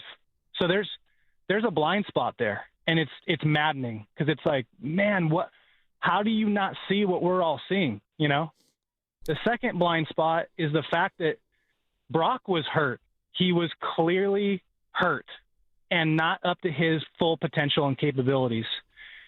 I listened to a lot of the reports coming out of the training this week, and pretty much everybody, whoever you listen to, because they all kind of have differing reports, they all have a little bit of their biases. Every one of them said Brock doesn't look healthy. He's sailing balls; they're all high. He does not look ready to go. So you're telling me Kyle didn't see this throughout the week?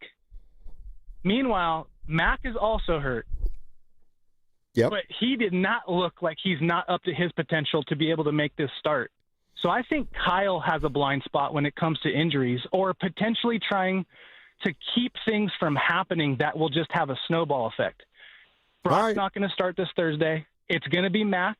That's another scheduled loss because the Rams are going to destroy us on Thursday. But if you would have just sat Brock out, because you can, Kyle, you're the head coach.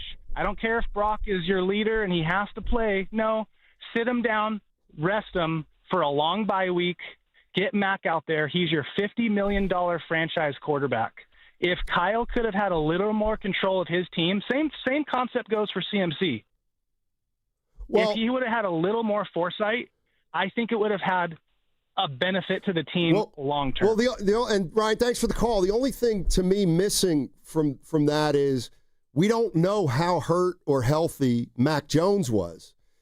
What if Mac Jones were hurt worse than Purdy, which I now have to assume he was. Man. But I don't know that for sure. So I think he went with Purdy because he thought Purdy was good enough to go. And that's all the report. Not to cut you off, Steiny. I thought, from my vantage point, all I heard last week, he's rolling out in practice. Purdy. I never heard that the balls were sailing high and he didn't look like he was ready. I hadn't got that. Evan showed me one of Purdy's runs yesterday. It was an 11-yarder where he kind of scrambled up the middle. Yeah. And then he was between two defenders, and he didn't dive. And he showed me the play from, like, the back. And maybe I'm looking at it and wanting to find something. He didn't really have his burst. I do feel like he was maybe just a hair tentative. And maybe it was the foot, maybe it was the defense. But when you're throwing high in medicine balls, Donnie, do you need a burst? Or are you saying he couldn't plant and throw? Because that's what I'm saying. I don't think he ran. I don't think he was very mobile. On that 2-point conversion he got out of there, and the one Jennings got hurt on and popped, but they converted it. He was shifty. Listen, do you think he was as mobile as he's always been? No. And now I'm wondering, did he go because Mac wasn't available and they didn't want Martinez in there? Well, this is one of his worst games. Then you made a mistake. Then you made a mistake because then you played Purdy. He wasn't ready. Now he's going to miss Thursday's game, and you lost that game anyway. To me, there's no – if you're going to play – I look at it as though if Purdy played, he was well enough to play, and now he got banged up again. We got to deal with it. But the way we talk about injuries all the time, leading up to the game – with, I'd be this careful, that careful, I wouldn't do this, I wouldn't do that. The reality is that if you are somebody, a fan that's worried about Purdy or that was worried about Purdy, I'd be a little pissed today. I think you'd have that right to say, if I'm a 49er fan and I say, geez, the guy wasn't healthy, that was obvious. But how many would that be unfair? Yeah. Fred Warner played on a broken ankle. But we're talking about a quarterback here. Yeah. We're talking about your franchise quarterback. I'm just saying, if there's a 49er fan out there that's upset because Purdy got more banged up in that game and you wanted to hold him out for precaution, then, yes, be upset about playing him because you didn't get anything out of it. Yeah, but not him, but the management, like the coaching staff. Right, Shanahan. What? If ever there would be a day to hit Shanahan, it would be today. But you don't goodness know gracious. You know. Well, that's my point. On Thursday and Friday, everybody thinks they know, and they say, well, we can't, don't play Brock Purdy. Yeah. Okay, well, he played Brock Purdy, and guess what? It looks like he shouldn't have. Isn't that now you're obvious? Saying his availability but isn't for that this obvious? One is in doubt. And I'm not saying it was or it wasn't, but I thought it was obvious he wasn't 100% or he wasn't his best self. Was it the injury? How could it not be partly But to keep injury? It real, Steiny, this may be his new reality. He may never have that then again. I hate to say it, then you're not going anywhere. No. If Brock Purdy's not mobile, you're not going anywhere. Like, I hear you, but there's really nobody. And you know what? He'll probably be. Yeah, he'll be. What if I told you he's going to be less mobile now Thursday than he was yesterday? I wouldn't be shocked. Okay, well then that's going to get you beat. Those are the kind of decisions that end up hurting you. Because maybe you go into that game with Mac Jones if he was good enough, or hell, even Aaron Martinez, you lose, but Purdy doesn't wake up today with a foot on fire or a toe on fire, and then maybe he's really ready to go Thursday. Like, yeah, I got you. Trust me, I'm not here to. This isn't what I do a lot, but I mean, you played Purdy and he got re-injured. That's the bottom line. And on Thursday and Friday, all we talked about was who should play, what percentage should we get a guy out there, what's he got, is he 100%, is he 80%? Well, you decided to play Brock Purdy, and he got hurt again. And now we got to figure out if he can even play on Thursday. But no, like that's something that I think would be fair to criticize Shanahan on today, that piece of bad luck or bad fortune or that injury. 888-957-9570 is the number. If you're just joining us, big sports day in the Bay. Try to keep track. We've got Bob Melvin. He's been fired as the manager of the San Francisco Giants. We have the Warriors starting training camp today. It's media day, and Gary Payton II is signed. Jonathan Kaminga, still no resolution there, so that's going to go on probably another day or two. We'll see. And then the San Francisco 49ers, they get beat yesterday 26-21, and they come out of that game with some more injuries and some more uncertainty about Brock Purdy, some more uncertainty about Ricky Pearsall and Jawan Jennings. But the worst part probably for them is that there is a game Thursday, so they got to turn this around in a hurry. 888-957-9570 is the number. I see Damon. I see Tony. I see Bob. We will get to you all on the other side. 888-957-9570 is the number. That segment was brought to you by Safeway. Head to Safeway this week for this amazing deal and more for members. Pepsi, 7-Up, Polar Seltzer, or Pure Leaf Tea, various sizes and varieties. Buy 2, get 2 free. When you buy 4 with digital coupon plus CRV, limit 2 free items. Visit Safeway.com for more details. See you in the aisles. What if you had the smartest Wi-Fi? If you did, it'd be Xfinity, of course. And it'd come with their best state-of-the-art equipment. It would boost speeds to the devices that needed them most, prioritizing your most important connections, whether you were streaming, gaming, or gaming while pretending to work. And it would let you stream 4. That's right, 4 games on one screen. It would even power your mobile connection so you could bring faster, secure Wi-Fi speeds with you where you use it most. It would be proactive and fix problems before you knew you had them. Impressive, right? And it would have security features that protect you from threats at home and online. Kind of like a force field for your life. If you had the smartest Wi-Fi, well, everything would work together seamlessly to keep you connected, no matter what. Xfinity. Imagine that. Restrictions apply. This year, the Valley of Hearts Delight fundraiser shines brighter than ever with our theme, Legacies Under the Lights. Step into History Park, glowing with restored historic neon signs from the History San Jose collection, and enjoy an unforgettable night of dining, live music, and celebration. All proceeds support preserving the stories and landmarks that make our valley unique. Tickets are now on sale at historysanjose.org. Join us for Legacies Under the Lights October 9th and help keep history shining for generations to come. You hear that? That's the sound of your business losing money. Legacy phone systems weren't built for today's teams. Quo, formerly OpenPhone, gives your business a smarter way to stay connected. Quo lets you manage calls, texts, voicemail, and contacts all in one place so that you can deliver a seamless customer experience from ring to... Need to take calls on the go? Quo automatically transcribes, summarizes, and highlights next steps from every call, so you never miss a detail. Need insight into what closes a sale? With Quo's AI call tags, you can instantly spot key topics like objections or pricing questions and use those insights to level up every customer interaction. And yes, you can bring your existing number with you for free. Keep your team in sync and your customers happy with Quo.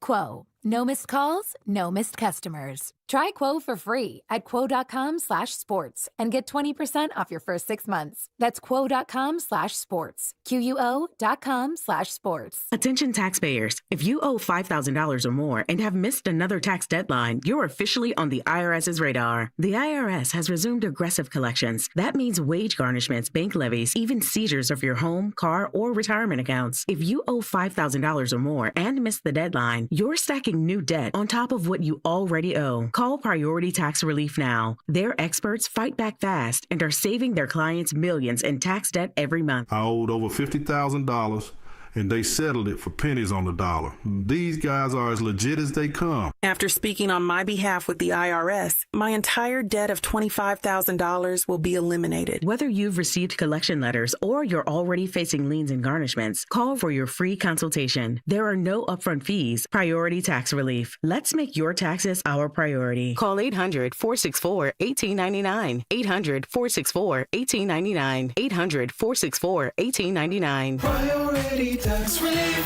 Hey, it's Mark Willard from 95.7 The Game. Look, when life hits you hard, and it happens, could be an accident, an injury, you need to hit back harder. You need a fierce team that knows the insurance game and refuses to back down. That's why I trust Omar Habas and the entire Habas Law team. For over 40 years, Habas Law has gone head-to-head with insurance companies, winning medical care, financial support, and real justice, and Habas doesn't get paid unless you do. Visit habaslaw.com. Habas Law, they'll fight to make it right. This is the story of the one. As a custodial supervisor at a high school, he knows that during cold and flu season, germs spread fast. It's why he partners with Grainger to stay fully stocked on the products and supplies he needs, from tissues to disinfectants to floor scrubbers. All so that he can help students, staff, and teachers stay healthy and focused. Call 1-800-GRAINGER, click Grainger.com, or just stop by. Grainger, for the ones who get it done. As a mom, comforting my family is what I do best. Vicks Vapor Stick provides soothing, non-medicated Vicks Vapors in an easy-to-apply stick, and it dries fast, so there's no mess. I use it to comfort myself and my family. Thanks, Mom. Vicks Vapo Stick, soothing comfort for the whole family. And try Vicks Vapo Shower Max for steamy Vicks Vapors when you need more comfort for yourself. Use as directed. In San Jose today, early clouds will break for sun with a high of 72 degrees. Weather brought to you by Robert Half. Our recruiters' expertise and award-winning AI will find you the skilled candidates you want. At Robert Half, we know talent. Visit roberthalf.com/talent today. Join 95.7 The Game at Pier 39 for a special live broadcast from 12 p.m. to 4 p.m. on Saturday, October 4th. Meet Zaza Pachulia, Festus Ezeli, Kalina Azabuki, Tim Roy, and Bonte Hill. Plus, enter to win Warriors tickets. For more info, visit 957thegame.com.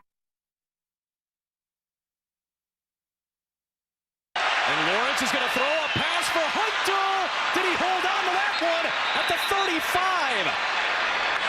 What an effort by the rookie out of Colorado. The two-way Heisman star hauls it in for 28.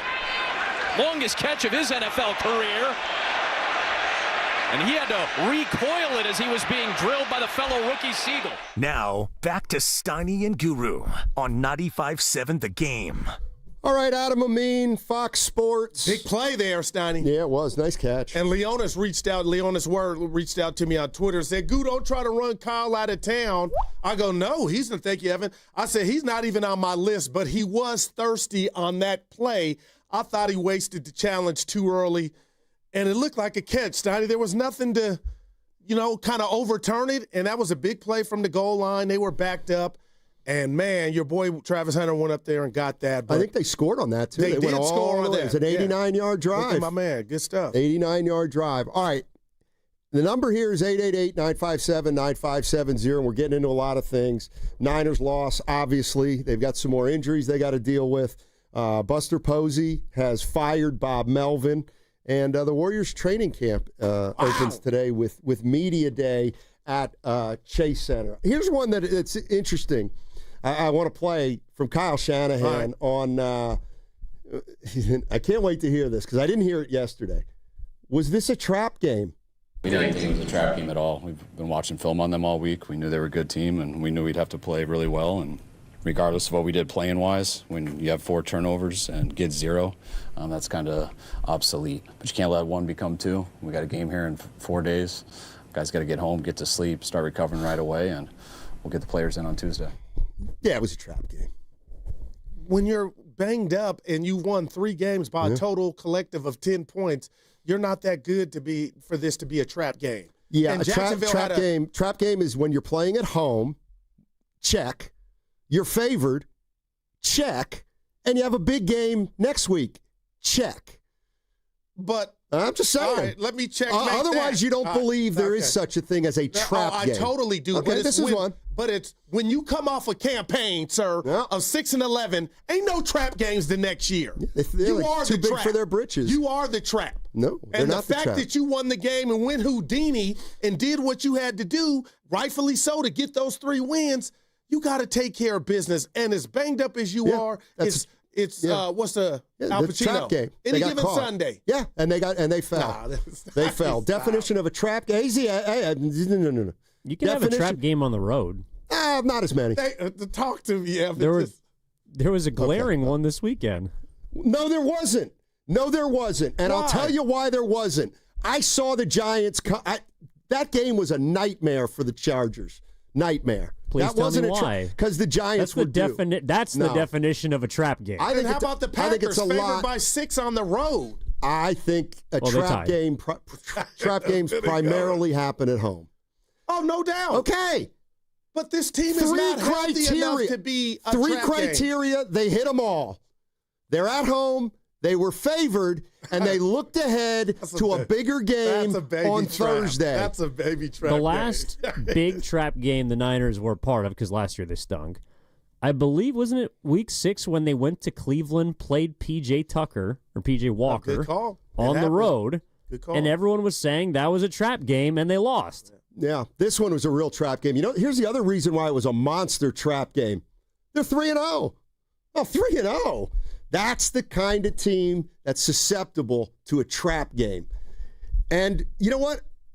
I would embrace it because it's an area we got to get better. It's over and done with now. Exactly. Now you might be 3-2. You might be 3-3. But have you seen the schedule? They're going to have 6 more trap games this year. Mm-hmm. Do you know offhand? Because Mark Sanchez was cooking Brock Purdy. You know, I like my announcers. He was saying some little stoddy like, I don't know what he saw there, but he was keeping it real. That Brock Purdy cannot kick that has to be one and done. Calipari's Donnie. He was bad. It arguably was his worst game as a pro. Right, and I'm just wondering if 49ers are sensing a trend since Christmas of 2023. Well, obviously not. They gave him the contract. That doesn't matter. It does. As far as but no, I'm talking. The contract's done. That's done. He signed. They could have used and he's that. 29. He's got 29. They could have used those records in that book to determine. Right. So maybe they made a mistake. The 49ers may have made a mistake. We're a long way from that. But if he continue to play like that and is not available, then it's fair game, man. I'm just telling you. I want to see him play Thursday for the bounce back. But if he doesn't, I'm like, how are you going to just get sick? So if he doesn't play Thursday, do you feel any differently about Kyle Shanahan's decision to play Purdy yesterday? I don't, Steiny. Okay. I don't. We're talking about grown men here, I got to tell you, though. We're talking about grown men. That feels like quite a change of opinion. Like, tell me how. No, because seriously. everybody was like, you got to be careful with Brock. You got to be careful with Brock. They kept saying all week, even Friday, he looks good at practice. He looks good practice? Well, they don't hit in practice. I understand, but Steiny, what else do you go on? It's just so funny the way that Brock made a decision. No, he didn't. He said he was good to go. Okay, well, then that's even worse. Because then the team let him go when he wasn't. I guess I'm using the Dibs line. Where do you draw the line? If the guy tells me he's good enough to go, you can't read a computer to see where he's at. I can go, coach. All right, let's go. Okay, and he's got hurt. He got hurt. Well, so you made the wrong decision.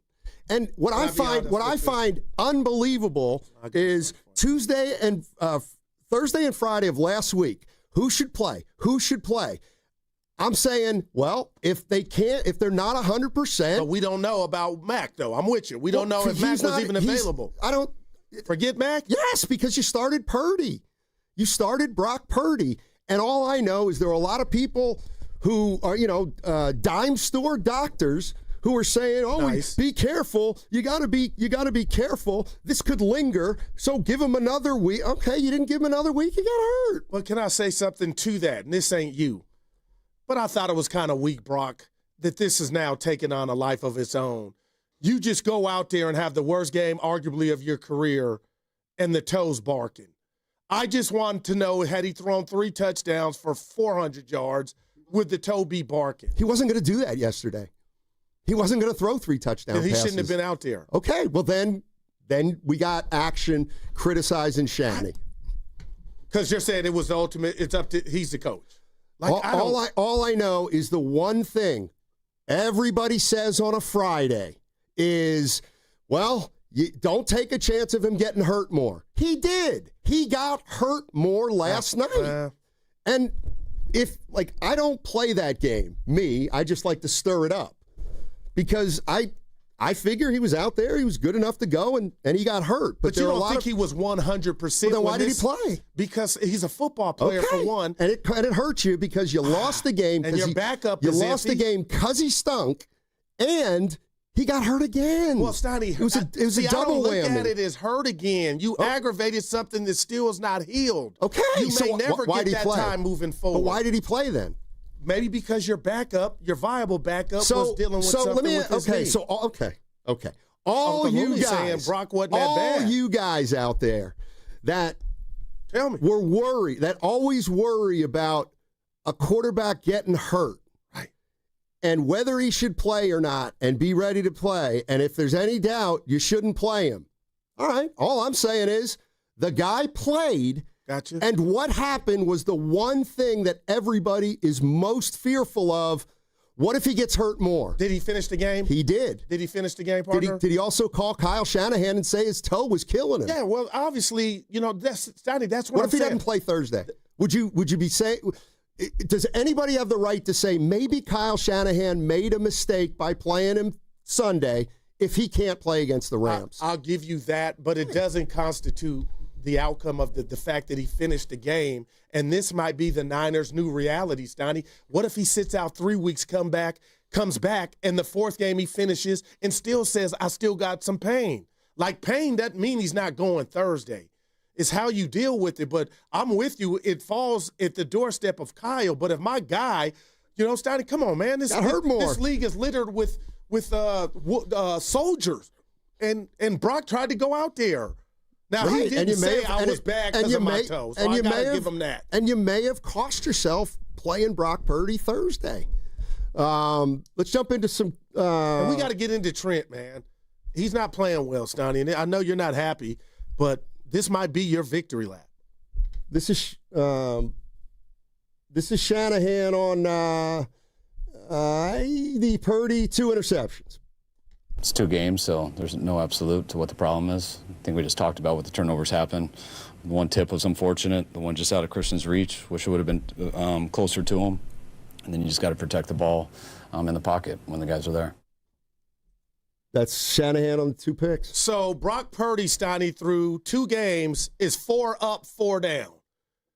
Teams having problems in the red zone. I'm not saying this is all on Brock, but 4 touchdowns to 4 interceptions. Like, that's not good. Now you got possibly a lingering toe situation. That's not good. Well, you just had a game yesterday. You got one Thursday, and we'll see how they handle it. But I'm just saying, if you're back there, and Brock didn't say, I played bad. He was hampered. He was not 100%. Too many 49er fans know what they saw yesterday. And that's fun. Like, If he wasn't a denial in that, though, if about the 4 playing decisions on the interceptions. If he wasn't 100%, which it didn't look like he was, right, it doesn't mean he shouldn't play. If he feels like he can play and the coach thinks he's still good enough, I'm just saying he got hurt again then. He got hurt again Sunday. He aggravated it. Let's go to Bob in San Francisco. Hey, Bob, what's going on?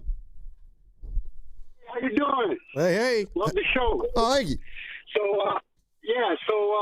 I just, everybody has already kind of said everything I was getting ready to say, including you guys. But you're right. I have to agree because I called in last week and you basically say, what was the percentage of putting Brock out there if he's not 100%? Well, now we got our answer. That's kind of messed up. If there's any one criticism on Shanahan, he's very stubborn. He knows he has no line to run in the red zone, and we've been seeing this for like 2 years now. So how come he's not running more bootlegs or running counters in the red zone instead of just running, McCaffrey right up the middle, and then he doesn't even use his blocker that he got from Washington. So he didn't use Mason either last year. So I don't understand the whole situation there in the red zone. But that's the one critique I think we can put on the coach. Well, yeah. I think the defense is young. We know it's going to be a while. Jacksonville's defense is gelled over the last, 2 years? So, of course, they're hard-hitting and they're playing. That's the way we're going to be, hopefully, next year. But this year, it's a learning process. So losing Bosa really shows. Yeah. And we just got to get through this. So yeah. No, Bob, that's a big deal. I mean, that's all you can do. Yeah. I mean, you got a young defense, and now you lost Bosa. You just got to do the best you can. You're listening to 95.7 The Game, KGMZ FM and HD1 San Francisco, an Odyssey sports station in the home of the Warriors, and Valkyrie's always live on the free Odyssey app, coming to you live from Laughing Monk Studios. Laughing Monk, righteously brewed in San Francisco. And if you're just joining us, big sports day. The 49ers, of course, it's Monday, which means we'll talk Niners. They lose to the Jacksonville Jaguars 26-21. Bob Melvin's been fired as manager of the San Francisco Giants. Buster Posey talking to the media earlier today and explaining that decision. And as far as the Golden State Warriors go, it is media day at Chase Center. Jonathan Kaminga not there.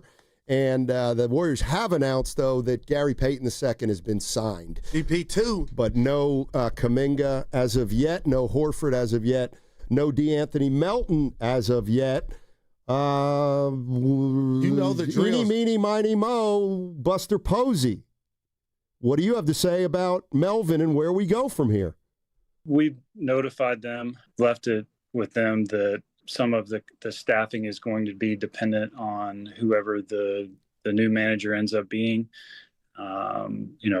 We'll have a say-so in some of that, but also just relay to them that there needs to be an understanding that there's going to be some discretion on the manager's part as far as staffing goes as well. All right, so Posey addressing staffing there. But he was talking to Matt Williams. Well, I think he's talking about everybody, and it's going to be up to the new manager to decide whether they want to keep Burrell, they keep Matt Williams, they keep any of those guys. Matt Williams has been notified that he's no longer with the team. There's been coaches that have been notified that they will not be with the Giants next season. All right, so there you go with Matt Williams. Lastly, this is about Bob Melvin and whether, it was one particular stretch that cost him his – go ahead. One particular stretch that maybe cost Bob his job. No, this is the one that I think everyone wants the answer to, which is about the future manager and whether or not someone like Bruce Bochy could be involved in that search. What kind of manager are you looking for? A young guy to, spark the team, an older guy with a whole bunch of experience? Is Bochy somebody you talk to? His contract is over in Texas. What exactly do you want in a manager?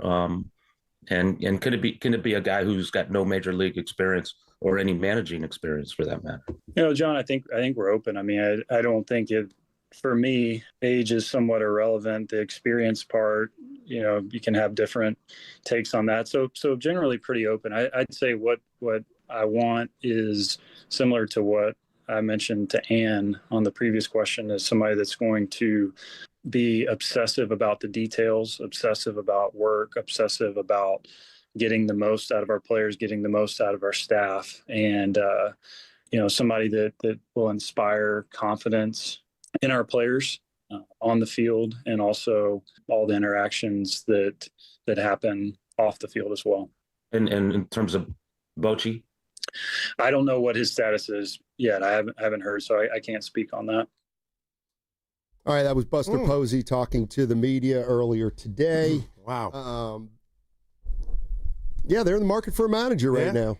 And, again, I know I love John for asking the questions, but, we'll see what plays out in Texas with Bochy. But, man, Steiny, what if what I was yearning for comes to fruition in regard to him coming back to the Bay to replace Melvin? Work for a guy that – I don't think he fits right now with this team. I really don't. I think if you hire Bruce, what's the longest tenure Bruce could have probably back here at his age?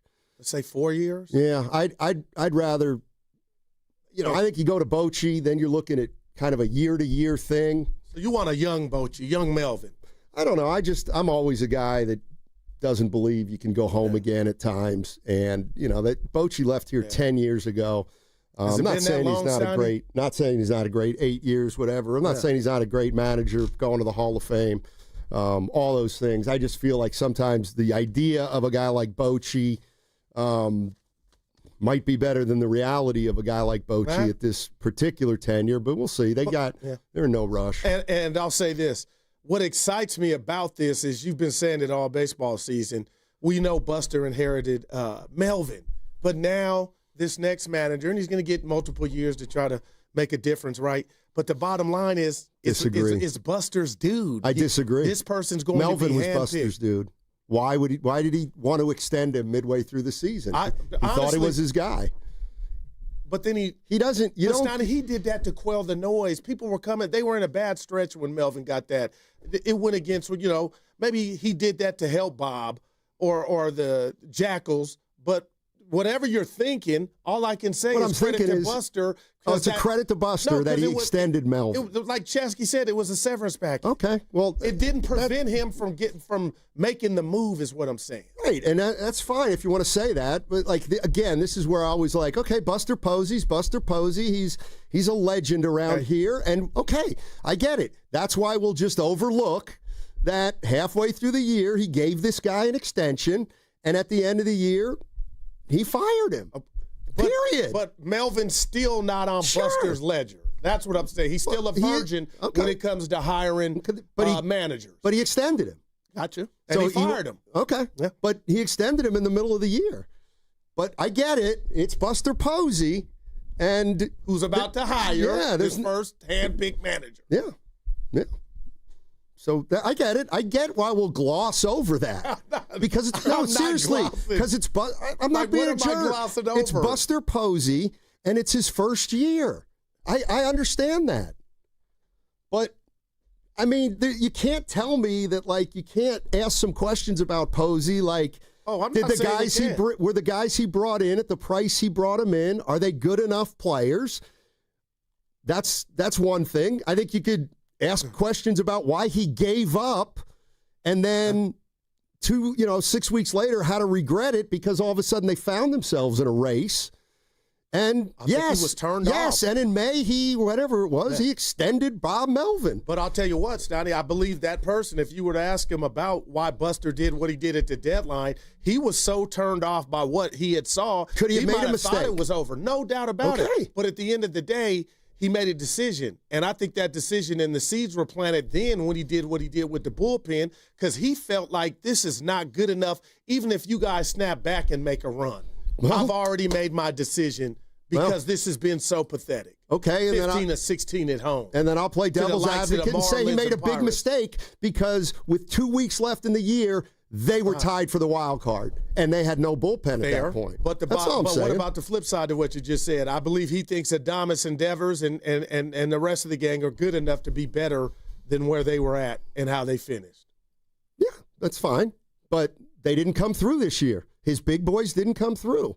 Chapman, Devers, Adames, Verlander, Ray, Webb, they ended up being a 500 team, and maybe Posey misread this team. Maybe he thought they were better than they are, but they're not. We'll find out, I guess, next year. I guess we can just keep going back and forth a little. Let's go to Mark in Piedmont. He wants to jump into the Niners. We can do anything. What's going on, Mark in Piedmont? How you doing? Hey, doing good, guys. Heading up to Reno to do some gambling. Nice. There you go. I'd check you. Yeah. So hopefully I'll come back with more than I take. But I enjoy you guys' show. Here's my take, is that before the season starts, did anybody think the Niners are going to win the Super Bowl, win the AFC Championship? They're not even going to win the division. So this year is all about evaluating Lynch and maybe Shanahan. Did they pick the right players in the draft? Because you only get better with players in the draft. They need offensive linemen, defensive linemen. Bosa's probably now on the tail end of his career. So this year is about losing, getting the best draft picks you can get. It doesn't matter whether Purdy was ready to play or not. You know, he threw for 300 yards. Players play hurt. That's the NFL. I mean, debating whether he should or not, I don't think makes sense. I think the bigger question is they're not winning anything this year. So what's the expectations? Mine is to just see how good these players are. That's all I got, guys. Yeah, I'm going to disagree with you. While, I wouldn't pick the 49ers to win the Super Bowl, or do I think they're a Super Bowl contender? No, but even where they're at, they have a realistic shot to win the division or make the playoffs. And then at that point, even if they're not a Super Bowl contender, they've gotten into the postseason, and who knows, maybe you make noise. To me, it's about the 17-game regular season, and if you can win 10 games and make the playoffs. If you do that, I think it's a successful year, and you can start talking about this team being ascending again. Yeah, and I'll say this. At the Summit, Steiny, I predicted 10. If you would give me an injunction, now that Bosa's hurt and the injuries are just what I deemed, continuing, boy, would I jump in there and try to call that bet off or take my number down. I actually wouldn't, believe it or not. I still think they can win 10 games. And I still think they're on schedule to win 10 games because, yes, they lost to Jacksonville, but they're still 3-1. They're good in the division. I mean, they I don't want to say pull an upset, but they go down to L.A. and somehow beat the Rams. Nobody's going to say they can't win 10 games at that point, right? If they start out 4-1, then they just got to go 6-6 would get it done. 888-957-9570 is the number. You guys can talk about anything you want. You want to talk about Bob Melvin getting fired? We can talk about Bob Melvin getting fired. We'll talk about the Niners getting beat by Jacksonville with the Rams looming on Thursday. That's fair game, too. And if you want to get into the Golden State Warriors, they're having media day today over at Chase Center. No Jonathan Kaminga. He's not there, but Gary Payton II is. He's been signed. And the Warriors start practicing tomorrow at Chase. A lot to talk about. Listener's choice. 888-957-9570 is the number. What's coming up on the game is brought to you by Fremont Bank. Here for you, here for good.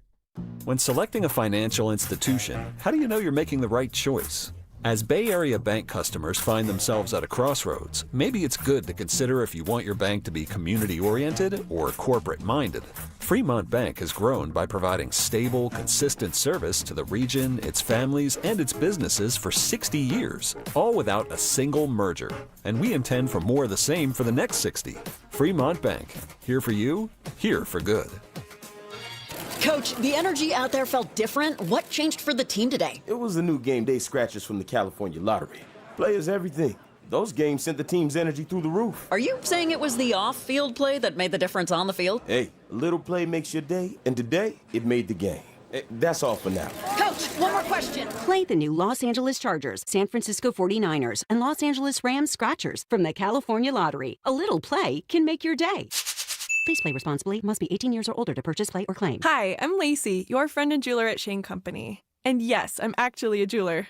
I bring dream engagement rings to life every day in our jeweler's workshop. When I hand set your diamond into your ring, I think about creating a piece you'll wear for a lifetime. I pay attention to the smallest details and treat every ring with the same care and craftsmanship, no matter the size or price. Come check us out at your nearby store. Our engagement rings are made with love from our hands to yours, because a friend knows your love deserves the highest quality. Shane Company, your friend and jeweler. Comcast Business can help turn your small business into a connected, secure, modern business.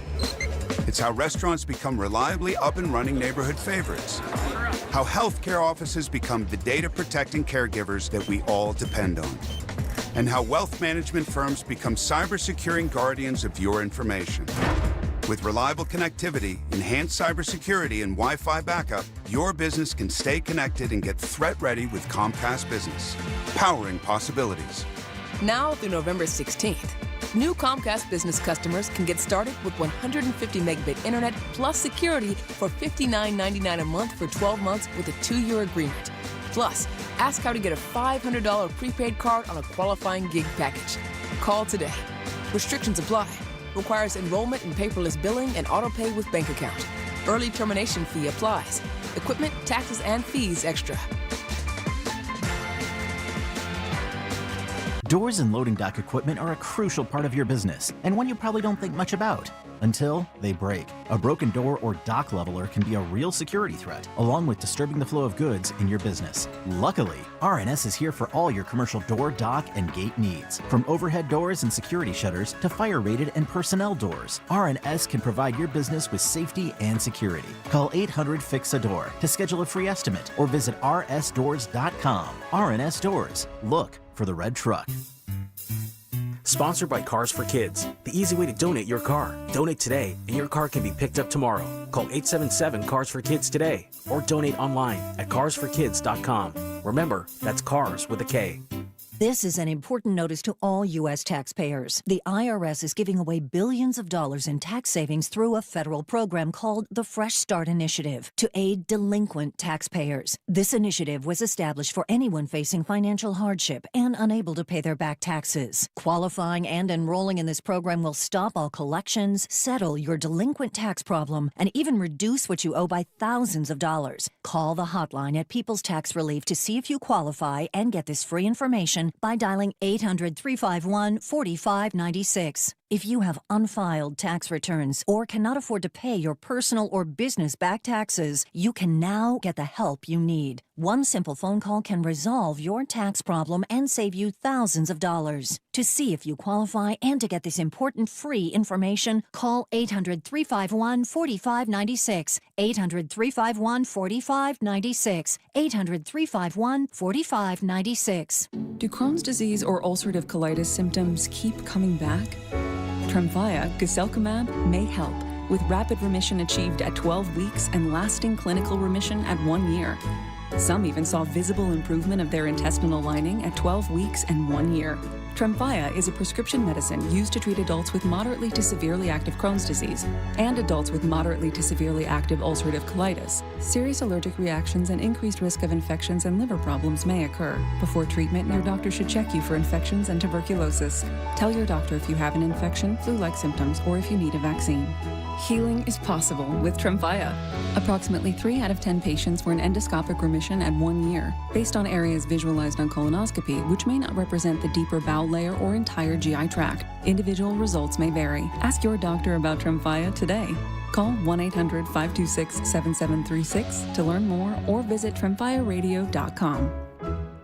Join Lorenzo Neal and Evan Giddings at Laughing Monk Brewing in Sunnyvale every red and gold home game this season for our special live pregame broadcast. Plus, we'll have tailgate games, prizes, great food, and drink specials. For more information, visit 957thegame.com.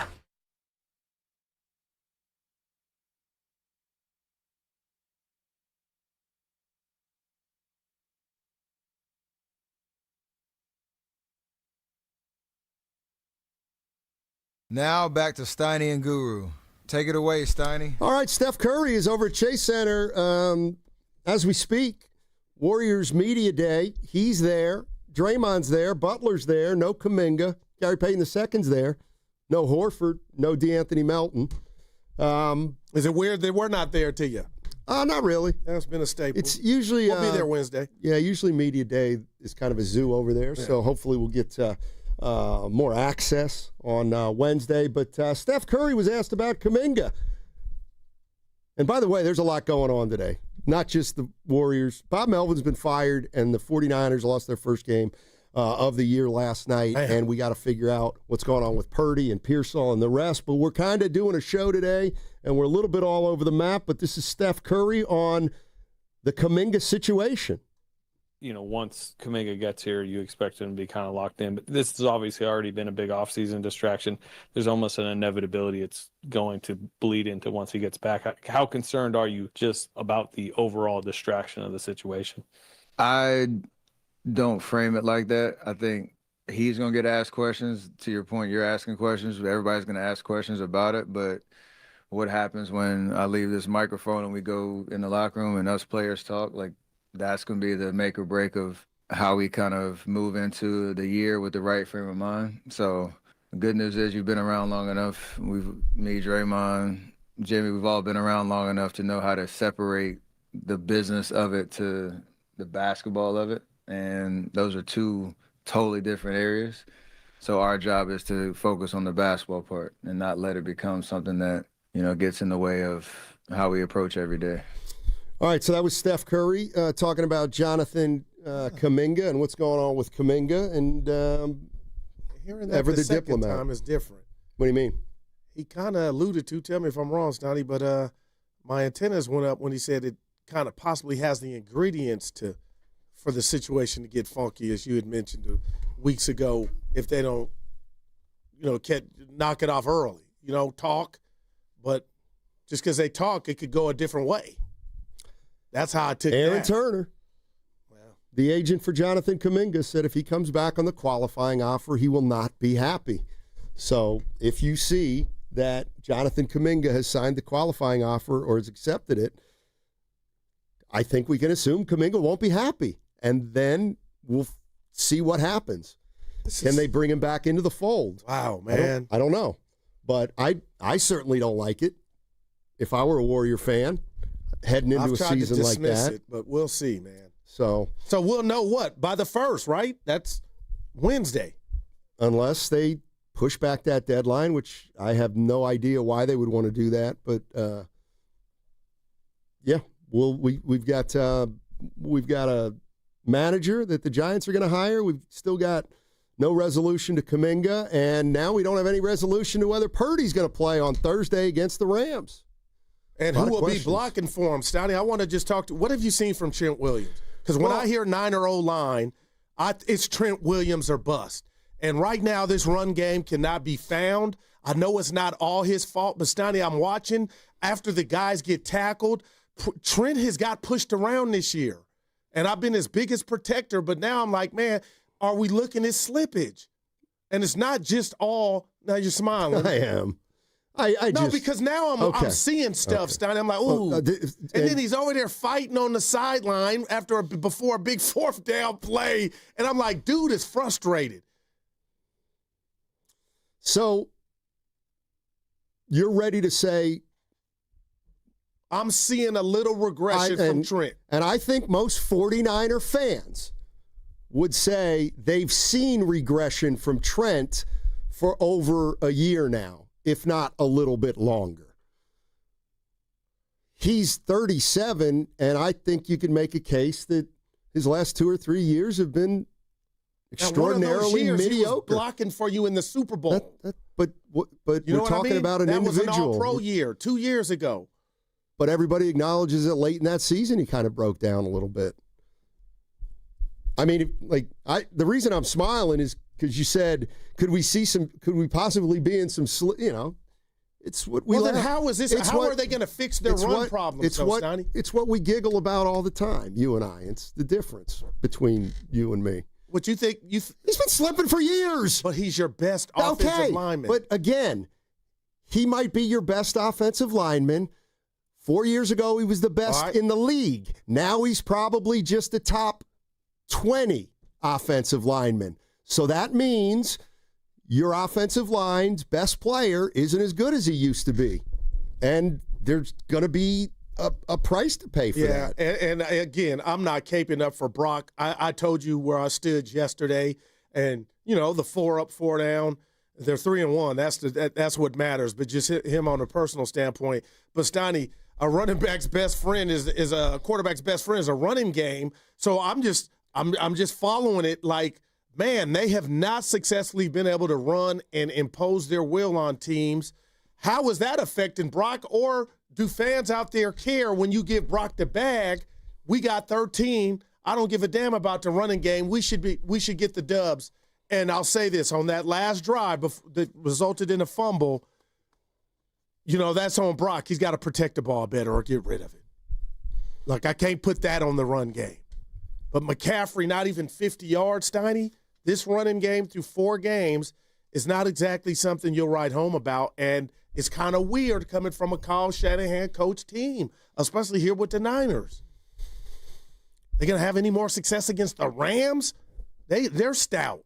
So if Trent Williams is indeed slipping and he's no longer the player he was, to me, there's two things. One is then stop wondering what's going on with the running game and start holding Shanahan and Lynch accountable because they made this guy their fixture at 37 years old, knowing full well that he had talked about retiring, and a guy who did restructure last year, and he's 37. And this is a shame on you. But Steiny, that's thought all. He would play. Well, they were wrong. Like, that's the thing. Well, through 4 games. Dude, they're making a 37-year-old. He is the most important part of their offensive line, and he ain't the player he was. So they are going to pay the price for that, unless he can turn back the clock for a portion of the season. Well, and it needs to start Thursday. They got to run the ball better, duh. But,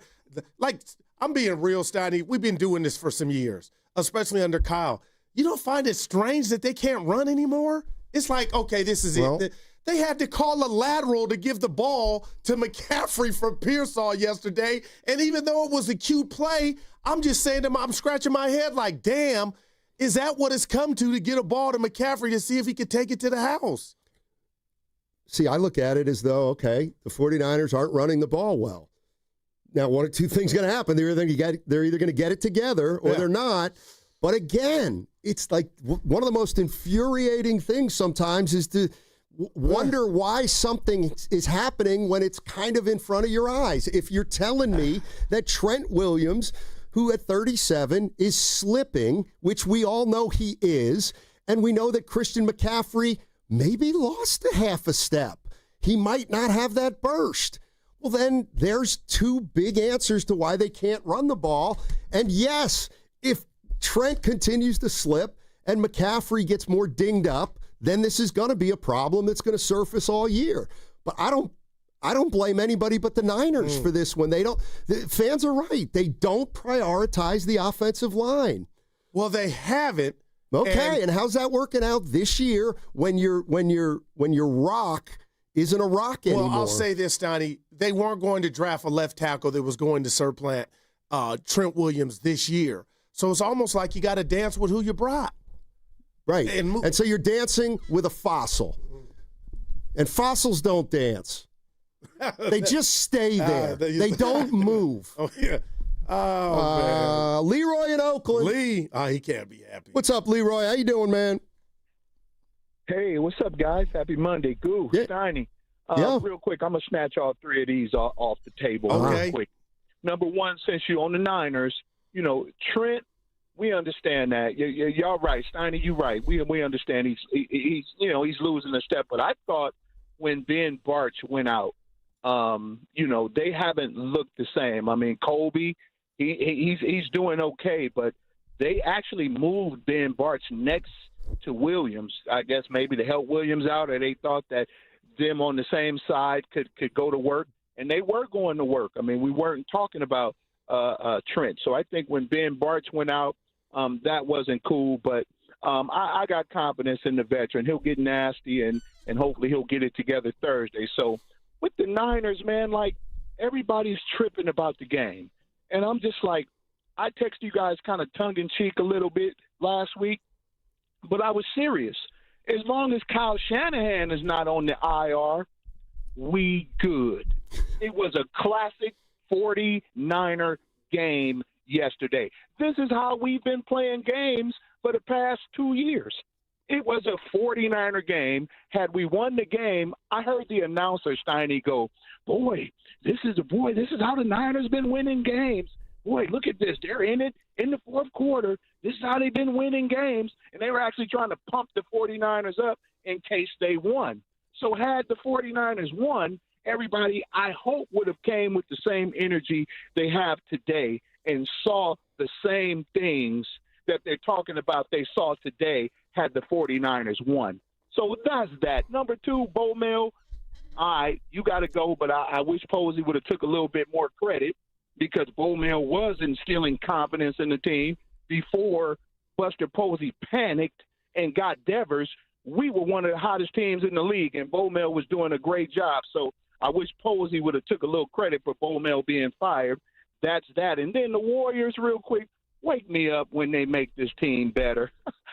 Al Horford, Milton, and wow. GP2. Come on, man. So that's that, snatching all three of those off the table. Hey, thanks, right Leroy. I on, appreciate it. Of course, you meant talking about D'Anthony Melton. And you not necessarily Shake Milton. Yeah. You're rubbing off on me. I'm all in on Steph, Jimmy, and Dre defensively, but after that, what are you giving me? That's where I'm concerned, partner, for the Warriors this year. Before I used to be like, oh, we'll be fine. Now I'm like, so you've got Curry coming off that hammy. You got two below average defenders and an above average defender. You're not worried about the defense. No, we got champions. Well, Jimmy's been there with. Jimmy's not a great defensive player. I said what I said, Steiny. I'm just telling you, I'm worried about the depth. That's all. That's why Kaminga's not going anywhere. But I keep saying that. But man, fix this so my guy can get back in the Bay if he's not already. Oh, I'm sorry. Did that come over the air? Do the dog and pony show. We're good. We're fine, and let's go. Yeah, they're great. Everything's great. Everything's great. I didn't say that. No, it is. It's fine. It's fine. We're good. Here's the other. This is what I meant about it. I think this was late third quarter. I was thinking about Harry. I think about Harry a lot. And I'm watching the Niners game. And they're down. And that's when it hit me. And everybody talking about, are they good? Are they not good? Like, to me, give it to me. They're not good yet. They're not a good team yet. They're not. You know what they are, though? Go ahead. They're competitive. They're spirited. They play really hard, but I am not convinced they are a good team just now. And can you say they are a good team? They're not whole. Well, they're not gonna be. Like, get used to it. I don't understand. Bosa's not coming back. Trent Williams will likely not make it through a season. Certainly not playing at the level that he's played at for most of his career. But you're second-guessing the handling of Purdy then. You said think the long game. You just brought that up. So if you're telling me now, it sounds like you are telling us they're never going to be healthy. They're not. Then why question? They're not if for no other reason. They're not going to be healthy if for no other reason than Bosa's done. He's done this year. Yeah. Okay. Ayuk probably not coming back, so he ain't coming back. Pearsall. He's hurt. What's new? I mean, he was injury prone coming out of college. But I've never seen a receiver make plays and get hurt on said plays. Everybody gets hurt on a said play, Goo. No, he made a one-handed catch, get up, celebrate, and then he's on the ground. Because he's injury prone. God dang. What's his name? Talked about that 3 years ago. Herm Edwards. But still, man, it don't make it any easier when you watch it. What would it take? How many more injuries would you need to see before you say they got to get tougher players? Unfair, right? Totally unfair. But for you to say that and not me, is it unfair? Above our pay grade. We'll never know. It's unfair. No, it's not. This team's been to 2 Super Bowls and 4 NFC championship games, Donnie. But that was, No, go to me. What does that matter now? They were able to hold up then and get to the big dance. And it's why they're hurt now. They are hurt now because of the run, I believe. A big, big part of it. Porsche's in San Francisco. What's up, Porsche? How you doing? Guys, how are you? Hey. Good. Yeah, I just wanted to say, as a generational San Francisco 49er fan, shame on the fans who are calling, talking about this is a learning opportunity season. This season is just, we're going to lose. We're going to get smashed on Thursday. What kind of 49er fan are you? We're supposed to be the faithful, not the faithless. George Kittle is coming back on Thursday. The consistent George Kittle. He's not. Porsche. Tell us that. George Kittle will be coming back on Thursday. Porsche. And George Kittle, the consistent, does not get murdered. So, Porsche. You guys are talking like we're 0-3. We almost won the game yesterday. We could have been 4-0.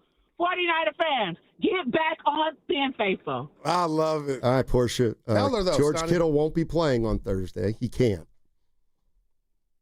You there? Well, I thought you guys said that he's going to be back on Thursday. But if George Kittle is coming back anytime during this season, do not count the 49ers out. Well, there you go. Marcel's been playing really good. A lot of the guys been playing really good. Just because Boza's out doesn't mean that someone can't step up. This is a perfect time for that rookie to step up and do what it takes to get done. Who's the rookie? Michael Williams? Yeah, Did he play yesterday? Yeah, he did. He played his first game without Bosa. Oh. Yeah. Thanks, Portia. No, Kittle's out Thursday. He could play against Tampa Bay. He's got to sit out Thursday because that's and you're his fourth laughing, game. and I know he was in the game for just a quarter against Seattle. I mean, what if I could tell you that's 80% of what's ailing your run game? Who? Is having Kittle out there blocking. Well, I'm reaching, though. Okay, bad because defense. I'm so literal, if George Kittle is 80% of the reason they can't run the ball, then I would cut Trent Williams right now. I would just say, hit the pike, Trent. But you know what I mean, Steiny. So now all of a sudden, Kittle. He helps you in the run game. Of course he does. Right. Of course he does. And you need help. Okay. Forget the age. Of course he does. By the way. But Portia, don't get mad at us. We're just telling you what we saw yesterday. That was a stinker. And to be honest, they should have lost against the Cardinals. You got away with it. You can't do that. Harry does not allow you to do that. You can't do that. Harry can. Harry can. That's been my analysis all during Cardinal week after. A win is a win. We can't nitpick. That's why I'm saying yesterday, I'm sorry. Halfway through the Willard, third quarter. and Dibs all said this team easily could be 0-3, but they're not. They're 3-0. Right, but that doesn't mean they're good. Oh, I wasn't selling you that. I have not knocked on your door and told you that. Like I was selling Kirby vacuum. But that's what Harry was saying. Everybody feeling great at 3-0.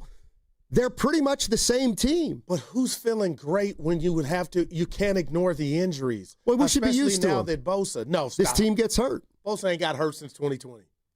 2020. Help me out. He hasn't been hurt since 16, 18, and 20. Oh, my God. Somebody's saying part of the Christian McCaffrey problem is they missed Deebo Samuel's gravity. Well, I hadn't heard that. Yeah, that's from the 410. Without looking, Steiny, and I'm sure because you're kind of smart, how many touches combined for McCaffrey yesterday? Well, it must have been 20. I'm going to guess 25. 20, Michael Jordan, 23. So 87, 90. He's up to an even 100. Dude, but he has more 25. receiving yards than rushing yards. 305 to 225. Right. Because he's lost a step. What did you make on the burst that he got? I thought he was going to. What burst? On the lateral, Pearsall got and gave it to him. So he had a full head of steam when he got the ball. Evan, you're right. I was about to text you, Evan. I said, he looked like he was trying to go somewhere. He didn't look slow on that. How about that? There's nowhere to run, man. I actually saw a play where I wish I remembered what it was. Late third, early fourth. McCaffrey went for a run. He got up, and I'm like, he's hurt. And then they showed him on the sidelines. He was doing something. I mean, he's getting pounded, Steiny. Yeah. He ain't Earl Campbell. Did you guys have the thought that during that lateral play that if Pearsall had just turned it upfield, he also could have gotten 25 yards? See, like, there was no one around him when he pitched the ball. I did not have that. Now, when I go watch it again, I'm going to be like, could he have kept it? Well, let me tell you what that is.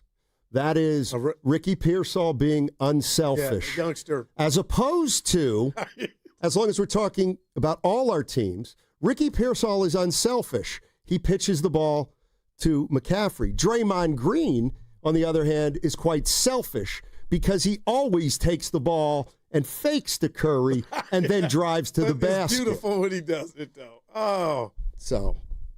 Yeah, a lot of people saying, Steiny, hell's freezing over.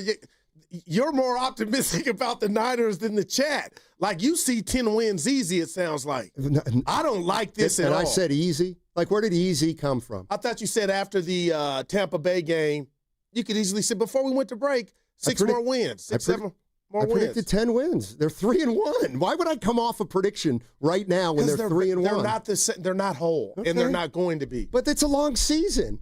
And as much as I want such prisoners of the moment. Learn the game of football. I want to give Ross Tucker some love, and it's early. But I asked him and gave him. I whispered sweet nothings, rightfully so, about Robert Salah, and a former football player that he has told me, call me after we see a game without Bosa. Right. Which It doesn't take Einstein to know a team is going to miss a guy like Bosa. But I'm not saying nothing about Mykel Williams and Alfred. Like yesterday, Trevor Lawrence was able to shave back there. Right, so but they only scored 19 to, points on the defense. But if they weren't this is not the game to drill the defense. I don't think. It's special teams and the turnovers. But what if I put Stafford back there with that time? You don't have every game's different. I mean, that's what happened on Thursday. But I think you know what I'm saying. You better try to create some pressure on Stafford. They're not going to make 4th and 1. Let the clock go out and get delay of games. That helped the Niners stay in the game. Bonehead decisions like that, which I don't think a McVay coach team with Stafford are going to have. That's all. And you gave up 4.7 on the ground to Jacksonville, and a 48-yarder. Okay. I mean, so let's not focus on Purdy then. Oh no, I am. Well, no, we're not. We have to do it all. No, the defense was not a problem yesterday, to my way of thinking. That is all on. They put you in position to win the game with the missed kick. I'm crediting the defense for that missed kick. Right, because the special teams let him start at the 50 again. But you like the rules. Whatever. It doesn't matter about the rules. What matters is that the defense didn't get you beat yesterday. And also, if you're looking at it the way you're looking at it, no Bosa, then that was a really good defensive performance. If you say we only gave up 19 because they had a special teamer, and we didn't even have Bosa. I think you might take that defensive effort for much of the season. Yeah. It's the offense that's got to get healthy and then got to get humming. I got an analogy for you on the other side. All right. I want a letter grade for it. Okay. What's it going to have to do with? The Niners pulling rabbits out their hat. Okay. All right. So this will be about this will be a comp. This will be about my life comps compared to what I'm seeing and what I feel like moving forward with the Niners. Here, this is somebody backing you up. Anthony, Steiny's crazy. What game did you watch? Defense didn't touch Trevor Lawrence. He was very comfortable. No pass rush. Man. Yeah, they didn't give up points. That's the name of the game. But you know what we're saying, Anthony, I believe, if you do that to Stafford, you will. Well, it doesn't matter. They'll change. The game plan will be totally different. Okay. And you know what? If Stafford does that to them, that means what we already know. Stafford's better than Trevor Lawrence. And the Rams' offense is better than Jacksonville's offense. I do expect the Rams to be better offensively than Jacksonville, so that means the 49ers' offense is going to have to be significantly better. All right. That segment was brought to you by Moderna. mNEXSpike, COVID-19 vaccine mRNA by Moderna has arrived. To learn more and find it near you, visit mnexspike.com. That's mnexspike.com. Ready for the ultimate red and gold game day? Laughing Monk Brewing is the place to park, party, and ride. Skip the traffic. Forget the expensive parking. Park for free and dive into an epic tailgate with mouth-watering food, ice-cold Laughing Monk beer, and every game on TV. Catch 95.7 The Game's pregame show with Lorenzo Neal and Evan Giddings. Then hop on the free shuttle minutes away from the stadium. Shuttles are first come, first served. So head to 957thegame.com to sign up and join the party. We finally switched to T-Mobile because with them, we can be connected here and there. ¡Listos todos! Estas son las mañanas. Now we just need to harmonize. Switch today. Get 4 Samsung Galaxy S25 phones with Galaxy AI. Plus, get 4 lines for just $25 per line. Visit a store, T-Mobile.com, or call 1-800-T-Mobile. 1-800-T-Mobile. For well-qualified customers with autopay plus taxes and fees and $35 per line connection charge. Minimum 4 lines on plan. Contact us if canceling lines. Plus $5 per line without autopay. Debit or bank account required. Visit T-Mobile.com. When you own your own business, you own every decision. Catch the red eye or take the 6 a.m. Make a new hire or promote internally. Celebrate a win with the toast at the gate or unwind at the lounge. Big props to this team. Some decisions are a win-win. Like earning 8 times points on Chase Travel. Introducing Chase Sapphire Reserve for Business. With $2,500 in annual value, it's the business card that gives back all you put in. Visit chase.com/reserve business to learn more. Cards issued by JPMorgan Chase Bank and a member of FDIC, subject to credit approval. Terms apply. Neuropathy is a debilitating condition that is sometimes misdiagnosed. Symptoms can include pain, numbness, and tingling in your hands, legs, and feet. Neuropathy is a progressive condition that only worsens unless you get effective treatment. SF Bay Wellness is a leader in neuropathy reversal and uses FDA-cleared, non-invasive electric cell therapy to restore nerve function with no injections, no drugs, and no surgery. The treatments have a 95% success rate. If distance is a factor, ask about our virtual consultation option. Call SF Bay Wellness at 844-94-NERVE for the $99 neuropathy evaluation and receive a personal treatment plan that is tailored to your needs. Don't wait another day. Call 844-94-NERVE. That's 844-94-NERVE. Why keep suffering with the painful symptoms of neuropathy? You deserve to live a pain-free life. Start getting the treatment you need for your neuropathy symptoms. Call today. On Saturday, October 4th, Pier 39 is throwing a party on the waterfront. Enjoy drinks to go and activities for the whole family. From live music to special deals, it's all here at Pier 39. Learn more at pier39.com/entertainment zone. Straight Talk presents The Math of More. Here's how it works. When you say yes to more with Straight Talk, you're left with more for all the other good stuff. So getting an unlimited plan starting at just $25 a month equals more savings for your family's weekend adventures. And with a network covered by Verizon, you can share more from wherever you go. It's simple math, really. More equals more with Straight Talk. Available at straighttalk.com and Walmart. Taxes and fees apply. The $25 plan requires a compatible unlocked device and a new line of service. Additional terms apply. When your name's on the paint job, your primer better hold up. Painters trust Kills primers for serious adhesion, stain blocking, and a finish that lasts. Now, the full Kills lineup is available exclusively at the Home Depot.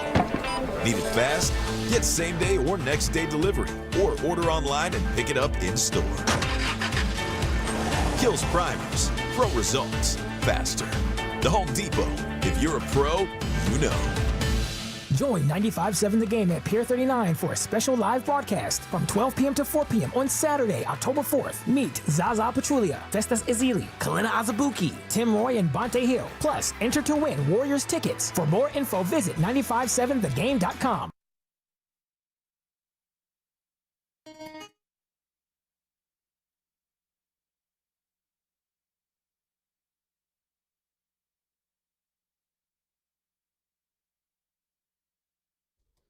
It's 2 games, so there's no absolute to what the problem is. I think we just talked about what the turnovers happened. The one tip was unfortunate. The one just out of Christian's reach. Wish it would have been closer to him.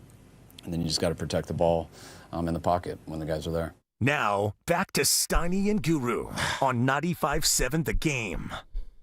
All right, so earlier in the show, and this is going to be wonderful info for our listeners. Because maybe sometimes you're out there thinking, how do these guys come up with topics? And I'm going to tell you how an idea comes to someone's mind, and then we'll either make something of it or we won't. I'm glad Evan's putting his headset on. So, now listen, ideas aren't necessarily born out of being right.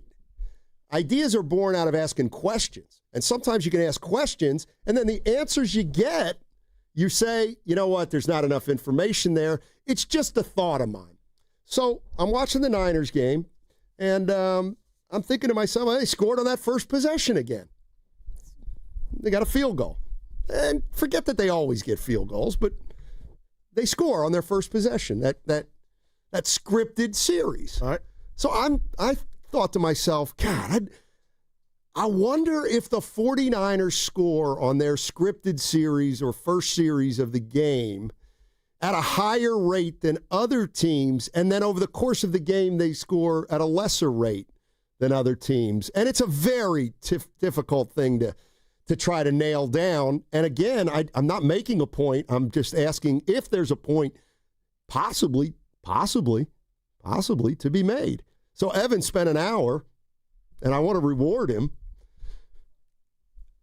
And so we're comparing Shanahan's scripted plays with 2 other coaches who have been around for over 8 years on their respective teams, Sean McVay and Andy Reid. Boy, okay, wow. All right, so now I'm going to ask Evan Giddings, our chief researcher, to disclose what he found.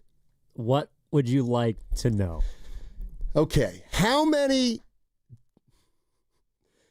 What percentage of drives do the 49ers score on when it's their first drive of the game? So from 2017 to 2025, which is what you asked, right? Yep. First drives. The San Francisco 49ers have scored on 45.2% of them. Okay.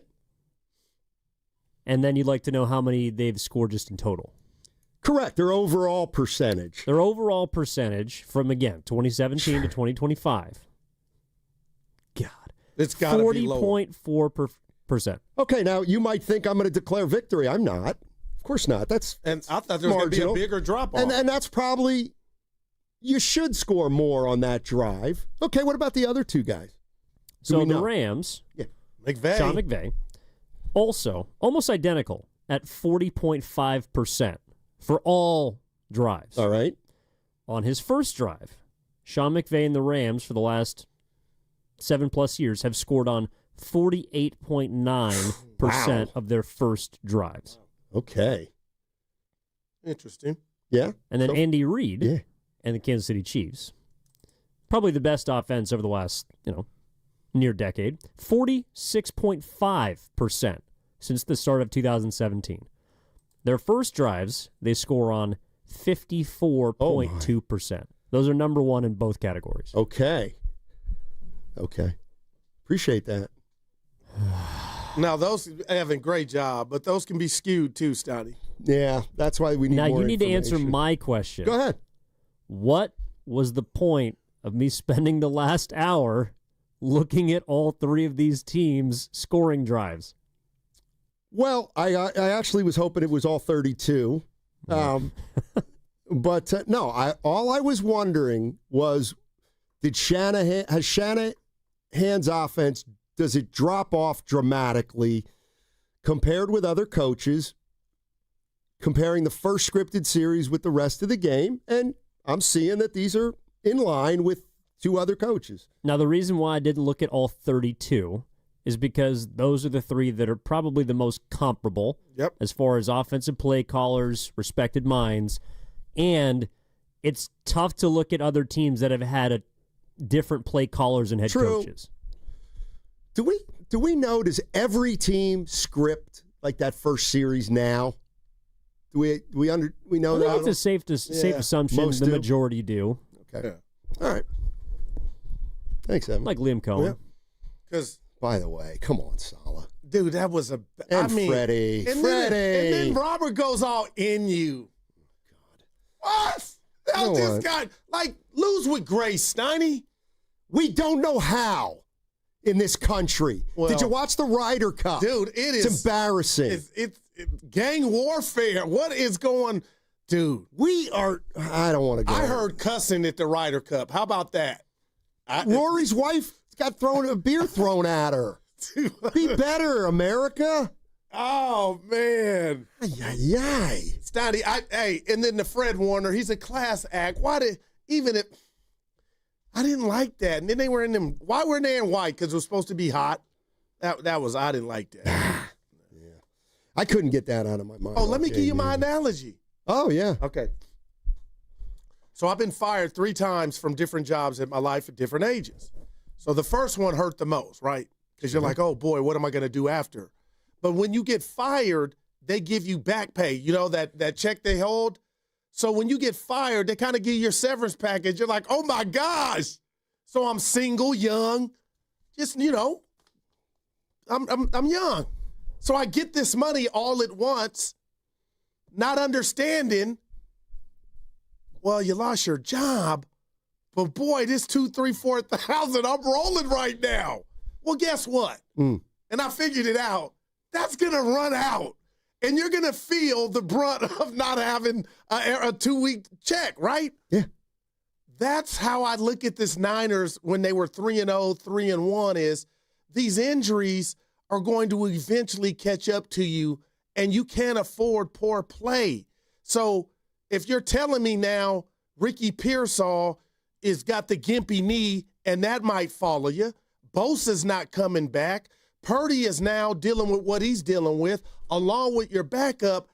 I feel like there's a parallel between how good you should feel like our girl Portia, because I'm looking at it like, oh, boy, this has the ingredients, Steiny, of it catching up to the Niners like it did yesterday. It's they injuries. Don't get healthy. Injuries. And poor play is a recipe for disaster. I think you won't play as well when you have so many injuries because your first stringers tend to be better than your second stringers. So that's... But defensively, you weren't missing a lot yesterday. I know Renardo Green didn't play, but Steiny, I mean, I'm just telling you, got Mustafa whenever he can come back. You said to me...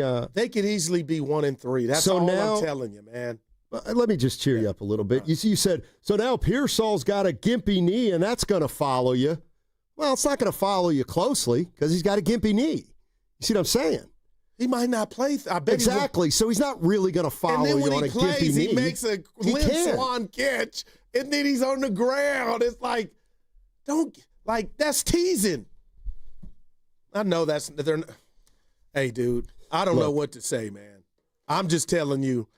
If Harry's of the world, if we were talking about the Packers, want to make go to the whiteboard and tell me this football team could be 0-4, I get that. I won't fight you.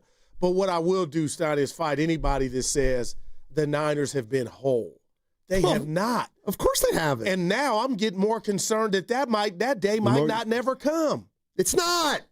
They won't get Bosa back this All right, you year. got me on that one. They're also not going to be at full strength, it looks like, at least for another couple weeks. So you're going to have to beat the Rams, clearly, without Bosa. You're going to have to beat the Rams with Brock Purdy on a bad toe. Without Kittle. You're right. Hello? You might have to beat him without Pearsall. But the NFL. Next man up. Yeah, everybody next man up. Everybody loves next man up till you realize the next man up stinks. No, hello. Let's go to Austin in the city. Straighten us out, Austin. Seriously. Come on now. What are we even doing here? It is the next man up. That's why it's a 53-man roster, so it's the next man up that's available to get on that field and produce like they're supposed to, even if they suck or not. What I'm calling and saying is that when you're limited in practice with injuries and trying to come and play on Sunday and on a snap count, you should not be playing at all. You're messing up the flow of the offense. You're messing up the groove of what we already had. You should come back full 100% or close to 100% at full practice to get on that field. The players are doing it to themselves, knowing they injured, but want to come and play and messing it up in the long run, messing it up for themselves. It's not just the coaches, it's the players, and they got to take accountability for their actions. So you think you wouldn't have played Purdy? I would not play Purdy, and Purdy, no, he shouldn't have been on the field. He did that on himself. He felt pressure from Matt Jones. I got you. Matt Jones. Austin, I see you, baby. Right. You get that Appreciate it, reference, Austin. Yeah, not really. I mean, no. Okay. Well, we got Bad Bunny at the Super Bowl. I don't know what that means. I don't know what Mac Jones Bad Bunny will be performing at the Super Bowl, which is in our backyard. Great. Get hip like a hippopotamus. Yeah, Bad Bunny, Evan. What's his best song? The one with Drake. Evan, why would you do that to me? And real quick, I don't care what the boss says right now, or Evan. It was your birthday. How was the birthday weekend, and where did you catch yesterday's game? Like, I watched it at home. Solo? Yeah. I don't mind being by myself. No, I'm very secure. That's why I'm not like you guys. I thought you said you like to watch games with other people. You did say that. Well, I did, but here's the bottom line. Oh, sorry. Oh, boy. Here's the bottom line.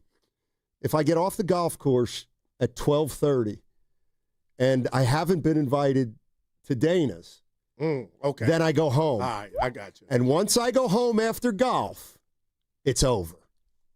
If you know what I mean. No, I got you. It's streets over. Are saying where you golfed at, there was a black golf tournament? Black Joy tournament, yeah. Black Mets? Did you stay? Yeah, I did. You are my man. course. Why not? You get the Soul Train Award. Hey, I didn't know of this group, but apparently there's a group out there called Black Joy.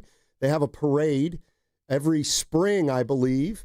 They were having a fundraiser for the parade, and we're out at Metropolitan Golf Course, which is where? Oakland. Okay. Oh, I need to get in the game. Well, where's that at? Oakland. It's not old where I used to go. I don't think you can get in. You don't want to go over there. But it's not. Where is it at? You better be careful there, Steiny. Yeah, right. Those are my people. Where's it at? Right near the airport, Oakland Airport. Oh, okay, gotcha. All right. And so we golfed early. We came off the course at 11:30, and there were tons of people there getting ready for a tournament. And it was the Black Joy group, and they were having a good time. Oh man! I always like to converse with people at a golfing event. Right. That's probably, you know what, Goo? Let's put the rat on the table. You're listening to 95.7 The Game, KGMZ FM, and HD1 San Francisco on Odyssey Sports Station, the home of the Warriors and Valkyries, always live on the free Odyssey app. Coming to you live from Laughing Monk Studios. Laughing Monk, righteously brewed in San Francisco. Yeah, I mean, like, Goo, the goal in my life right now, I have one goal in my life. Two. Give it to him. It's to stay as connected to my family as possible. Love that. And then two is to put myself in on a golf course as much as I possibly can in life. Because that's beautiful. I tend to be happier on a golf course than anywhere else. So the key to the next 10 years for me, after I end a glorious run here, would be to be part of a golfing community. Wow. Mm-hmm. Maybe you can help the Ryder Cup. Dude, that thing got out of control. It was everywhere. I had it on. We are so pathetic. Well, I know that. But the question's why. So, I should have done this. But, so basically, the Europeans are kicking our ass. Absolutely. And they don't drilling get paid. Us. They're drilling us yesterday. And I think Dibley told me that there were 12 singles matches. The U.S. had to win 10 of 12 to come back and win. So the matches go off at different times. Yeah. And two of the early U.S. golfers, I think Thomas was one. Wasn't somebody Scheffler else. Early? He stinks in this format. But the reality of the situation is a couple early U.S. guys won. Okay, and let's people go. Are like, big comeback. It wasn't a comeback. That was on Twitter, a big comeback. It wasn't. The whole thing was edited to make it seem like the U.S. was closer than they were. Like they're like, the U.S. has won the first two matches. Okay, what's going on in the third match? Alberg's up 2 strokes, so they're going to win. What's so cosmetic? Oh, wow. Such a shame. Didn't know that part of it. Twitter made me go turn it on. We're gutless. Yeah. My boy Tyshawn, he's a Ram fan. He was at that parade at the golf course. Yeah. Okay, the Joy Parade. That was not this weekend. Well, he just texted me. He said, by the airport, it's always a good time. Right. This was the golf fundraiser for the parade. So I think the parade's in the spring or early summer. So he may have been to the parade. He just wasn't there this weekend. Well, you made it sound like the parade. No, the parade's in the spring. I did. You didn't say that. It was my and this is error. where I took that as it was the parade. Yeah, the picture you showed me is that parade. Yeah, and no doubt about it. Like this is where I've come a long way. And I know for a fact, my first reference was that it was a fundraiser, not the actual parade. But we can move on. It doesn't really matter. After Monday last week, we're fine. Well, that'll resurface at some point. Let's go to Roy in San Leandro. Wants to talk about the Niners and Melvin, 2 losers. Yeah. What's up, Roy? Hey, how's it going? I really miss both of you. I'm glad. Hey, Roy, how you doing, buddy? You know where you can find us, Roy? We miss you. Not too bad. I just wanted to tell you, I can only see the 49ers going 7-10 with all of the chaos going on the team this year and all like that. And, I mean, all these injuries. I mean, really, I don't mean to be down, but, you have to say they can only go 7-10 because to go up against an offensive juggernaut like the Rams in Seattle.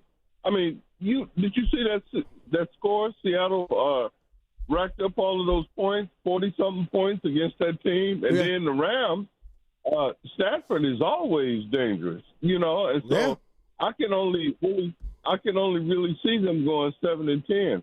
But I also just wanted to say about Buster Posey. What do you guys think about him getting fired today? I love it because I've been clamored. Thanks, Roy. Bob Melvin fired. Yeah. Posey's is coming next year. Please, that's a one. But I love Buster saying, hey, I'm doing it. This is unacceptable. And I knew as they lost 15-16 at home, it was Saran. Somebody had to pay the price. Yep. And it can't be the hero of the Bay Area, Buster Posey. It cannot be him. Man, I get it. Stop, man. When you're a three-time champion. He admitted his error. He picked up the option, but he's telling you that didn't mean squat. Okay. How many other errors are you going to acknowledge? How about the error of thinking Rafael Devers solved every problem? For a month and a half. How about giving up on his team That's fair. before they'd given up? Well, your boy went to New He's York in and over did his nothing. head. Your boy did. He's in over his did head. nothing in New York. They're playing tomorrow. Right. Congratulations. Posey's smarter than one or two other GMs. Everybody knew. No, I'm just kidding. Posey's he's off to a great start. You watching the playoffs start tomorrow? You got an adopted team. Well, you got one, the Phillies. I forgot. I'm rooting for. You know what? I got to tell you. I'm rooting for Evans. I can't root for Philly teams anymore. What happened? It's too easy. It's too easy. Sixers haven't won squat. They don't even register. Either. The Sixers aren't even a Philadelphia team. Nobody even cares about them. It's about the Phillies and it's about the Eagles mostly. And you know what? It gets boring. We haven't lost a game in 20 weeks? Yeah, your wide receiver's reading books on sidelines because he's not getting the ball. Yeah, How and you know what? And you know what?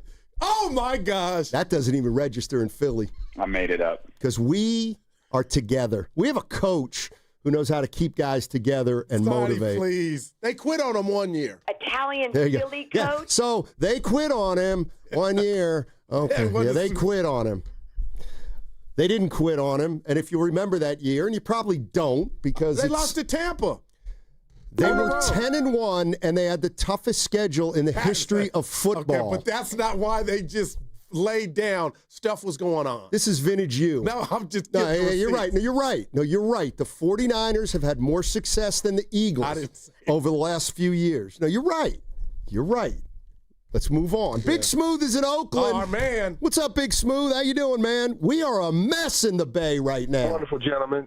Hey, kudos to you guys. And I want to ask you a question on this. Go ahead, baby. On Kaminga's agent, let me ask you this, man. Do you think that was more about him feeling the pressure? Like, hey, man, Ace Bailey just fired his crazy agent. Maybe he was feeling the pressure like, man, maybe Kaminga's agent is not that great. You think that interview was more about that? Or was it just to try to move some activity, let the public know the other side of it? Because I think they're hearing things, and they said, nah, let's. I mean, how many agents are calling talk show radio? And there you go. There you go. That had to be about a PR move. And I think this agent might have been feeling some heat. Maybe he's hearing murmurings about, man, maybe Kaminga doesn't have a good agent. Now, I heard his answers. They were canned. But here's the deal, man. At what point are the players going to start looking side-eyed at Kaminga? Like, dude, we get it, but you are kind of hindering our opportunity to make some moves. At what point? I mean, I'm sure he's aware of that and trying to get himself out of town. But, bro, you're not leaving town unless we get something substantial for you. I'm sorry. We're not just letting you go off like we're at Ross and we're giving, we're selling a shirt with one button missing. No, we want something substantial, and then you can go. Because obviously, if we wanted you, you would have been signed already, baby. If we wanted you, if we felt we needed you, you would have been signed. But, you don't want to go out and get 8 rebounds a game. So, hey, man, blessings to you, and I hope everything works out. But this is the way we got to play this. Hey, Big Smoothie, you're on fire. I'll say this. We had Bob Myers on for Steiny's birthday Friday. I asked him, and as much as he could say, he did end. He said he wouldn't have did it. I thought it was a bad look. But then I'm thinking of all these, just the world right now on social media, YouTube influencers that I'm asking about, people famous for nothing. Myers did say, well, guys, it's a new world out here. So if Kaminga's not upset, how can we be upset? But I'm with you, Smooth. I thought that was a bad look, man. Good. When is Bill Duffy coming on? Yeah, no doubt. Yeah, he won't be. You're right. I got you. Yeah. I got you there. Hey, Big Smooth, appreciate the call. Here's the difference. Big time pro agents, they don't go on the radio. Rich Paul's not doing that. They right? leak. Wow. They leak. Damn, Steiny. The big boy agents leak. They don't go on the radio. Wow. They funnel info to their favorites. Or did he want the lights, Evan? Did AT want the lights? Bill Duffy does represent Brandon Pajemski. But there's nothing to talk about. Well, next summer he's going to be contract extension eligible. Right. Yeah. We should try to get him. There's no negotiation. You're saying he's already got the Bill Duffy says one word to the Warriors, max. That's the negotiation. Take it or leave it. Bill. Oh, Bill's going to get a payday for Pods. By the way, did you see what Pod said about the atmosphere at Chase Center? Oh, no, like seriously, I cannot wait to hear this. This is Media Day atmosphere. No. Oh. Chase Center. Okay. Warriors games don't compare to Valkyries games. This guy's got to go. No, we said it, and I said, like, how can you fix that? You can't. Because a different type of... I know how to fix it. No, seriously. $5 Warrior tickets. That'll fix it. $5 Warrior tickets. That fixes it. End of story. Well, you got Joe's number. Rich people I don't did the wave cheer. in a Valkyrie game, and I wanted to. Evan, I couldn't wait for it. Steiny, that thing was a party. And the Warrior games are too, just not to that level. See, I knew he had a back pedal there. Worried about, I hope people don't think I think the atmosphere's not great. Come this late December. He hated. Now, Steiny, seriously, what does that tell you? It tells me that if somebody's paying $3,000 for a ticket, they're probably not going to cheer as loudly as somebody who is going to a game and really appreciates being there and how to maybe even make a sacrifice or two to go to Chase Center. So Pod said it. Yeah. Rich people they tend to be a little more demure. They don't, you know what? See, here's the thing. Let's see what happens to the Valkyries when they start winning. They are winning, aren't they? And what about our girl Juju? Gonna miss her this year sitting out. Yeah, she's hurt. She's still hurt. Yeah, that's like, wow. But we knew that when it happened. I didn't know she was gonna miss this one. Oh, yeah. Yeah. She is. Rocco Baldelli fired by the Twins.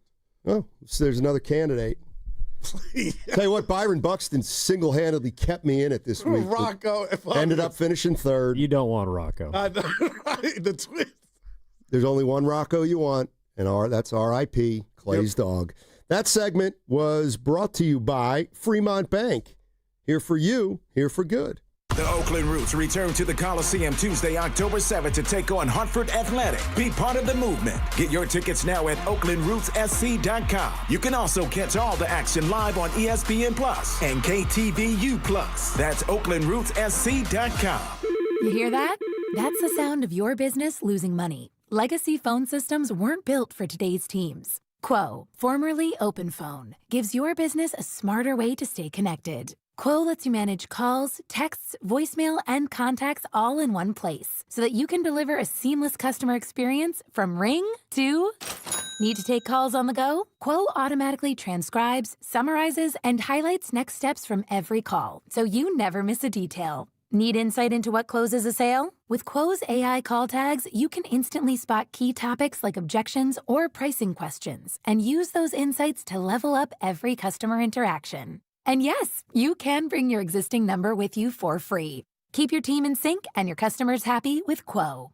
Quo. No missed calls, no missed customers. Try Quo for free at quo.com/sports and get 20% off your first 6 months. That's quo.com/sports. QUO.com/sports. We all hear the radio ads about the IRS. They tell you to be afraid, to be scared, and they try to frighten you into calling. I'm not here to do that. Tax Relief Advocates is different. TRA is here to tell you that if you owe money to the IRS, whether it's $5,000, $50,000, or $500,000, we have a solution. It doesn't matter if you're sitting in your car, at work, or with your kids. No matter where you are, call now. 800-575-6986. Don't lose hope. TRA can eliminate or reduce what you owe to the IRS. Generous programs are now available that can give you a fresh start. Our passion is taxes and helping individuals fix their IRS problems. We have over 1,000 5-star reviews on Google and an A+ with the Better Business Bureau. You don't need to be afraid of the IRS any longer. End your tax nightmare today by visiting us online at TRA.com or call 800-575-6986. That's 800-575-6986. Tax Relief Advocates. Real solutions for real people. This year, the Valley of Hearts Delight fundraiser shines brighter than ever. With our theme, Legacies Under the Lights, step into History Park, glowing with restored historic neon signs from the History San Jose collection, and enjoy an unforgettable night of dining, live music, and celebration. All proceeds support preserving the stories and landmarks that make our valley unique. Tickets are now on sale at historysanjose.org. Join us for Legacies Under the Lights October 9th and help keep history shining for generations to come.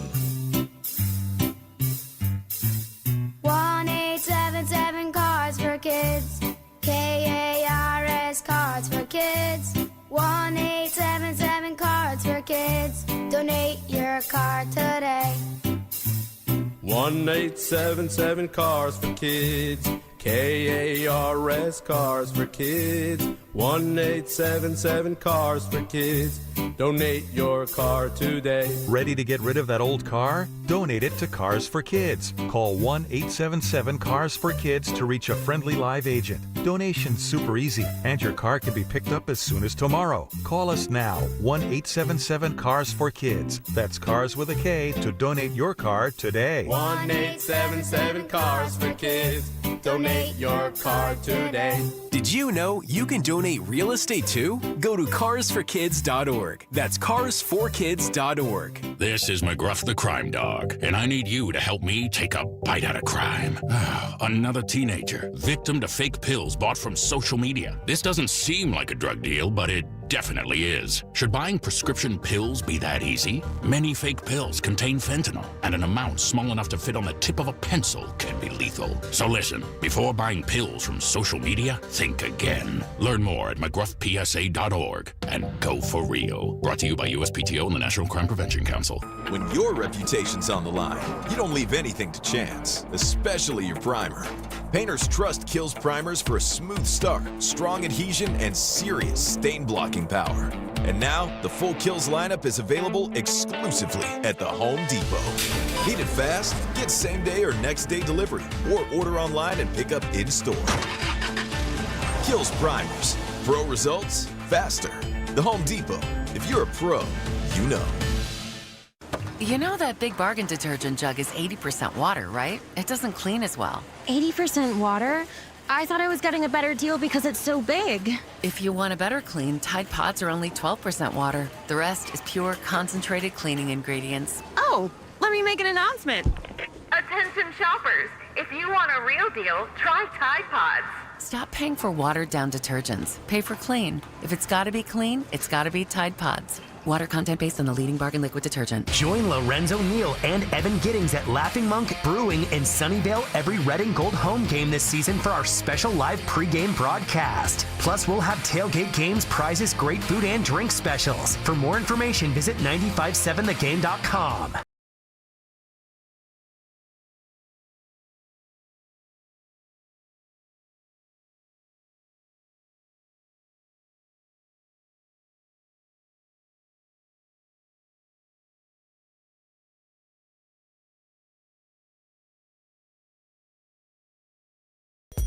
Before we hear Draymond Green. What'd you get for your birthday, Steiny? That was an interesting gift, and it was given to me. Be careful. In large part by my kids. Oh.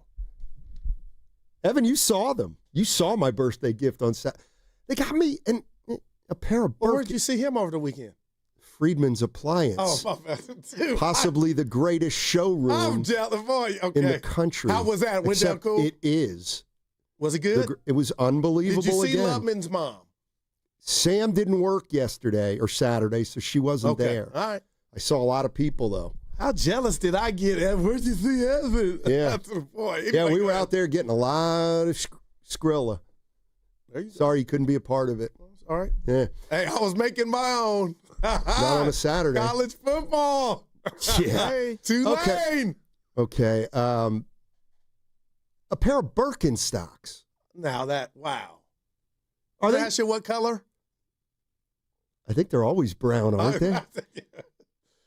They feel a little young for me. Yeah, but you get, But it's a gift from the kids. There you go. What am I going to do? All right. What size are you, Steiny? 12, 13? 12. He looked like he lived in Cape Cod on Saturday. You were chilling. Can you wear them with socks is the big question. Most people don't. Okay. But because then they obviously stink up. They really they Remember, my start kids called me stinking. Grandpa when I did the, what do you call me? The things I'm wearing, and you guys laugh at me. Crocs? Crocs. You can't wear socks with them. Well, you can. My kids did they were embarrassed. I don't care. Oh, boy. Uh-oh, what we have? Austin and San Jose saying those are white guy sandals. They are. And Jim Everett saying they're actually women's sandals. Well, that's fine. No, that's. Let me tell you what. You know what? And They're I'll say it. comfortable. I'm going to say it right here. You know what the best deodorant is? Gillette. Secret. Ugh, that's that white stuff to chalk up in there. Ugh. It's made mostly for women. But okay, gotcha. I love the smell, and it works. I use Gillette. Secret. Mm-hmm. Cool Wave. The All gel. right, Sounds like you need to keep it a secret. Okay, not bad. Let's see what happened. 49ers lose. More injuries to whine about on a crybaby That Monday. is not the time. Purdy was bad. Bob Melvin fired. I called it. And the Warriors are at training camp. But Jonathan Kaminga's not there. This is Draymond Green on Jonathan Kaminga. This is no surprise, but it's a lengthy answer, but I've been told it's a good answer. This is Draymond Green on Jonathan Kaminga's future and what is going on.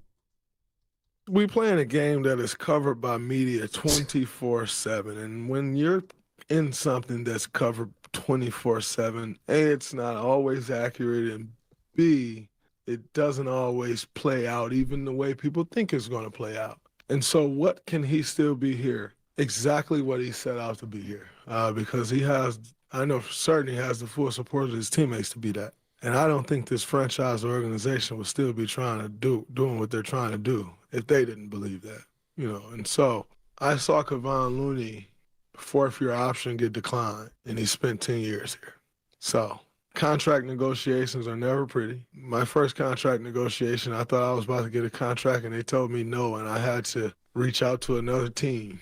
Then they showed interest and got the contract done. 2 years ago, I thought it was over. I thought I was out of here. Here I am going into year 14. So just because the contract negotiation didn't go beautifully does not mean it's the end of the road. And a contract negotiation that went beautifully don't mean it's the beginning. It could be the end. So I take every day for what it's worth in this league. That's what I try to tell my young guys. That's my message to Jonathan. A contract negotiation is a contract negotiation for a reason. It's one side trying to get the better of the other side.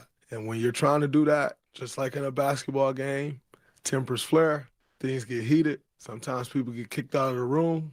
Sometimes people walk back in the room. That's just how it goes. And so this isn't the first contract negotiation that's went longer than everybody expected and that went different than the team wanted it to go or much different than the player wanted to go. It ain't the first one, and it's by far the last one. We will see this over and over again in this league because ultimately it's a business and you're trying to put your business in the best position to be successful. And we are individuals that when you go to the negotiation table, you don't go to the negotiation table with the team. You go to the negotiation table with your team, by yourself, meaning you got to try to do what's best for you. And that's what Jonathan is doing, and that's what he deserves to do. You work your tail off to get to the NBA. You earn the right to go negotiate. If he didn't earn the right to go negotiate, they still wouldn't be negotiating with him, and he wouldn't be negotiating with them. So these things happen. You move on from them. He signed a contract, come out and play great. Everybody will forget and move on. That's the world we live in. So, yeah, that's kind of my take on it. I got to be careful, man. I could just hear 10. One time, just that don't was just be like careful. MLK, the basketball version. Just injected in my. I don't agree with him all the time, but when my boy is on like that, damn, Steiny, there's going to be no problem when JK comes back, whatever he's on, even if it's the 7.9. Okay, if you say so, you know more than his agent. No, but he was just that was just game. You know more right than his there. agent. His agent said he won't be happy. Yeah. And he might not be back on the QO. As long as he's back. But Dre, I appreciate it. All right, brother. let me be clear on this one. This is not good. That right there? The whole situation. Hello. Okay. Again, if he accepts the qualifying offer, that's awful for both sides. And I'm talking about, to me, it's awful because then they both have to deal with each other, but they both know they aren't going to deal with each other long term. I got to tell you, I just don't understand how it can work if he's not happy. I don't. He's been here 4 years. He wants more playing time, and it's going to be hard again for him to get as much as he wants. But Steiny, I know you're laughing at what I'm about to say, but what about being a professional? Once that, he can be a wonderful professional. Okay, but that will never equal him actually wanting to be here, wanting to excel, wanting the best for the team. That's not his priority. Is not after he takes 7.9. Okay, I got to play 82. Let's go. Okay. If you think I mean, he's a human being. He's feeling unwanted. Yes, in a perfect world, he'd come back and be. But he's 22, and I could see how this is not good. It's just not good. Okay, and I'm being real, Steiny, and I got to be careful. Warriors go 4-3, and everybody gets Jonathan. They've only played 17 minutes. Well, I mean, that's what it's all about. But see, I don't know why, and you could say I'm not naivete. I don't see that happening at all. What? You got some OG, him playing 17 minutes. No. Go ahead. Yeah. No, I'm just saying right. some real stuff is people under the bridge that have nobody in their life, down and out, and don't know where their next meal's coming from. I'm with you, basketball-wise, 7.9 is not ideal. But I'm starting to get the feeling if my representation is going to allow me to put my John Hancock on a document that would solidify me or lock me in at 7.9, then maybe I need to be mad at him or I got the wrong guy repping me, because I got to believe, Steiny, no matter what pops off in the next 24 to 48 hours, shout out Eddie Murphy, that's an option. So isn't that more on me and my representation that we allowed it to get to this juncture? Kaminga and Aaron Turner. What about the Warriors? They have every bit the culpability. They could have gotten this done with a player option if they really wanted to. Like, this to me is a 50-50 in any league. Any league. This is 50-50.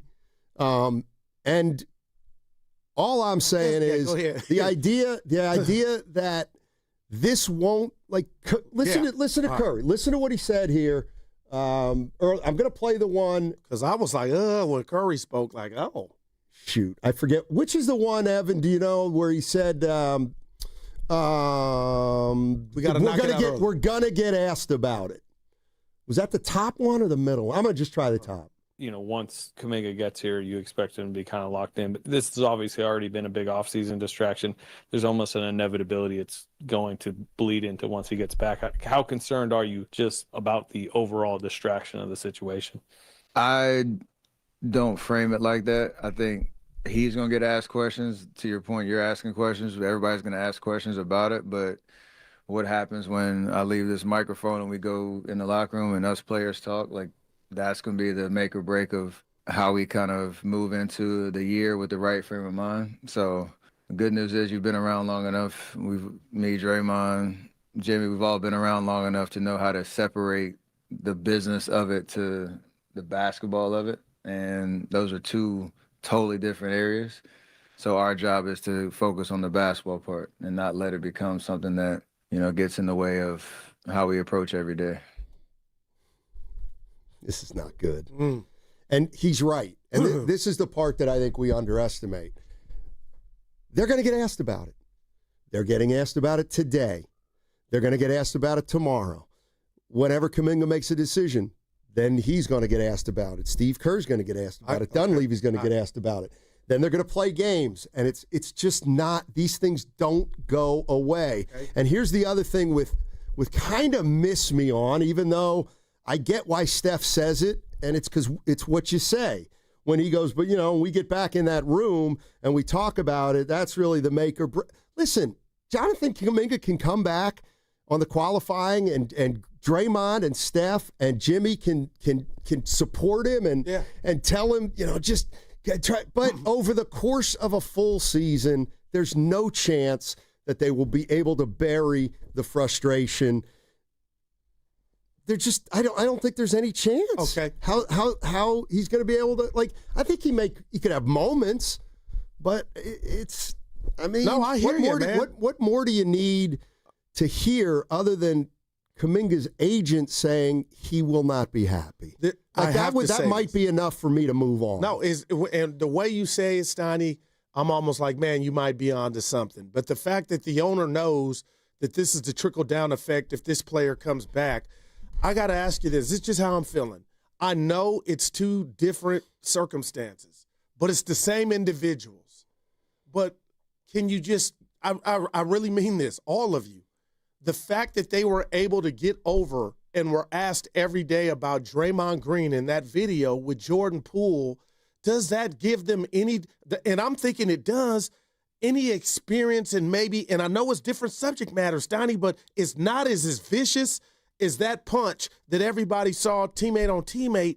Doesn't that give them some experience on maybe how to handle this and go about it? So you don't – to rip them apart. So you just gloss over when Steve Kerr said the punch wrecked our season. It didn't matter that it got out. But he never said it in season. He said it years after. They made the playoffs. But it ruined their season.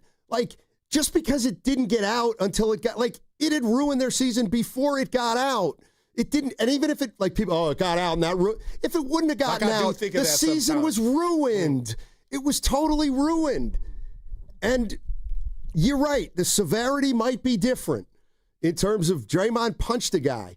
But you can't have a guy that you think is an important member of your team and he doesn't want to be there. I just, that might be enough for me to move on. So when I say they got through that. No, I don't think they did at all. But years later when Kerr is on the podcast and he says it ruined the season, I got my answer, Steiny, but we never knew just the gravity of the team didn't, they didn't miss the playoffs. They went to the second round. Right, and Steph Curry got on a bus, and he told players, the younger players, don't even get on the, it fractured them all year long. And it's well, they got to the second round. That may be a way to look at it. And I'd be like, well, maybe they could have gotten to the finals. But they weren't going to get to the finals because Jordan Poole had checked out. And you know what? Rightfully so. Well, then I got to say this to what you're saying, and it's my scoreboard. Then I am more disappointed in Dunleavy and Lacob that they know this thing is so heavy. And if they go down this route and somehow he does come back for the qualifying offer, the repercussions of what's at stake is the sanctity of your locker room and your season. Then I'm, as a fan, Steiny, which I am, I'm disappointed that you will allow this to be at the stages it's at.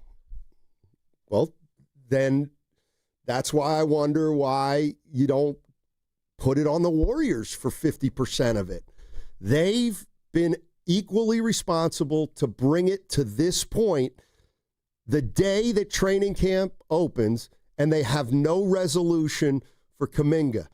That's the part of this. This is not all Kaminga. It's not all the Warriors. Yeah. It's both. It's both.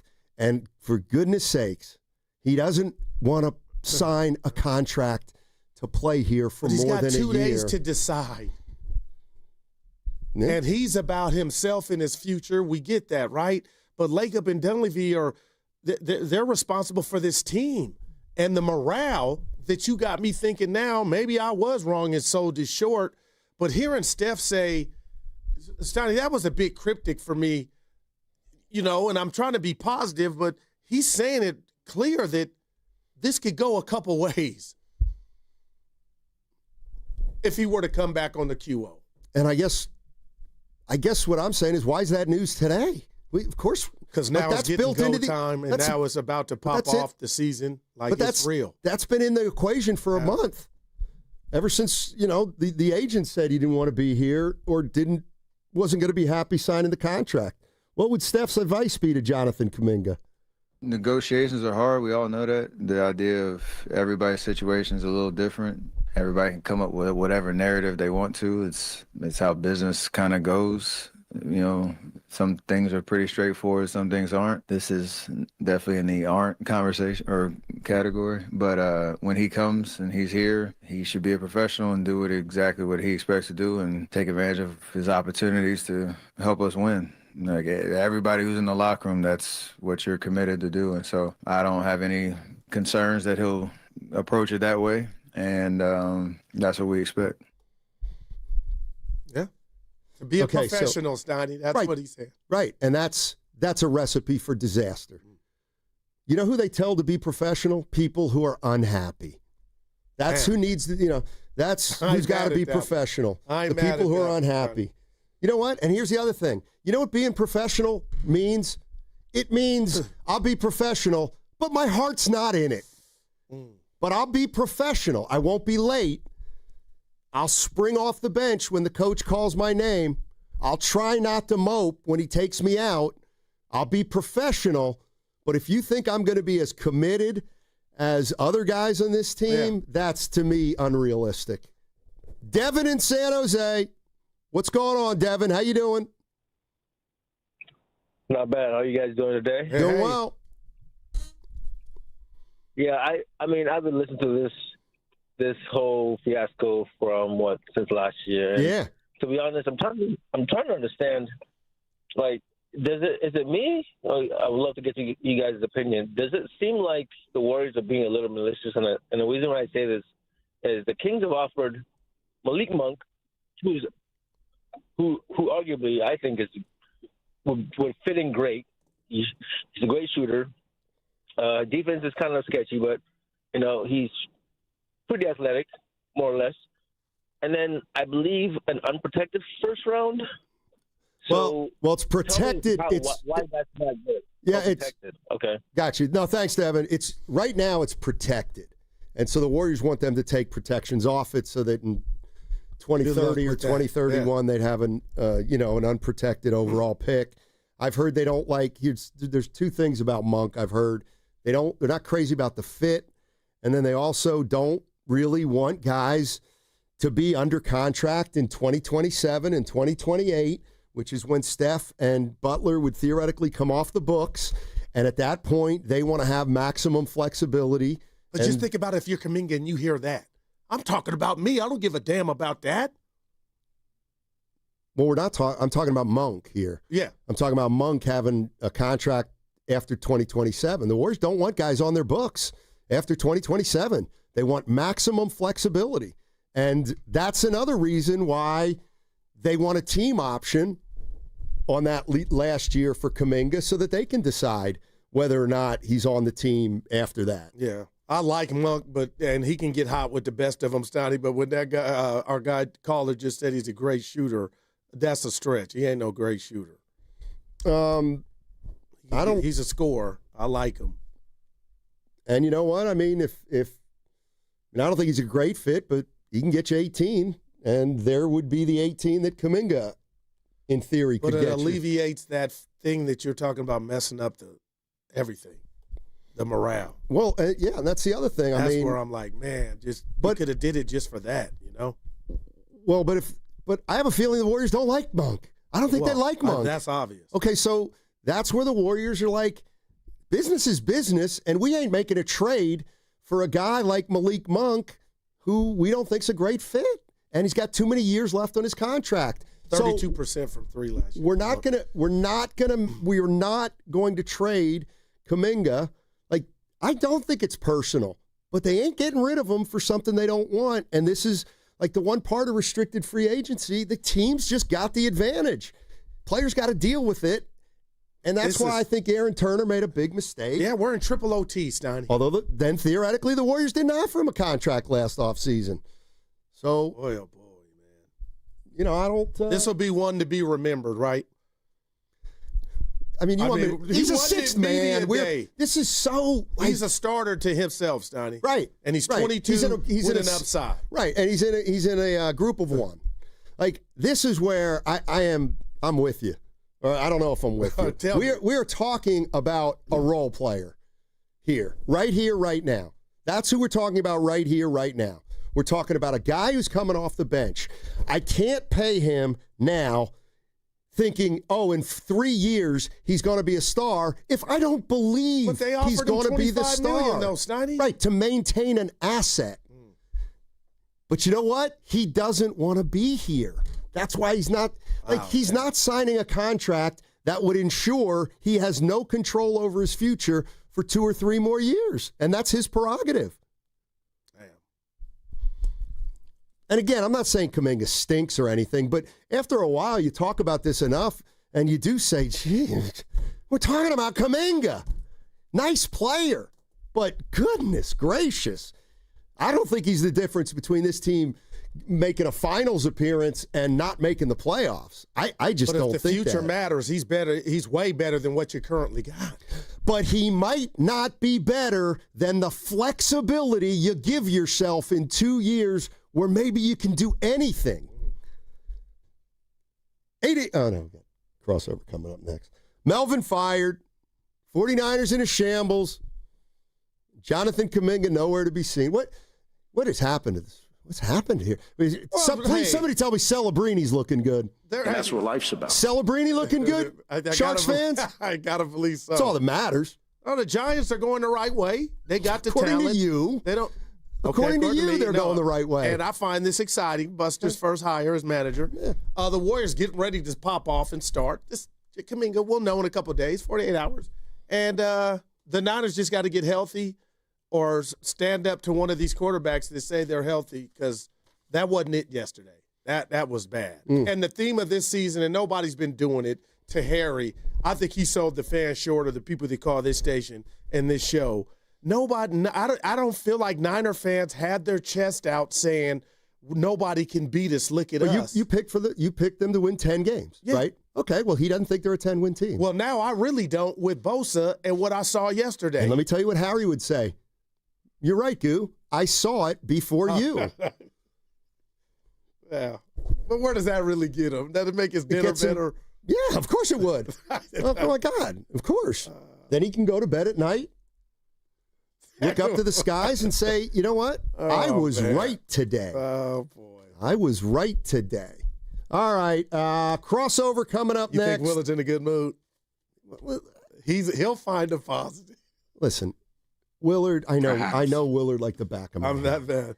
This is what he does. He's going to come in today, and he's going to be sensitive to people thinking he's going to be upset. So he's going to make sure to say, "Oh, this is fine. We knew this. Oh, this is it." All right. We'll see. That segment brought to you by Crystal Geyser, Alpine Spring Water.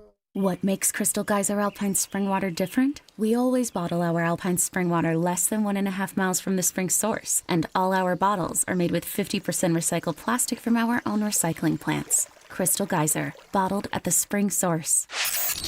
This hour is brought to you by the new Chase Sapphire Reserve for Business. Introducing the business card that gives back all you put in.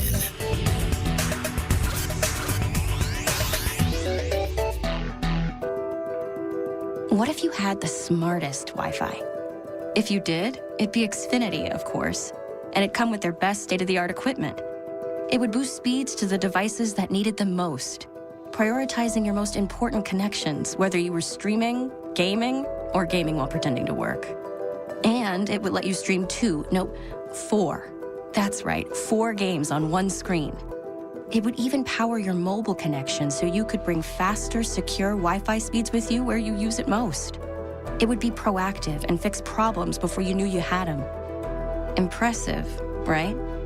And it would have security features that protect you from threats at home and online. Kinda like a force field for your life. If you had the smartest Wi-Fi, well, everything would work together seamlessly to keep you connected, no matter what. Xfinity. Imagine that. Restrictions apply. Want to interact with the hosts but can't call? Text the Boxer and Gerson Work Injury Attorneys text line at 888-957-9570. Boxer and Gerson, Northern California's premier workers' compensation law firm, helping injured workers get their lives back for over 40 years. Neuropathy is a debilitating condition that is sometimes misdiagnosed. Symptoms can include pain, numbness, and tingling in your hands, legs, and feet.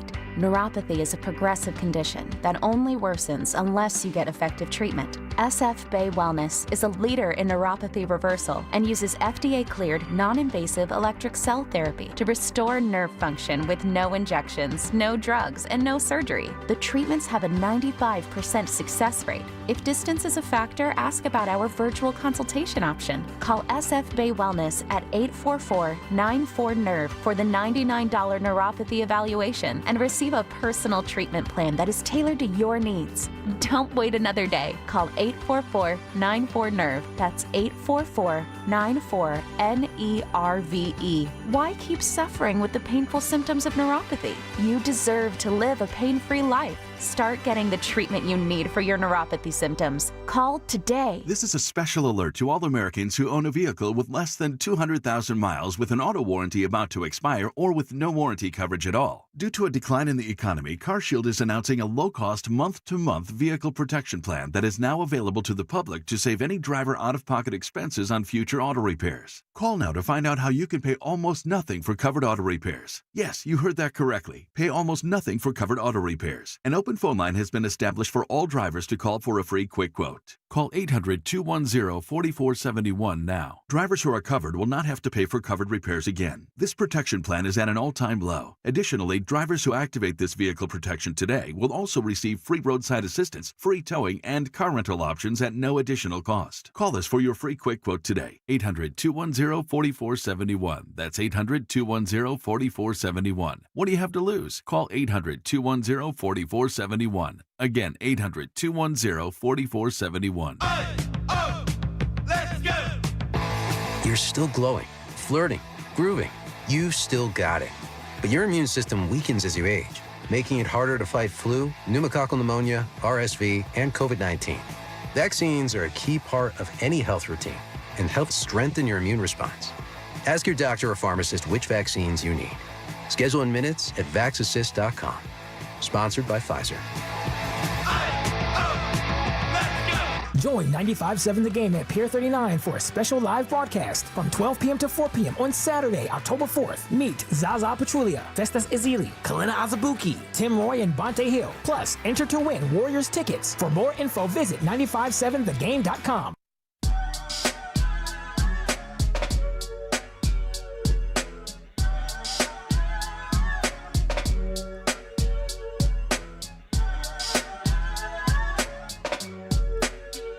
Now, back to Steiny and Guru on 95.7 The Game. All righty, huge sports day today in the Bay. Niners get beat by Jacksonville. Bob Melvin gets fired, and the Warriors open up training camp with media day today. No Jonathan Kaminga, but they have signed Gary Payton II. Let's welcome in Mark Willard, Dan Dibley. It is the crossover, a lot going on, and what are you guys coming out with today? Whoa. Yeah. Everything.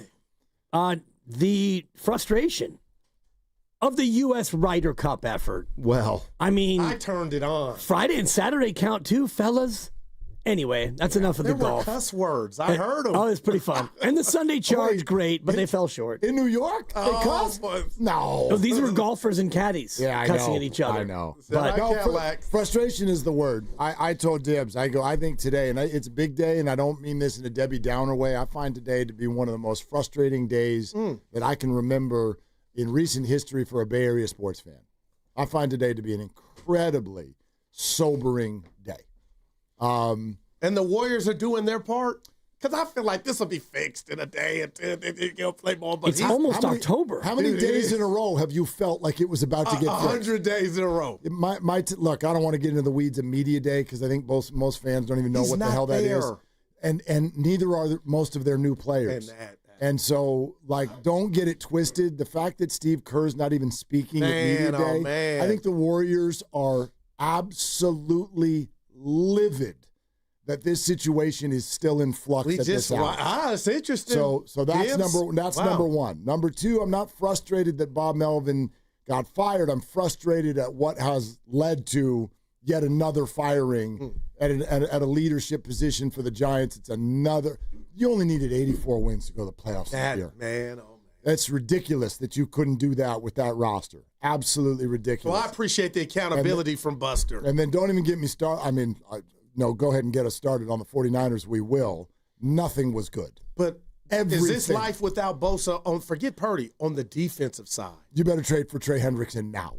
Your boy didn't get sacked or touched. No. Lawrence. No, he didn't. Yeah. No hits and no sacks and all the rest of it. And we'll get into it a little bit more in our show about the defense. I thought the defense was a lot better than most people are giving them discredit. They gave you the ball, Dibs, to win the game. They did, and they came out and held Jacksonville to a couple of 3-and-outs, and then Brock Purdy immediately throws a pick. And, the special teams touchdown that you gave up was not on them.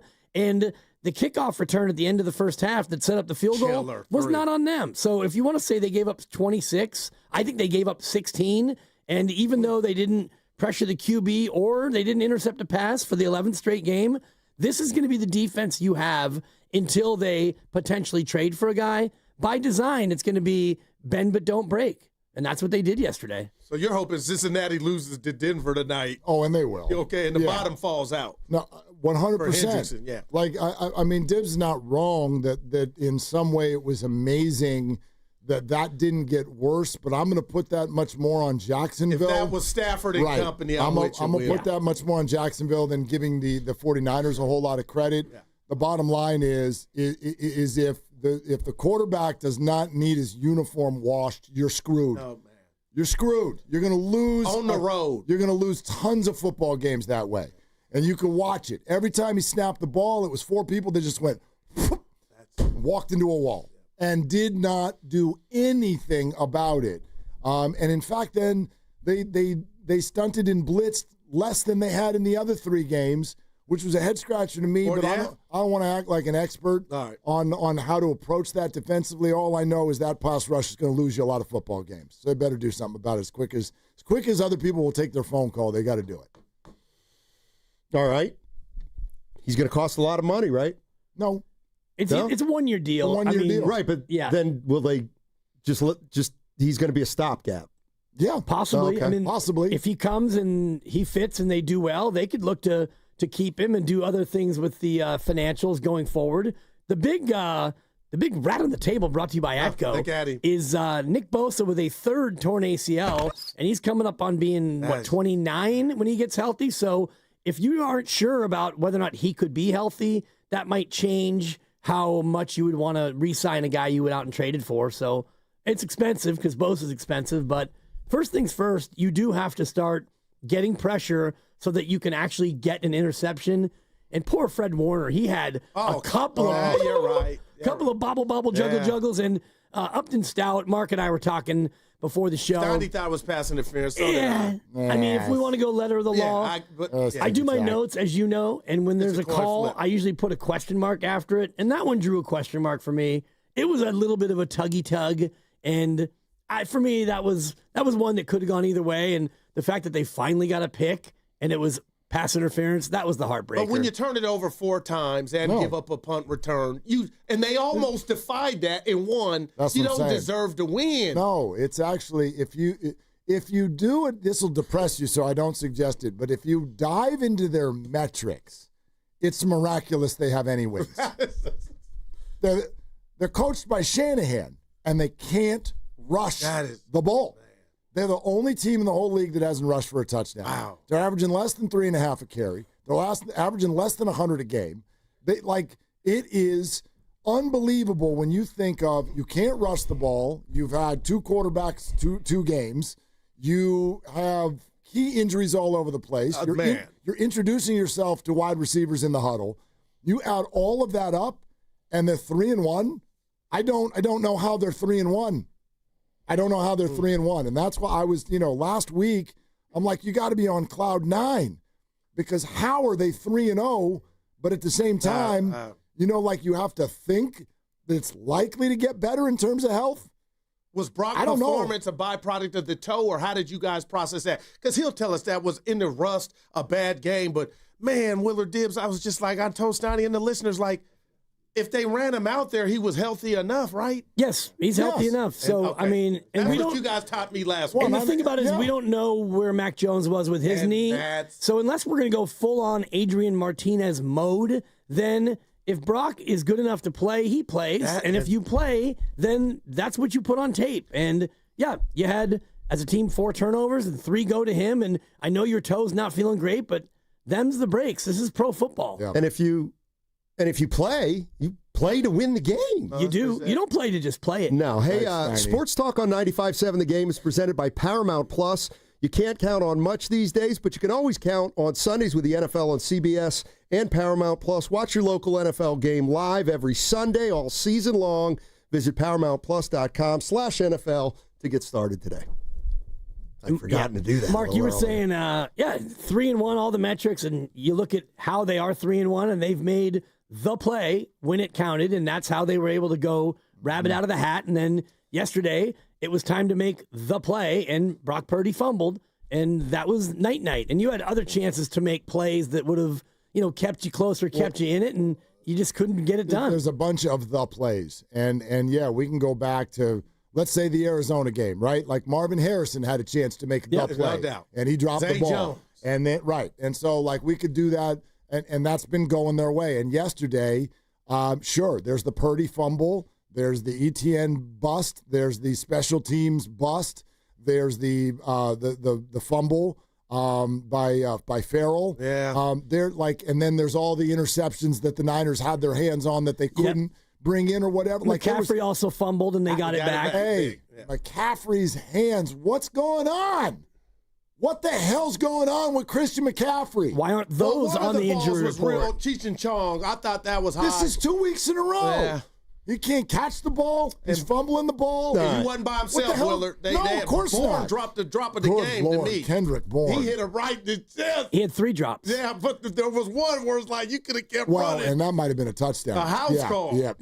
I got one for you. I should have brought this up early in the show because listeners can see sometimes. You guys, were you really locked into the game on TV? Oh, yeah. Absolutely. Okay, so the 49ers are down at the Jacksonville 27. It was 3rd and 3. I think they pitched wide to McCaffrey, got nothing. And now it's 4th and 3 at the 27. Trent Williams is getting into like a little something that's off screen with a D-back or something. From their sideline. Purdy's looking at the sidelines, and then they show a replay, and then right out of the replay, as they're starting to do their 4th and 3 play, because they went for it. Yeah, they went for it. They show Shanahan, and he was like he was mad about something like right before they even were going for it. And I was like, what was he? There was something that was really on his mind. He was talking to the booth like, I just don't understand. Like, something was going on. I don't know. At that point. I don't know. Do you remember seeing it? I do. It was just a split second. I watched it again today, and I think did we. We tried to decipher what was going on. Part of it might have been the fact that they can't run the ball, and maybe he wanted to change personnel but couldn't, and he'd already, can I say pissed away? He did. Timeouts throughout the course of the game. Sure. And so, well, that was back-to-back. Guru thought he might have been like mad at Trent. Like, come on, we got or at Purdy, because Purdy was looking at what was going on, which must have meant he had his back turned. I don't know. Yeah. I just noticed that he didn't. Something was going on. We got to say one thing about bad game for him too. No doubt, because that was a sequence. But the Travis Hunter catch, which I thought was play of the game. But before that, even the announcers got into it. He declined the penalty. Yeah, I don't understand this one. Like, it was confusion city, but I'm like... I don't understand where... Like, I would love to know where the refs got their initial incorrect info that the Niners wanted to accept the penalty. And then... Because Kyle said he got wrong intel to accept. He's like, man, we shouldn't have done that. No, Kyle admitted that they accepted That's it. what they said on the broadcast. No, he said the officials... at halftime. Yeah, no, I don't think that's correct. The officials apologized to him, he said, after the game. The officials apologized to him when he wanted to decline the penalty. Come on. And they didn't. And then once they didn't, when he called timeout to try to get them to, they told him it was too late. This is irreversible. It's kind of like when you make a hotel reservation and then, I'm sorry, that's non-refundable. They wouldn't got a touchdown out of that drive. Yes, they did. Well, first he burns the timeout, and then the Hunter play, and he challenges it, which, you challenge it. Bad challenge. You lose another timeout. And then they eventually would make it all the way down. Part of the frustration for me, Mark, is that when you watch Jacksonville, and I won't get into the Trevor versus Brock conversation again, that was played out last week, but they, as a team, are not very good. Tried to give it Penalty away. machine. And you said it earlier, he caught the kickoff out of bounds. And that was the first after the Niners score. But what are you doing? It was mistake after mistake. Kick, catch, interference, another 15. The guy caught it out of bounds, which cost them 30 yards right there. 4th and 1, and it goes to 4th and thank you. Yeah. Trevor slides out of bounds. So when you say the Niners didn't deserve to win, I kind of think that neither team deserved to win. The Niners outgained them, and the 4 turnovers obviously were a huge factor, but it's not like Jacksonville was completely polished and buttoned up. They are kind of a mess. And Travis Hunter, you're not a two-way player, my man. Put the defense down. He's not a good corner. When he's out there, is that number 12? We're going his way. They kept wondering why they weren't putting him on. If we're gonna give the Niner rookies room, tough. Yeah, if we're gonna give Niner rookies room to be rookies, then Travis gets that too. Wow, he's a rookie. Yes, but he's trying to play both ways, and that's so unheard of in the NFL. And he probably shouldn't. That's my opinion. And I haven't watched every snap of his, but the defense is telling you what they think. He played 10 snaps on defense. Speaking of 10 snaps, Brian Robinson Jr. Hey, Kyle, an afterthought. Here's an idea. Maybe you let him play some football. It's not like Christian McCaffrey's tearing it up on the ground. He had 10 snaps. I don't understand the run game at all. I don't either. I don't get it. How much is on Trent? Well, everything's on everybody. 344 pounds of it. I think that what they're used to doing is not available to them. Not available. And if that is because Trent is not as effective, it's because George is not there. It's because the defenses are totally keying on it. If it's that Christian has lost a half step, is it because, I don't know, you've got an injured quarterback out there every day or an ineffective one or whatever, and they're not, and the receivers are introducing themselves and dropping balls so they don't threaten you over the top. I mean, all of these things are complementary, and I know what people want to focus on. We want to focus on individuals, and apparently if you make a lot of money, you're supposed to put the team on your back by yourself and go win football games, which is stupid. Lamar Jackson's 1-3. You can't do that. Everything sucked yesterday. I thought that was so frustrating to watch because almost every play was you sucked again. You sucked again. You sucked again. Every single play looked out of sync on both sides of the ball. And then had a chance to go win and you it still after had a chance to win. That's why it's this team is a head-scratching first 4 games. The hook and lateral was pretty fresh. That was fun. Yeah. That was fun. I got to be honest, I thought McCaffrey had a burst there for the people saying he's slow. I don't see the slowdown. I don't either. Okay. What I see is he on his way, but then it reminded me, damn, that's how you got to give it to him for a house call, Yeah. I think when you watch him in pass plays, when he's out and about, the burst is there. Okay. The burst can't be there when your blockers are getting pushed back and there's no hole. Man. So you can't burst through a wall of humanity, and that's what I see on the ground game. 225 on the ground for McCaffrey, 305 in the air. You're listening to 95.7 The Game, KGMZ FM and HD1 San Francisco, an Odyssey sports station and the home of the Warriors and Valkyries. Always live on the free Odyssey app, coming to you live from the Laughing Monk Studios, Laughing Monk, righteously brewed in San Francisco. Football is won in the trenches. That's just the way it is. I can hear Mad now. Rest in peace. Football it's won in the trenches. And so, everything goes from there. And so we can spend all our time, if we want, on Purdy and McCaffrey, and we can talk about interceptions and all that stuff. The bottom line is the Niners need to run the ball, and the Niners need to rush the passer. And if you don't do those two things, you are going to lose more games. Either one happened yesterday. Dibs. You can't say trenches without Trent. Yeah, trenches. Yeah, you right. Can. Yeah, really. It's right there, Mark. No, that's why I didn't use his name, though. He's a part of this. He's a part of what I like. Pro Football Focus gave him the highest offensive grade for the 49ers. And I'm hearing a lot of people throw rocks at those grades, though. I'm no shade at PFF. It's a mixed bag. I didn't think he was a turnstile. No. I didn't think he was again, like I'm trying to go anybody who you want to bring up, who you're frustrated with, I'll go, okay, who did you like? Who did you like yesterday? I liked the guy. Who? DeMarcus Robinson with that big catch over the middle. In fact, hold on. Yeah. Hold on. I'm looking forward to his snap count going up. I'll give you that. Oh, yeah. Dibs, I like him. Dibs, I don't know anything about DeMarcus Robinson, but he earned himself 5 weeks of criticism-free football after that catch. 5 weeks? Yeah.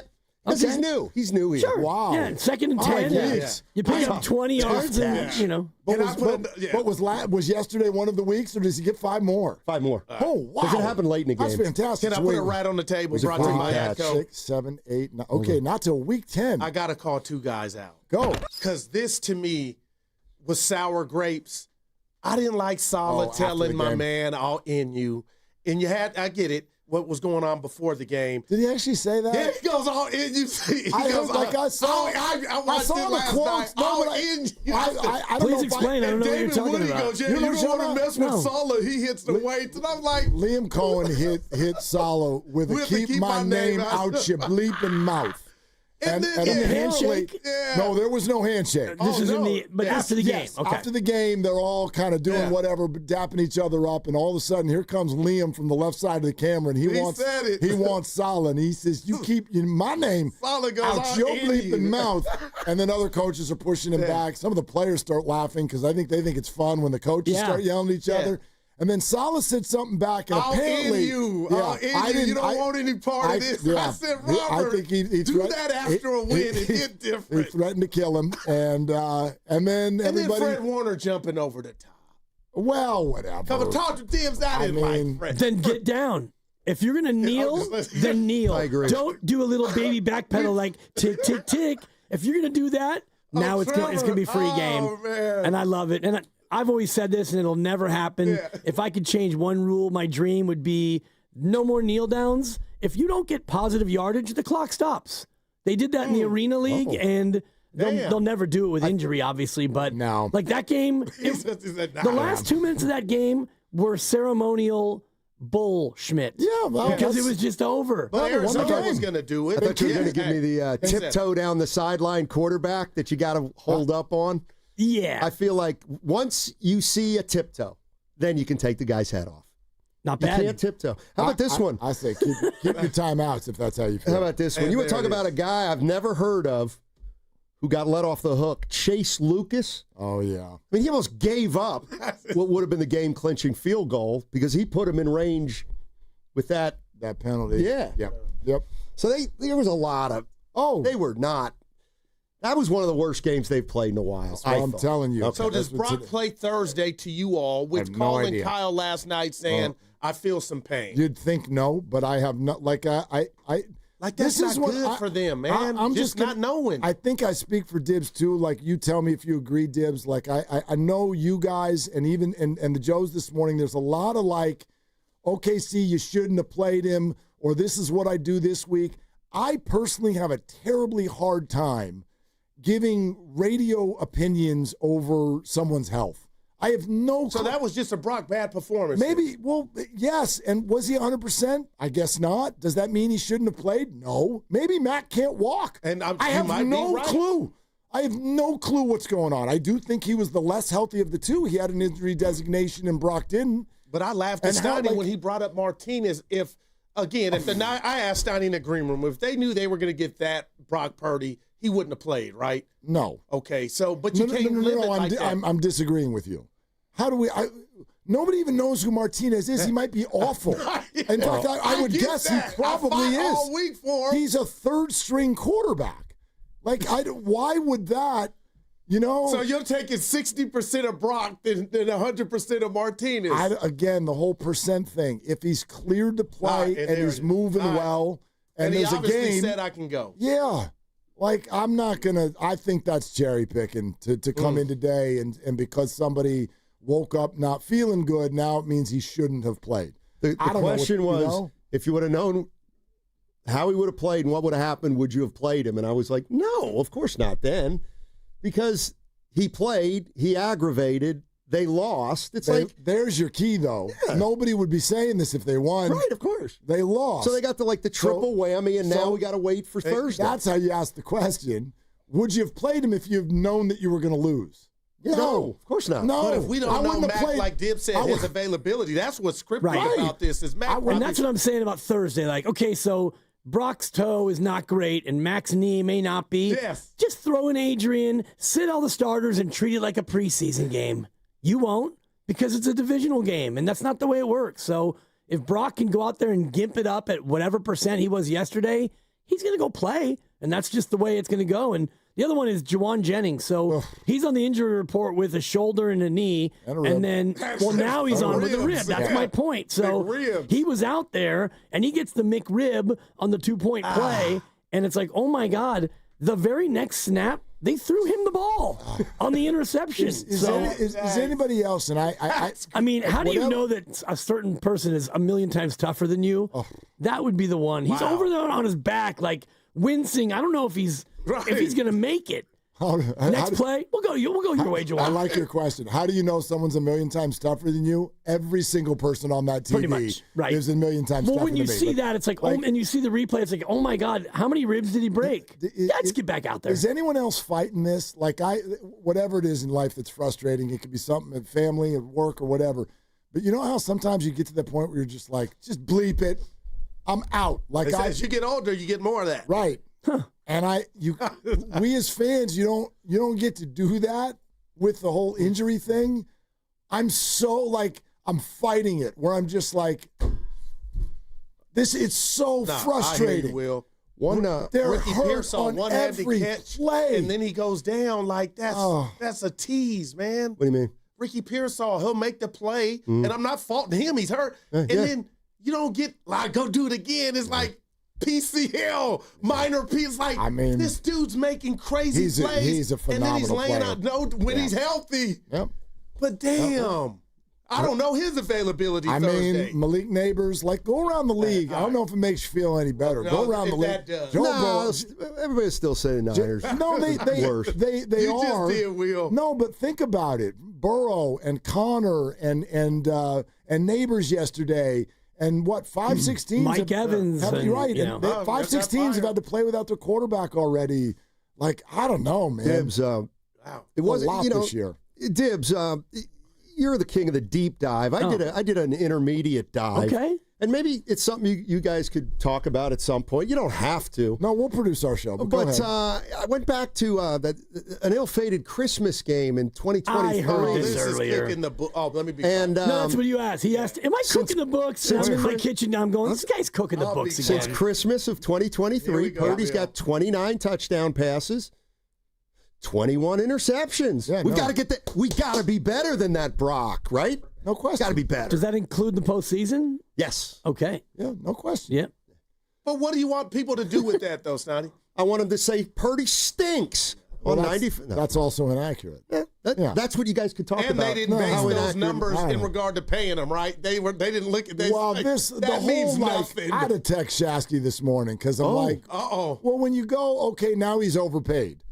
If that was your opinion 2 months ago, 3, 4, 5 months ago, okay, fine. We're not doing that off of 2 games. He's played twice since the contract, and apparently in 6 of the 8 quarters. And in 6 of the 8 quarters, he was hurt. Well, that's might be the bigger issue. He's only making $9 million. So that too. No, it's I'm sorry, Jordan Poole. I gotta go. Captain W. It's time for Jordan Poole to hit. And I was right then. And I'm right now. And you know where you're right? Everywhere. 95.7 the game. Not everywhere. Are they the smartest show in the Bay Area? You guys are an intellectual feast for the smart sports fan in the Bay Area. Wow. You're pretty much the smartest guys on the radio. I agree. Good Lord, how big is your ego? Are they the funniest show in the Bay Area? Give it a laugh. Come on. You're a funny guy. Come on. Give me a laugh. You are funny, dude. Hit that S again. Are they the coolest show in the Bay Area? And no white boys. Stay cool. That's what people are saying. You guys are phenomenal. This is one of the most perfect ways that I could end my day, getting the chance to talk to Mr. Mark and Dan, you know? We'll let you be the judge. Oh. All I know is it's a couple of Bay Area boys talking sports. I know nothing. Thanks. It's Willard and Dibs on 95.7 The Game. Woo, what a day. Wow, what a day. Yep. Oh my goodness. All right, so let's go ahead and just take a breath and set the table here so that everybody understands fully what's going on. Don't want to assume that everybody's been locked in all day long. First and foremost, the 49ers had an incredibly frustrating football game, their first loss of the year. Kyle Shanahan spoke this morning. Brock Purdy says the toe is hurting. Ricky Pearsall is a maybe. Juwan Jennings is a maybe, and it feels like there's another game in 2 hours. It's actually in about 72 hours, but it feels, based on this injury report, like it's coming any minute now. So we're going to get you all set for that, and we'll talk out everything Niners related. In the meantime, also, Bob Melvin has been fired as the manager of the San Francisco Giants. Buster Posey spoke this morning. We'll have some of that. Also, it's Warriors Media Day. Jimmy Butler and Buddy Hield are back making fun of one another. That's tons of fun. Steve Kerr won't talk. I've never heard of a media day where the head coach doesn't speak. And I think it is representative of the fact that the Warriors are just beyond livid that September 29th is here and their situation with their contracts and their potential free agents and all of this still is in some sort of a state of flux. Add it all up for me. And boy, we would love to hear your reactions. The fun thing about today is we often kind of like create a small lane for you, and then you can engage and talk to us on that. The lane is much wider today. So all of these things are on the table. And 888-957-9570, we would love your thoughts and your reaction to any of it, whatever it is that's hitting you today. The Niner loss, the Giants' managerial change, the Warriors continue to be in a state of flux, and we're trucking toward October 1st like a runaway train.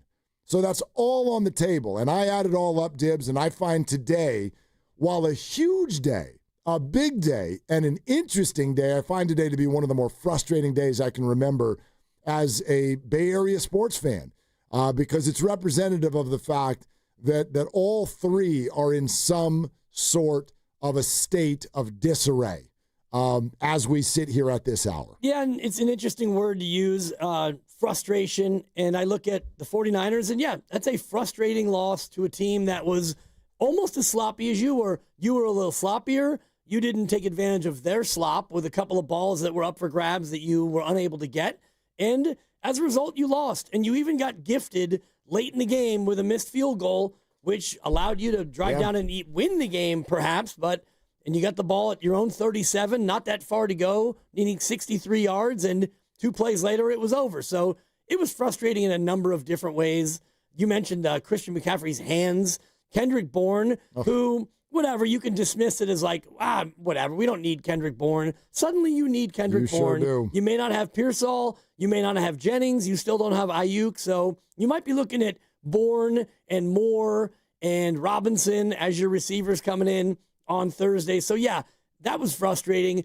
The Warriors one, to me, I'm kind of just over it. And, yeah, it'd be great if everything was done and media day could have been all chuckles and laughs and the whole rest of it. But the frustration for me has been there so long, I've kind of gotten used to it. And that's, I guess, where I am with the Giants, too.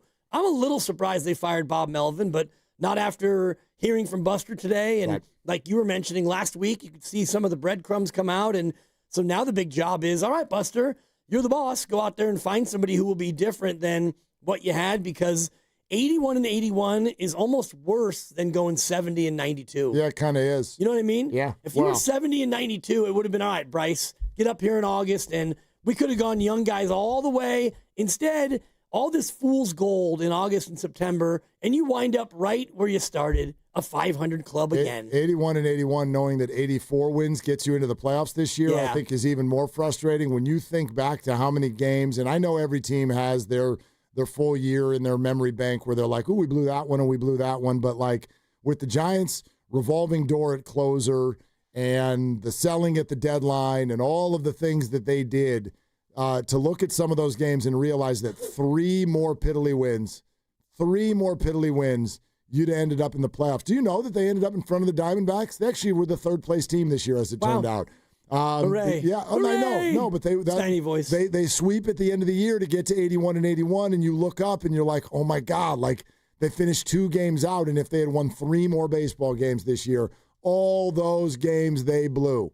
If they win 3 of them, we've got more baseball coming up this week. Right, playoff baseball. Yeah, but no, it doesn't happen. And so, again, I find that to be just unimaginable and totally frustrating. And a little bit, I still sit here looking back on that season and scratch the head. I scratch the head. The good thing about the 49ers situation is I'm not scratching my head there. The Giants have me scratching my head. Kaminga's got me scratching my head. The Niners don't have me so much scratching my head. That one is just frustrating because the 49ers this year so far, first of all, they're 3-1, so I don't know how you can be overly frustrated. The season, it's still in good shape, but I also get that looking forward, it just fills you with anxiety because that classic knee bone is attached to the thigh bone and the thigh bone with the hip bone. That's what I see as 49er football. I know a lot of you want to Purdy this and Purdy that, and he was bad yesterday. There's no two ways about that. There's no escaping it. But I just see a complete chain link fence of bad. That, like, nobody could catch the ball. They're not blocking. They won't run the ball. Their quarterback's not taking care of the ball. They can't rush the passer. And my God, what's it going to take for special teams to be good around here? It looked like they were starting to get closer. What's it going to take? Right. I mean, my God, are you kidding me? Pretty bad. It cost you a clean 10 points. My God. Because the Tootin 54-yard return right before halftime set them up into great position. Oh, and then D. Winters with an immediate face mask on the next penalty. And so now they're at the 26-yard line. Whoop, easy 3. And then the punt return. And I've always had people tell my wife that I outkicked my coverage, and she has never understood that. So I'm going to show her that film. She doesn't get it? She doesn't get the reference? She does, and I have to explain it to her. She's more of a baseball gal than she is a football person. So when I say, well, the punter kicks it so far that the guys are going to do the tackling, they can't get down there fast enough, that's what that was. It was a booming punt, and the gunner missed him, and nobody else would touch him.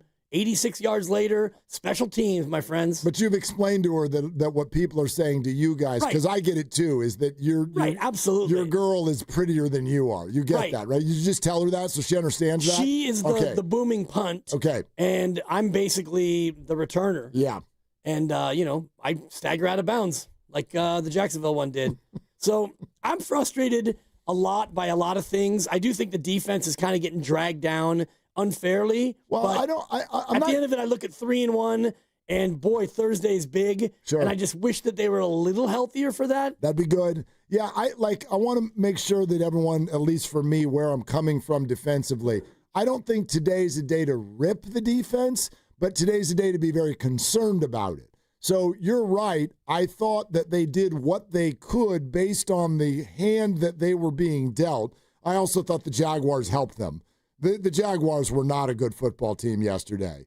And so a lot of self-inflicted penalties. They were kind of silly, and I don't find them to be that effective, but they were able to do enough against a team that just played a very, very poor football game all the way around. My point is that, and actually, here's the way I'll say it. Hey, every single one of you who ripped Nick Bosa the last year and a half because you didn't like his sack total, do y'all see now that he wasn't underperforming?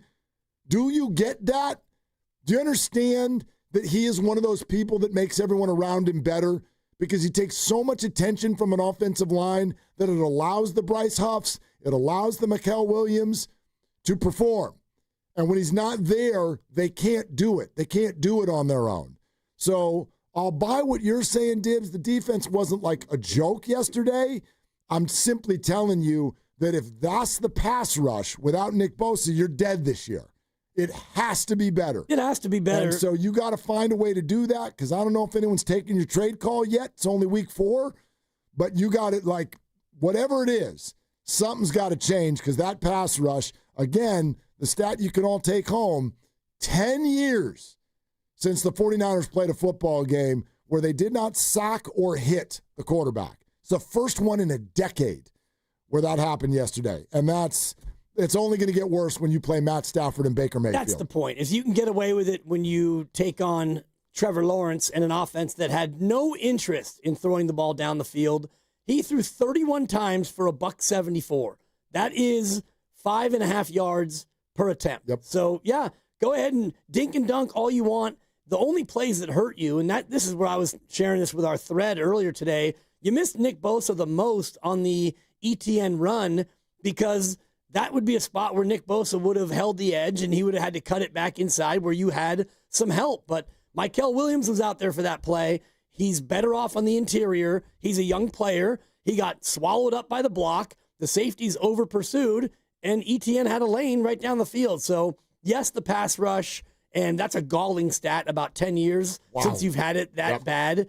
If you don't have a pass rush, how are you going to get takeaways in the back end? But you won't. For me, the big miss was what Nick Bosa does in the run game, especially on that big 48-yard house call. 888-957-9570 is the number. As you said, really, really want to hear from you today. I find the frustration to be almost kind of overwhelming based on what is happening with all three teams. But the 49ers have a very poor performance across the board. The Giants fire their manager, and the Warriors have media day, and they're all looking at each other going, do you want to talk? What? Who's the new people? Oh, they're not here yet.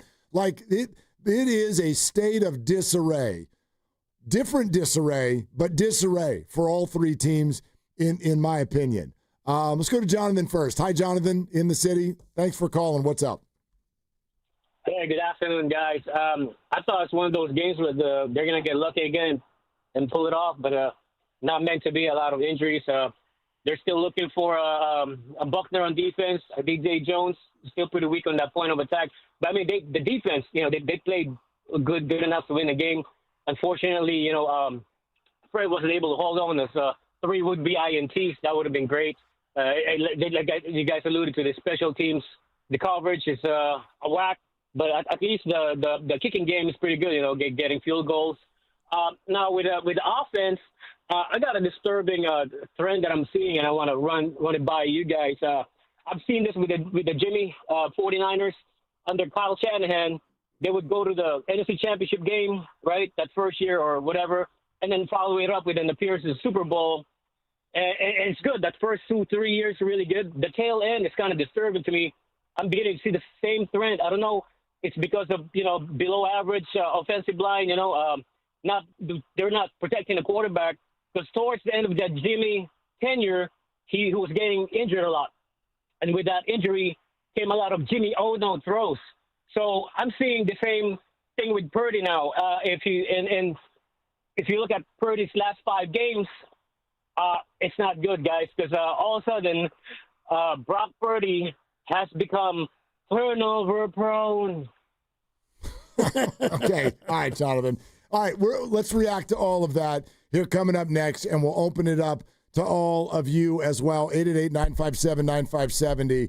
And you can grab whatever you want on this tree of frustration, from the Niner game to the Giants managerial change to the flux of the Warriors. We are sponsored by Moderna, and we are here for you. And oh, by the way, yeah, he didn't win them both, but he didn't lose them both either. 14-3. Dibs had the Jags plus 3.5. Yep. So with 2 games kicking off tonight, one of them in just over an hour and a half, we're going to get to fade the Dibs real soon as well. So that's what we're doing. Let's ride. It's Willard and Dibs.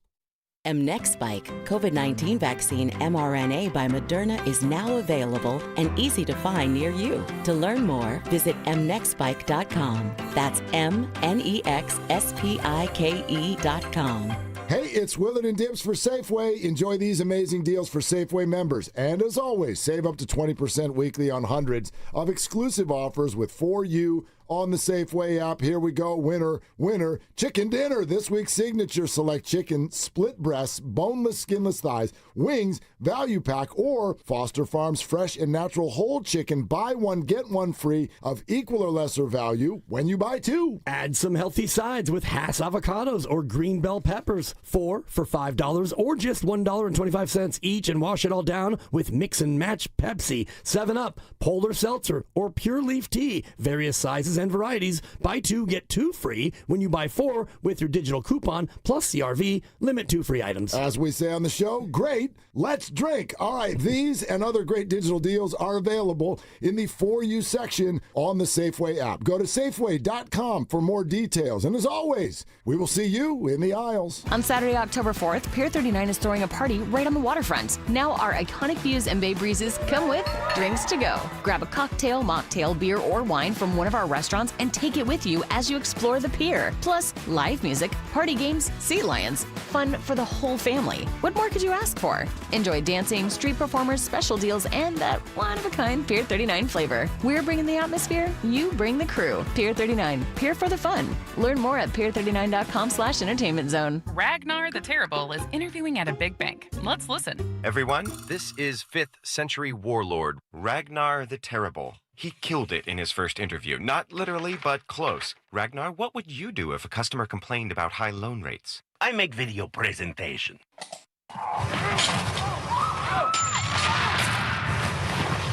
Star One is nothing like the big banks. We have better rates, minimal fees, and friendly customer service. Star One, in your best interest. This is Vanessa Deniston, senior attorney at the Dolan Law Firm. The Dolan Law Firm handles a diverse line of cases from personal injury to employment law. We're proud to say the Dolan Law Firm is just as diverse in our attorneys and staff. The Dolan Law Firm consistently achieves outstanding results with over $1 billion in verdicts and settlements. The Dolan Law Firm, the best, most diverse personal injury and employment law firm we hope you'll never need. Contact us at dolanlawfirm.com. The Floor Store is your Bay Area flooring authority. Selection, expertise, price, guaranteed installation. Visit floorstores.com. We all hear the radio ads about the IRS. They tell you to be afraid, to be scared, and they try to frighten you into calling. I'm not here to do that. Tax Relief Advocates is different. TRA is here to tell you that if you owe money to the IRS, whether it's $5,000, $50,000, or $500,000, we have a solution. It doesn't matter if you're sitting in your car, at work, or with your kids. No matter where you are, call now. 800-575-9834. Don't lose hope. TRA can eliminate or reduce what you owe to the IRS. Generous programs are now available that can give you a fresh start. Our passion is taxes and helping individuals fix their IRS problems. We have over 1,000 5-star reviews on Google and an A+ with the Better Business Bureau. You don't need to be afraid of the IRS any longer. End your tax nightmare today by visiting us online at TRA.com or call 800-575-9834. That's 800-575-9834. Tax Relief Advocates. Real solutions for real people. I'm Bob Burke, founder and chairman of Burke America Parts Group, a family of brands that includes RepairClinic.com, an appliance and HVAC parts solution company that's grown into an international brand. Before AmericanEagle.com, we partially launched a new technology platform developed by another firm. American Eagle helped take our technology to a whole new level with digital marketing, software development, and business insights into our key markets, appliances, HVAC, and outdoor power equipment, and did so both on time and on budget.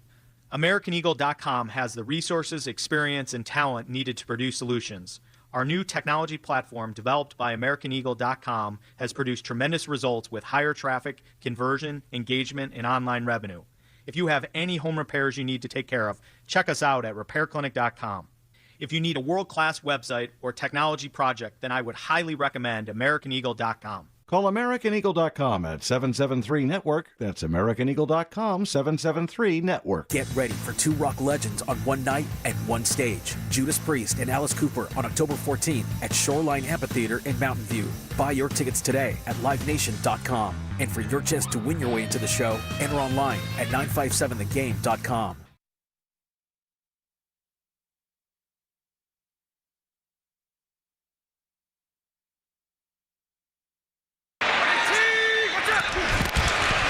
Off the fake, Purdy. Up and downfield. He's going to float it from McCaffrey. Loose ball. Picked off by Devin Lloyd. another Jacksonville takeaway. Flag is thrown, and finally he's brought down by Connor Colby. We'll check that flag. It would be a second pick for Lloyd this year if it stands, and an 11th Jaguar takeaway on the season. Now, back to Willard and Dibs on 95.7 The Game. All right, 888-957-9570 is the number. We're talking this out. I find today to be one of the more frustrating days for a Bay Area sports fan that I can remember in a long time. And I mean that because it's across the damn board. Yeah. It's across the board. It's not like, ooh, Giants lost in the playoffs last night, or ooh, the Niners got beat in the playoffs yesterday, or the Warriors got eliminated and Steph Curry's hurt. When there's one big thing, it's like, oof, gut punch. Okay, what else can we look to? You know, in Philadelphia, they're famous for serenading their teams. When those teams don't do well, they start chanting for the next team to play. Let's right? go, in other Sixers. Words, exactly. Right. When the Phillies suck, let's go, Eagles. And they're telling their team, bleep you suck. We're going to move on to what's next. Yeah. What do I move on to today? Well, you move on to a managerial search. Oh. You move on to more talk about the qualifying offer and Jonathan Kaminga. And you move on to calling local hospitals to see how many Niners are there. And the telltale of yesterday was Jennings gets absolutely malachi crunched, for those of you who partake in Happy Days. Broken ribs likely. He can't get into the blue tent because Ricky Pearsall's already there. So he's got to take a number and wait his turn to go in the blue tent. They're going to be the only team with blue tent city. They're just going to have a string of blue tents on their sideline. Yeah, we're going to get bigger tent. Second tent. We're going to need I love your idea that the Niners blue tent is like a deli. Totally. Maybe one of them little red things sticking out the side. Yeah. 17. Yeah, I'd like the pastrami, please. This man has broken ribs, most likely. He can't even blue tentify because Ricky's in there with his PCL. No, Juwan has looked like he can't breathe and beyond frustrated every time we've seen him, even going back to training camp. Contractual situation, shoulder, now it's ribs, everything that he's been through on a very, very young season. His injuries read like a deli. Like he got the shoulder, like a pork shoulder. He got the ribs, beef ribs or short ribs. Totally. He's not very short, but no. Anyway, ferocious. Yeah. I'm gonna eat it. It's tough. 888-957-9570. How about let's go to Kirk in Los Altos Hills. Hi, Kirk. Thanks for the call. What's good? Hi, how are you? Yes, I want to share the frustration, obviously. I told my wife before the game that I can understand this team losing to Green Bay or Detroit or something like that, but if they lose here, I'm going to be very upset. And by the end of the day, I mean, I just thinking about them and the other two teams, yeah, the 49ers, you know, the only team with a velvet rope outside the blue tent. I think we're headed into a period here of real mediocrity, throughout this area, with the aging of the teams, the lack of things coming up from below, and everything else involved. And so it's, happiness is where you set your level of expectations. And I think my suggestion is for the Bay Area that we better start thinking about setting our expectations a little bit lower, because I don't see anything bringing this group of three teams out of the morass anytime soon. Well, Kirk, I mean, thanks, Kirk. I can't argue with the thought process, but allow me to try. I understand where you're coming from, and I'm a big believer in trying to actually not let expectations guide you, because expectations are a projection. They are not reality at all. So I get where you're coming from there, but it also sounds very defeatist to me. And it also, to me, feels in some ways like letting these teams off the hook. Like, if I want good news from today, you want to know what the best news of today is? Buster Posey ain't messing around. Yeah, fair enough. I would look at it that way, which I like. I respect Bob Melvin. I get that it was not a good year for him. I predicted for most of the summer Intel was telling me he was staying. I think that was kind of the thought until this latest losing streak as of 3 weeks ago. And then last week you could tell he was gone. You could just tell by the cadence of what they were doing. And but the good news for me is if you look at the way Buster Posey is approaching this, he is not messing around. Like when in doubt, send it out. We're not accepting 81 and 81. So there's some sort of a silver lining there, but it's not for today. Well, for me, if silver linings, if you want to go that route, the Niners are 3-1. So you're not in a morass of mediocrity when you're tied for first in your division. And they're allowed to go to L.A., Levi South, and win and be 4-1 in the division and be 3-0 in intra-division games. That is on the table. So I'm not that down in the dumper across the board for the 49ers. Yesterday was frustrating. Jacksonville was messy. You were messier, but you started the season 3-1. I'm more concerned about the injuries than I am about the lack of pass rush. That will get better, or they will bring somebody in. I'm concerned about a Thursday game where your receivers might be Sky Moore and Demarcus Robinson and Kendrick Bourne. That might be your trio right there. And I hadn't really thought about whoever it that else way. you can elevate. Yeah. I mean, I don't know about Ricky playing with the PCL. He couldn't return. Jawan Jennings has a myriad of injuries. And we get more into the Ram game as we get closer to Thursday, but I'm more concerned about that. I don't even know who the hell's throwing to him, whoever they are, by the way. Yeah. Exactly. So the pass rush will figure itself out. Eric in Walnut Creek. Hi, Eric. Thanks for the call. What you doing? Did Brock Purdy play like his toe hurt, or did Brock Purdy play like he did all of last year? This is what we have. He is the same guy as last year. He's going to sail balls, what I call is duck fart throws. He's going to overthrow these guys. It's just the way that it is, and it's kind of like the Giants or the Niners or the Warriors. We're just living a world of bubble teams here, and the Giants just missed the playoffs by just a couple games, and the Niners are probably going to miss a wild card by a game. And it's just frustrating because, Brock was special 2 years ago because he had two Swiss Army knives and doesn't have them anymore. And we're just kind of stuck with this. That's what I'm convinced of. Yeah, Eric, let me see if I can. I bet I'll be unsuccessful, but I'm going to try to undo your thought about being stuck. Thank you very much for the phone call. Brock Purdy did not play poor football last year. That is a lazy and tired narrative based on the way their record ended up. I'm going to die on this hill if that's what it takes. The bottom line in the NFL is that the entire team plays football, and the entire team needs to be functioning on some level for anybody on that team to play well. That's just the fact. Lamar Jackson is 1-3 this year. We have got to get over this idea that when bad things are happening to a team, that the quarterback puts a cape on and goes out there and saves the team.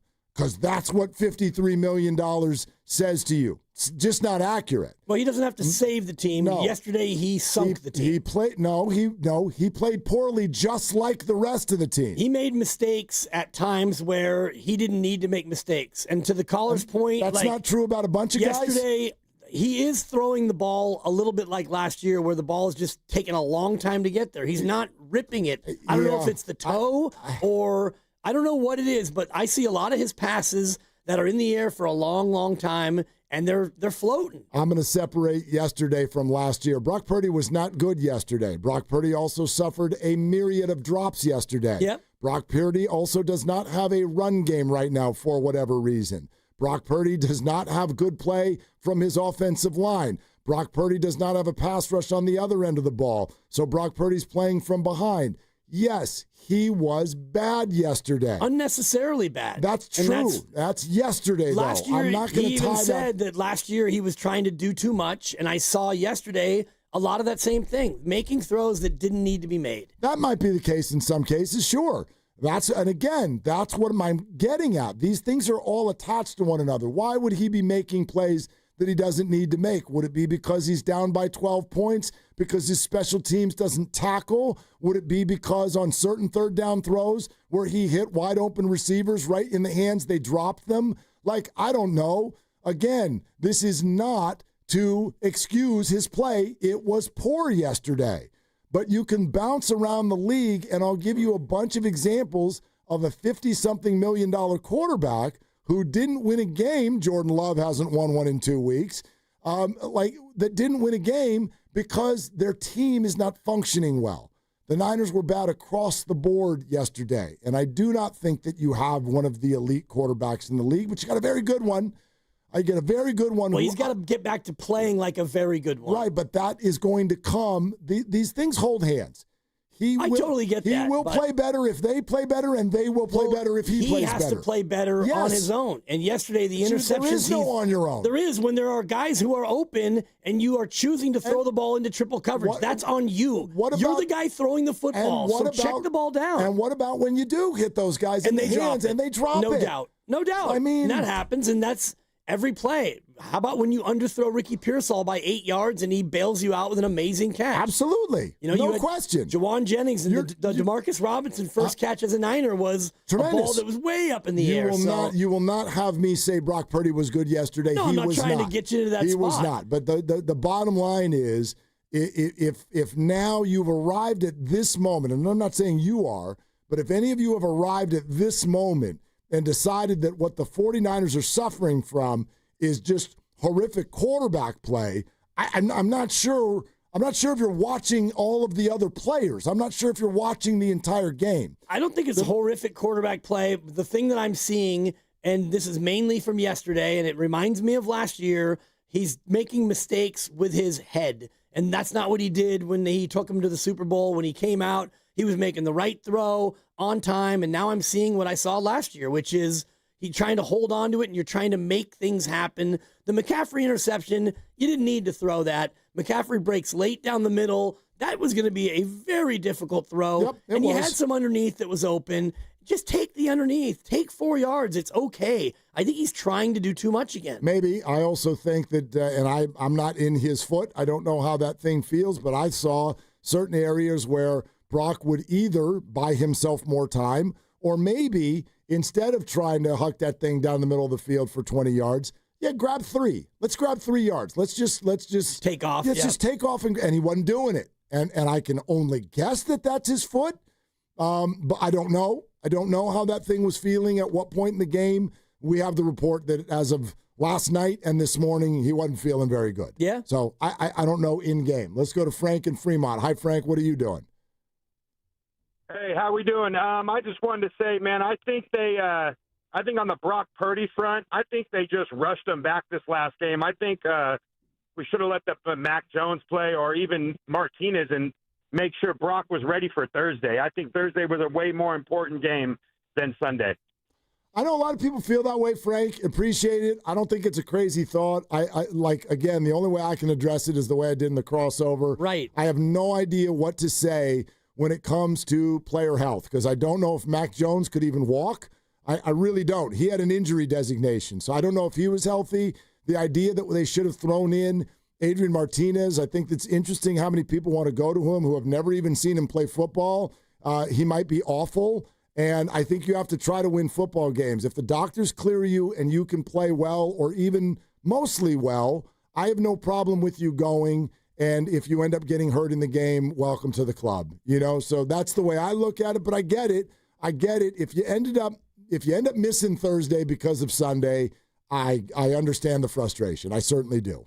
If they would have beaten Jacksonville and the same thing would happen and he wouldn't have been able to play on Thursday, you'd feel different. Mm-hmm. So you're frustrated because they didn't win, and he potentially won't be able to play Thursday. We won't know for some time whether or not he'll actually be able to give it a go. And the thing that I'm still stuck on in this whole conversation is Mac Jones. Nobody knows how healthy or not healthy he is. He had to put a brace on in the Week 3 game against Arizona just to make it through, and he was noticeably limping late in that game, and he wasn't going to be 100% yesterday anyway. So we can all play the percentage game. None of us really knows who was healthier, how close was it. If Brock was good enough to feel like he could go out there, he goes out there, and it's the same thing on Thursday. Yeah, I agree. Like, he's in pain, but I don't know.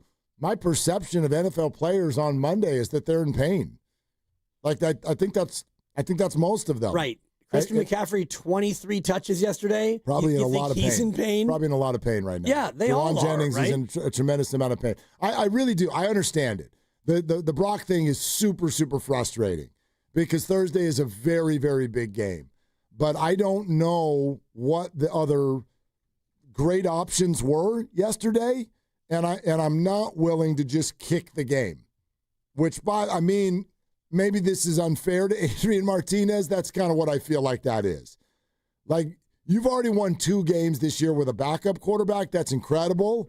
How many games you winning with a third-string quarterback in this league? He was the UFL MVP, Mark. Well, that's exciting. I had to look that up. I don't watch a lot of UFL. I don't even know what the hell the UFL is. The United Football League. Well, I mean, I get that. I know. Right? I figured what you stand for. I didn't think it stood for unorthodox. Oh, yeah. I don't know. I don't know. But you know what I mean? He's never played a snap in the NFL in the regular season. You're not wrong if you think, I guess, Brock shouldn't have played yesterday. I just don't. That's me. I don't know how to have an opinion about health and who's supposed to play. I don't know how to do that. I can't feel what none of us can, I have honestly. no clue. Anybody who says that he shouldn't have played, then you should be in the medical room. You should be on site to see the injury for yourself. All we know is that he had turf toe, whatever that means, and I guess it's kind of a variant of turf toe, and he sat out a couple of games, and he sure looked okay at practice, so go ahead and play him. It's football. Somebody's going to get hurt. Well, he's probably going to get hurt. Even though he played, and we can all look at it and go, by the way, do we know what toe yet? Do we know if it's the right toe or the left? We don't even know. Like, I'm going to assume it's the right toe, because everyone's talking about that's your push-off foot. And I mean, is that what's causing high balls, floating balls? I have no idea, but it's not like he was out there gimpy. You know what I mean? He can move. I do know that, as you just pointed out, the last time I saw Mac Jones play, he had to dive in order to hand the ball off. Yep.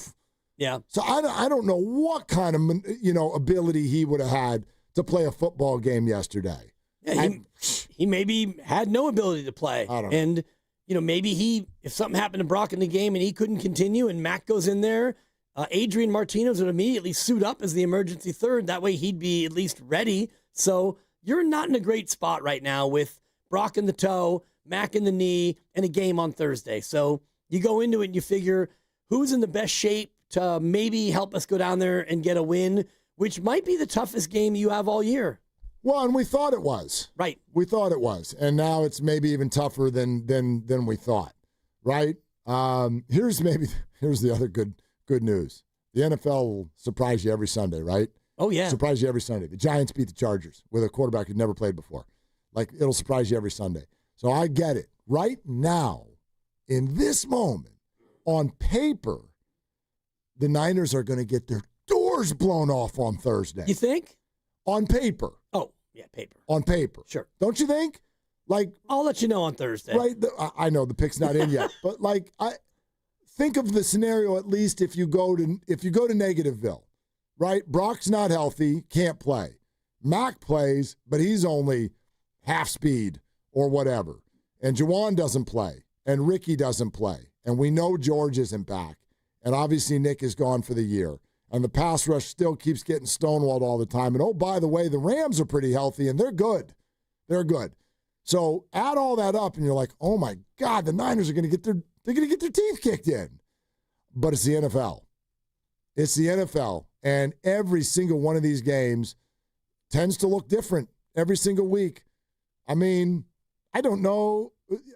I pick all those games just without spread. Right. I didn't even look. I don't know if I got more than 3 right yesterday. It's unbelievable how different this looks week to week. Every week, yeah. I don't know what the hell Thursday is going to happen. Maybe the Niners will go out there and win by 3 touchdowns. And if you think what the hell were the Cowboys doing last night? Where the bleep did that come from? Right. I mean, all of a sudden, the offense has been good, but they were able to just fight back so many different times in that game. The early spread for this game, Niners-Rams, is only 4.5. So if you think they're going to get their doors blown off, well, that's Buffalo-New Orleans, and that game surprised you too. Yep. New Orleans, cover. No, they hung in too. They hung in late in that game. They did. They had the ball, only down by 5. Yep. Couldn't go anywhere. But, yeah, I will say this. The Niner-Ram look-ahead line was Rams by 3.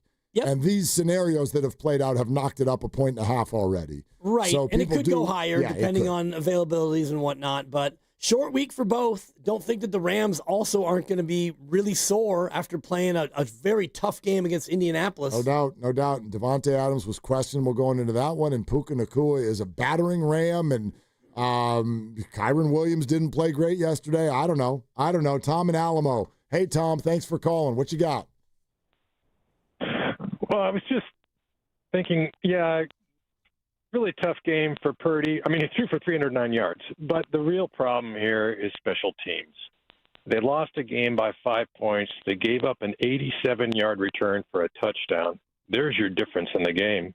Not to mention a 54-yarder at the end of the half that led to a field goal. That's 10 points on special teams alone. Without that, they win the game despite having 4 turnovers and not turning them over at all. So this game, as rough as it was right there for the winning. Just special teams has a problem, and I don't know if it's going to get fixed this year. I don't know if it's going to get fixed any year. Tom, thank you.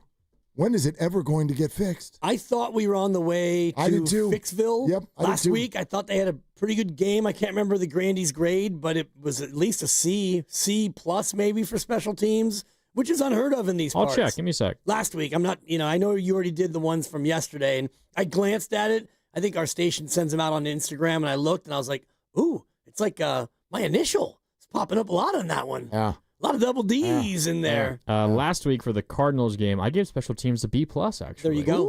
Yeah. So, I mean, the punts were good, and Morstead with a big punt yesterday, but you got to tackle the guy who catches it, I'm being told. Do. Spoiler alert, tomorrow, Grandy grades. Special teams got a worse grade yesterday. Oh, there you go. Called the T's, people. I may just B+, huh? I might go get coffee when you do grades and just mark me down for an F for everything. Sounds good. F's ahoy. Yeah. I'm going to call it F-rething. Oh, that's it. That's a 4. I like that. It's pretty good. Who got better than enough? Oh, the front 7. I mean, the front 7. Front 7? You can look at the pass guys, rush. The guys who locked arms with the offensive lineman and then just spoke to them for 10 Fred seconds. Warner with a couple of pass breakups, D winners as well. Those things actually matter. And you look at a team that only gave up 250 total yards of offense. Jeez. Yeah, I think you're being a little too reactionary with the defense. No, I mean, like I said, they didn't touch Trevor Lawrence the whole game. What's the front 7 supposed to do? Well, go get the quarterback. And his uniform is clean. We're brought to you by Fremont Bank, here for you, here for good, here for your calls. 888-957-9570. Hell of a day. It's Willard Dibs. And it's Dan Dibley over here to talk about Fremont Bank, a family-owned bank with the family-owned feel. Happy Monday, if there is such a thing. And it's always a happy Monday when you take your time and you take your money down to Fremont Bank, because they're committed to contributing to your goals as a client. And I've been a client of Fremont Bank now for 7 years, and I've never been more satisfied banking with a good local bank. They started it back in 1964, and 61 years ago, they set out to build a local ecosystem that is built around the customers and the investments and the finances that all go into making our Bay Area such a great place to live. They're one of the top local corporate philanthropist organizations, and the money that you deposit stays right here in the Bay Area. It stays local. They don't send it out to a multinational corporation. It's reinvested into businesses and home ownership and everything else right here in the Bay Area. I encourage you to go into one of the branches and see exactly for yourself what I talk about when I mention full-service banking with no compromises. It's Fremont Bank, here for you and here for good. You hear that? That's the sound of your business losing money. Legacy phone systems weren't built for today's teams. Quo, formerly OpenPhone, gives your business a smarter way to stay connected. Quo lets you manage calls, texts, voicemail, and contacts all in one place so that you can deliver a seamless customer experience from ring to... Need to take calls on the go? Quo automatically transcribes, summarizes, and highlights next steps from every call, so you never miss a detail. Need insight into what closes a sale? With Quo's AI call tags, you can instantly spot key topics like objections or pricing questions and use those insights to level up every customer interaction. And yes, you can bring your existing number with you for free. Keep your team in sync and your customers happy with Quo.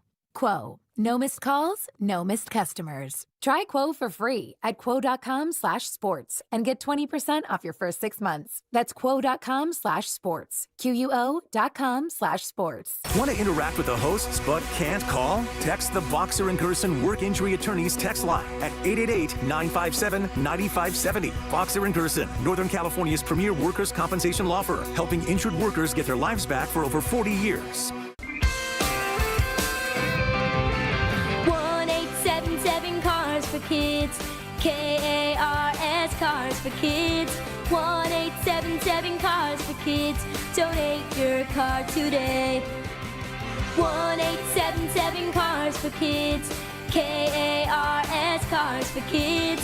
1-877-CARS for kids. Donate your car today. Ready to get rid of that old car? Donate it to Cars for Kids. Call 1-877-CARS-FOR-KIDS to reach a friendly live agent. Donation is super easy, and your car can be picked up as soon as tomorrow. Call us now, 877-CARS-FOR-KIDS. That's cars with a K to donate your car today. 1-877-CARS for kids. KARS Cars for kids. 1-877-CARS for kids. Donate your. Did you know you can donate real estate too? Go to carsforkids.org. That's carsforkids.org. Do Crohn's disease or ulcerative colitis symptoms keep coming back?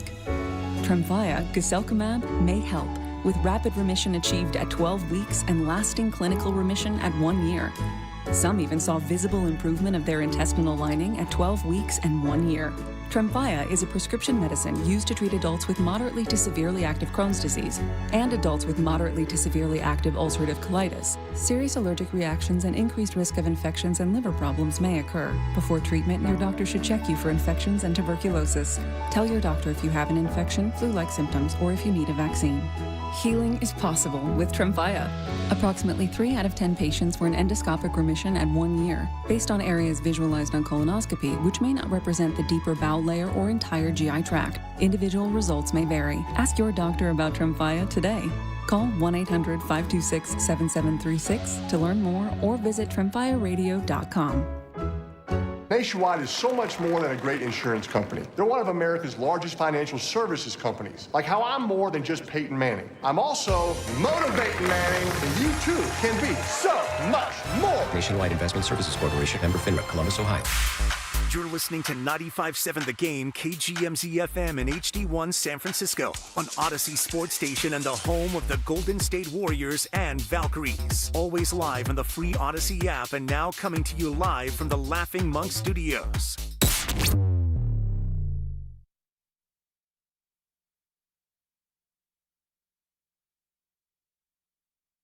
Purdy floats it and throws an interception to Devin Lloyd.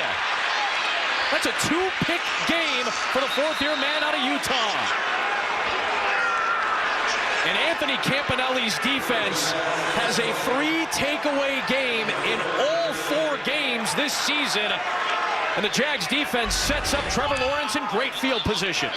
Now, back to Will and Dibby on 95.7 The Game. Jags suck. That's all. Okay. That was Adam Amin on Fox. Yeah.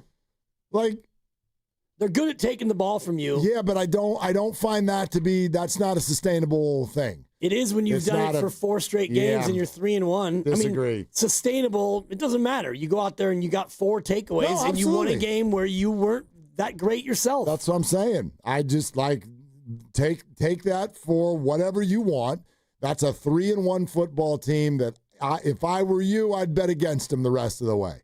Well, I think they're going to be yesterday. Yeah, no, I know. I'm not talking about yesterday. If the Jags suck, what does that mean for the Niners? Right now, they were awful yesterday.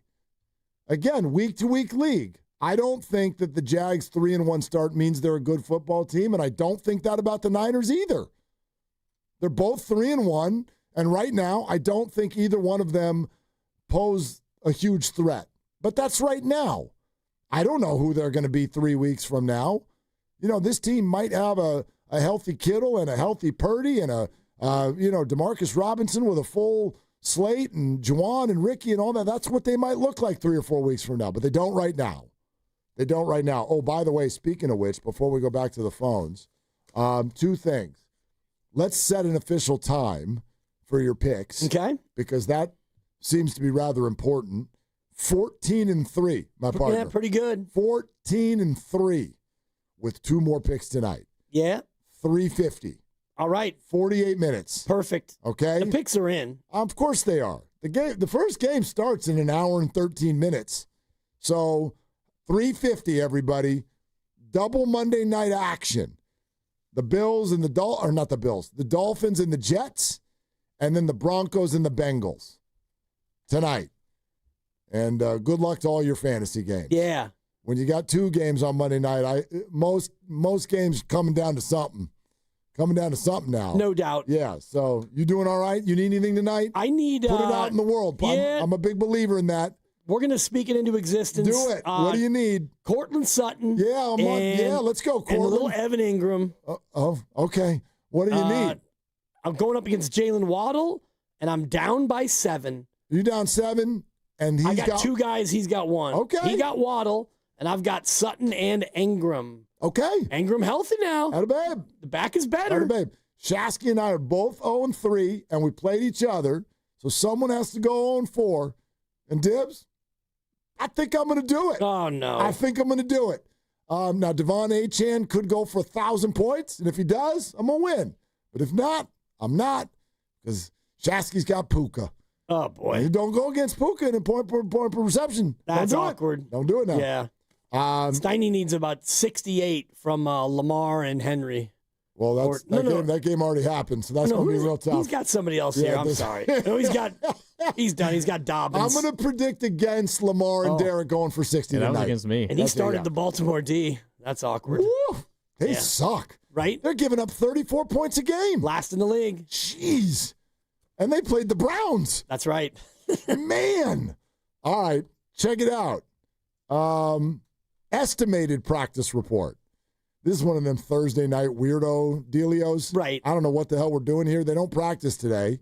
They don't. But if we did. Yeah, exactly. I'd like an estimated report like when I go to a casino. I didn't go to a casino, but if I did, I'd have lost $500. Exactly. So I didn't lose $500. Great. So here's your estimated practice report. I think it's important from the perspective only of those who, quote, would not have participated. Sure. In other words, if there was practice today, who would have sat out? I give you 3 names that matter. Jawan Jennings would not have practiced. Ricky Pearsall would not have practiced. And Brock Purdy would not have practiced. Yeah. Mac Jones would have been a full participant. There you go. So that's, I think, as of now on this Monday, that's all you need to know about Thursday. I agree. And Kyle said today and stuff that they're not going to have anybody go through any full speed anything. Like injured guys, healthy guys. There won't be really any of that between now and Thursday. No, I think they're going to have a seance. That's the only thing they're going to do today. There's going to be a lot of ice tubs, a lot of hot tub, cold tub combinations. And, just take everyone in and out of that blue tent. As it sits right now, this made-up injury report indicates that it'd be Mac Jones on Thursday. Absolutely it does. That's exactly what it says. Yep. That's exactly what it says. So, Michael Williams shows up with a wrist and an oblique as limited. And D. Winters also shows up with a knee injury as limited. The other did not participate, C.J. West and Jordan Watkins and Robert Beal and Yetur Gross-Matos. Yeah. Limited is Renardo Green, and as mentioned, Michael Williams and D. Winters. Full participants, Mac Jones and Colton McKivitz. Yeah, it's a lot of names, and the Rams have a lot less. Only 5. Yeah, and pretty much people that you don't really hear too much about. Not too much, No. So, anyway. There's that, yep. Keep an eye on the line as we get closer to Thursday. Rams -4.5, you say, huh? I mean, yeah. We'll get the pick in on time, but we're focused on Monday night right now, 14-3. Boy, if Mac goes out there and wins that game Thursday night, that's going to be loud. Oh, it's already, in some quarters, it's already getting loud. Not really. We don't have a QB controversy. No, not yet. No, we got frustration, but we don't have a quarterback. The number is now 5.5. Yeah. Yeah. Well, that might be because because 3 yesterday. But that might be because this thing just came out. Like, this absolutely suggests that Brock is not playing. on Thursday. That's the favorite, wouldn't you say? Yeah, absolutely. Yeah. Betting person says Mac Jones Thursday night. Yeah, and ESPN Bet still has it at 4.5. So if you are a gambler, you better shop around. Yeah, that's a good point. Depends on who you're betting on. Yep. All right. Back to the phones. 888-957-9570 is the number. JT in San Jose. Hi, JT. Thanks for the call. Hello, JT. Hello. Going once. No, we're not even going to do that. Bye. Go on. Let's go to Dustin in Martinez. Hi, Dustin. Thank you for the call. Hello. I just wanted to call just to kind of go about like the system of the Niners and how I think it's actually more the system and not the actual quarterback of Purdy or like Jimmy Garoppolo. I have some stats that I kind of just wanted to read to you. All right. You can write it down, and I'll take the answer off the air. Okay. What I have is Brock Purdy's played 42 games. In his 42 games, he has 1,142 pass attempts. He has 31 interceptions, 6 fumbles. That's 37 total turnovers. In those pass attempts per interceptions per pass attempt, that's 36.83 pass attempts per interception. He has a 240.57 pass yards per game. Now I go to Jimmy Garoppolo. Oh, one last one, sorry. 1.81 touchdowns per game for Purdy as well. Okay. Now when you go to Jimmy, his 57 games, he's got 1,632 pass attempts, which comes out to be, and he had 42 interceptions, 10 fumbles. Mm-hmm. His turnovers per game is 0.91 compared to Purdy's 0.88. Touchdowns per game, there is a difference. It's about 0.25. You have Jimmy G at 1.56 touchdowns per game. Passing yards per game is really close.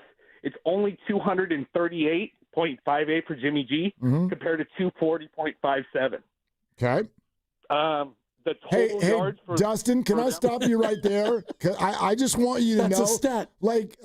Again, stay right where you are. We'll keep talking. Take it from two people who do this for a living. You lost everybody about a minute and a half ago. Love you, but tell us what your point is. What do you want to get to, and what do you want to say?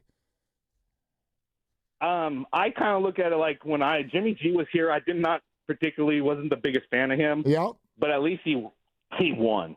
Jimmy G has a less interceptions per pass attempt as a Niner than Brock Purdy does. Brock Purdy throws more interceptions per pass attempt as a Niner than Jimmy Garoppolo did as a Niner. Jimmy Garoppolo we kind of knew as Jimmy no-throw, so that's just kind of a tidbit. Same thing, win-loss record, you have 27-15 at a 64.2% for Brock Purdy. Dustin? Jimmy G's was 39-18 at 68.4%. You're falling into it again now. People can't follow your decimal points. Dustin, so what you're saying is they're basically the same guy. Or do you think Jimmy is better? The passing yards is 2 yards difference. Boy, the touchdowns per game is only one touchdown difference. I'm trying like hell, Dustin. Do you think Jimmy is better than Purdy? I do not think Jimmy is better than Purdy. Okay. I do think Purdy's better, but I also don't think Jimmy Garoppolo was ever good. Oh. So that's kind of where I'm kind of going at. That's a zinger right there, Dustin. Thank you. Thanks for bringing it home, Dustin. 3 minutes to get there. Dustin, thank you for calling. A lot really of the appreciate numbers, and numbers are numbers, as you know. They're almost identical in many ways. Some ways, yeah. Right. For me, you have to look at the context of where they were in the situation as well as, what the numbers are. So. Yeah, I always have a hard time when people, that's for instance, like if you compared Brandon Ayuk's best season to Jerry Rice's best season. I'm like, what on earth do those have to do with one another? Right. They're completely different opponents, completely different teammates, completely different. So, okay, you've got some numbers there that add all up, and that was a zinger there at the end. I don't think Jimmy's better than Purdy, but I don't think Jimmy was very good. All right. I think there are a lot of people that share that. Well, he was 38-17 as a starter here. Well, that was the one part that confused me is he's the one thing about Jimmy is he won. Right. Isn't that the goal? Brock hasn't won? I had to text Shasky this morning because he's had one good year. I'm like, you're leaving out his rookie year. I remember 2 playoff runs, and this is only year 4. We're only in year 4. So, I don't know, man. There's been a lot of winning. I realized last year wasn't it. And this year he's played 2 football games. He played 2 football games. And one of them was a road win in Seattle. Has he played great this year? Hell no. Hell no. But I just think these are very, very layered conversations. And my takeaway from that last call, I don't think anybody wants Jimmy back over Brock. Right? No, and if Brock ultimately is a lot like Jimmy, then the 49ers are in a world of hurt for the next 5 years. That's what I'll say. Yeah. And statistically, there are many similarities, as Dustin so eloquently pointed out. And if he turns out to be Jimmy-esque, well, Houston, we have a problem. We're sponsored by Moderna. We'll keep going on this. 888-957-9570. I find it to be one of the more frustrating days in Bay Area sports recent history based on the state of everything going on. A very poor performance across the board by the Niners. Bo Mel has been fired. The Warriors are having media day, and they don't even know who to introduce. So 888-957-9570 is the number, and this is Willard and Dibs. Mnexspike COVID-19 vaccine mRNA by Moderna has arrived. To learn more and find it near you, visit mnexspike.com. That's mnexspike.com. Hey, y'all, it's Willard here at 95.7 The Game, and when life hits you hard, which can be an accident, an injury, anything along those lines, you need to hit back even harder. You need a fierce team that knows the insurance game and refuses to back down. That's why I trust Omar Habas and the Habas Law team. Good people who do good work. For over 40 years, Habas Law has gone head-to-head with insurance companies, winning medical care cases, financial support, and real justice. And Habas doesn't get paid unless you do. I want to invite you to visit habaslaw.com. Habas Law, they'll fight to make it right. When you own your own business, you need to keep things moving. Need to book a last-minute flight? Earn a $300 travel credit to cover that. Need to take a meeting before takeoff? Do it from the comfort of the Chase Sapphire Lounge by the club. Need to catch your breath before you board? Done. With $2,500 in annual value, the new Chase Sapphire Reserve for Business is the card that gives back all you put in. Visit chase.com/reserve business to learn more. Cards issued by JPMorgan Chase Bank, N.A. member FDIC, subject to credit approval. Terms apply. On Saturday, October 4th, Pier 39 is throwing a party right on the waterfront. Now our iconic views and bay breezes come with drinks to go. Grab a cocktail, mocktail, beer, or wine from one of our restaurants and take it with you as you explore the pier. Plus, live music, party games, sea lions, fun for the whole family. What more could you ask for? Enjoy dancing, street performers, special deals, and that one-of-a-kind Pier 39 flavor. We're bringing the atmosphere, you bring the crew. Pier 39, Pier for the fun. Learn more at pier39.com/entertainment zone. Welcome to Dugout Radio, the undisputed home of Boomtown Baseball. The Wi-Fi is booming with Xfinity, baby.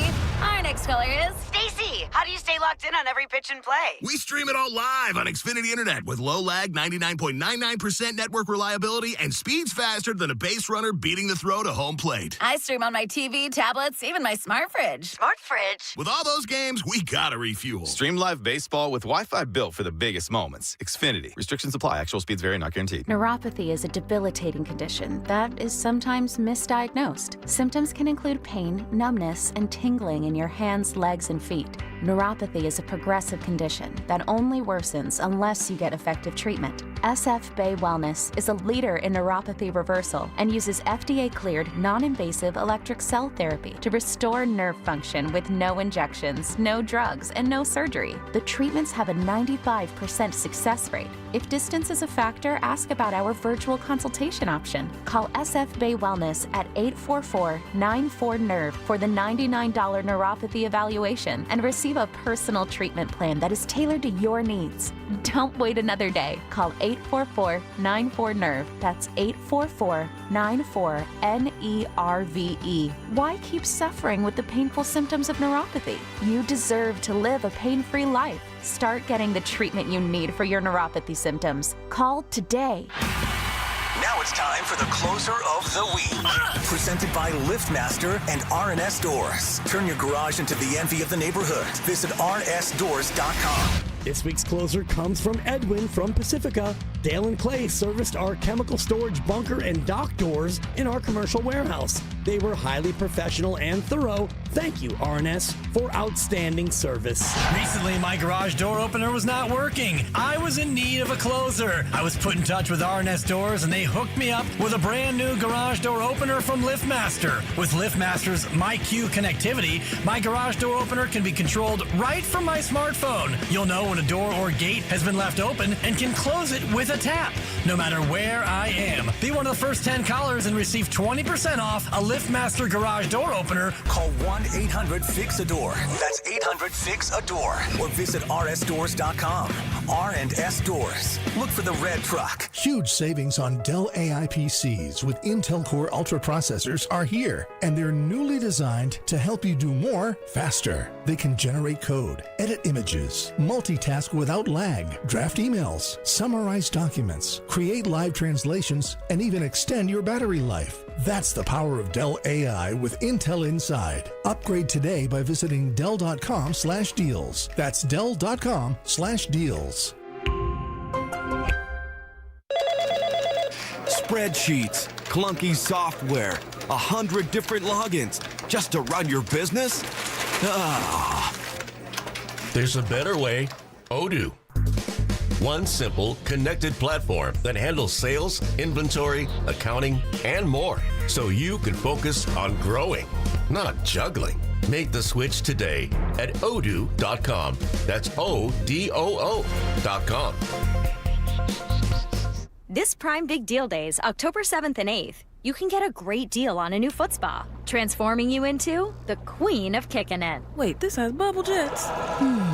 Okay. Get up to 40% off with Prime Big Deal Days, October 7th and 8th.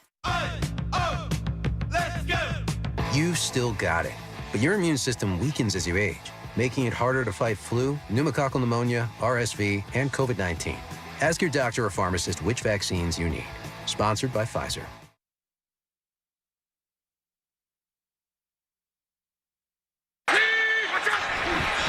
Empty set for Purdy. Here comes Eric Armstead. It's caught by Luke Farrell, the former Jacksonville Jaguar, and he pounds his way for a first down. That ball came out at the end of the play. Could it be a takeaway? And it is! The Jaguars do it again! Their NFL best 10th takeaway as Dennis Gardeck landed on top of the loose ball, dropped by Farrell. Now, back to Willard and Dibs on 95.7 The Game. All right. Again, Adam Amin on Fox. The Jags have the turnover thing rolling. Boy, the 49ers do not. Remember when people were giving out, like, the turnover chain? And you have to, like, wear that thing on the sideline? Oh, yeah. Yeah, the Niners don't have one. They don't even have one over there. Why bother? Yeah. Yeah, and absolutely. Jacksonville, that thing's got used so often that it's hard to keep up with who's actually got the thing now. I mean, seriously. 13, I think, takeaways for Jacksonville. Well, give them credit. Yep. Give them credit. You know, they're punching out fumbles, they're tipping balls, they're making picks. Johnny on the spot. Yeah, like that's usually how it works when you get things going downhill. In many ways, when you look at the analytics, the stats, the metrics of the 49ers, I'm not really sure how they're 3-1. And by the way, they don't feel 3-1, do they? On a day like today. On a day like today, no. Doesn't feel like they're 3-1. No, on a day like today where you turn it over 4 times and you've got at least 4 drops. I have to add them up again. I tried to go through and circle them all, but you had drops, you had special teams, catastrophes, you had coaching blunders, you had so many things. You're sure-handed running back, not so sure-handed, and yeah, you only lose by 5 points. So it feels like terrible, but it also, if you look at it, like that game was really winnable. And for sure it was. All 4 of them have been very winnable, and you've won 3 of them. Yeah. So that's kind of the way I approach it. You're not going to win all of these games. Jacksonville probably played a C game, and the Niners were a D or a D minus. Yeah. And you still almost won. You know? Can you do F+? You can. I mean, you guys do A+. I don't really believe in it, but, I don't think you can do F+. No. You can't fail, and then you're like, but you did a good job failing. I should bring my college transcript in sometime. There's letters on there that I didn't think existed. I got I's and U's and W's. And I've seen those. Oh, yeah. I've seen those. Somewhat recently. I got a couple of NCs on there, no credit. Oh, I got some of those. I took a credit, no credit, and got the no credit. Is that because you just stopped going? Maybe. Yeah. Credit, no credit. I've heard of pass, no pass. It's the same thing. No, yeah, this credit, is from no the credit. old school. Credit, no credit. Do they call it pass, no pass now? I'd have to look. That's what they called it for me. Yeah. At least. No, like my college career spanned 13 years, so. Oh, God. Yeah. No, it didn't. Yeah, 13 years. 13? 2 years at College of Marin. I thought you were kidding. 5 junior years at Cal State Northridge. Okay. Took 5 years off. Oh, well, then those don't count. Actually took 3 years off and then went to SF State for a couple. Okay. Yeah, it spanned 13 years. Spanned. But, like, you made it sound like you were taking classes the entire time. For 10 of them. Okay. And by taking classes, you mean enrolling or enrolling and showing up? I don't know. Okay. How many degrees you get, Dibs? Yeah. Just the one. Okay. Yeah. Congrats. Gutted it out. Boy, that was just a couple years ago. In 98, I think. You should send out the announcement. Number 1. Get some cash. I was so old, my wife came to my graduation. The first one. Mila's going to have jokes like that in a few years, too. Pretty much. All right. 888-957-9570. I want to kind of reset the table here for everybody, and then we're going to have we're going to keep it real. We're going to be like Cam Ward. We're going to keep it a buck. Did you hear that quote yesterday? Oh, yeah. That was kind of fun. Cam. No, it was good. It was good. Just go look it up. I don't need to say it. 888-957-9570. Here is what Kyle Shanahan said this morning with regard to Brock Purdy's status for Thursday. I think anytime guys are, hopefully we'll find out more later today, but anytime guys are sore and hurting on a Monday, you usually don't stress too much about it, but anytime you have a Thursday game, it's a totally different element. So I'm concerned with anybody who's not totally healthy at this moment, but we'll have to get more information on that later today to really kind of have a clue of what to speculate. Okay, and since then, the estimated practice report came out, and it said it was a DNP for Brock Purdy, as well as Ricky Pearsall and Jawan Jennings. So that's tough. Meantime, the Giants fired Bob Melvin. Here's Buster Posey. Yeah, it's not ideal, right? It's definitely not ideal. But unfortunately, we've talked about it a lot, what the standards are for the Giants, and we have high standards. And I hold myself to those same standards. I understand fully the position that I'm in now. My job and the team's success is evaluated accordingly as well. And, you, without a doubt, hope that there can be consistency in these leadership positions. And, we've got to get back to a place where, we're getting in the playoffs, we're making runs in playoffs. And that's what our fan base deserves. That's what the city deserves. And, as I mentioned before, or I don't know if I mentioned it, it's when seasons don't go the way you want them, it's never one person's fault. It's never one group's fault. But when they don't go the way you want them, you can't, in my opinion, can't sit there and say we're going to come back and do the same thing that we did this year for the next year. So, having said that, that's part of why we landed where we landed. And it's Warriors Media Day. Here's what Steve Kerr had to say. Steve, did we lose you? Mm-hmm. Steve, do you want to talk today? Steve, did we lose you? Yeah. Yeah, I'm sorry, I'm here. No, yeah, we lost you. Oh, he was there. He was there. No talkie. Yeah. So, no, you don't. No, you don't. Steve, are you speaking? Are you going to speak today? No, Steve, do you won't. want to speak today? I do. I don't care. I do. Well, first of all, I don't really care. Yeah. So this is the. I haven't given that any thought. The state of flux with the Golden State Warriors has gone way past annoying and frustrating. I think that there are some real hard feelings going on that this thing is still sitting here. And so, yes, GP2 is official. Al Horford and DeAnthony Melton are only kind of official. Seth Curry is still sitting out there, spinning around in the atmosphere. I have no idea what's going on there. Will Richard is in. Yep, the second-round draft pick. I love Will Richard. Why? You don't even know who he is? I met him. Grandy and I interviewed him. I thought you met as a player. As a player, yeah. How do you know? Florida. He was a national champion.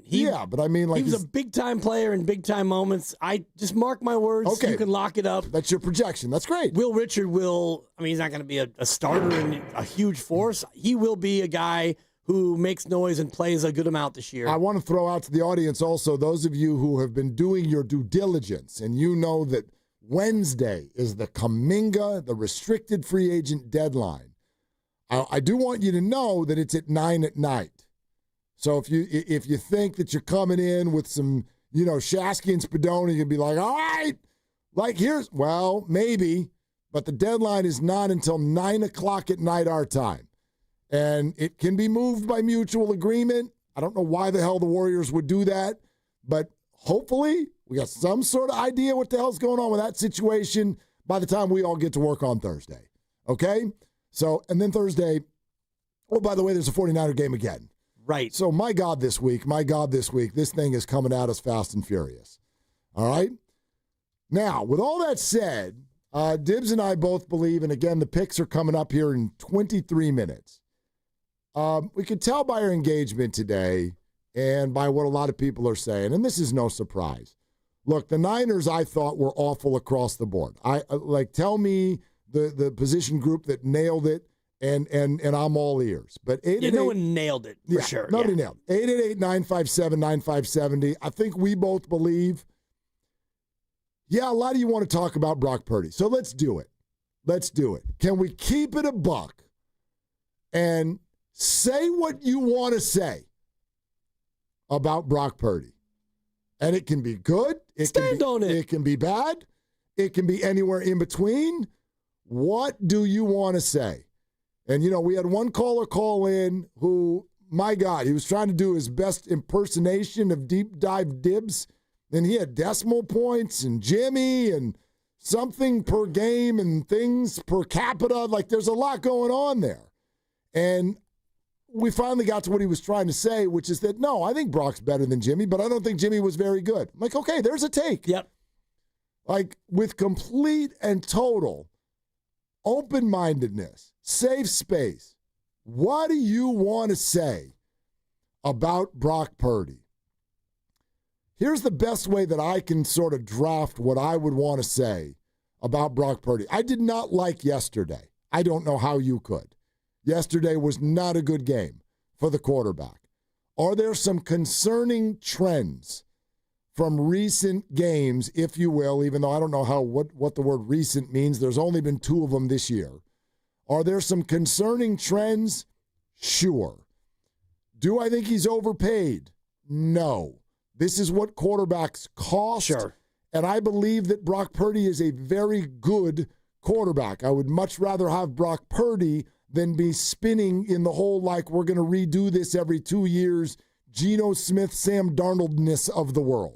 And even if we want to briefly revisit the Trevor versus Brock conversation from last week, Trevor was better, but they don't let Trevor do anything other than throw the ball 4 feet in front of him. And his game was more efficient, but he's not the kind of quarterback that you would really want to hitch your wagon to because, that's just, they have this great offense, and yet he threw it average air yards about 4 yards per pass. I would also say, because someone hit me with that last night, the whole like, ooh, Trevor better than Brock. And I was like, what do you think Brock Purdy would have done yesterday with no sacks, no quarterback hits? Right.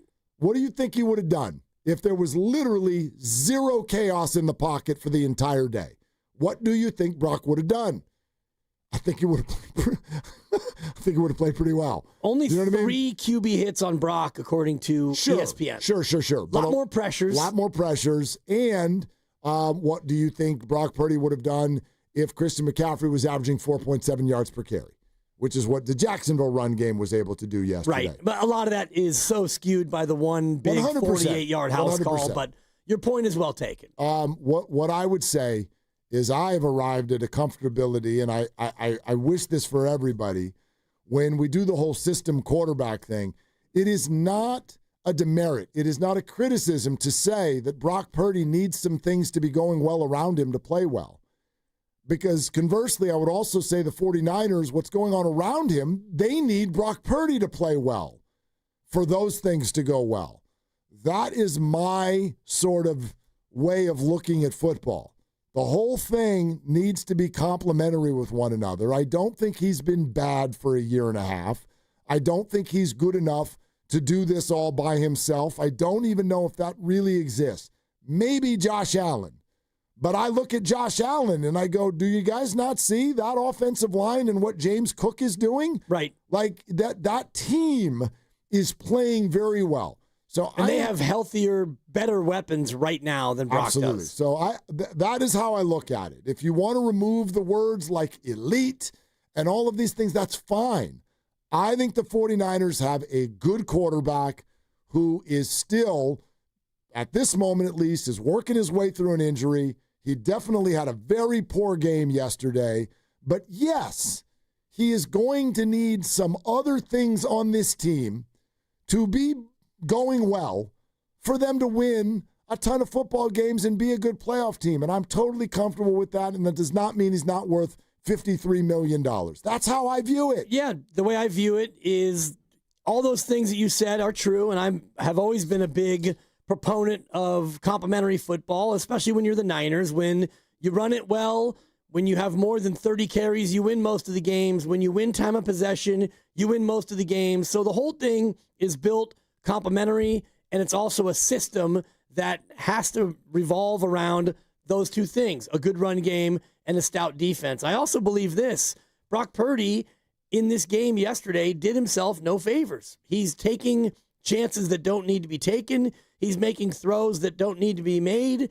And as a result, you have turnovers. And I'm just looking at his career, all the games that he started by quarterback rating, which I know is not an ideal metric, but it's a good one to measure overall effectiveness. Yesterday was his 7th worst start by quarterback rating. Okay. So that wasn't even his worst game ever.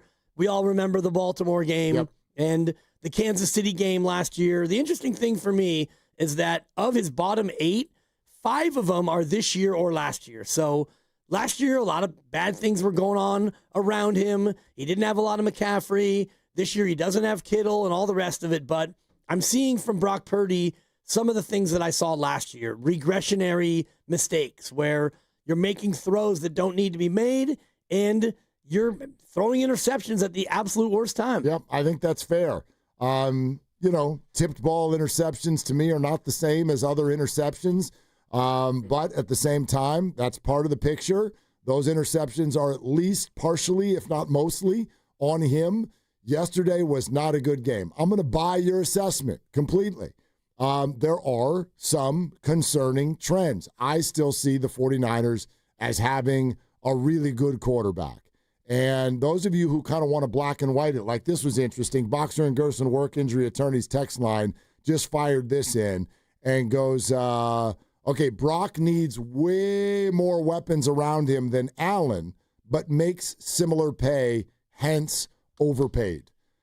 Okay, I get that. Then again, that's never the way contracts have worked in the NFL. It's just not. Recency has a lot to do with it. Plus, Josh Allen, quite frankly, for whatever reason, did not feel the need or the desire to push the Bills for every dollar that he could have gotten. Josh Allen got paid after Dak Prescott and took less. What the hell's that all about? Right. What's that? Why did he do that? Maybe I don't know. Create more room for better players around him. Wonderful. And Brock arguably could say that he did the same thing. Absolutely. Absolutely. I mean, he took less than Trevor Lawrence, for example, who we all know damn well. He's got a better resume. You can think whatever you want about the QB. He's got a better resume. Hell, you could argue he's got a better resume than Dak Prescott. And Dak has the biggest contract in the league. So the whole overpaid thing to me comes down to this one thought. Would you rather be in that whole sort of like, what's the best way to use a word to describe like the carousel? Or it's kind of like, so you have Mac Jones. Let's just say that you didn't pay Brock Purdy and you got Mac Jones this year, and then you say, all right, bye, Mac, and then you get Daniel Jones from Indianapolis for 2 years, and then you get somebody else after that, and then you get somebody else. I think that's kind of what you're describing, right? The the carousel nature of we don't have our franchise guy. Do you want to hire someone or do you want to go to recruiting service and keep bringing in temps? Okay? And then when you do hire someone, does that person's performance make you go, ooh, we should have gone to the temp aisle? Like, I think some people think that.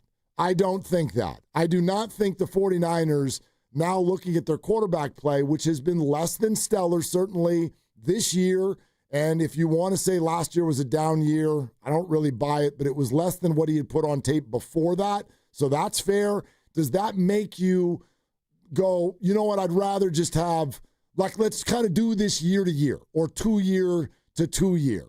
I don't feel that way. Okay, we've known this all along. He is not one of the top 5 QBs in the league. Yeah, probably not top 10. Probably not. But it really, this is where it gets hard because, for one, I don't think that he needs to have the talent around him. He could have won that game yesterday with Tonjes, Demarcus Robinson, and Farrell. Farrell lost a fumble. Tonjes made a great play, another touchdown catch. Robinson made a great catch. So even though you lost Pearsall and Jennings, you still could have won that game. And the one that sticks to me, you finally get the ball back. Jacksonville punts, and you get it at your own 20, and the first play he throws an interception. Those are the ones where it kind of drives you crazy. So Brock at his best, yeah, he's a top 7 quarterback, maybe even higher. Brock at his worst, and I'll use yesterday as an example, and that wasn't his absolute worst. The Baltimore game, I think, would be worse than that. But when you see that, that's what gets fans really agitated because, Brock Purdy, we've seen him be great. And then when you see him have a game like that, and you can say talent around him, offensive line, the toe, whatever it was, he was not good. And he needs to not be bad in those spots when you can win the game. Completely fair. He was not good yesterday. But prisoner of the moment is a label that some of y'all do deserve. I think we need to own that. You know what I mean? Someone's hitting us on the text line again right now. Says, look how good Mahomes is starting to look when he gets his weapons back. And I think that actually was supportive of Brock. But I'd hit you back and go, is Mahomes looking great, or did he just have a good game yesterday? We do this a lot where you see something on a Sunday and then that's what's happening. Right. It's like, no, that's what happened yesterday. That's what happened yesterday.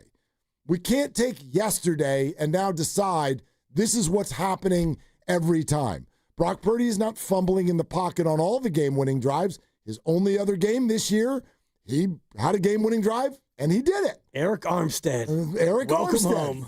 Frickin' guy. Slap it out with those long go-go gadget arms. No, he got him. Yep. He got him, and that's on Brock. There's no two ways about it. But we take what we see yesterday, and we go, now that's what happens. This quarterback's not this, or this quarterback is that.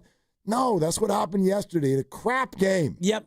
He had a crap game. When you look at all his games and you use them and you treat them as firewood, so every game is a log, and his pile used to only be the good pile of firewood, and now you're starting to get more logs on the bad pile of firewood, and that's where people are looking at it. And yes, it's prisoner of the moment. It was yesterday. It was a bad game. It's not his first, and it won't be his last. Of course. Is the pile of good games bigger than the pile of bad games? Of course it is. But when you see another log go on the crap pile and you lose a game that was very winnable, there's frustration. And, no doubt. And I get that. But I try to encourage people to not be so prisoner in the moment because he could come out Thursday, miraculously play, beat the Rams 31-17, and everyone's going to be like, oh, he's back. He's underpaid.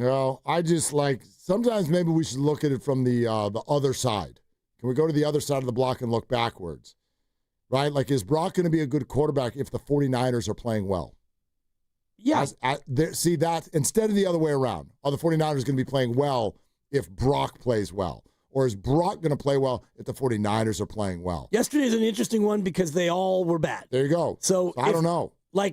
And I'd have to go back and really look at the Baltimore game when they had all those turnovers. I don't think that everyone else was amazing, but he was appreciably worse than the rest. We're brought to you by Fremont Bank. Here for you. Here for good. Let's do this, okay? Let's have a keep it a buck conversation about Brock Purdy. Let's do this right now. We'll take your calls right now. 888-957-9570 is the number. What is it you want to say? Be scared. What do you want to say about Brock Purdy? Do it right now. 888-957-9570. Oh, and by the way, do you like money? 8 minutes. Double lock. Cuckoo. That's a quadruple lock. 4 was unnecessary. I love that. It's Willard Dibs.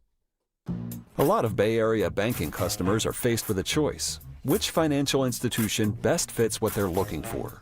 It might make sense to consider a bank's history. Take Fremont Bank. For 60 years, we've provided stability and consistency with an emphasis on relationships. We've grown one customer at a time, not through mergers or acquisitions, because that's how you can do business when you're independently owned and community-focused. Fremont Bank. Here for you, here for good.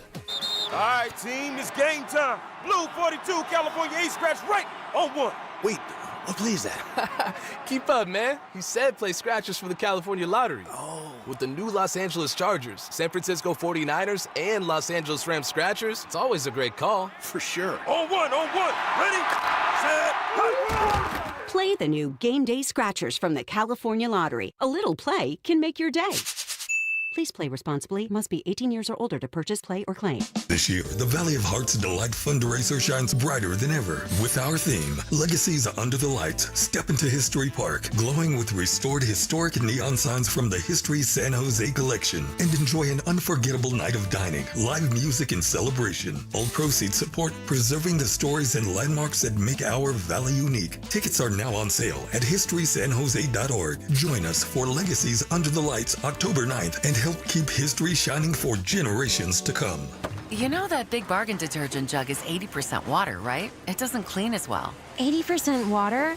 I thought I was getting a better deal because it's so big. If you want a better clean, Tide Pods are only 12% water. The rest is pure, concentrated cleaning ingredients. Oh, let me make an announcement. Attention shoppers, if you want a real deal, try Tide Pods. Stop paying for watered-down detergents. Pay for clean. If it's gotta be clean, it's gotta be Tide Pods. Water content based on the leading bargain liquid detergent. When your name's on the paint job, your primer better hold up. Painters trust Kills primers for serious adhesion, stain blocking, and a finish that lasts. Now, the full Kills lineup is available exclusively at the Home Depot. Need it fast? Get same-day or next-day delivery, or order online and pick it up in-store. Kills primers. Pro results. Faster. The Home Depot. If you're a pro, you know. You hear that?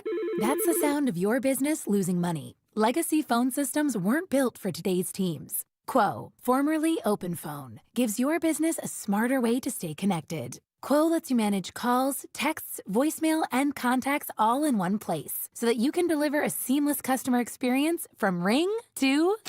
Need to take calls on the go? Quo automatically transcribes, summarizes, and highlights next steps from every call, so you never miss a detail. Need insight into what closes a sale? With Quo's AI call tags, you can instantly spot key topics like objections or pricing questions and use those insights to level up every customer interaction. And yes, you can bring your existing number with you for free. Keep your team in sync and your customers happy with Quo. Quo. No missed calls, no missed customers. Try Quo for free at quo.com/sports and get 20% off your first 6 months. That's quo.com/sports. QUO.com/sports. We finally switched to T-Mobile because with them, we could be connected here and there. Let's watch a movie. And we have Netflix included to enjoy our favorite shows and movies. ¿Qué tal está? Bacanísima, pero ya la vi. Now the hard part is getting them to agree on a movie. Switch today and get the new Samsung Galaxy S25 Plus with Galaxy AI, all on the best network in the U.S. Visit a store, T-Mobile.com, or call 1-800-T-Mobile. 1-800-T-Mobile. Best mobile network in the U.S. based on analysis by Ookla. Speed Test Intelligence Data 1H 2025. Injured at work? Don't wait. Every day you delay can mean lost wages, delayed medical care, and more stress for your family. At Boxer & Gerson, we fight for people just like you. Construction workers, delivery drivers, factory workers, restaurant staff, hardworking folks who get hurt just trying to earn a living. We won't back down. We get results. You work hard, you deserve real help. Call Boxer and Gerson now at 510-835-8870 or visit boxerlaw.com. The consultation is free, but waiting could cost you. Boxer and Gerson, justice for workers. I'm Jordan Robinson, host of the new podcast, The Women's Hoop Show. Each episode, I'll be joined by a rotating group of women's basketball experts to talk WNBA, college hoops, the new Unrivaled League, and the shifting landscape of the sport. The game is growing, and so are we. Listen to and follow The Women's Hoop Show and Odyssey podcast, available now for free on the Odyssey app or wherever you get your podcasts. Today, we're constantly taking photos and videos to remember our favorite moments. But what about those captured before the smartphone? What about the memories tucked away on aging VHS tapes, film reels, or in fading photos? These cherished memories are fading away with time, vulnerable to threats like heat, moisture, and mold. But fear not, there's a solution to safeguard your legacy. Hi, I'm Adam. And I'm Nick. Together we founded Legacy Box over a decade ago with one mission, to bring your memories into the 21st century. It's time to bid farewell to old tapes you can't watch and faded photos. Legacy Box transforms them into digital treasures, ready to share with a click. Just like magic, your shoebox of memories is now safely stored in the cloud or on a thumb drive. Over 1 million families have trusted Legacy Box, so you can rest assured your priceless moments are in good hands. Don't let your childhood fade away on old tapes. It's time to digitize those priceless moments. Fast forward into the digital age. Visit legacybox.com/value and unlock 50% off your order. That's legacybox.com/value.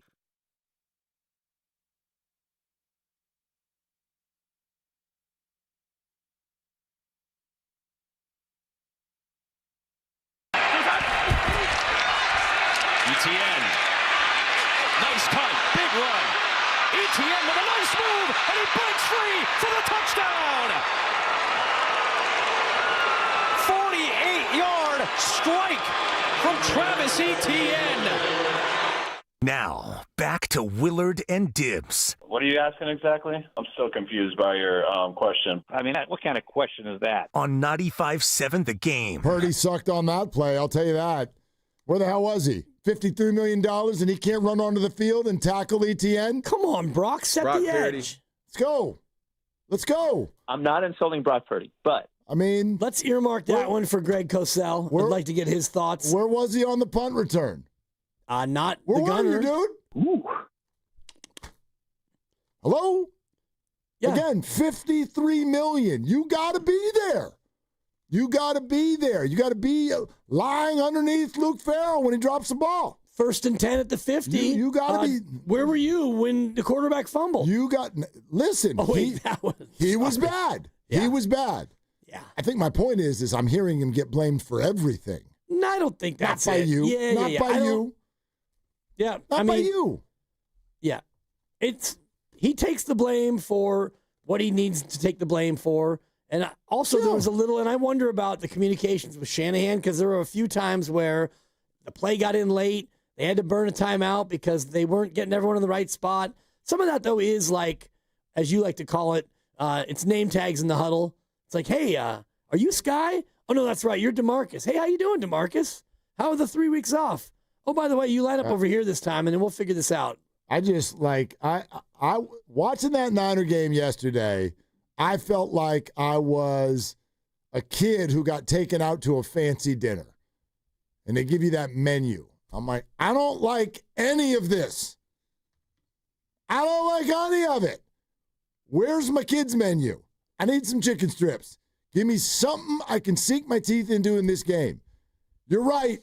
Purdy was bad. If you think that you have got the fix to the Niners because you're like, oh, Purdy sucks in his last 17 games, that's not it. You haven't found it. They can't run the ball. They can't rush the passer. They can't catch the ball. They can't block people. And their quarterback is having ball security issues and apparently is floating balls because he can't push off. It's all there. And so, yes, he's on the list. He's on the list, but he's my at the God, top of the list because he's the quarterback. I guess. I don't think yesterday. See, I don't see it that way at all. Honestly, the top of the list is the old special teams because those were two big point scoring plays. But as I was mentioning, you finally have the defense get him off the field, 3 and out, and he throws a pick.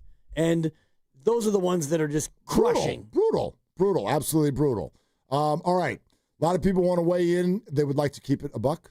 So 888-957-957. We'll go to the phones in just a second. But at 350, we promised it because it's sweeping the damn nation. He's 14-3, everybody. Let's fade the Dibs.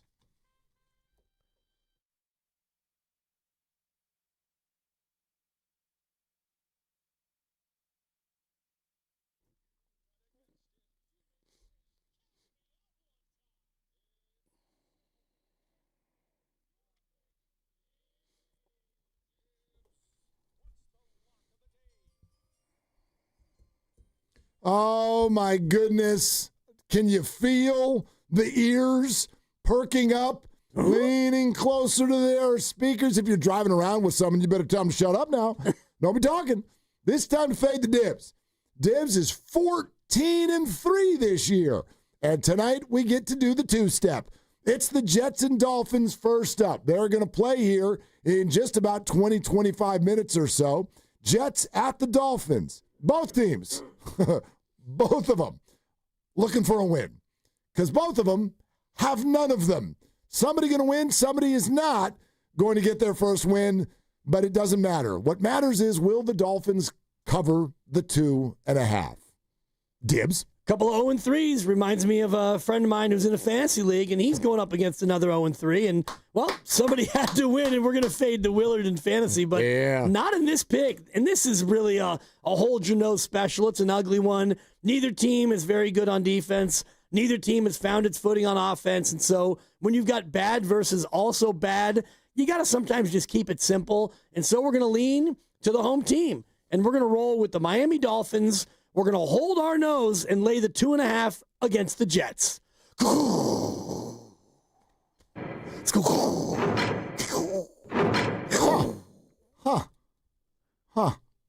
Okay. Okay. You sure about that? I'm pretty sure. Okay. Yeah. Well, I mean, I'm going to hold because I picked the pick. But now we got to go to the second game. I saw Tyreek Hill had a green headwear on, so I kind of like that. That's exciting. Yeah. All right. What kind of headwear will Jake Browning have on tonight? The Bengals, like the Niners, one of the teams that's caught up in the old backup quarterback malaise, and they'll take their show on the road to the Denver Broncos. Young Bo Nix with an opportunity to get back to 500. The Broncos significant favorites tonight. They will be laying 7.5 against the banged-up Bengals tonight. Dibs? That's a big number. 7.5 is... Like 7, you can, all right, maybe it's a push. I think Denver's better, but 7.5 is where it gets scary. But I've got PBSD, post-Browning stress disorder. I picked him up last year in fantasy, and I started him. He was bad. I won anyway. Shout out Evan Giddings in a 2-point margin. So I'm turning on Jake Browning, I'm afraid. Oh. I got to turn on you, Jake. Even though I covered you in high school, I think that you're in over your head. Denver's in a really needy spot here as the Chargers took a step back. Kansas City took a step forward. Denver wants to stay in this mix. They come out motivated. I'm going to have to do it, swallow hard, and give the 7.5 at home against Cincinnati. Okay. All right. These are my pick the picks. I got one right. I got one wrong. All right. I thought you would go Denver minus 7.5. You did. I thought you would take the Jets plus 2.5. And you didn't. Yeah. Justin Fields back into the fold for the Jets tonight. Interesting situation for them. I've kind of suspended my whole idea of like, because you're 14-3. It's disrespectful. I don't even know if Lucas is alive back there. It's disrespectful. Yeah. Like it's you're 14-3. I would have picked the Jets. What the hell do I know? You're 14-3. All right. I would have picked the Jets. I would pick the Broncos. We'll see what happens tonight. Yeah. I ain't fading the Dibs while you're doing this well. All right. I'm just not doing it. That would be great. I mean, if things don't go my way tonight, well, then come Thursday, we can get back to fading, you know? Oh, well, Thursday. Good Lord. I wonder where that number's going to end up because it's gone from 18.5. It's gone from 3 to Grandy. You're now saying it. You saw it. You don't have to talk, but 5.5. Is that? He can talk. You can talk, Randy. It's okay. He was mid-chew. Oh well, that's all right. It's turkey sandwich time. Yeah, I swallowed. We're good. Yeah, 5.5. Please cut that. Okay. Go ahead and cut that. Thank you. From the back, we've lost Grandy. Down goes Grandy. Oh, boy. All right. Ladies and gentlemen. Go to the phones, The please. weekend. Let's go to the phones. I hate that kind of humor, but that was really funny. You know I love it. Oh, Okay. gosh. Okay. Well, that changed your life. All right. 888-957-9570 is the number. I've never seen you that red. That was amazing. And Lucas in the background with he's the gone. whoa. He just flew out of his chair. Gone. All right. Let's go to Robert in the city. Hi, Robert. What are you doing? Hello. Well, you know what? I carried 3 boxes of groceries up the stairs one-handed because I've been holding, but data, not narrative. 17 passing first downs. 8 of 13 third down efficiency. 49ers are lucky to have Purdy. He is a gunslinger. And what do you think they're talking about in Baltimore? Not good, right? Or probably L.A. with the Chargers. Probably not that good. And look at the distance on the passes. You know, everybody had a yardage or a pass over 20 yards. Not real common yesterday. So anyway, Purdy's fine. He's absolutely fine. We're very lucky to have him. But it's going to be interesting next week or Friday after the Ram game because they may hit a buzzsaw. So we'll see. Next week is going to be the telltale. That's for sure. Well, you know what? Except for he may not play, Robert. Like it's certainly trending in the direction that we may get another MAC game on Thursday night. I bet we don't. Well, I bet we don't. Why do you say that, Robert?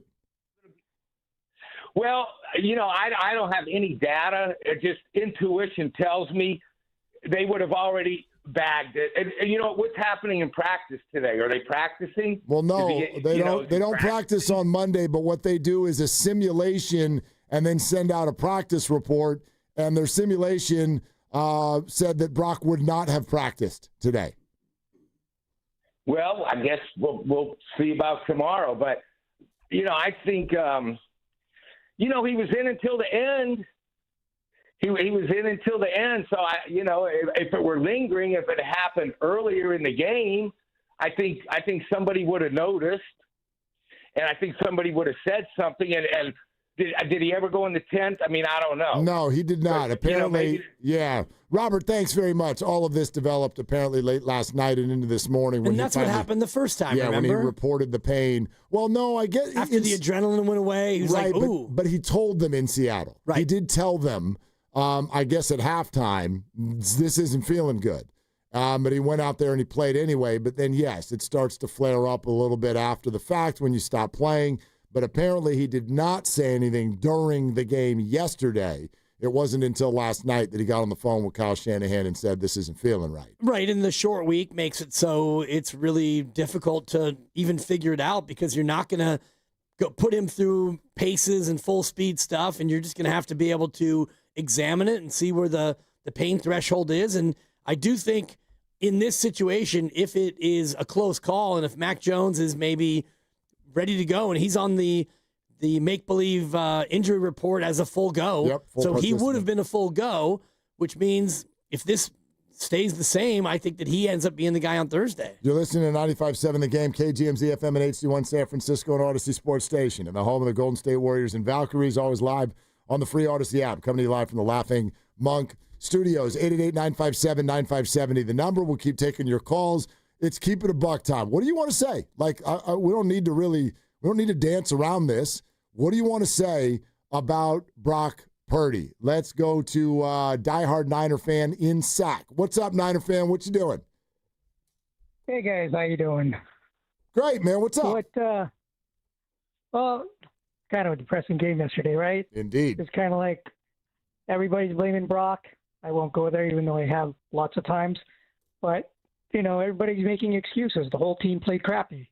But I think, kind of repeating what Dibs says, is Brock, when he knows that he doesn't have all the best players out there or his line's not blocking, he tries to do too much and forces passes, and that kills our drives. He's going into like 3 or 4 man coverages when there's an outlet, right in the flat or somewhere else. And a lot of, 22 analysts said, he could have checked down. And I don't care if he's checked down Charlie and we score a touchdown all the way down the field that way. Don't force it down because you throw an interception, your possession's over. There's the game. I mean, he's still got time to improve, but even like the greatest quarterbacks we had in Niner history, Steve Young, for example, he made that long run in that Minnesota game. You had Bill Walsh say, hey, great run, but you know what? You could have threw it down, somewhere else and put it probably accomplished the same thing. Right. And if Brock would just listen to it, he even says it's like, I gotta stop forcing the ball, doing that. If he listens to himself, he'd probably develop into a great quarterback. Well, he's got the skills. Yeah, Niner fan, here's what I would say about that, and thanks so much for the call. Like, it very much feels like, okay, so now we're going to come after some. I think it's a fair criticism, to be honest with you. But I'm also mindful of like, okay, so now we're going to get mad at a quarterback for being too aggressive. We hate it when quarterbacks are like Derek Carr, which is just captain check down all the time, and you never really force things down the field like it's 3rd and 8 and you're accepting your 4 to 5 yard pass so that you can punt. Like, you're not going to score a lot of points that way either. So it's really, really difficult. I don't know where to put this blame because I actually find this to be confusing. The bottom line, though, for Brock Purdy and quite frankly all quarterbacks, if your team cannot run the ball, you're in a bad way. You're going to have a really hard time executing your passing game if you are consistently 2nd and 9, 3rd and 8, 2nd and 9, 3rd and 8.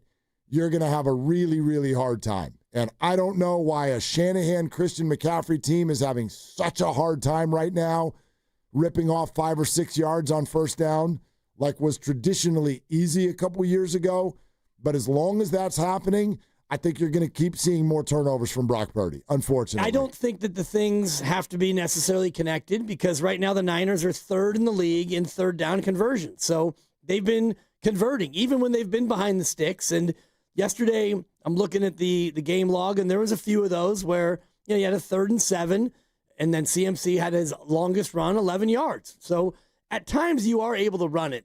Now, what you're not able to do is get that big gash run, and that's what Kyle was talking about today. They haven't had the big 30 or 40-yard breakout run like ETN did yesterday, 48 to the house, and so that becomes a game changer. And if you start having those, then the defense will stretch a little bit, and also they haven't had the deep threat, and you can't have a deep threat if you don't pass protect. So you were talking about complementary football before, and the offense has to be complementary to itself in that, okay, if you can't run it and you want to throw it, you got to protect. And if you can't protect, then you can't throw it deep. And if you can't run it because you can't block, well, what are we doing then? Yeah, but to me, that 11-yard run that you just mentioned that is revealing.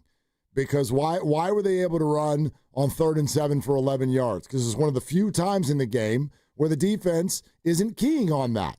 And right now, we've heard it from everyone. They are absolutely keying on the run. They are daring the 49ers to do something to take them out of that defense.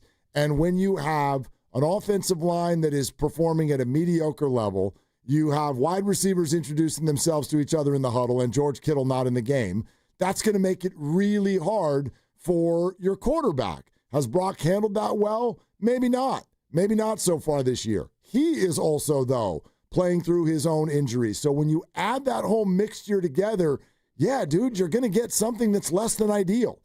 Like, no question. I don't know. You can be frustrated with the Niner passing game if you want. I am way more frustrated with the 49er run game than the pass game. Agreed. And I'm not frustrated in totality with it. I'm just looking at Brock Purdy in situations where he doesn't need to take the risks that he's taking. And, you mentioned 3rd and long, and I'm looking at the last drive that they had in the first half, and they get it at their own 41 after the kick-catch interference, past a Bourne drop, past a CMC drop, and then Tonjes converts, and then past a CMC incomplete because of the pressure. Then Purdy ran for 10, then a false start. So even when they started to clip some momentum together, then they had the hook and lateral, which got them deep, and then you had another drop, the low one to Jawan, and so they haven't had that consistent flow often enough in these games. Let's go to Gris in Concord next up. Hey, Gris, what you doing, man? Hey, what's going on? Gris, you there? Hey, can you hear me? Yeah, we got you now. Yeah. Hey, how are we doing? Good, good, good. All right. So I did a terrible job with your screener. I think I got a better take here. Oh, nice. This is going to be brand spanking new material then. No. So I think, Brock did not have a good game, right? Like he was off. You know, I think Shasky was big in the morning saying that, you know, he was clearly hurting. But he had I think up to 14 points, maybe up to 10 points that could have been scored because of fumbles that he didn't commit and interceptions or drop passes. So that weren't his fault. So he potentially was driving them down the field to score enough points to win that game handily. So yeah, he had a bad game, but if they didn't have those mistakes, they would have overcome that and still won. And he'd have a bad game, and it'd be, Brock looked a little rusty and he was haphazard at times, but hey, they put points on the board. So you got to consider that. And then what you're saying, Mark, about the run game, when you're forcing someone to throw, they're gonna stack the backfield, and it's just a recipe for disaster. So how much of that can you blame on Brock, right? So I don't know. People overreact so badly, and it's wild. Anyone who says they'd rather have Mac Jones in over Brock Purdy with a straight face, I instantly question a lot about that. So you might get your wish if you're that person on Thursday. Yeah, Gris, and I mean, it's one thing. Gris, thank you. It's one thing to want Mac for a game. Yeah. If you want Mac for all the games, I'm with Gris. I don't really understand where you're coming from on this whole thing. And my whole thing with Mac has been that I still think you can win games with Mac. And if you get to Thursday and Mac has to play, I think that you can still go out and win that game, depending on how his knee is. Because you're allowed to, yeah. Yeah, and they went out and they're 2-0 with Mac as their backup. Mm-hmm. It doesn't mean that if they beat the Rams that I'm going to be saying tear up the contract and take the $90 million cap hit as soon as you can on Brock Purdy. We're not going to get to that spot. I'm not going to get to that spot. I get it. I really do. I actually see a common thread through all of the things that we're talking about today on a wild day in Bay Area sports. When people see things go wrong, they look at the person who's right up front and they go, you're screwing up. But that's not what's necessarily going on. And maybe that person up front is screwing up. But so are all of the other people too. And a lot of it is out of the hands of that person up front. So I look at Bob Melvin and I look at Brock Purdy, and to a degree, this is only half of you, but I look at Steve Kerr in this whole Jonathan Kaminga 4-year experience. There are so many things going on and so many disappointing aspects of all of that with all three teams. But what do? Well, Brock, you make the most money, you're the quarterback. Bob, you're the manager. You're supposed to make sure that guys know how to run the bases. And Steve, you're the one who puts people in the game, apparently by himself. There's no discussion with anybody. All of these things are layered, and absolutely none of them are all on them. But that's where people are going to look. And so that's my take on Brock. I can't defend what he did yesterday. He did not play well. But if this is the sole thing that you come out of yesterday with, then I would argue you are one of the people that they refer to as a hater. Well, and you're, I think, somebody who doesn't understand the nature of football and look at it from the other side. If you're a Jacksonville Jaguars fan, do you look at Trevor Lawrence yesterday and say, yep, that's the guy. That's why we won. We won because of Trevor Lawrence. And we all do this where the quarterback gets the credit, the quarterback gets the blame, and it's always going to be much more nuanced than that. And if you look at the Jags yesterday, you would look at ETN with 124 yards and a house call. You would look at Washington with a kick return for a touchdown. You would look in other directions, a defense that was nasty and taking the ball away. Then you might get to Trevor Lawrence. But for the Niners, especially when you got this newly minted quarterback who had some mistakes, it's easier to put the blame on him. We're sponsored by Pier 39. Tell everybody your picks again. Tell everybody your picks. We've got Miami giving the 2.5 at home against the Jets, and we've got Denver giving 7.5 at home against the Bengals. Look at you. Just a couple of favorites. You know? Couple of favorites. Favorites did well this weekend. Actually, home teams did well. I apologize. Yeah, not one of them. Yep. And one of them didn't do very well. I got that one right. Yeah, all right, 888-957-9570. We'll keep taking your calls. Really, let it out. What do you want to say about Brock Purdy? Good, bad, otherwise. Y'all want to hear what Kurt Warner just said about Brock Purdy? I think you'll find it interesting. We'll tell you what he said coming up in just a bit. It's Willard and Dibs. It's questionable concern. On Saturday, October 4th, Pier 39 is throwing a party on the waterfront. Enjoy drinks to go and activities for the whole family. From live music to special deals, it's all here at Pier 39. Learn more at pier39.com/entertainment zone.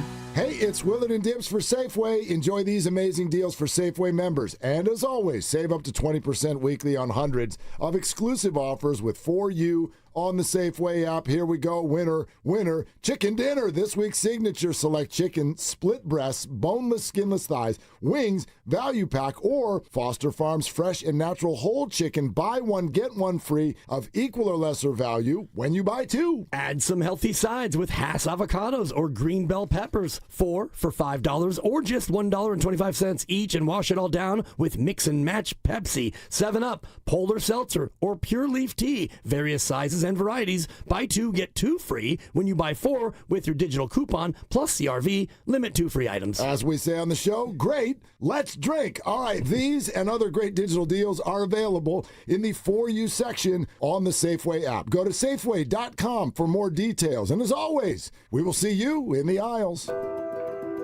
What if you had the smartest Wi-Fi? If you did, it'd be Xfinity, of course. And it'd come with their best state-of-the-art equipment. It would boost speeds to the devices that needed them most, prioritizing your most important connections, whether you were streaming, gaming, or gaming while pretending to work. And it would let you stream 4. That's right, 4 games on one screen. It would even power your mobile connection so you could bring faster, secure Wi-Fi speeds with you where you use it most. It would be proactive and fix problems before you knew you had them. Impressive, right? And it would have security features that protect you from threats at home and online. Kinda like a force field for your life. If you had the smartest Wi-Fi, well, everything would work together seamlessly to keep you connected, no matter what. Xfinity. Imagine that. Restrictions apply. Just hearing the word IRS can make people break out in a cold sweat. No one wants to deal with the IRS, and now you don't have to. The good news is Legal Tax Defense has been successfully negotiating with the IRS for more than 15 years. It doesn't matter how much you owe, whether it's $5,000 or $5 million. You deserve the best in the business on your side, and that is Legal Tax Defense. Even if you're working with someone else and just want a second opinion, there is no cost or obligation to call. They can prevent levies, liens, wage garnishments, even file back tax returns. And the best news about Legal Tax Defense is they won't take your case unless they know they will reduce or eliminate your tax debt. Call Legal Tax Defense right now for a free no-risk consultation. 800-284-1238. 800-284-1238. You have nothing to lose but everything to gain. 800-284-1238. Do you owe $10,000 or more in credit card debt or personal loans? With credit card debt at all-time highs, Debt Relief Advocates is urgently notifying consumers of debt relief now being made available, designed to aid consumers with out-of-control credit card debt. Those who qualify and enroll for this relief program will only have to pay back a fraction of what they owe. This is not bankruptcy or a debt consolidation loan. This is a relief program that credit card companies would rather you not know about, as it ends your debt nightmare and saves you lots of money. Consumers owing at least $10,000 in credit card debt or personal loans can now take advantage of this debt relief as the cost of living skyrockets. Debt Relief Advocates has established a relief hotline for you to call to learn what debt reduction you may qualify for, so don't wait. For this free information, call the Relief Hotline at 800-707-6152. 800-707-6152. 800-707-6152. A bit cool and damp and more on the way tomorrow. Weather brought to you by Staples. Have you heard? The Staples Easy button is back with even more easy. Press it for custom prints, shipping services, even passport photos. Staples. That was easy. Join 95.7 The Game at Pier 39 for a special live broadcast from 12 p.m. to 4 p.m. on Saturday, October 4th. Meet Zaza Pachulia, Festus Ezeli, Kalina Azabuki, Tim Roy, and Bonte Hill. Plus, enter to win Warriors tickets. For more info, visit 957thegame.com.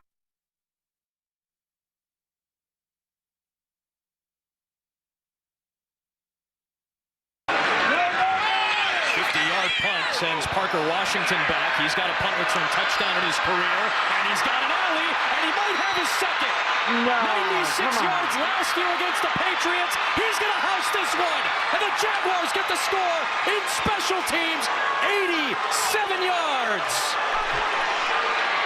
That flips the momentum and the whole temperature of this building.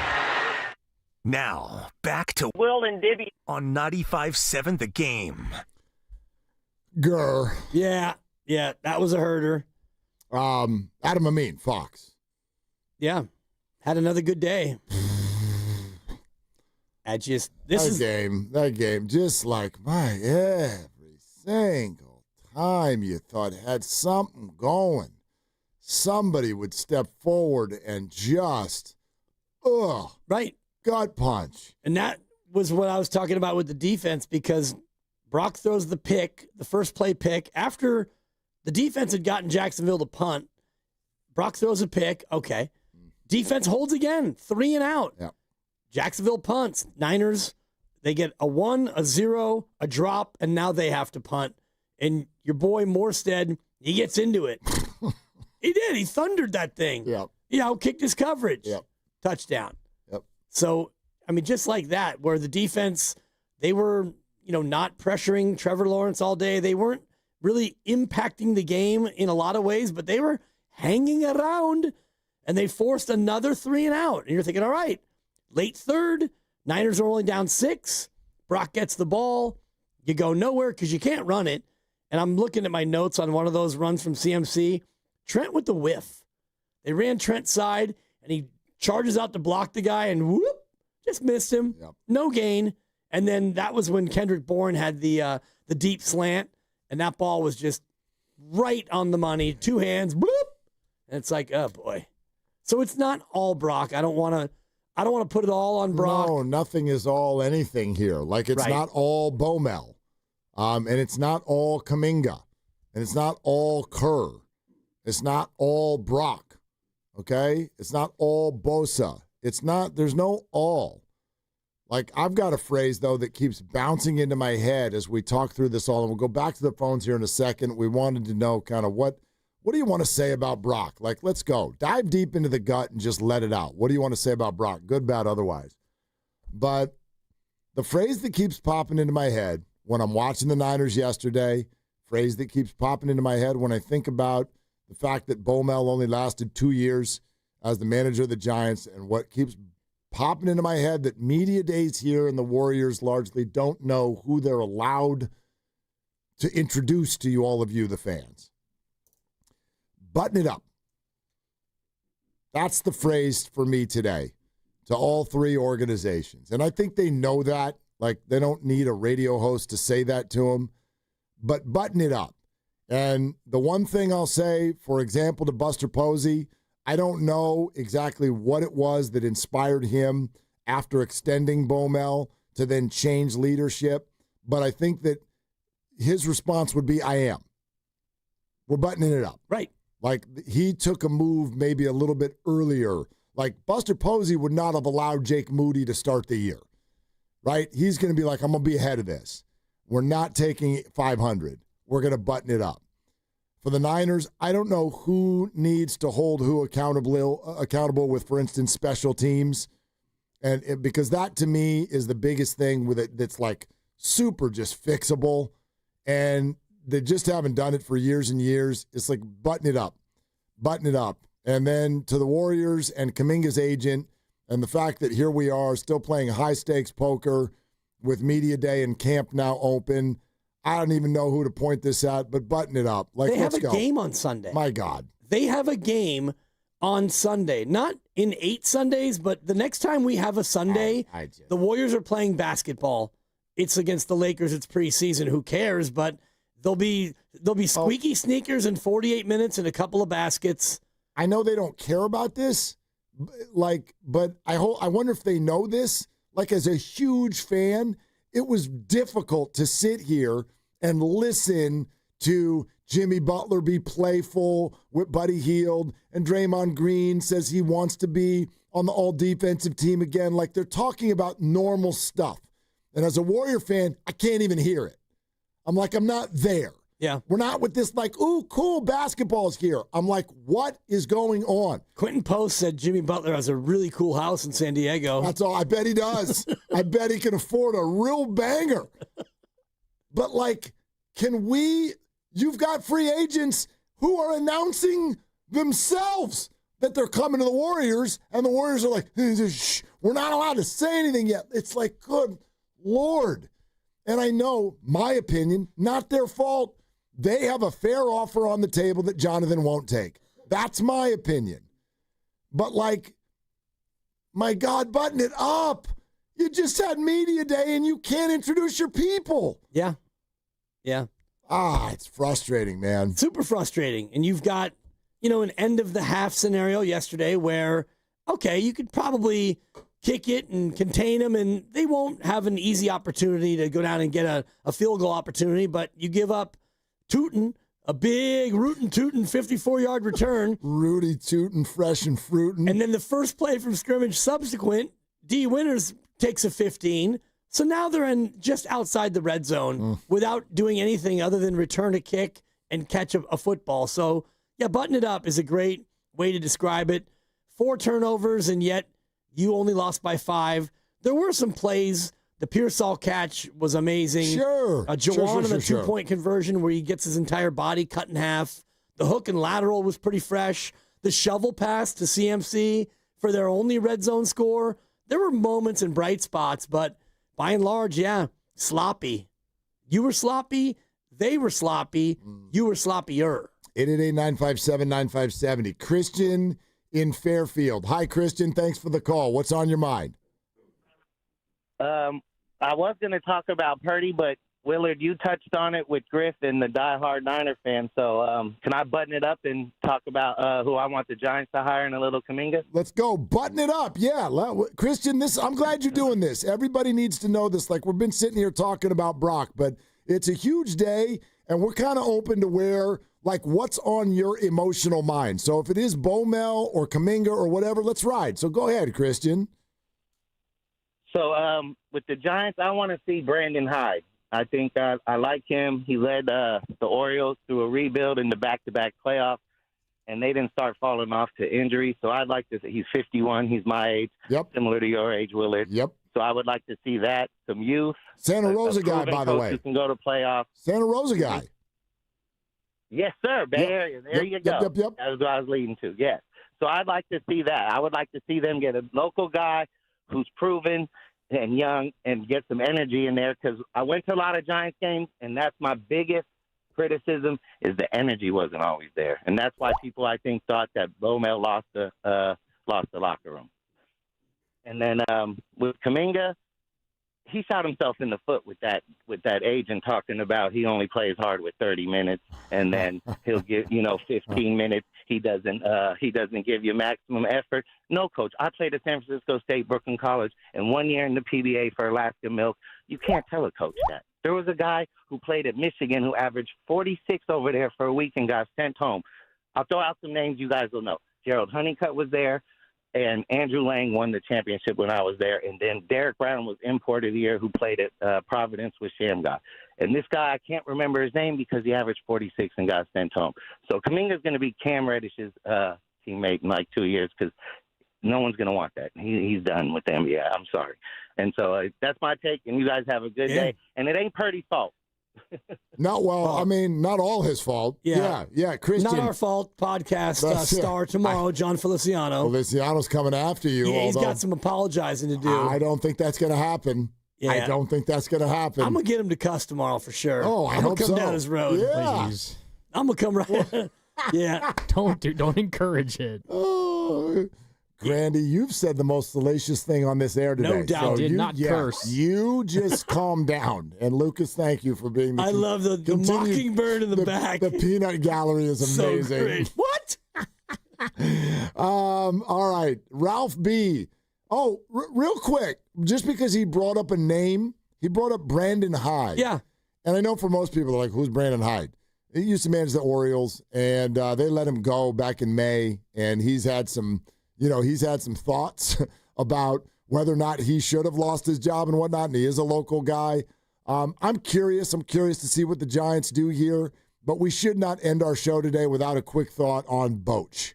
Do you think that's the answer? No, I don't. That was a firm response from you. I love Boch. Hey, Mark, it's Boch. And, I'm looking for a gig, and I know Buster. I don't know if he's Mark, this is Boch. I don't know Boch. if he's looking for a gig. First and foremost, there were a lot of rumors that retirement might be his next move. And nobody ever wants to retire. What's he, 69, 68? Bruce? Yeah, he's... Bruce is he's 70 already. Okay. Yeah.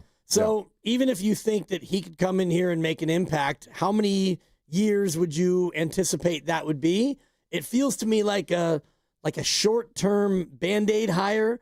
And for Boch, it could possibly go as good as it did last time around, but I don't know if you can ever have it be as good as it was with the 3 titles in 5 years. Well, I just think they're looking for more of a younger, vibrant, motivational, somebody who can give a little bit more energy to the job. Maybe.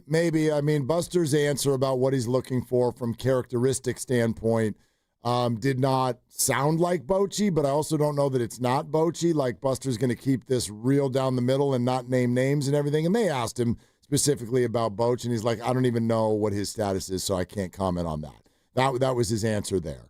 I am very hesitant whenever somebody tries to rewrite history or go home again or do it again or run it back or all these things.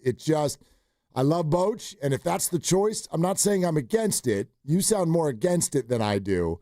I'm open to it, but I'm not like resigned to it. I'm not like, ooh, that's definitely the choice, because I think it's not going to look and feel the way people think it will. It's not going to be the old slipper that you think it is. Right. It's just not. It almost never is, and this is now going to be... It would be, 7 years removed from his last stint here? And I think it was, 2019? 2019, right? okay. Yeah. So, by the time you get to 2026, that'd be 7 years. And I just think that you're looking for a different type of manager. And what Bob Melvin is much more like Bruce Bochy than he is Gabe Kapler. And you mentioned this maybe on the air or off the air. I get confused because we talk so much, but how overjoyed people were to go from Kapler to Melvin. Yes. I think you said it during the crossover. Yeah, because Bob Melvin represents old school. Right. And at that moment, that's what you wanted. Exactly. Like, you know what I mean? So if you go from old school to older school, I don't know if that would be the palate cleanser, the change that the fan base, even though it's Boch, the fans would love it because it's Boch, but what about the players? Yeah. Like if you break up with someone because they're a homebody and they won't go out, like the next person you're gonna date is gonna be like, well, we're fun. Let's go out on Fridays and Saturday nights. And it's like, yeah, this is great because it feels great in that moment. 4 months later, you're exhausted. You're exhausted. You're like, I can't like that. That's not actually what I need or what I want. It's just what I wanted in that moment. Coming out of Analyticsville, everybody wanted rough, gruff, old school. They got it, and now 2 years later, they're like, ooh, maybe less old school. Maybe less, maybe something in the middle. So I don't know. I still feel like they should have hired Stephen Vogt, and I'm comfortable saying that because I said it at the time. Yep. That's who I wanted at the time. They didn't get him. He'll wave to us from the playoffs again this year, but they didn't get him. Ship sailed. We'll see what they do next. Let's keep going with the phones. Ralph B., San Rafael. Hi, Ralph. Thanks for the call. Hey, what's up, guys? How y'all doing today? We're good, dude. Outstanding. Hey, look, so I have sort of a two-part question. Number one, first thing I want to say is I think you guys are the best afternoon show in the country. Okay, that's number one. All right. Damn, Ralph, thanks. The second thing I want to say is, hey, Dibs, I'm ready to see you on some NFL color on a nationwide level. I think you're outstanding. I'd love to hear your voice doing all that kind of stuff. I think you would be extraordinarily entertaining, and I think you would be good for ratings. But here's my two-part question. My two-part question is this, and I want you guys to put your coach's hat on. I know we talked about this Brock thing, and Willard, obviously you've said what you had to say, and I know what you've got to say. I kind of know what your opinion is going to be on this, but look, here's the thing. How many losses, all right, how many losses will it take before you're like, we need to put Mac Jones back in? All right, that's the first part of the question, right? And the second one is, if that's the case, has Brock been overrated over the past 2 seasons? Now, again, I don't have the answers to these questions. I want to ask you guys because you're the experts. And, again, I think you guys are the best afternoon drive show in the country. So I'm very eager to take these questions offline and listen to what you had, to what you guys have to say. And I wish you guys a really good day. Ralphie, thank you. Appreciate you, Ralph. Kindness up front and disagree on the back end. My kind of caller. I bet Ralph, and I bet Ralph's no longer with us on the phone, but I bet you too. You could probably tell, you might have a shot to literally predict my sentence. When someone says, how many losses is it going to take from Brock before you go back to Mac? What's the sentence that's popping around in my head? 63. Okay. I was thinking 5 more years in the contract, and that's about 12 losses a year. That'd do it. That would do it. It's not the sentence I had in mind. I know. The sentence I had in mind is no number. Well, we can talk about that in a second. I love Brock Purdy. But stop. That's not what I'm going to say. Okay. The sentence that first popped into my head is more than one. Right. Because that's where we're at. 1 in a row. I know that y'all want to hang last year. Now, Mac Jones didn't play for the team last year. This is a whole new ball of wax now. We got a whole new set of ingredients. No Nick Bosa, et cetera, blah, blah, blah. Receivers, we can do all this. Opponents, schedule, 3-1. How many losses is it going to take for the Niners to go with Mac Jones? More than one. Now let me back that up with a lot more than one. Yeah. And even if you don't want to hear this, it's unfortunately true. Politics and money come into this. The 49ers have hitched their wagon to Brock Purdy. He is going to have to bang everybody over the head with the idea that he sucks out loud to get benched. That's just the reality. But also say, when healthy. Now, if he's not healthy this week, he ain't playing. And Mac will.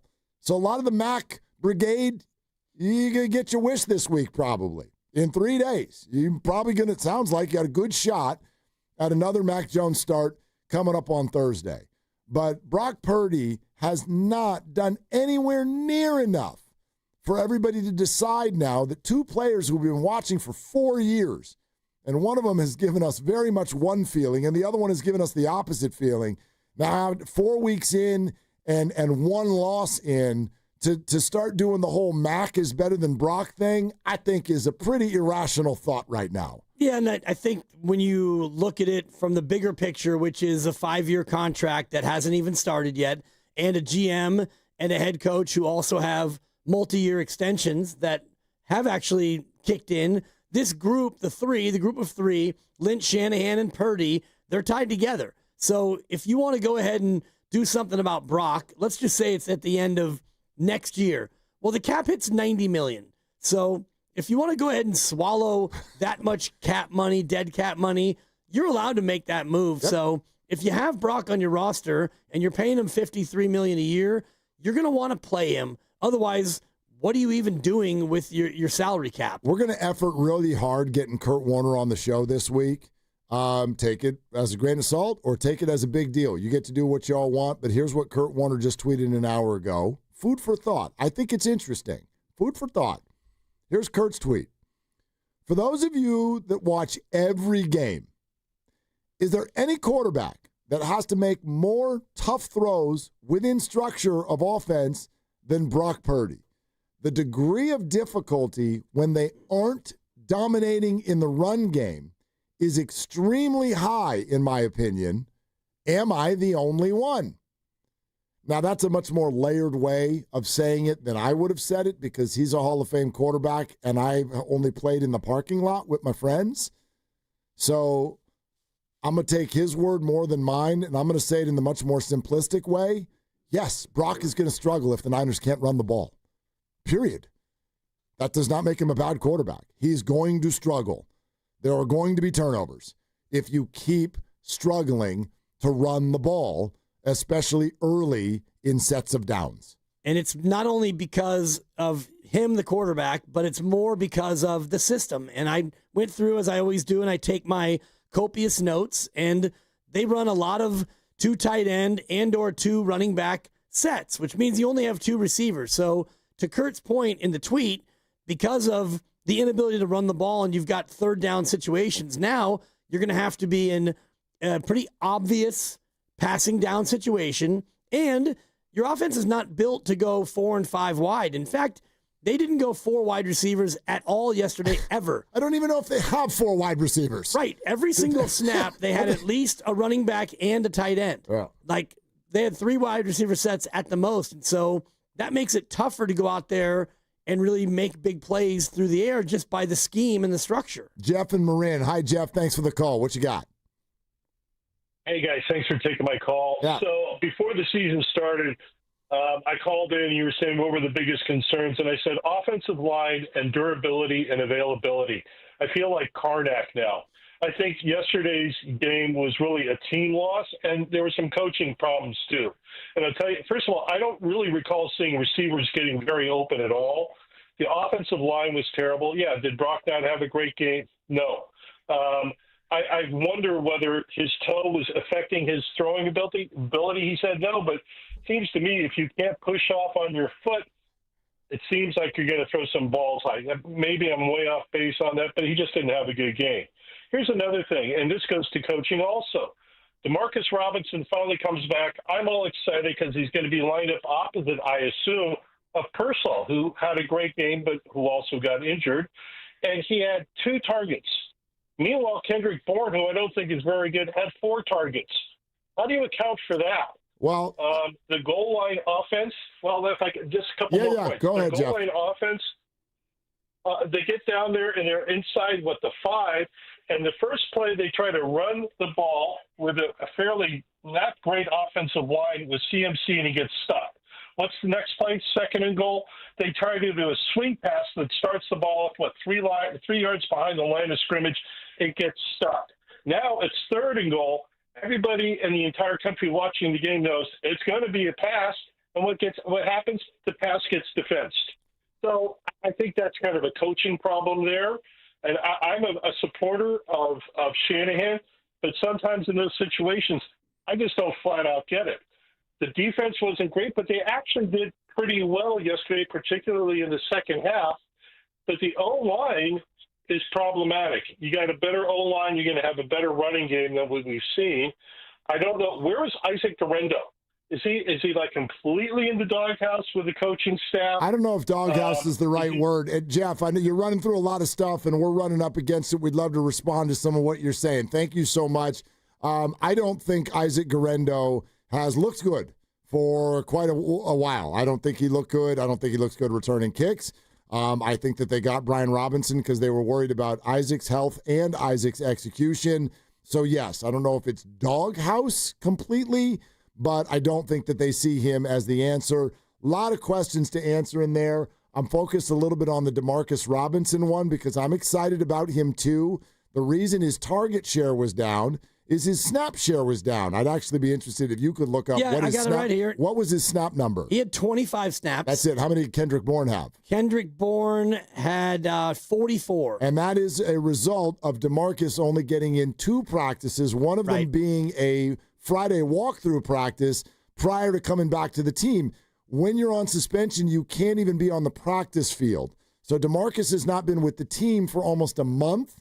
And you just don't come in and show up and then start and run the majority of the snaps. I think those Robinson snaps will go up, and they will go up quickly. I want the other Robinson snaps to go up, and that's Brian Robinson Jr., who only got 10 snaps. And he's running the ball pretty well. Yeah, he did pretty well in the game, and he had a couple of catches as well. I'm looking to see if Shanahan will go to a 2 running back set that doesn't involve Kyle Juszczyk and just put McCaffrey out there in the slot. Put Brian Robinson Jr. behind the quarterback rather, and let McCaffrey be a receiver, especially when you may not have Pearsall, you may not have Jennings. Just make McCaffrey a glorified receiver, which is kind of what you do with Juszczyk as a glorified tight end. I don't hate the idea at all. I do not hate the idea at all. We're brought to you by Fremont Bank. Here for you, here for good. We can get into that defensive line discussion a little bit more, too, because he seemed to agree with you. Defense not all that bad, and I get what you're saying if you look at it from 10,000 feet. Doesn't change my opinion, though, that the defensive line got 0 pass rush, and they need to make a trade, or else this does not project well going forward because Nick Bosa is not going to reappear. So 888-957-9570 if you want to weigh in on Purdy. Let's go. Find your gut, figure out what it feels, and then say it. What do you want to say about Brock Purdy? Good, bad, or otherwise, we'll hear you. We're brought to you by Fremont Bank. Here for you, here for good. Willard Dibs. We finally switched to T-Mobile because with them, we can be connected here and there. ¡Listos todos! Estas son las mañanas. Now we just need to harmonize. Switch today. Get 4 Samsung Galaxy S25 phones with Galaxy AI. Plus, get 4 lines for just $25 per line. Visit a store, T-Mobile.com, or call 1-800-T-Mobile. 1-800-T-Mobile. For well-qualified customers with autopay plus taxes and fees and $35 per line connection charge. Minimum 4 lines on plan. Contact us if canceling lines. Plus $5 per line without autopay. Debit or bank account required. Visit T-Mobile.com. Calling all basketball fans. Make your game day experience unforgettable with a stay at Hotel Via, just steps away from the action. Enjoy chic accommodations, stunning rooftop views, and the ultimate convenience for catching all the action. Skip the traffic and relax in style before and after the game. Whether you're celebrating a big win or just want a perfect night out in San Francisco, Hotel Via is your MVP choice. Book now at hotelviasf.com and make your game day a slam dunk at Hotel Via. You hear that?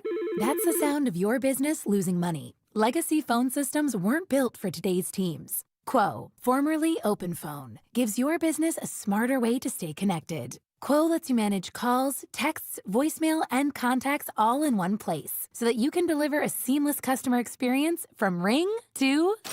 Need to take calls on the go? Quo automatically transcribes, summarizes, and highlights next steps from every call so you never miss a detail. Need insight into what closes a sale? With Quo's AI call tags, you can instantly spot key topics like objections or pricing questions and use those insights to level up every customer interaction. And yes, you can bring your existing number with you for free. Keep your team in sync and your customers happy with Quo. Quo. No missed calls, no missed customers. Try Quo for free at quo.com/sports and get 20% off your first 6 months. That's quo.com/sports. QUO.com/sports. Attention taxpayers. If you owe $5,000 or more and have missed another tax deadline, you're officially on the IRS's radar. The IRS has resumed aggressive collections. That means wage garnishments, bank levies, even seizures of your home, car, or retirement accounts. If you owe $5,000 or more and missed the deadline, you're stacking new debt on top of what you already owe. Call Priority Tax Relief now. Their experts fight back fast and are saving their clients millions in tax debt every month. I owed over $50,000 and they settled it for pennies on the dollar. These guys are as legit as they come. After speaking on my behalf with the IRS, my entire debt of $25,000 will be eliminated. Whether you've received collection letters or you're already facing liens and garnishments, call for your free consultation. There are no upfront fees. Priority Tax Relief. Let's make your taxes our priority. Call 800-464-1899. 800-464-1899. 800-464-1899. Priority Tax Relief. 1-877 Cars for Kids. KARS Cars for Kids. 1-877 Cars for Kids. Donate your car today. 1-877 Cars for Kids. Donate your car today. Ready to get rid of that old car? Donate it to Cars for Kids. Call 1-877-CARS-FOR-KIDS to reach a friendly live agent. Donation's super easy, and your car can be picked up as soon as tomorrow. Call us now, 1-877-CARS-FOR-KIDS. That's Cars with a K to donate your car today. 1-877-CARS-FOR-KIDS. K-A-R-S, Cars for Kids. 1-877-CARS-FOR-KIDS. Donate your car today. Did you know you can donate real estate too? Go to carsforkids.org. That's carsforkids.org. Another app for inventory, one for CRM. Oh, don't forget accounting. Wait, which login was that? Or you could use Odoo, one fully integrated system that does it all without the hassle. Ditch the app overload. Get everything your business needs on one platform. Try Odoo free today at odoo.com. That's ODOO.com. At Straight Talk, we get it. You say no a lot. Mom, can I get a tarantula? No. Coffee? No. So we're giving you more reasons to say yes, like a free 5G phone with real unlimited data with select plan activation. Can I use the free phone? Yes. See? Doesn't it feel good to say yes to more? Absolutely. Face tattoo? Absolutely not. Available at straighttalk.com and Walmart. Taxes and fees apply. In-store activation of Gold Unlimited plan or higher required. For network management practices, visit straighttalk.com. House stealing. It's a nightmare that's real. It's the FBI's term for thieves stealing your home's title and draining your equity. Just one fake document filed with a recorder, and scammers can own your home on paper, drain your equity, and do it all without you even knowing. Imagine waking up to a foreclosure or eviction notice. Listen to former title thief Matt Cox. What people don't realize is the ease in which this crime can happen. I can take the deed to your house and I can transfer that deed into my name. It's a great crime, and it's happening all the time. So how can you stop the nightmare and protect yourself? Find out if you're already a victim now at HomeTitleLock.com. Use promo code RADIO and get a 30-day free trial of their $1 million triple lock protection, a title scan, and access to a title specialist, a $250 value. Don't wait. Go to HoldTitleLock.com now, promo code RADIO.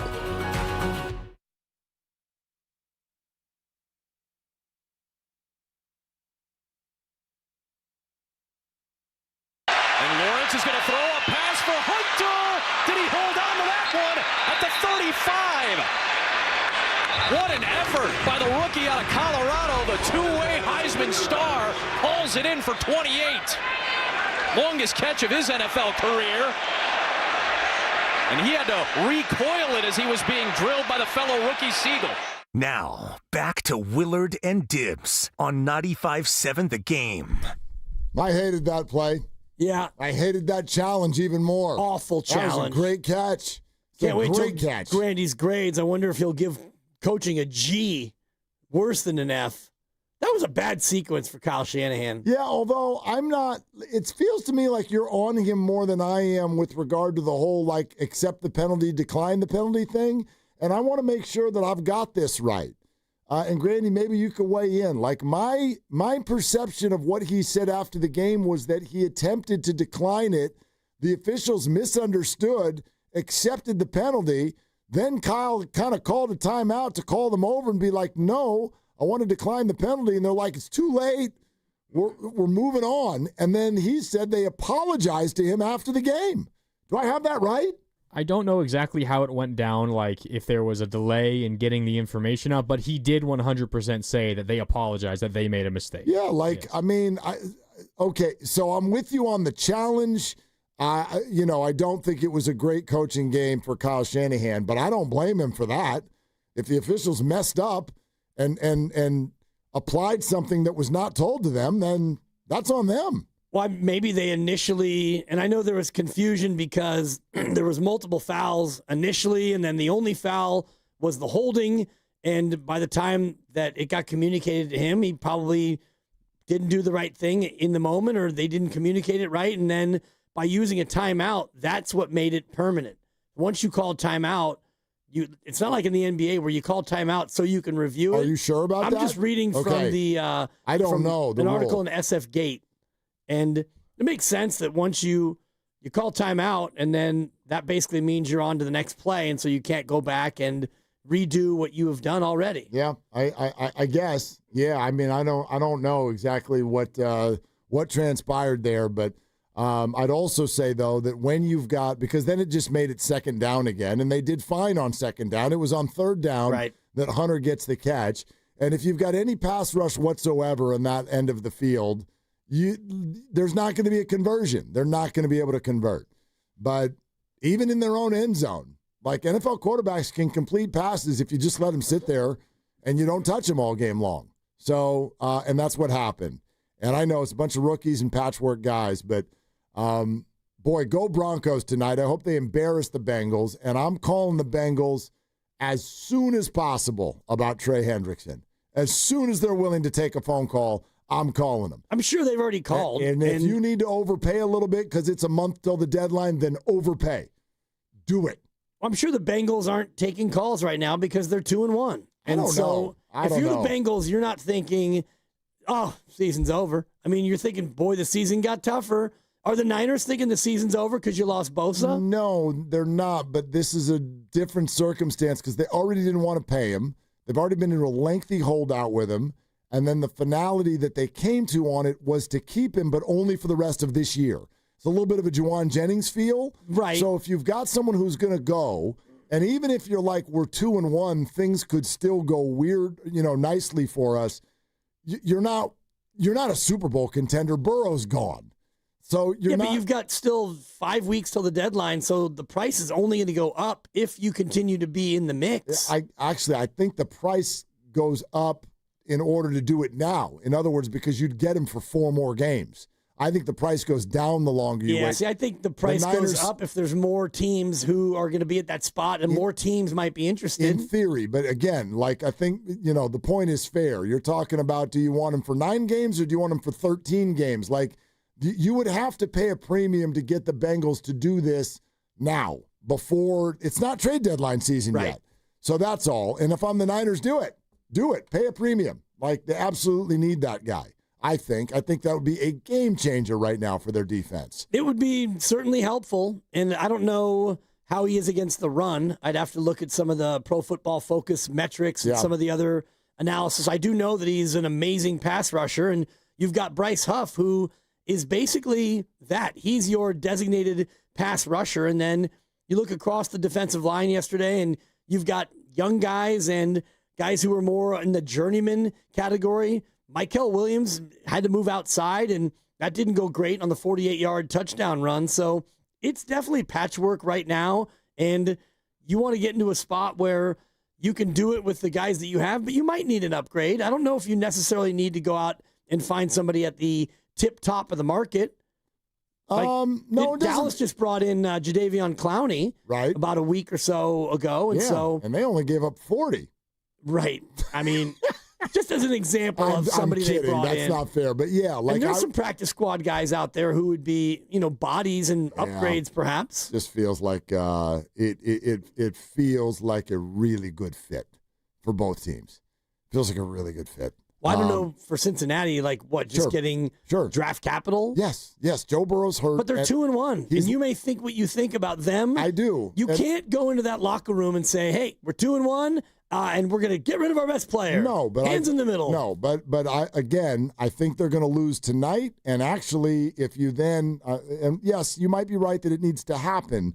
But the Bengals' schedule is at Denver tonight, and then they face Detroit, Green Bay, Pittsburgh the next 3 weeks. Are you going schedule Sam on me? A little bit. It feels like a little schedule Sam here. Joe Burrow's out. I think front offices they don't get emotional about this stuff, and they're not a Super Bowl contender, and the guy's going to leave. So why wouldn't you turn him into something? You might be right that you don't do it at 2-1, and in fact you are, because they're not going to be 2-1 after tonight. Who knows? Maybe they're 3-1. But if they go 2-2, and then Detroit hands it to them on Sunday, blah blah blah. We'll see if all those things happen. I do think there's a potential avenue to have this conversation sooner than later. No, not before the Rams game. But is there an avenue to have this game before the Tampa game? Probably not. But the week after that, yeah, I think there is. And if I'm the Niners, I'm willing to pay that premium to get him for an extra couple of games. That's all I'm saying. It's a potential move, and just looking at the Pro Football Focus numbers around Trey Hendrickson, he's an 88.2 as a pass rusher, which is really, really good.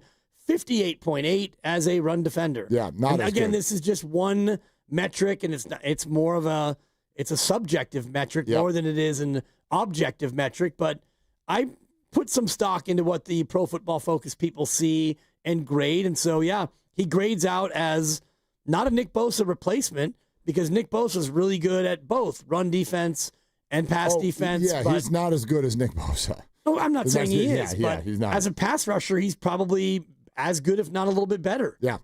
He's just a go-get-him edge rusher guy. Let's go to Johnny and Marin. Hi, Johnny. Thanks for the call.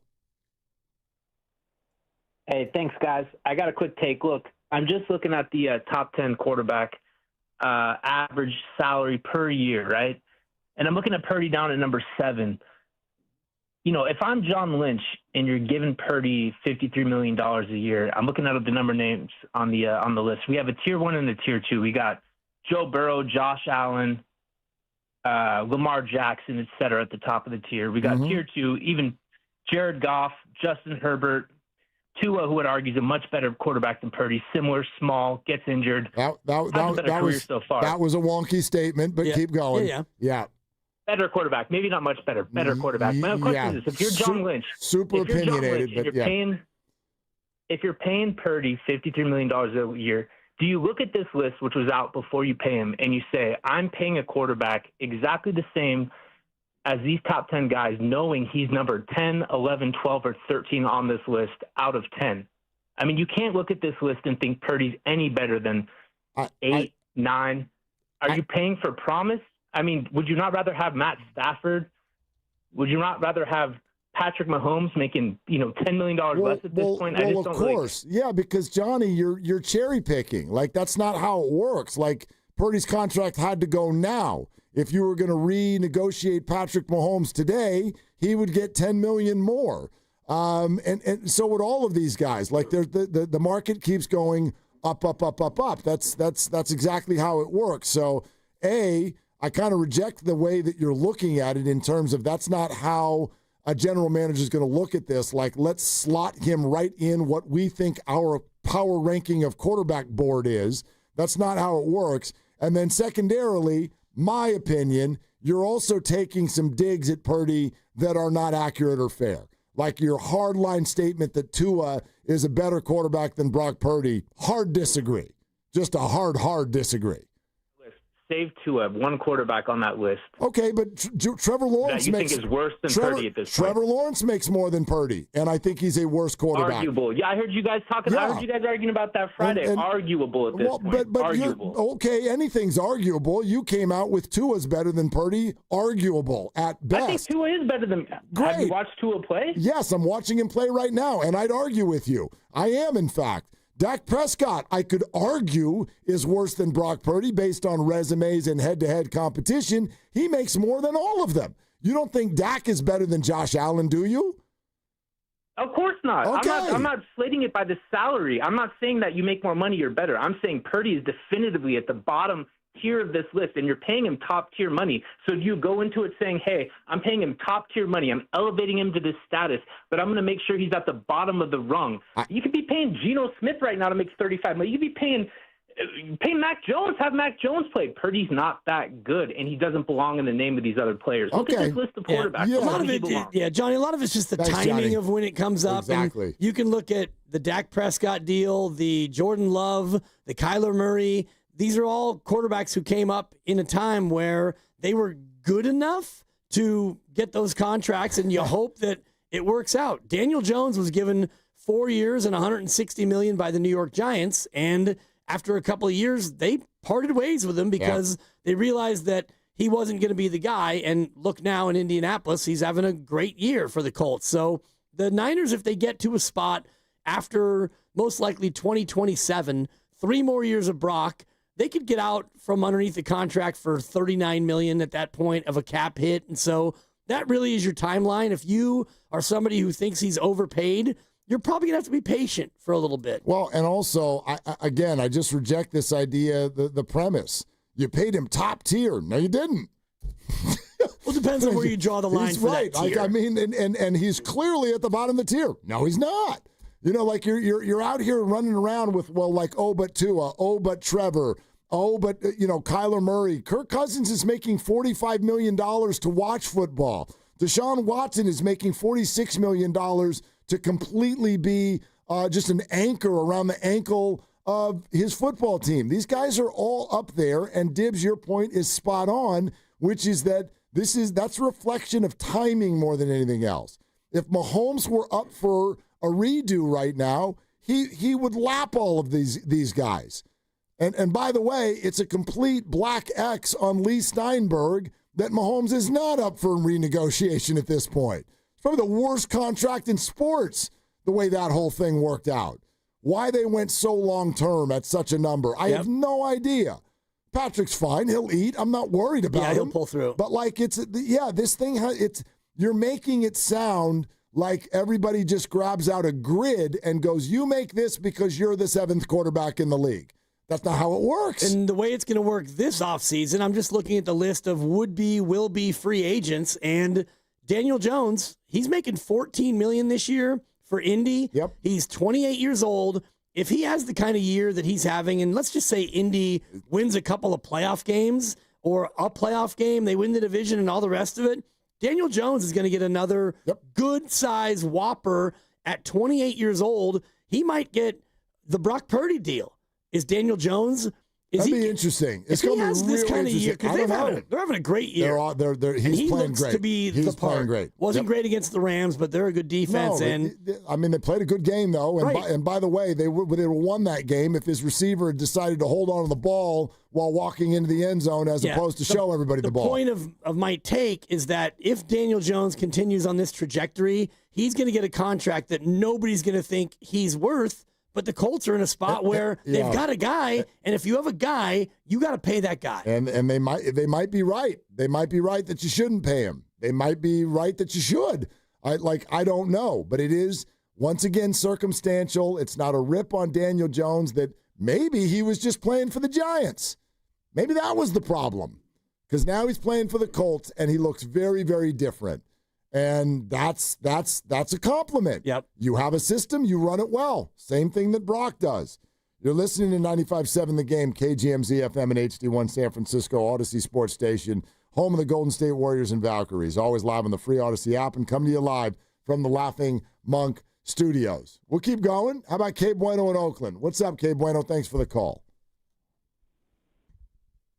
Hey, what's up, guys? What are the most Monday-est feeling Mondays in a while? No doubt. That's so well said. So Monday.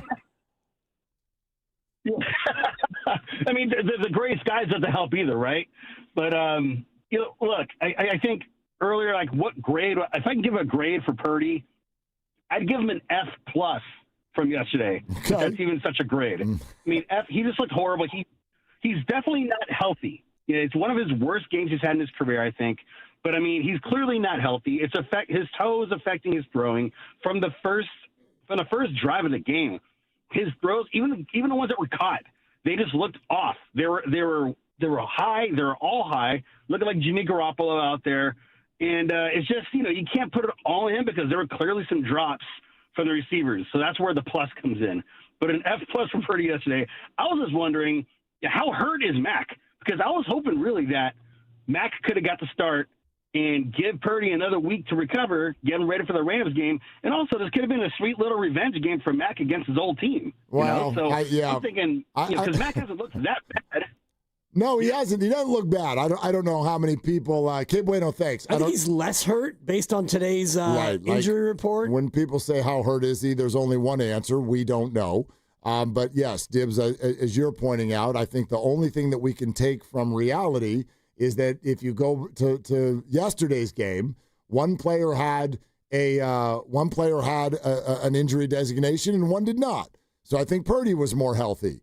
Now, as of today, Purdy would have missed practice, And Mac Jones was a full participant. So who's healthier today? I think Mac Jones is. That's right. As far as we can tell. And we'll see as tomorrow and Wednesday and then the all-important Thursday comes around. And I would guess that by the time you get to Thursday that Brock Purdy would be questionable. I wouldn't anticipate that he is ruled out until you get to Thursday.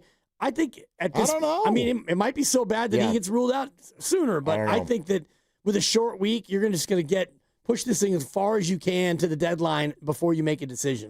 Here's what Kyle said today on what Brock told him last night.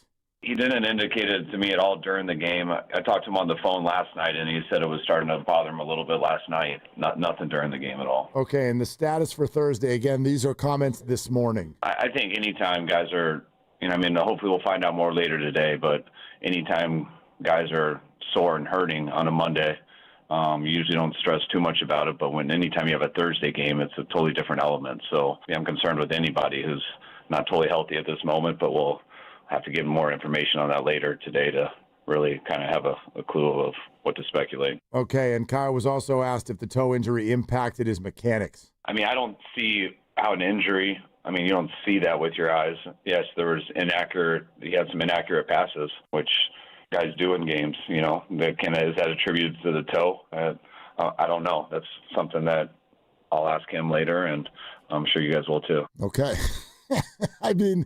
This is, by the way, the norm that when there's a Thursday game, you do your conference call really early. And so there was a dynamic in the conference call today of Kyle, I noticed, knowing a lot less than he normally knows on his Monday press conference because it was early in the morning, and he hadn't talked to anybody yet. He hadn't seen anybody yet. So apologies for saying it this way. It was kind of worthless because half of his answers, if not more, were like, this is what I'm thinking right now, but I'll know more later. Like there was just a whole lot of IDK. Yeah. In every single answer. Well, there always is, and especially when it comes to injuries, because he doesn't know how the toe is going to be come Thursday, and nor does Brock Purdy know how the toe is going to be. You might have an idea, unless it's a real cut and dry, no pun intended, injury, like, okay, broken wrist, we're going to cast it, it's going to be this, it's going to be that. If you're a lineman, we're going to put a soft cast on you, and you're going to play. If it's the quarterback, well, now you're going to be out 4 to 6. But with a turf toe, you just don't know how it's going to respond to treatment and rest and all the rest of it. 888-957-9570. Jason in Oakland is next. Hi, Jason. Thank you for the call. Willard Dibs, what's going on? Hopefully y'all having a cool afternoon. Yes, sir. This is what I want to say. If Matt Jones starts on Thursday, and I want you guys' honest opinion. I know we fans of Purdy. He took us to the championship and Super Bowl. He had some good early seasons, but it seems like he's regressing. 16 interceptions, 1-5 in these last couple of games. Come on, man. I know, Willard, you like Purdy a little bit, but it's starting to look like he's regressing. And this is what I want to ask you specifically, Willard. If Matt Jones win this next game against St. Louis, not saying against LA, yep. We win this game, Willard. Do you go back to Purdy if he's healthy the following week? Oh, my God. Want me to answer it real quick or super duper quick? Jason, there is absolutely, unequivocally, no semblance of a quarterback controversy in this city or on this team. And that's not just my opinion. I promise you that is the way this organization views it after the contract that they just gave him. When Brock Purdy is healthy, he will go. And one loss, one loss does not change that. And quite frankly, with all due respect, Jason, I think it's wild that would even come up after one loss. They're 3-1. You know he won 1-5 in the last 6 games. You know that. It doesn't matter. I mean, now you're going into last year, which was a completely different scenario, and a team that wasn't playing for anything, and a defense that was totally awful. And look, you're not wrong, Jason. Of course, you're not wrong. Well, they're 1-5. Okay, you know that, right? It is 6 games. You know that. But we can always do this where we pick a certain number of games and then go, hey, for the last, the last 8 Thursdays, this has happened. It's like, okay, are they down a little bit with all the injuries and the problems they're facing? No doubt. Has he been great? No, but I am not. Like, you don't build $53 million a year in a 5-year contract on a 6-game run. He's actually just don't. 2-4 in his last 6 Okay, because 2-4. Well, he didn't play that last game of the year last year. Yeah. That was I think that was a Dobbs production. But if you go back to his last 8 starts, he's 2-6. Okay. Yeah, no, it has not been good. It has not been good, and it is not all Brock, but it has not been good. But no, there's no quarterback controversy. Jason, thank you. You know, like, yeah, Brock Purdy, is he struggling, or are we needing to sort of readjust how we view him? Do you think he's regressing? We can have all these conversations, but there's no quarterback controversy. And I agree. And I think it's hilarious that they would score 16 points against Arizona last week, and somebody would come out of that and be like, Mac Jones, let's do that for the next few years. Come on. Like, seriously, come on. Can we just look at the play of Brock Purdy relative to what we've seen him do and relative to how we've seen him play well? Let's do it. And even if you take the numbers out of it and you just look at the eye test, you mentioned his lack of a desire to run yesterday might be the toe. What I'm seeing, not only in this game, but in his earlier start and going back to some last year, he just isn't stepping forward and ripping the ball. It's not the elbow anymore. Maybe it's the foot. He can't push off, and he can't really get a lot of mustard on the ball, and it makes it hard to really be consistent and effective when you're just floating the ball around a lot. 888-957-9570. How about Scott in Marin? Hi, Scott. Thank you for calling. What you doing? Hey, how you guys doing? It always cracks me up when 49er loss is the best, man. What for radio? You get all the nuts coming out of the woodwork. I mean, you judge Brock Purdy, to say that guy's argument that they had on earlier was a joke, and you argued the right points against it. But to say Mac Jones, you prefer Mac Jones. Mac Jones would have got killed that yesterday out there. I mean, it's just and Brock is definitely not healthy. You can see that. And I think it's 100% the reason why those balls that were floating. That despite everything, at 3 turnovers up to the last possession, they were in position to win that game, despite the special teams being an absolute disaster. And if Brock protects the ball in that last possession, I have no doubt that he wins that game. That's my feeling. And I'm telling you that the guy I was shocked about, I haven't really seen him much, is Trevor Lawrence. He tried to give that game away, I don't know how many different ways. Yeah. You're going to tell me that guy? Well, just one way. I mean, the way he tried to give it away was by sliding out of bounds when he could have kept the clock running. No, he's just not that impressive. I mean, he's just, again, like on a day, and Scott, thank you, on a day where he had no sacks and no hits, it's just not that impressive. He's not awful. I never thought he was awful, but there's no envy there. He's just he's a game manager. Yeah, Purdy versus Trevor Lawrence. I have no envy whatsoever. I just questioned some of the decisions that Trevor was making and a couple of the throws, and he got away with 2 of them that were batted, tipped, and could have been intercepted. Stout did intercept the one, but it was called back for pass interference, which was a little bit of a ticky-tack call. I can readily admit it as a guy who loves the refs. That was one where the eyebrow kind of goes up, but Trevor Lawrence just 21 of 31, 174, and a touchdown. And I want everyone to do me a favor and look up Jalen Hurts and his numbers and see how Philadelphia is winning these games. Philadelphia is undefeated, and they won yesterday with about 240 yards of total offense. Jalen Hurts is kind of in the Trevor Lawrence mode where he has 2 amazing receivers, and they don't really throw the ball very often. Well, but he does. There's such a presence to Jalen Hurts on the field. They do things a different way, so statistically it's always going to look a little bit different. I mean, I try not to get overwhelmed with the stats because, quite frankly, if you do want to just dive stats, then you'd come out of last year and be like, this Mahomes guy sucks. Like if you just were looking at stats. He did not have a good year last year, but some guys have this is actually what I think, if somebody really wanted to have a rational criticism of Brock Purdy, this is what you would say about him. When I watch him play, he does not have the presence of some of the other QBs around the league that like make you feel confident. I disagree with that. Yeah, I mean, at times he absolutely does. At times, but right now he does not. No, but the great quarterbacks, there's never. Even when Mahomes was having a wonky year, when the ball's in his hands, you're like, oh, right? Boom, pow, the presence. Jalen Hurts, to me, the way he moves around the field, it feels very under control. He's got a wonderful running game, a wonderful offensive line, a great defense. He's got all of these things working around with him, and he's able to handle that. Brock is not someone, and I don't even know how many of these there are. He's not someone who is going to go out there and be like, look, everything around me is going bad, but it doesn't matter. You've got me.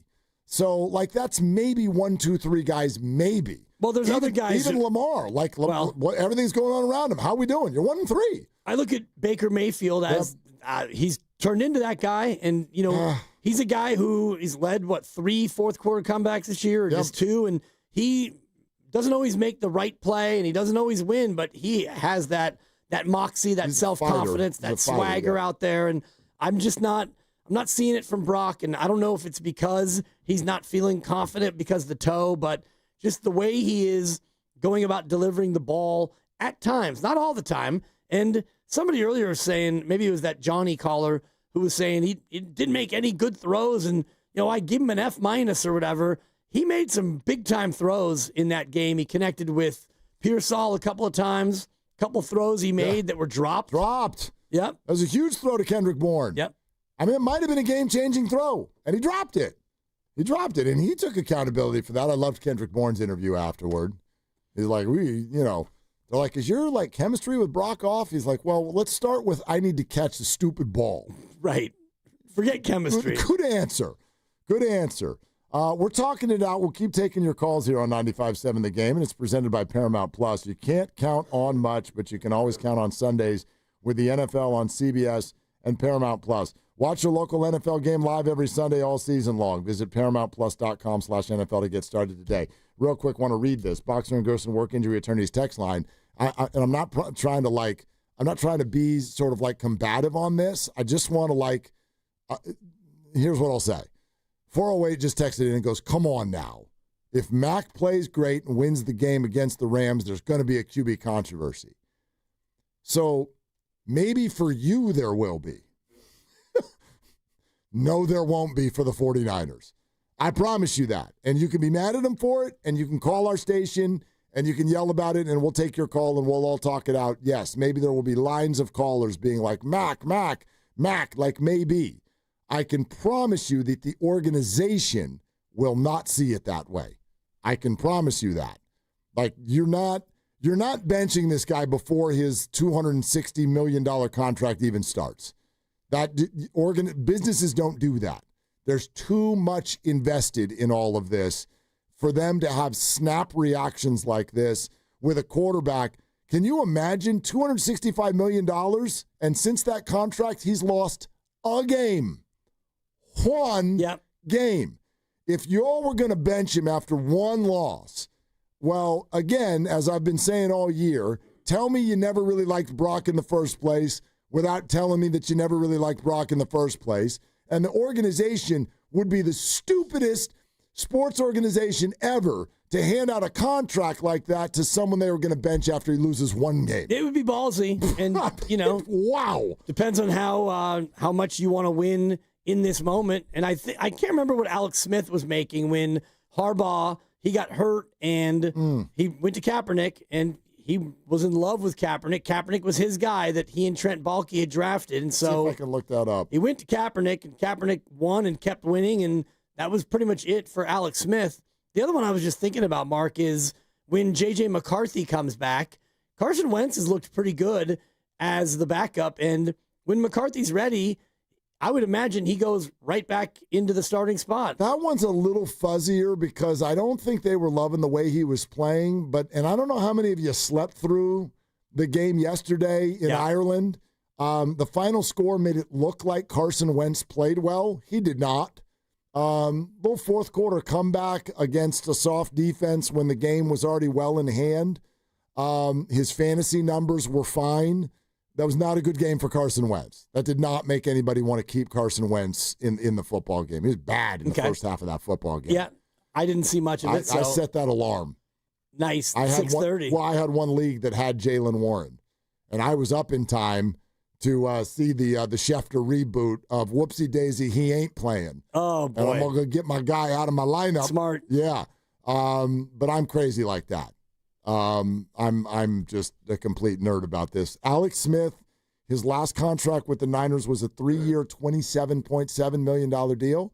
Sounds like a lot. Yeah, he's making a little bit over $9 million when the Kaepernick stuff all took place. Yeah, so that was not like probably top of the market. This is now going back 12 or so years, right? We're talking 2013, 2014. There you go. So that maybe I was a lot of money at that time. And it's all so different because, as I mentioned, Alex Smith was not drafted by Harbaugh, so and Kaepernick was. So by the time he got to that spot, he had an opportunity to play his guy. And so I agree with you that even if they go to L.A. and they beat the Rams and Mac looks good, if Brock's toe is fine for Tampa, Brock starts. Yep. And there's really no conversation internally. We're not there yet. I don't even think we're close to that. Mike in San Diego. Hi, Mike. Thanks for the call. What's up?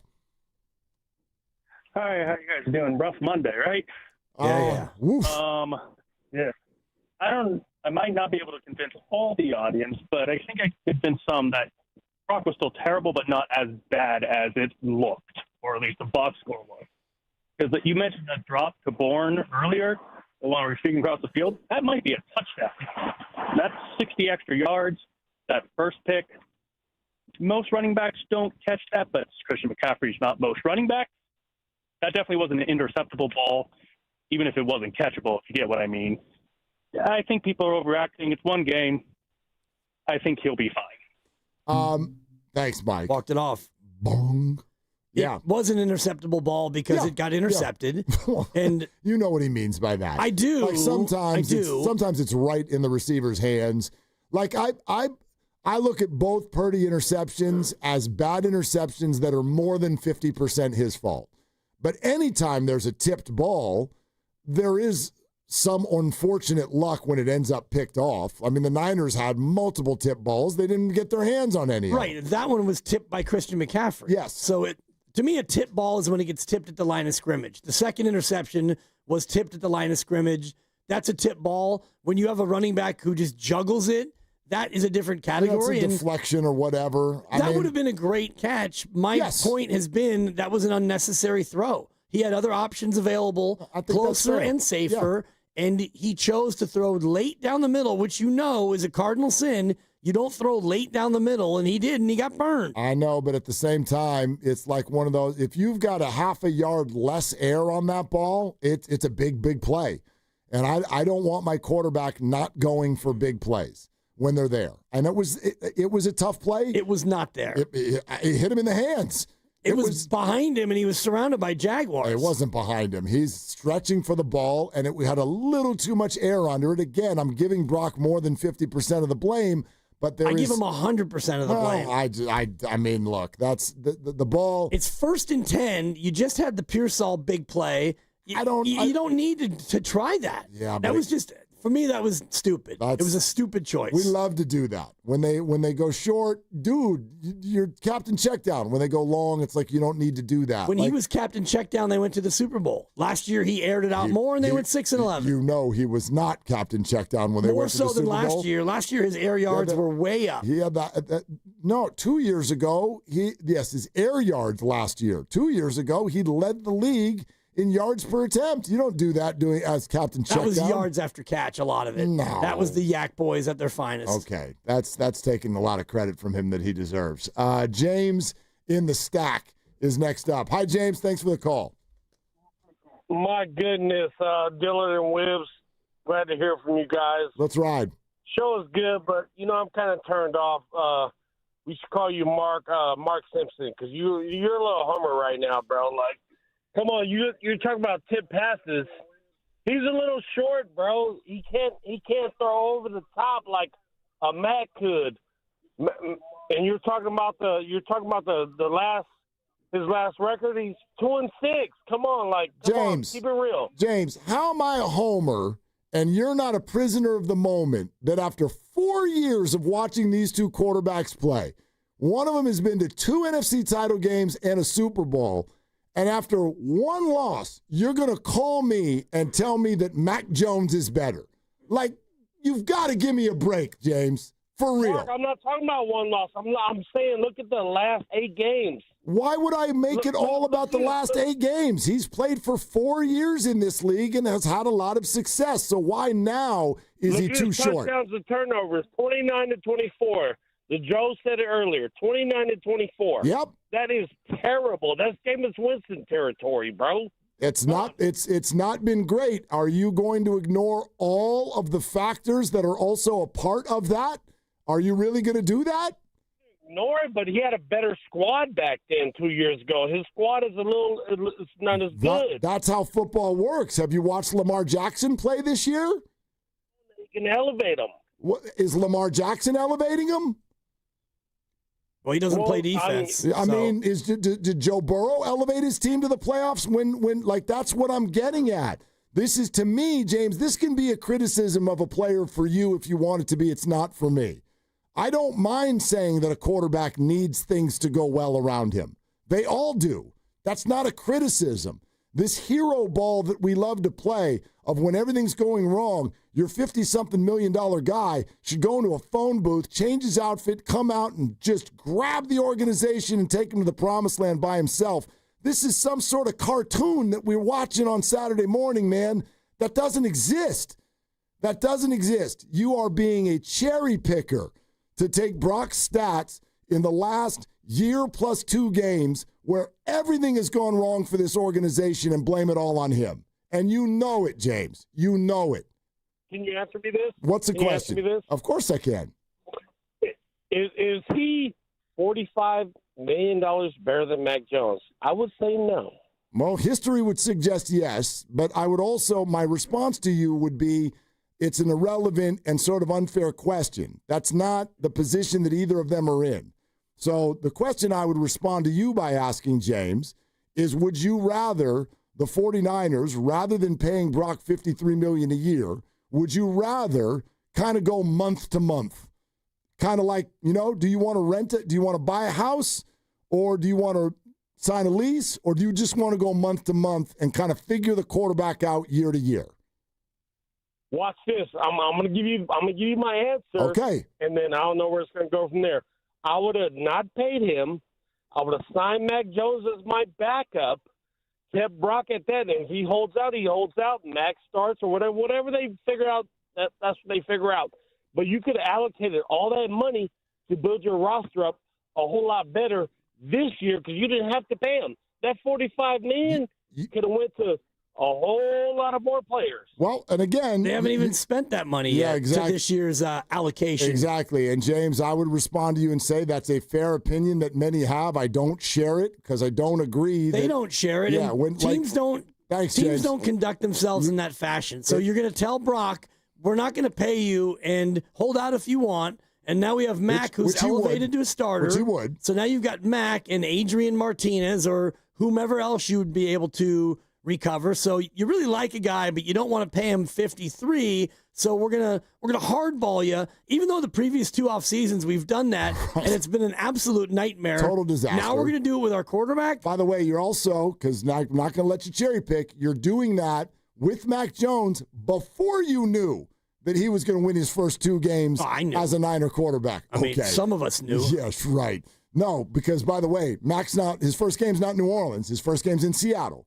So, again, you're playing hardball with Brock. You're signing Mac Jones. He's never played for the Niners before. All you know is that he's played for the Patriots and Jags and not won football games for the most part. And you're going to kick Brock to the curb because all of you who say, no, Brock was under contract. Dibs is right. It's not how it works. He would hold out. He would not play. No chance, no way, no how. Period. So if that's your opinion, stand on it. And I appreciate you. I do not share it. And the Niners, I think, would be a laughingstock around the league. On it. That is not the message that they would want to send to players around the league, that a quarterback from 2 NFC title games would just get kicked in the face after making $900,000 for the last 3 years after what he's achieved in this league. That's not what they want to do. Well, you know who would do that would be a franchise like Cleveland, who gave 100% guaranteed money to Deshaun Watson, and he has played about 9 games and not well for them. And there are the franchises that would do that, and a lot of them have never been able to figure it out. The Bears have tried to find a quarterback, and maybe Caleb Williams will be that guy, but so far they haven't been able to find the solution. That's just not the way you go about doing business. And if you think that Brock is overpaid, then sorry, but that's the way it goes. That's the cost of doing business with a quarterback that you like as your franchise guy. Yeah, and if you want to mess around with guys who are in leveraged situations, all you got to do is watch the Dallas Cowboys for the last 3 months and decide if that's what you want. But just so you know, the whole world's laughing at the Cowboys, laughing at them. And I know Micah didn't have like the greatest game, and the Packers defense didn't have the greatest game, and all of those things. But the facts still remain is that the Cowboys are 1-2-1. They are no closer to doing anything special at all, and seemingly on a yearly basis are moving good players out of that roster as opposed to in. They still have no running game. Their defense is getting worse, but they have a QB. They have a QB and an injured receiver. That's what they have decided to do. You take care of your people.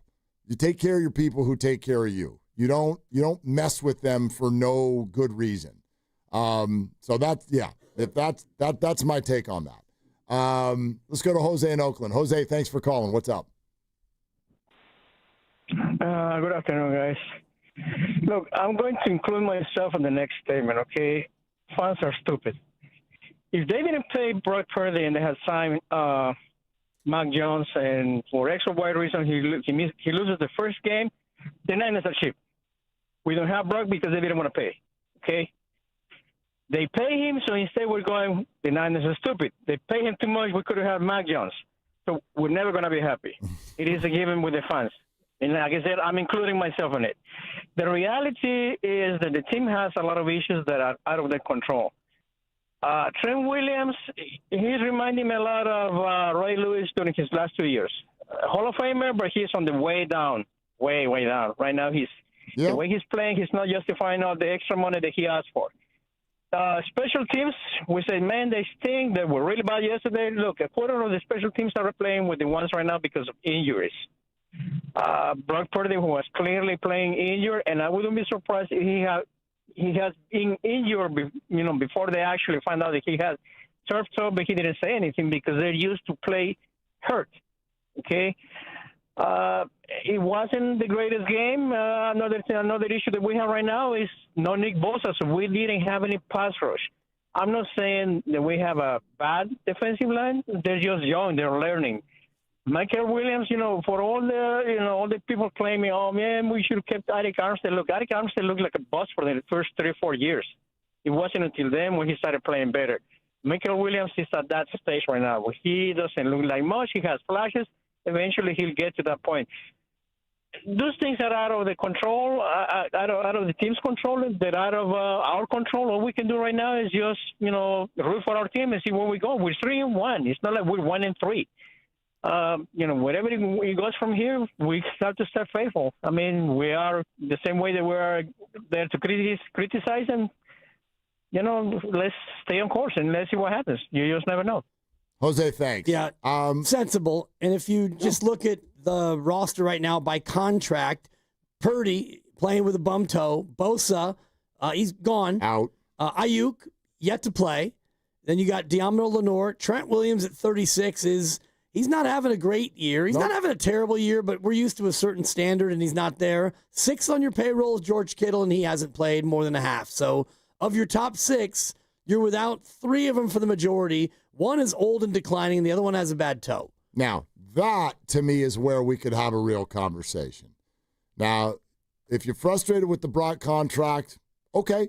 Frustrated with the Brock contract, we're 2 games into it, so if you want to assess it now, you can. That's fine. I think what you're bringing up to me is the bigger issue. And I do think that there is a healthy conversation that can be had about the 49ers roster construction and the way they've gone about the finances of this, as certain guys, Brock not being one of them, but many of the others get late into their career. And to a degree, there's a little bit of an overlap between that and what you're seeing with the Golden State Warriors. Look, the Niners didn't win championships. The Warriors did, but the Niners came real close to multiple ones. And my take on that is when that happens, it gets really difficult to just move on from people who have, the last time we saw them, performed great. So let's think about it. You come out of the Super Bowl, you unfortunately lose. Dre Greenlaw blows his leg up right there on the field. But you come out of that, and even in the wake of a loss, a lot of people, self-included, are like, look, the Niners, they're either the best team in the league or they're right there. They're right there. And it's at that point that a bunch of players start squawking, and it's time for me to get mine. Do you want to let Trent Williams and Christian McCaffrey in that moment go? And Kittle and Fred Warner. Kittle and Fred Warner were a year later. Right. Now, the Ayuk, same idea, though. Yeah, Ayuk thing is a little bit different. I thought that was too high priced. I also didn't love the way it was conducted. I wish that someone had locked the door that Kyle apparently ran up to save the trade from happening, because I think that that's going to turn into a real dead contract. But yeah, so far since they did those restructures with Trent and Christian, boy, it has not been good. It's been really a struggle. And if you think about the future of this roster and the future as it pertains to Brock Purdy, like how long he'll be here. Brock Purdy, I assume, will be here for all 5 years of the contract. Whether or not he is, they can always do something with it. But for the sake of the conversation, you're going to have to replace by then Bosa and Trent and George and probably Fred.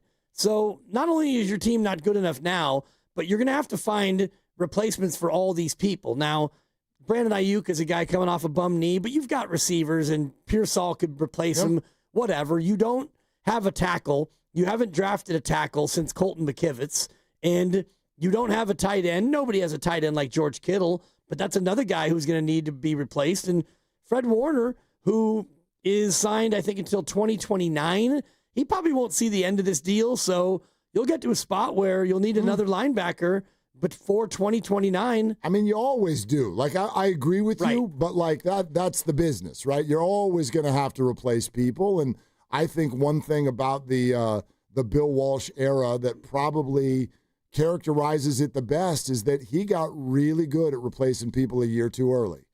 And it's tough, man. But it's easier in the no salary cap era. It's easier in the no salary cap era. You can just shovel money at people and bring them in. But you do have to be willing at times to tick off some of your favorites.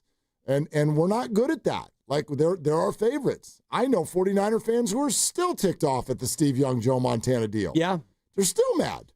It's been 35 years, and they're still ticked about it. And so's Joe. Yeah. I mean, you know? So it's tough. It's tough. And I give these teams a little bit of grace. You know, the Giants did it too coming out of their World Series.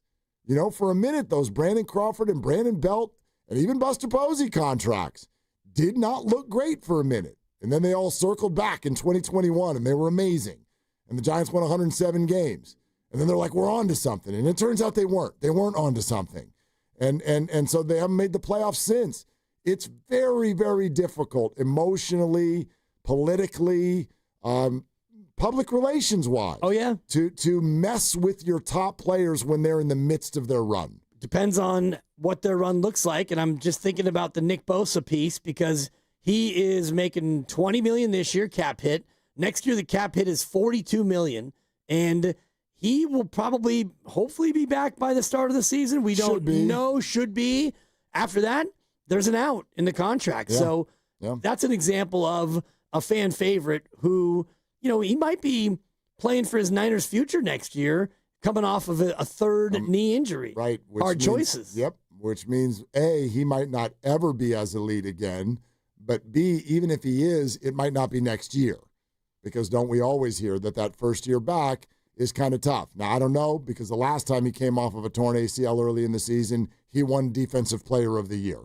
So, like... Much younger then. Much younger. And one more surgery removed. One less ACL. Exactly. George Kittle's another one. He turns 32 in 10 days. So happy birthday, George. And he probably will still be on the IR. He's turning 32. And you start to get down that road of fan favorite. And, you know, after 2027, there's a potential out there as well. We're sponsored by Moderna. We're one day closer to some sort of a Kaminga answer.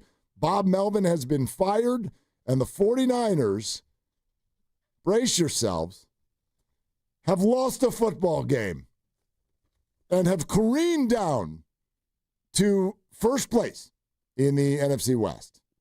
Let's bench the QB, Willard Dibs. All right. Mnexspike, COVID-19 vaccine mRNA by Moderna, is now available and easy to find near you. To learn more, visit mnexspike.com. That's mnexspike.com. Ready for the ultimate red and gold game day? Laughing Monk Brewing is the place to park, party, and ride. Skip the traffic. Forget the expensive parking. Park for free and dive into an epic tailgate with mouth-watering food, ice-cold Laughing Monk beer, and every game on TV. Catch 95.7 The Game's pregame show with Lorenzo Neal and Evan Giddings. Then hop on the free shuttle minutes away from the stadium. Shuttles are first come, first served. So head to 957thegame.com to sign up and join the party. When you own your own business, you own every decision. Catch the red eye or take the 6 a.m. Make a new hire or promote internally. Celebrate a win with the toast at the gate or unwind at the lounge. Big props to this team. Some decisions are a win-win. Like earning 8 times points on Chase Travel. Introducing Chase Sapphire Reserve for Business. With $2,500 in annual value, it's the business card that gives back all you put in. Visit chase.com/reserve business to learn more. Cards issued by JPMorgan Chase Bank and a member of FDIC, subject to credit approval. Terms apply. You hear that? That's the sound of your business losing money. Legacy phone systems weren't built for today's teams. Quo, formerly OpenPhone, gives your business a smarter way to stay connected. Quo lets you manage calls, texts, voicemail, and contacts all in one place so that you can deliver a seamless customer experience from ring to... Need to take calls on the go? Quo automatically transcribes, summarizes, and highlights next steps from every call, so you never miss a detail. Need insight into what closes a sale? With Quo's AI call tags, you can instantly spot key topics like objections or pricing questions and use those insights to level up every customer interaction. And yes, you can bring your existing number with you for free. Keep your team in sync and your customers happy with Quo. Quo. No missed calls, no missed customers. Try Quo for free at quo.com/sports and get 20% off your first 6 months. That's quo.com/sports. QUO.com/sports. From carriage house to glass aluminum doors, R&S Doors has a full line of commercial and residential garage doors and gates to suit anyone's taste and budget. Visit rsdoors.com. R&S Doors. Look for the red truck. Injured at work? Don't wait. Every moment counts. You may be entitled to medical care and financial compensation, but time matters. The attorneys at Boxer & Gerson are here to protect your rights and fight for the treatment and support you need. Boxer & Gerson have helped thousands of people across Northern California who were hurt on the job. Don't wait, don't guess. Get answers. Call Boxer & Gerson today at 510-835-8870 or visit boxerlaw.com for a free consultation. Boxer & Gerson, your life is worth the fight. Coach, the energy out there felt different. What changed for the team today? It was the new game day scratchers from the California Lottery. Players everything. Those games sent the team's energy through the roof. Are you saying it was the off-field play that made the difference on the field? Hey, a little play makes your day, and today, it made the game. That's all for now. Coach, one more question. Play the new Los Angeles Chargers, San Francisco 49ers, and Los Angeles Rams Scratchers from the California Lottery. A little play can make your day. Please play responsibly. Must be 18 years or older to purchase, play, or claim. Comcast Business can help turn your small business into a connected, secure, modern business. It's how restaurants become reliably up and running neighborhood favorites. How healthcare offices become the data-protecting caregivers that we all depend on. And how wealth management firms become cyber-securing guardians of your information. With reliable connectivity, enhanced cybersecurity, and Wi-Fi backup, your business can stay connected and get threat-ready with Comcast Business. Powering possibilities. Now through November 16th, new Comcast Business customers can get started with 150 megabit internet plus security for $59.99 a month for 12 months with a 2-year agreement. Plus, ask how to get a $500 prepaid card on a qualifying gig package. Call today. Restrictions apply. Requires enrollment in paperless billing and auto pay with bank account. Early termination fee applies. Equipment, taxes, and fees extra.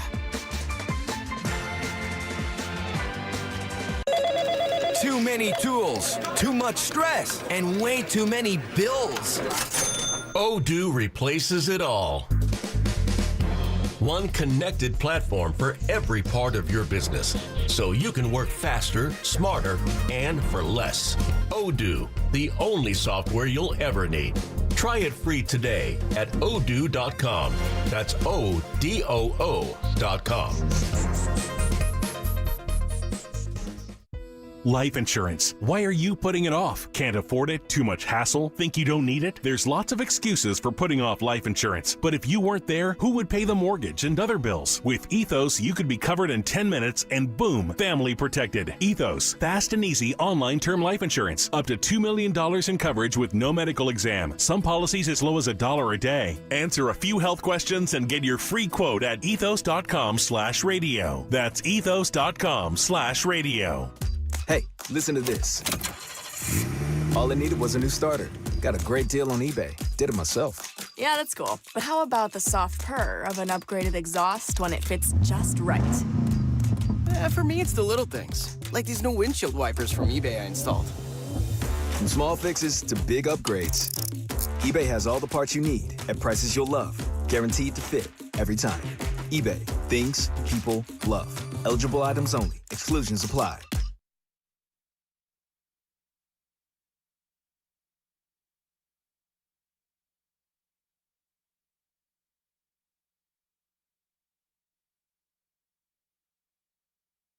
Now, back to Willard and Dibs. I want to give you guys an exclamation of my appreciation of listening to Dibs' agitation meditations about Butler's association, compensation, expectation, and Miami's expiration. Cha-ching! On 95.7 The Game. All guests on 95.7 The Game appear on the River Islands guest line. Isn't it time for you to discover the islands, River Islands and Lathrop? Tomorrow is when we go back to, having some guests on the show. All right. Monday's about you, the people. That's right. So you were our guest today, and there are more of you lined up. Stay where you are. Stink tomorrow? Yeah? Mark Schlereth? That's a great. Yeah. What do you think's going to happen in this game, Stink? It's going to be a good game. What do you think's going to happen in this game, Stink? That's a great. I think it's going to be a really tight game. There you go. And then John Feliciano at 5. Mongo. And y'all should make your appointment now. 5 o'clock, Feliciano attacks Dibs. 5 o'clock, Dibs teaches Feliciano a little thing about football. I'm just fight for you, but I want our listeners to know that that's happening at 5 o'clock. Oh, it's on. There's a showdown. Yeah. And he already came at me on Twitter and said, Can't wait to yell at you on Tuesday over my Trevor greater than Brock take, which is still getting me a lot of traffic in my mentions at this hour. Not surprised. Well, and now there's a lot of people with Dibs was right. Dibs was right. One game in your face, America. Because that's how it works. Small sample size, Steve. I swear to God, it's such a social media thing. It really is. Like, we re-adjudicate LeBron's career on every possession sometimes. It's just incredible. Someone will throw a pick, and it's like, oh, okay, they're not good at quarterbacking anymore. This is, so, all right. 888-957-957 is the number. Let's keep going. How about Manny in Union City? Hi, Manny. Thanks for calling. What's up? Hey, guys. Good evening. Yeah. I just wanted to chime in. I was looking back on the past few years with Mr. Purdy. When he came on as a rookie, took the NFL by storm. 7th-round phenom. The whole world was amazed, including myself. What happened? Got us to the title game. Elbow got hurt. End of story. Next year, phenom takes us all the way to the Super Bowl. Does not have the supporting cast he needs. Back to the drawing board. Last year was a very, very telling year. And I think, gentlemen, that if they didn't screw up the whole Trey Lance debacle, they knew what they had. Guys, let's be real. There's scouts around the NFL that their livelihood is dependent on what they spot with talent. Yes? Sometimes they blow it with the first-round picks. Sometimes they blow it with the late-round picks. But Brock, he is playing every bit his class status. 7th-rounder. 7th-rounders, they can excel in certain games, in certain spots. And that's what we're getting with Brock, man. I mean, nobody knew who Brock was when he came on. Just like nobody knew how to defend a Wildcat. Nobody knew about Cap until they got all figured out. And then it was all said and done. With Brock, I'm pretty sure the scouting report said something like little short for the position, little indecisive with the ball, holds on to the ball too long. All the signs that are telling right now, guys, I hate to say it, but Niner Nation, we got fool's gold on our hands, and we have overpaid as a team and as a fan base. Nothing against the guy. Nice little 7th-round pick story, but he's not Tom Brady, and he sure as hell is not Joe Montana. Yeah, and nobody said he was. No. And Manny, bless you, and your take is shared by many, and you can have it. It's a little too early to tell for me. Yeah, I just, where I start to, my shoulders get on, nice little is where I don't. That's one of my go-tos. Good Lord. Little player. It's so offensive. It's just a little demeaning. It's totally it's a pat demeaning. on the head. It's what I do to the Sacramento Kings. That's right. And your guy just got it done to him. Brock Purdy, he's adorable. Those rosy red cheeks. The Kings have never been to the Super Bowl. Did you see him with his new wife and new baby before the game? Yes, I did, actually. Adorable. Adorbs. Super cute. Super adorbs. Yeah. Okay, real quick on this. You don't have to like Brock Purdy. I don't care if you don't like Brock Purdy. But the whole, here comes the draftism again. Now he's performing like a 7th-rounder. Good God, no, he's not. Most 7th-rounders don't make football teams. He lost a football game.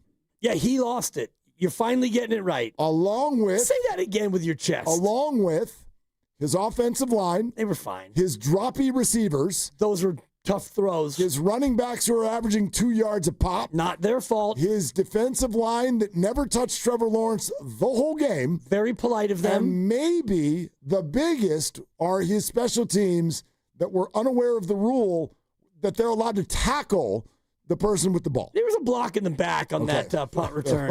It was actually close. It was kind of I saw it, I was like, that's got to be isn't that a penalty? And then you see it again, he might have gotten a shoulder in front. Look, if you don't like Brock, cool. If you think he's overpaid, great. Let's do that. Can we not arrive there after what we've seen the last couple of years? Like, to me, here's how I would define, and maybe this is the best way to do it. Here's how I would define a quarterback I want to pay.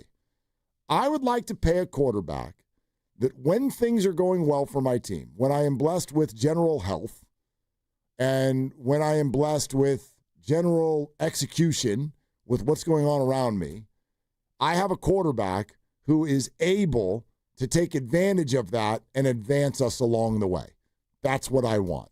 And that's who Brock Purdy is. I want a guy who, when things aren't going great and things are a little wonky or sideways, that he can not be a part of the problem, but he can be a part of the solution. And yesterday, he was a part of the problem. That's fair, but I would also add to you that part of the solution by itself, to me, is a fantasy.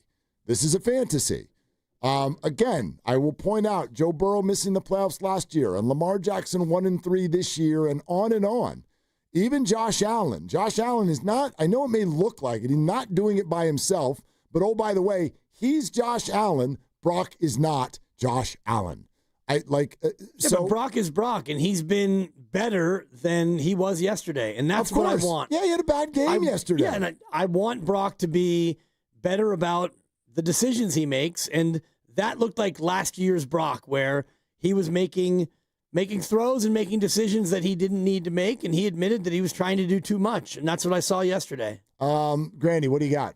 A little bit of breaking news here at the very end. This comes courtesy of Evan Grant, who's the Texas Rangers beat reporter for the Dallas Morning News. Oh, I'm intrigued. By mutual agreement, the Rangers and Bruce Bochy announced he will not return to manage the team in 2026, but he has been offered another role in the organization. And that's all we know. Offered.